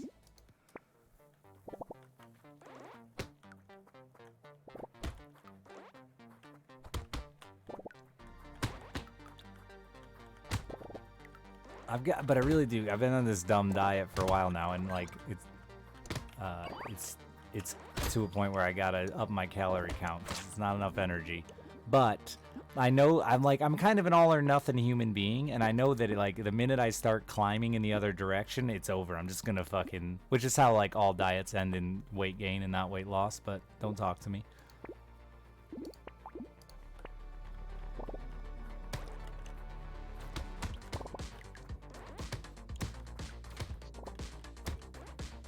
It's really hard to find that perfect balance without being a scientist to know exactly how many calories you need.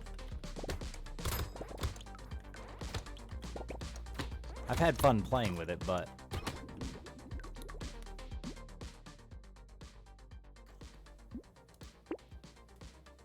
interesting to see what I can do with my body. You want to watch?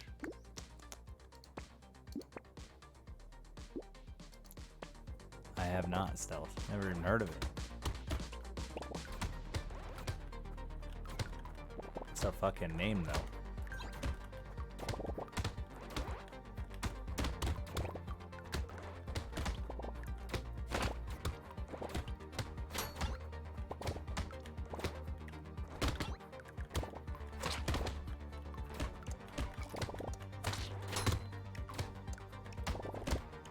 I wish that my daughter likes spaghetti. I just love spaghetti too, and she doesn't like spaghetti.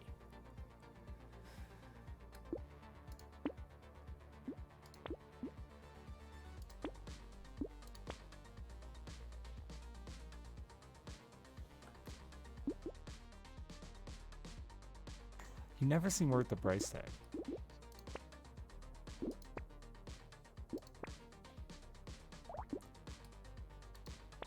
She likes plain noodles.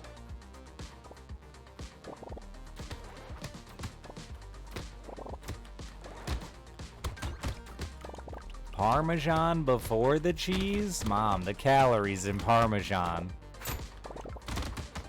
are the death of me. Like, the most upsetting thing is how many calories are in Parmesan. They tell you to put, like, the serving size for Parmesan's like a teaspoon. I'm like, what? It's not half a cup?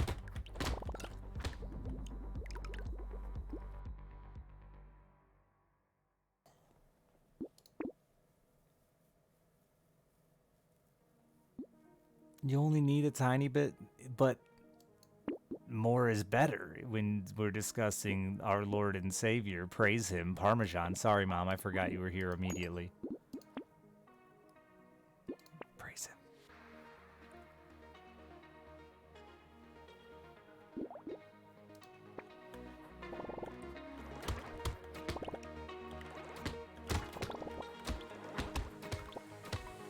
I just said I'm an all or nothing kind of guy. It's either a bowl full of Parmesan or no Parmesan.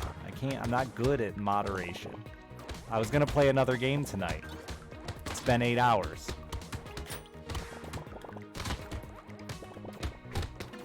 It's been 8 hours? Wow, this is like the fastest 8 hours I've had working in a while. Thanks, chat. You pieces of shit. God damn it.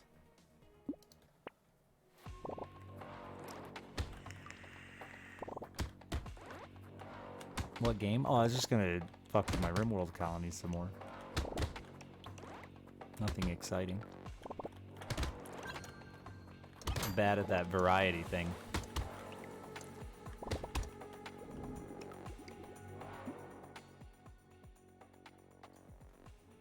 I said always gotta come back to the fact that I'm an American.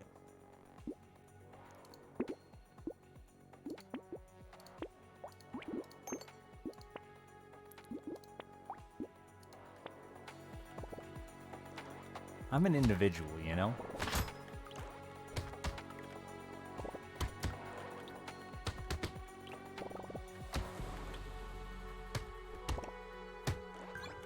I don't even know what God of War is.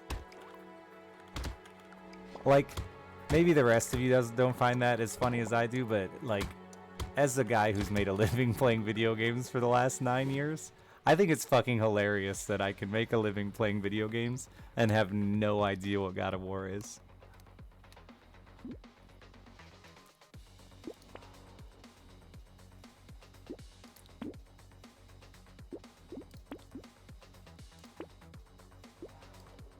Teal'c voice is the guy, right? The guy?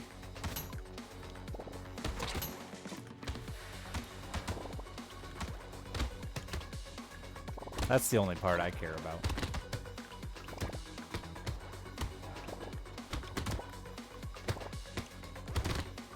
It's an F.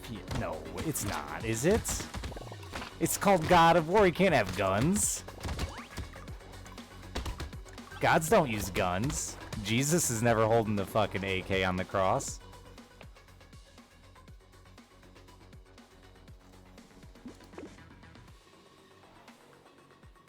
An action RPG? That's what I figured by the name.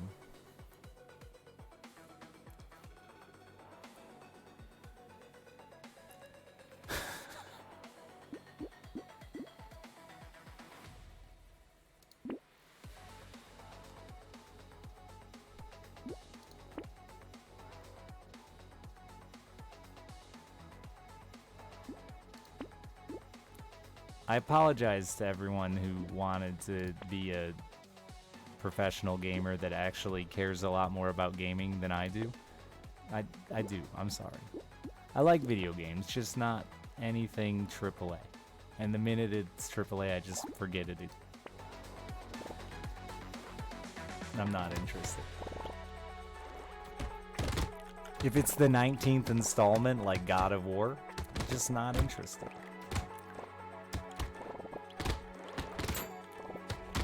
Not only am I not interested in the game, I'm not interested in streaming it as my first introduction to the world of God.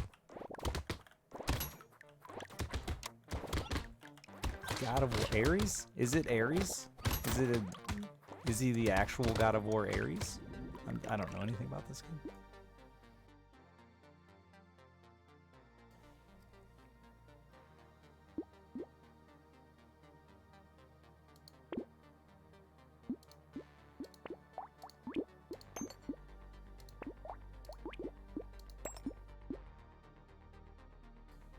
Ares was the bad guy. What? All of my assumptions.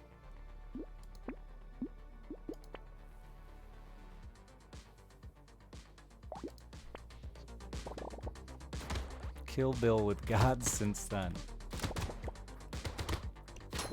Oh. Interesting.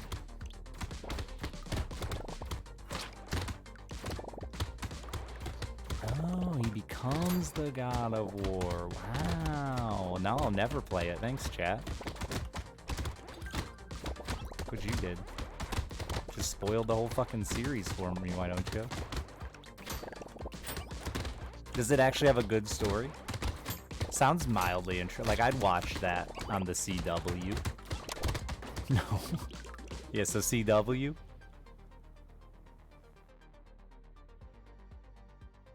It's true, I was never gonna play it.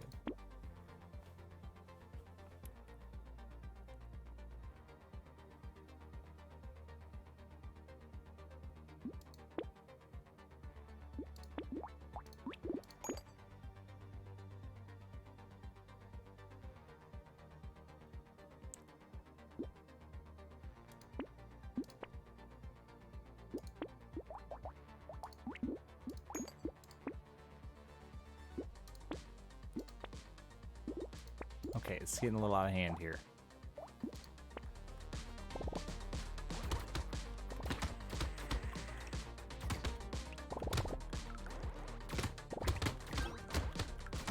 Yeah, I figured it was more like a Bayonetta.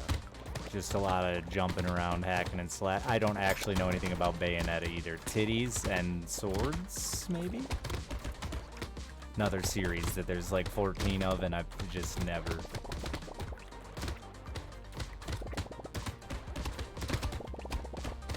I think I watched Cobalt play one of them for a minute. I think he's a huge Bayonetta fan.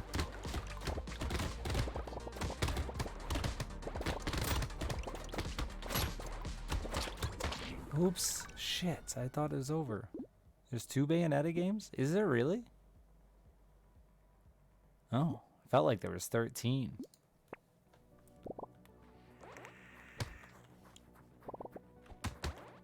Three of them. Oh, it just... Wait.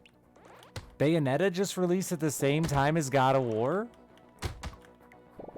I didn't hear anything about that.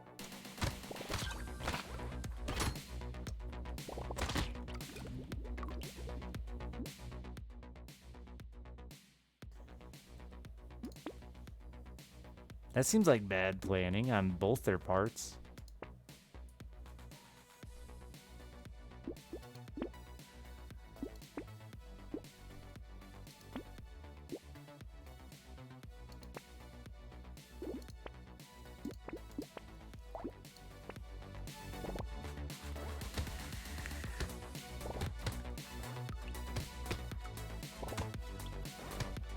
There was controversy with controversy.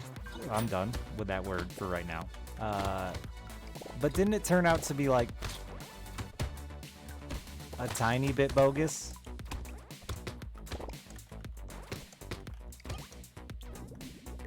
The woman was a tiny bit, yeah.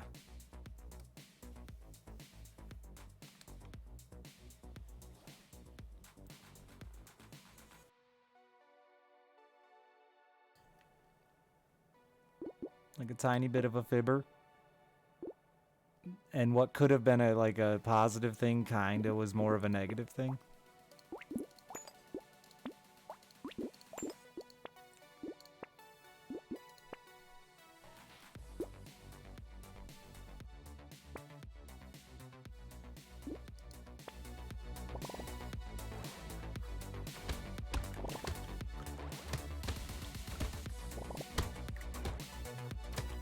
I think it basically boiled down to, like, by the standards of the success of the game, she still probably wasn't paid enough, but by the standards of the industry, she was paid quite well.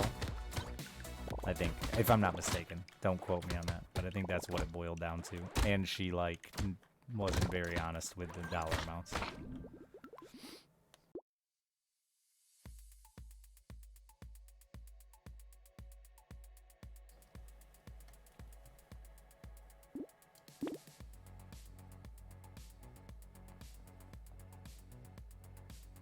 Which, again, 15K or whatever it was, like, is still garbage for the success of the game. Pretty accurate TLDR, I thought so. I do like to follow that stuff because I think it's interesting. More so than the game.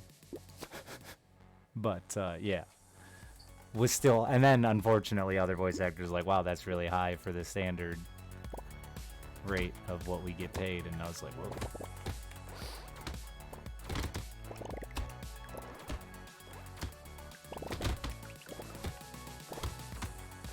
No, maybe not, Shu, but like that doesn't change the fact that it sucks to see a game make millions and the people who are a part of it not get paid. It's a classic, you know, capitalism thing, but...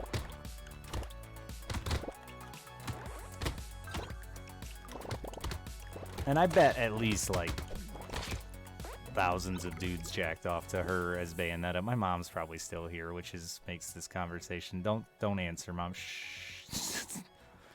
Anyway, but yeah, and to her voice and her body, her animated cartoon body.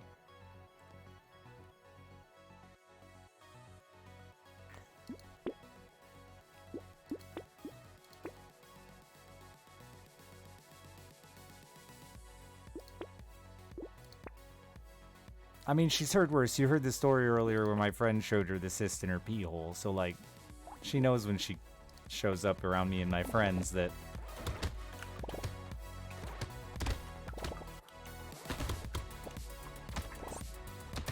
could get weird. See? Could get weird.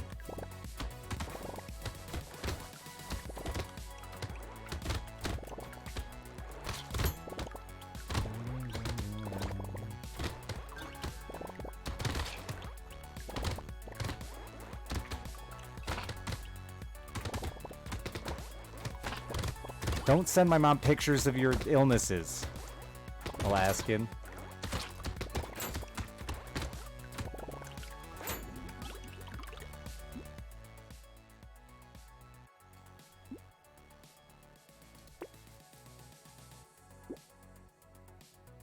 Oh, you have your wife for that. Okay.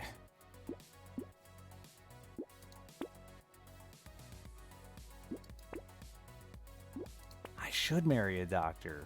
That would make healthcare so much cheaper.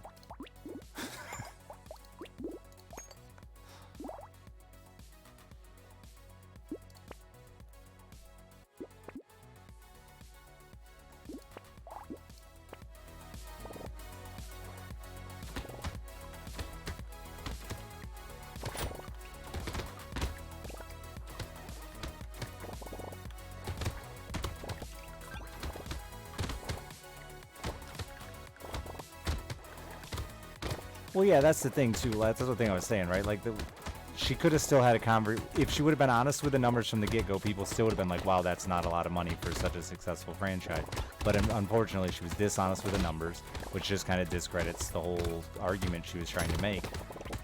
And doesn't really make any sense why she was dishonest.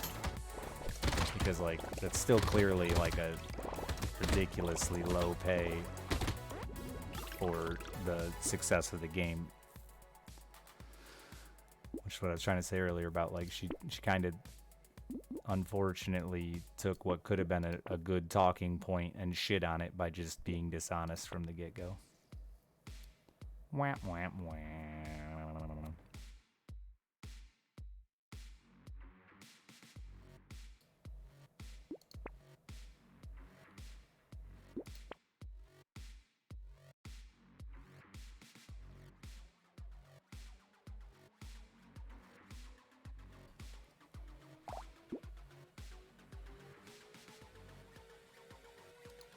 I mean, again, Zev, like, you're looking at it from, I'm going to always look at pay based on the success of the product that's being produced, not just from X amount of hours of work, here's the money. I'm saying that when somebody helps you make millions, you should want them to get paid better. That's all.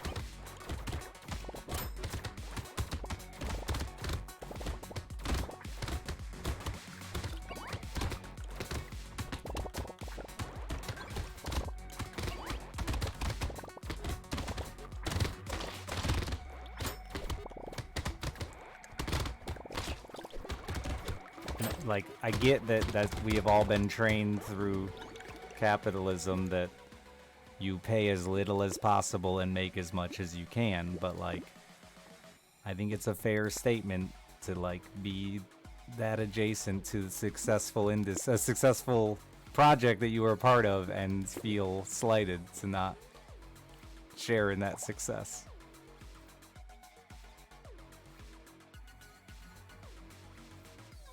As more important, sure, but like, what percentage of a million is 15K? If we just say 1 million, I guarantee you Bayonetta netted more than that.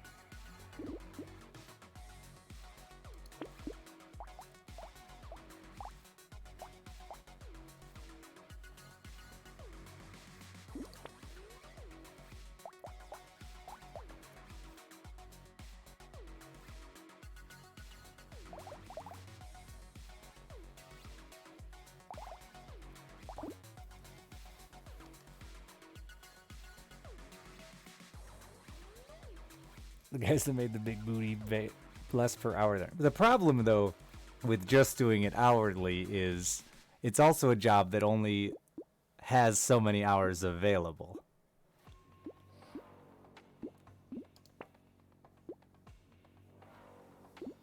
They don't worry about you after your 4 hours are up. So while the rest of them are making income throughout the entirety of the year, or substantial amounts of income in big bursts that they can survive on for years at a time, she has to find other work.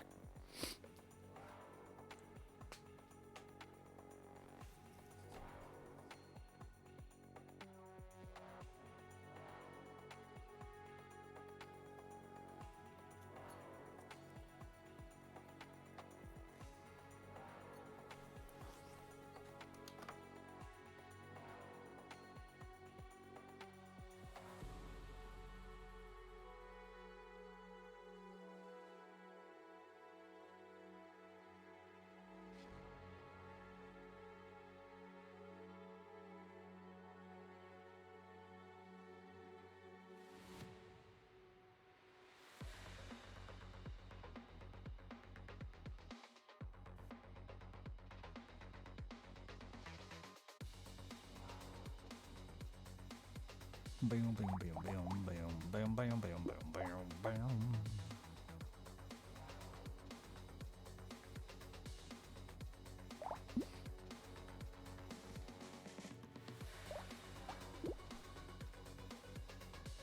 I don't know if I really want that or not.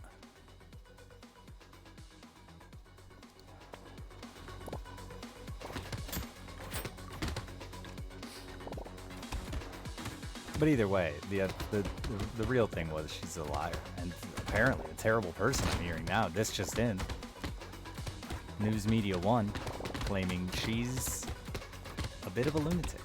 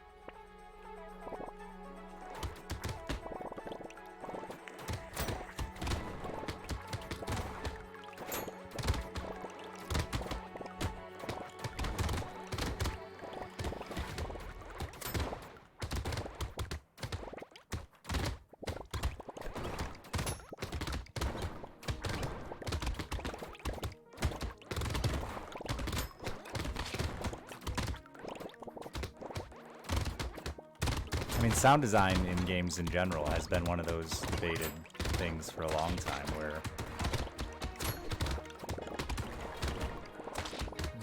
how much value is it in the game because of the work and the workload and all that applies into it. I mean, it's been a thing for a long time, but it definitely makes and breaks a lot of games.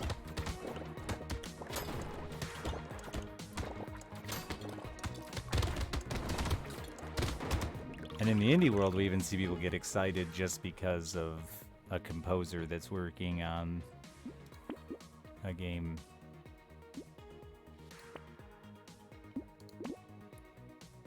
Adding to their name adding to the hype just as much as the developer himself, which is interesting.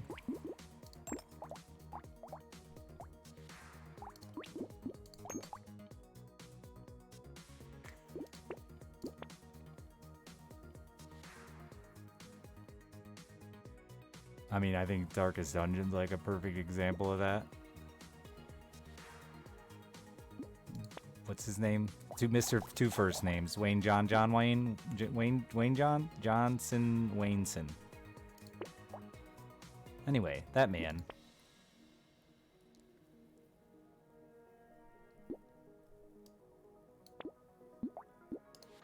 Wayne June. I was close, dude.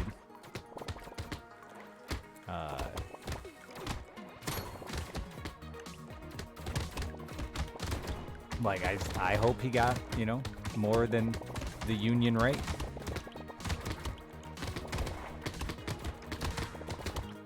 Because he is a key component to Darkest Dungeon. And I'm sure he did, because it's indie. And I haven't heard horrible things about Red Hook yet.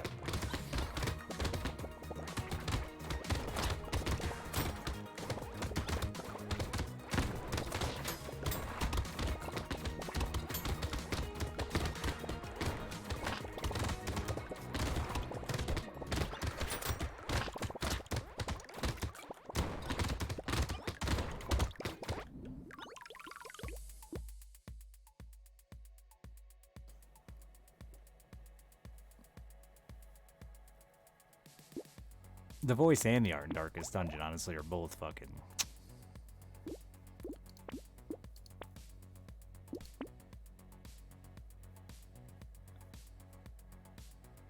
And the gameplay, in my opinion, is the worst part. However, I'm sure it was the most work, by far.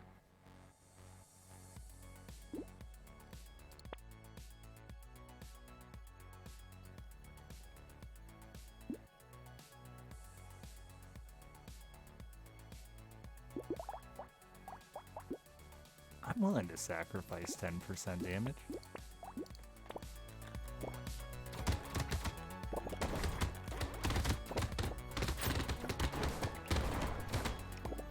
I thought it was better in early access. Yeah, like, I'm not a big Darkest Dungeon fan. I understand why it's successful, and like, I would never argue that it's a bad game or anything. I don't like it, but like, I get it. I see the joy there for folks. I've had to come to terms with the fact that I'm like a very specific gamer. I've got a genre, and it's really what I like, and if it's...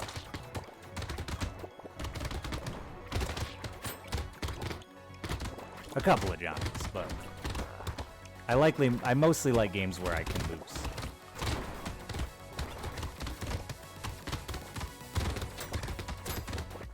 Every once in a while, a story game will hook me. It's been a long time now.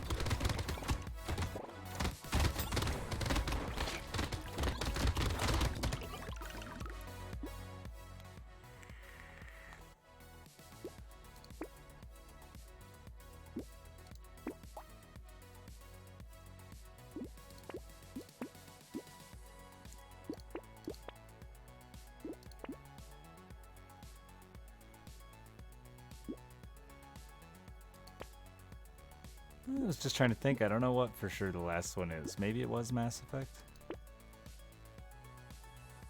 Mass Effect was very fun for me, and I don't know why, because I hated all of the gameplay. There's like literally not a single moment. I don't think any of the Mass Effects did anything well. They didn't do necessarily bad at things, but like none of it was inspired or unique or the best of its genre. Like just it's all very mediocre gameplay. Just honestly, the story, accidentally sexing a racist, dumping her for a bird woman, regretting that choice, but having to commit because she didn't do anything horribly wrong, like be a racist, and I didn't want to just be that guy, you know?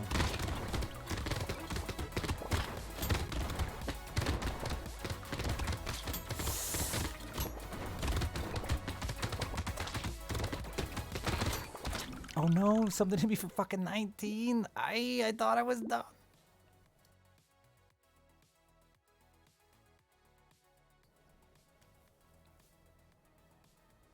Oh yeah, I mean all those games back in the day were good for me, Viola. Like when I was a kid, they were all fun for me. I played lots of Final Fantasy and Zelda and Mario and Baldur's Gate and Gauntlet. Baldur's Gate and Gauntlet were some of my favorite games growing up on the console. I played a ton of FPS. I mean, I did it. That's the thing. I did it. I just don't. I guarantee you, God of War is like probably the exact same as the other. How many God of Wars are there? To get guilt tripped into a relationship with a fictional character? Yeah. It was Dick Shepherd's story, man. He was a good guy, mostly. Every once in a while he'd break bad, but who does?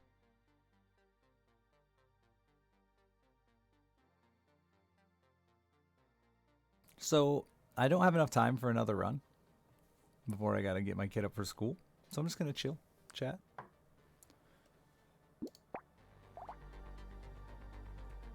How you doing, chat? Thank you for being here. Appreciate it a ton. It was a long night.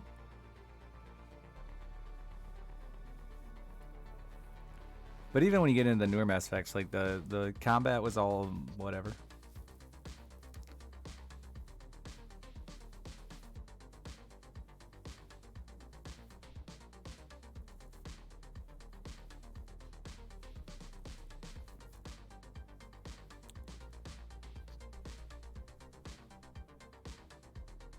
In fact, the only games that you can play more time. I love competitive gaming, actually, Nox. Like, I'm with you for the most part. The only reason I play these games is because chat's here. I wouldn't really play them that much on my own.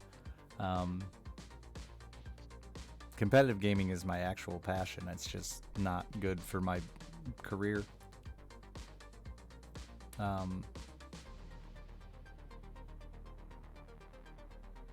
yeah, I would do a lot of MOBAs and card games and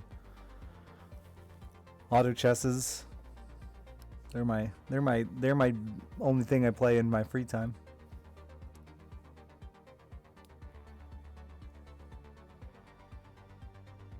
Yeah, I play League. Still occasionally with my little brother. It's been a while now, but yeah, I play League. I'd play Dota. If I had more friends and more time, you know, all those things, I'd do that. But if I have a choice of like sitting down playing games alone, or doing something else, I go fishing, you know? Something else is fishing. I go fishing.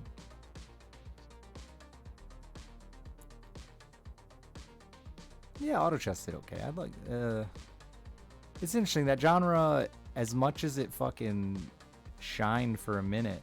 I've had this fucking sliver in my finger forever, and I think I'm finally getting it out. Get out of there, you piece of shit. Oh yeah, need the tweezers. She's ready. The genre kinda killed itself. Was a super weird effect. All the auto chesses divided the audience in such a way that like they just all kind of deflated. Alaskan, stop hitting on my mommy, weird freak.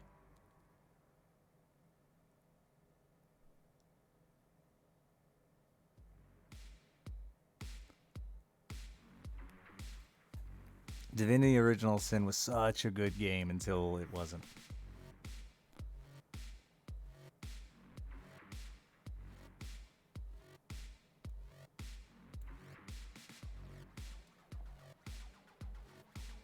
just didn't balance well. It's another of those games that left me wanting to do so much stuff and I didn't accomplish it.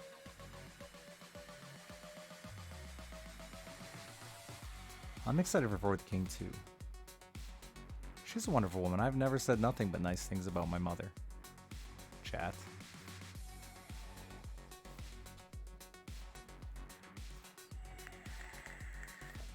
We all agreed the free car is super sus, Mom.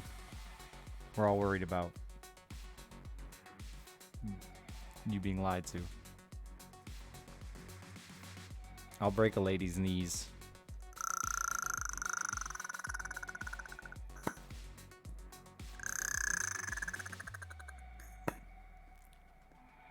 Doesn't stream anymore? Aw. Is he not at all? I kinda got in such a bad depression cycle that I really let like all my friends fade away.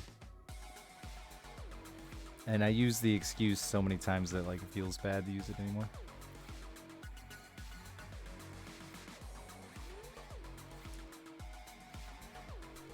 You think he's doing well? I follow him on Twitter. He got married to a wonderful woman, so he can't be doing too bad.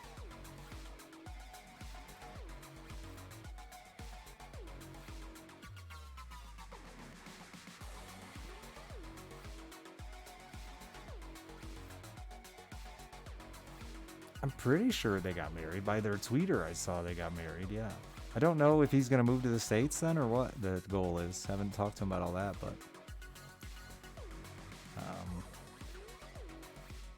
yeah, she's a lovely lady. And if he dies first, I get her, so... We've all agreed to this.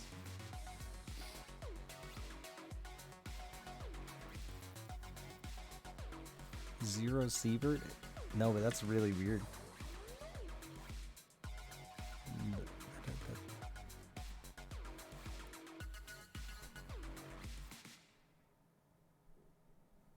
I wanted to fuck around with GTA RP, but it just was like so hard to crack into when it was popular.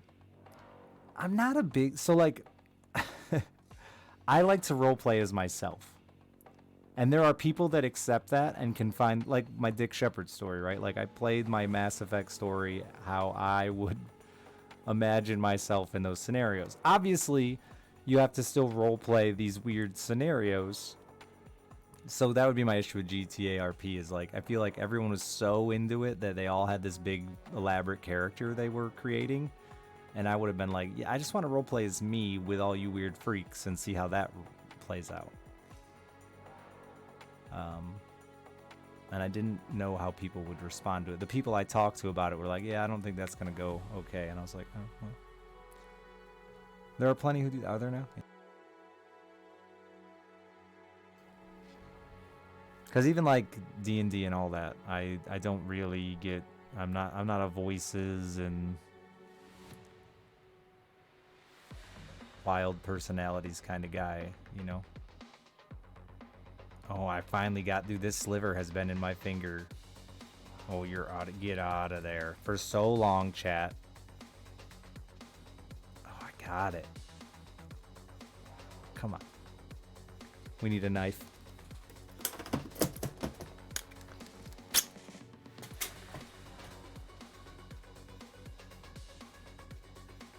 Ha ha ha ha! God, that's been forever.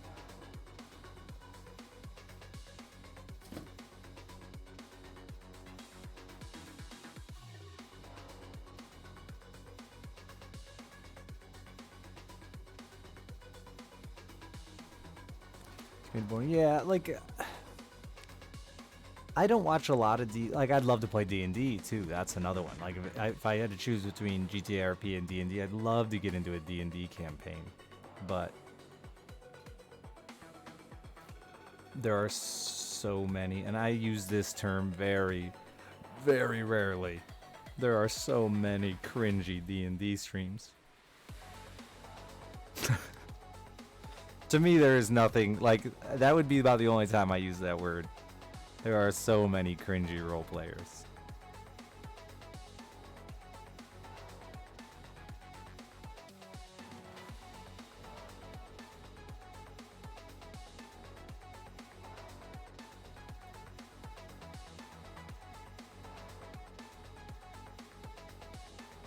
I used to do a ton of D&D back in the day, but it's hard. You gotta have a good friend group. You gotta have the right people that mesh and flow.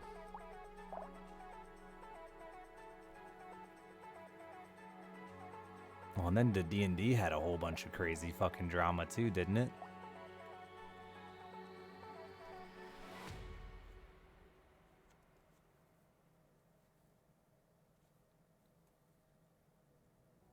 Plus an accent. Yeah, see, I can't do an accent or anything like that. I wouldn't.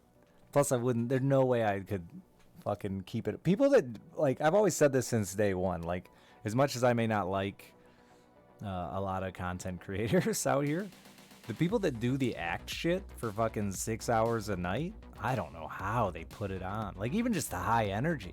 Like, so many streamers I've met in person are nothing like their high energy personality they have on stream. And I'm like, dude, how do you do that 6 hours a night? It's hard enough just to talk for 6 hours a night, let alone be like, fuck yeah, man. And in it, you know? I don't know, a vampire boy.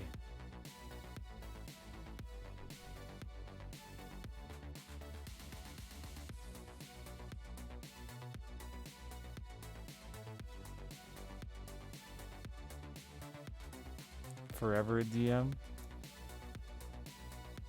I DM'd a few times. I'm not a very good DM. But I'm very ruthless. Like, you roll bad, you die. And that is... I think all of us as D&D fans want that. Deep down inside, we want that. But also recognize how difficult that is for a campaign. I don't think there's any DM that says they don't pull punches, I think is lying.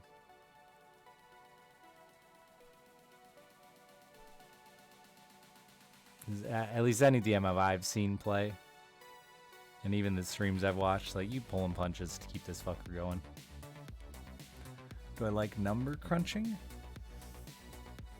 I don't know what you mean in that.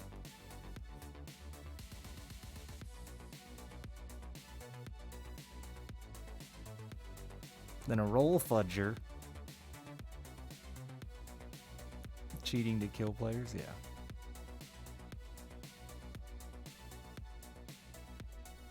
Yeah, you know, like... And as a DM, it can be super frustrating to watch your fucking idiot-ass players get themselves killed and ruin the fucking 3 weeks you spent planning out your campaign. But, like, that's part of DMing in a nutshell, is, like, they're gonna just all of a sudden veer left.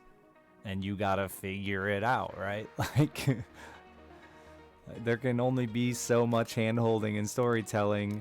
And you see that in a lot of campaigns where the DM is spending, like, the whole fucking time trying to keep them on the path and, like, forcing the path back in front of them.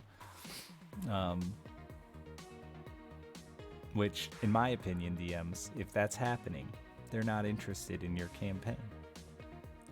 Time to adjust.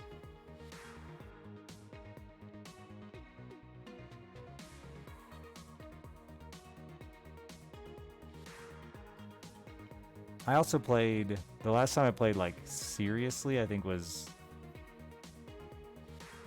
3rd edition? No, 4th edition? I don't remember, but it started to get really wild with races and fucking, I'm playing with a centaur monk who's got, like, 75 special rules that I don't want to learn all that. Like, I started playing 2nd edition. It was simple. There was, like, 6 options. Nobody could figure out Thaco, but, like, it wasn't that complicated.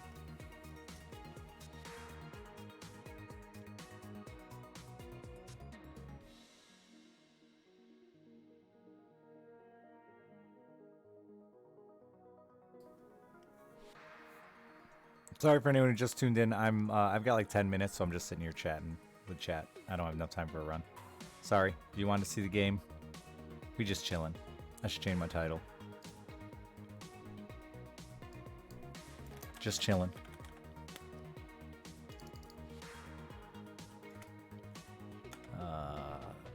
Just chatting. That's what it's called.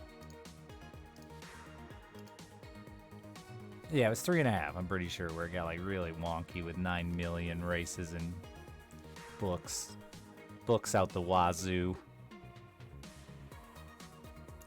Shit got as expensive as Warcraft or Warhammer.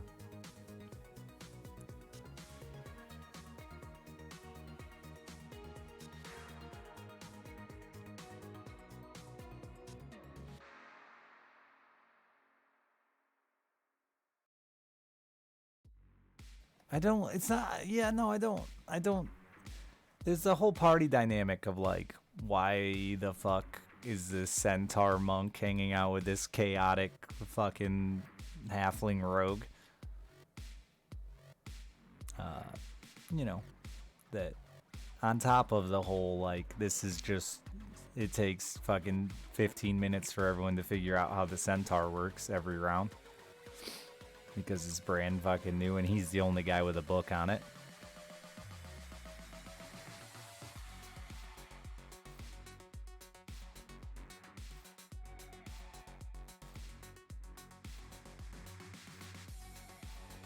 And rogue players. Can we just take a minute to hate rogue players together?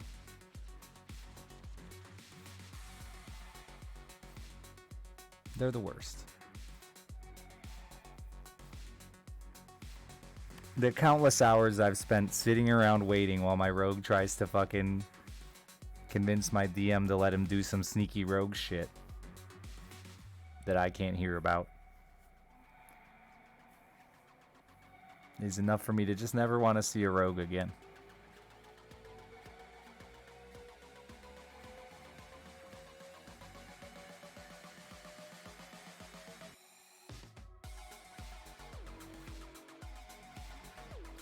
Fucking rogues, man.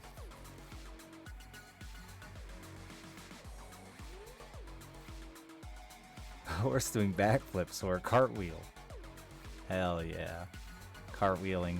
Like that's, I mean, I think there's an issue there. If it's a horse body, if it's truly a horse, but horses can barely lay down. They can, like, they're not flipping. That's gotta be organ damage. Fucking 3d10 of organ damage.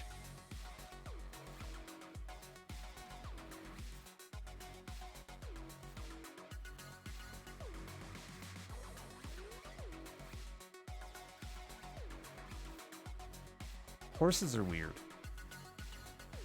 My acrobatics roll says otherwise. Your organs don't get an acrobatics roll, okay? Rolling for kidney? Rolling for liver?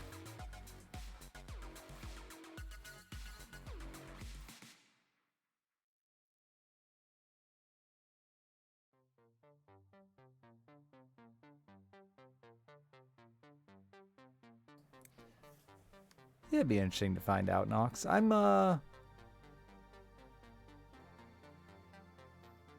Yeah. I wish I had more drive to, like, jump outside of my comfort zone. It's tough with streaming to do, though, you know? It's that stupid number there that's, like, always... The numbers in general that are always there, you know? It's so hard to want to jump out of your comfort zone. Ah, I broke over, man.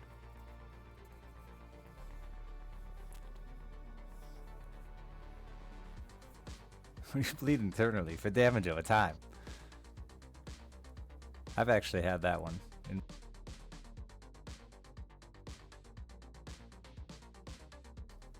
It did, like I said, you have to have the right group, Alaskan. If you got a whole bunch of guys who are cool with that, like I knew guys that, like, when the rogue was whispering to the DM, were just having fun writing their fucking backstory on their character sheet, and we're thrilled to be there. I'm a dice chucker for sure, whatever you call it. You know, I want to fucking, like, I don't mind the story, and I'm gonna listen, and I'm gonna follow along and pay attention, but we got to keep the show on the road here. I'm not gonna play. I don't think I play so fast that I'm gonna miss the details, but I definitely want to continue on without spending fucking an entire day of our RL day of our campaign in a tavern doing stupid shit. Unless you have like a really good DM who can really make it funny and creative and interesting.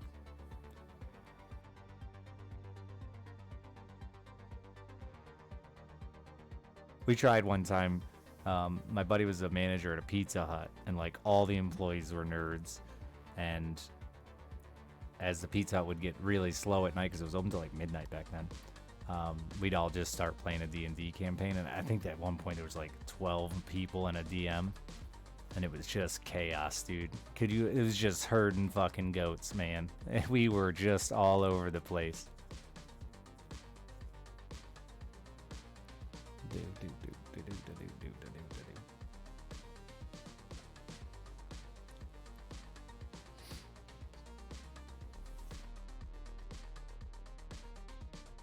Because, like, that's the thing that I think a lot of players don't understand. When they want to do something, I get you want to do something special for yourself that you think will be interesting for your character, but, like, there's only one DM.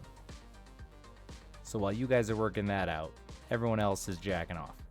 And, like, I come fast. God, I hope my mom left. She better be going to work by now.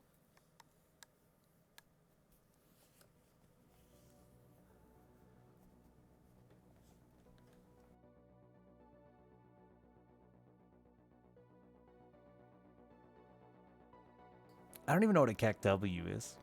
See, I'm so bad at my job. I don't know what God of War is. I don't know what a Keck W is. I'm gonna Google a Keck W. I want to know. Keck W. Oh, it's that guy.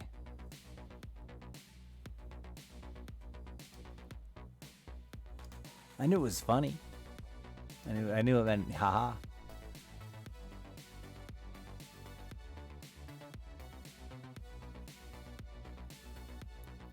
Watch the origin video? I don't need all that. I just wanted to know what the emote looked like.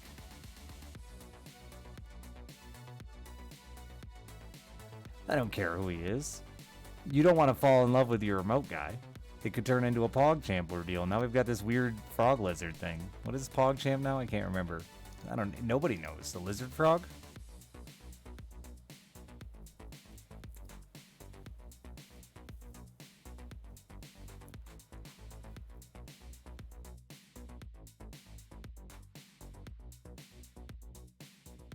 He's dead, so no controversy?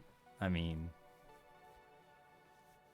there's a lot of dead people rolling over in their graves at that controversy. It's a Komodo dragon. It's pogging too much, you know? Like,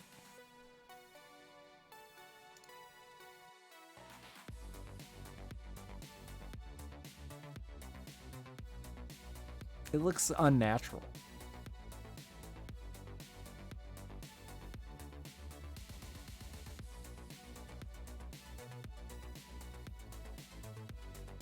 Is the lizard with his mouth open? I don't know, that lizard looks pretty fucking stoked, dude.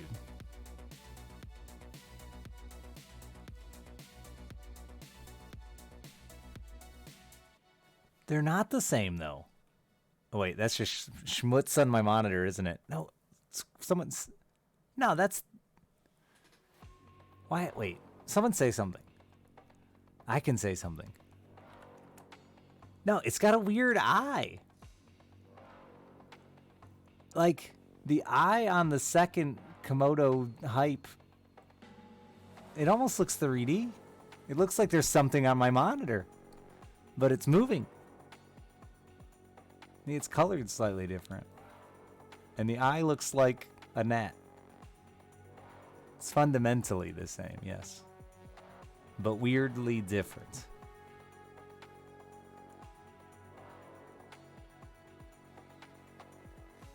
I was convinced. I tried to scratch off his eye. I thought it was something on my monitor.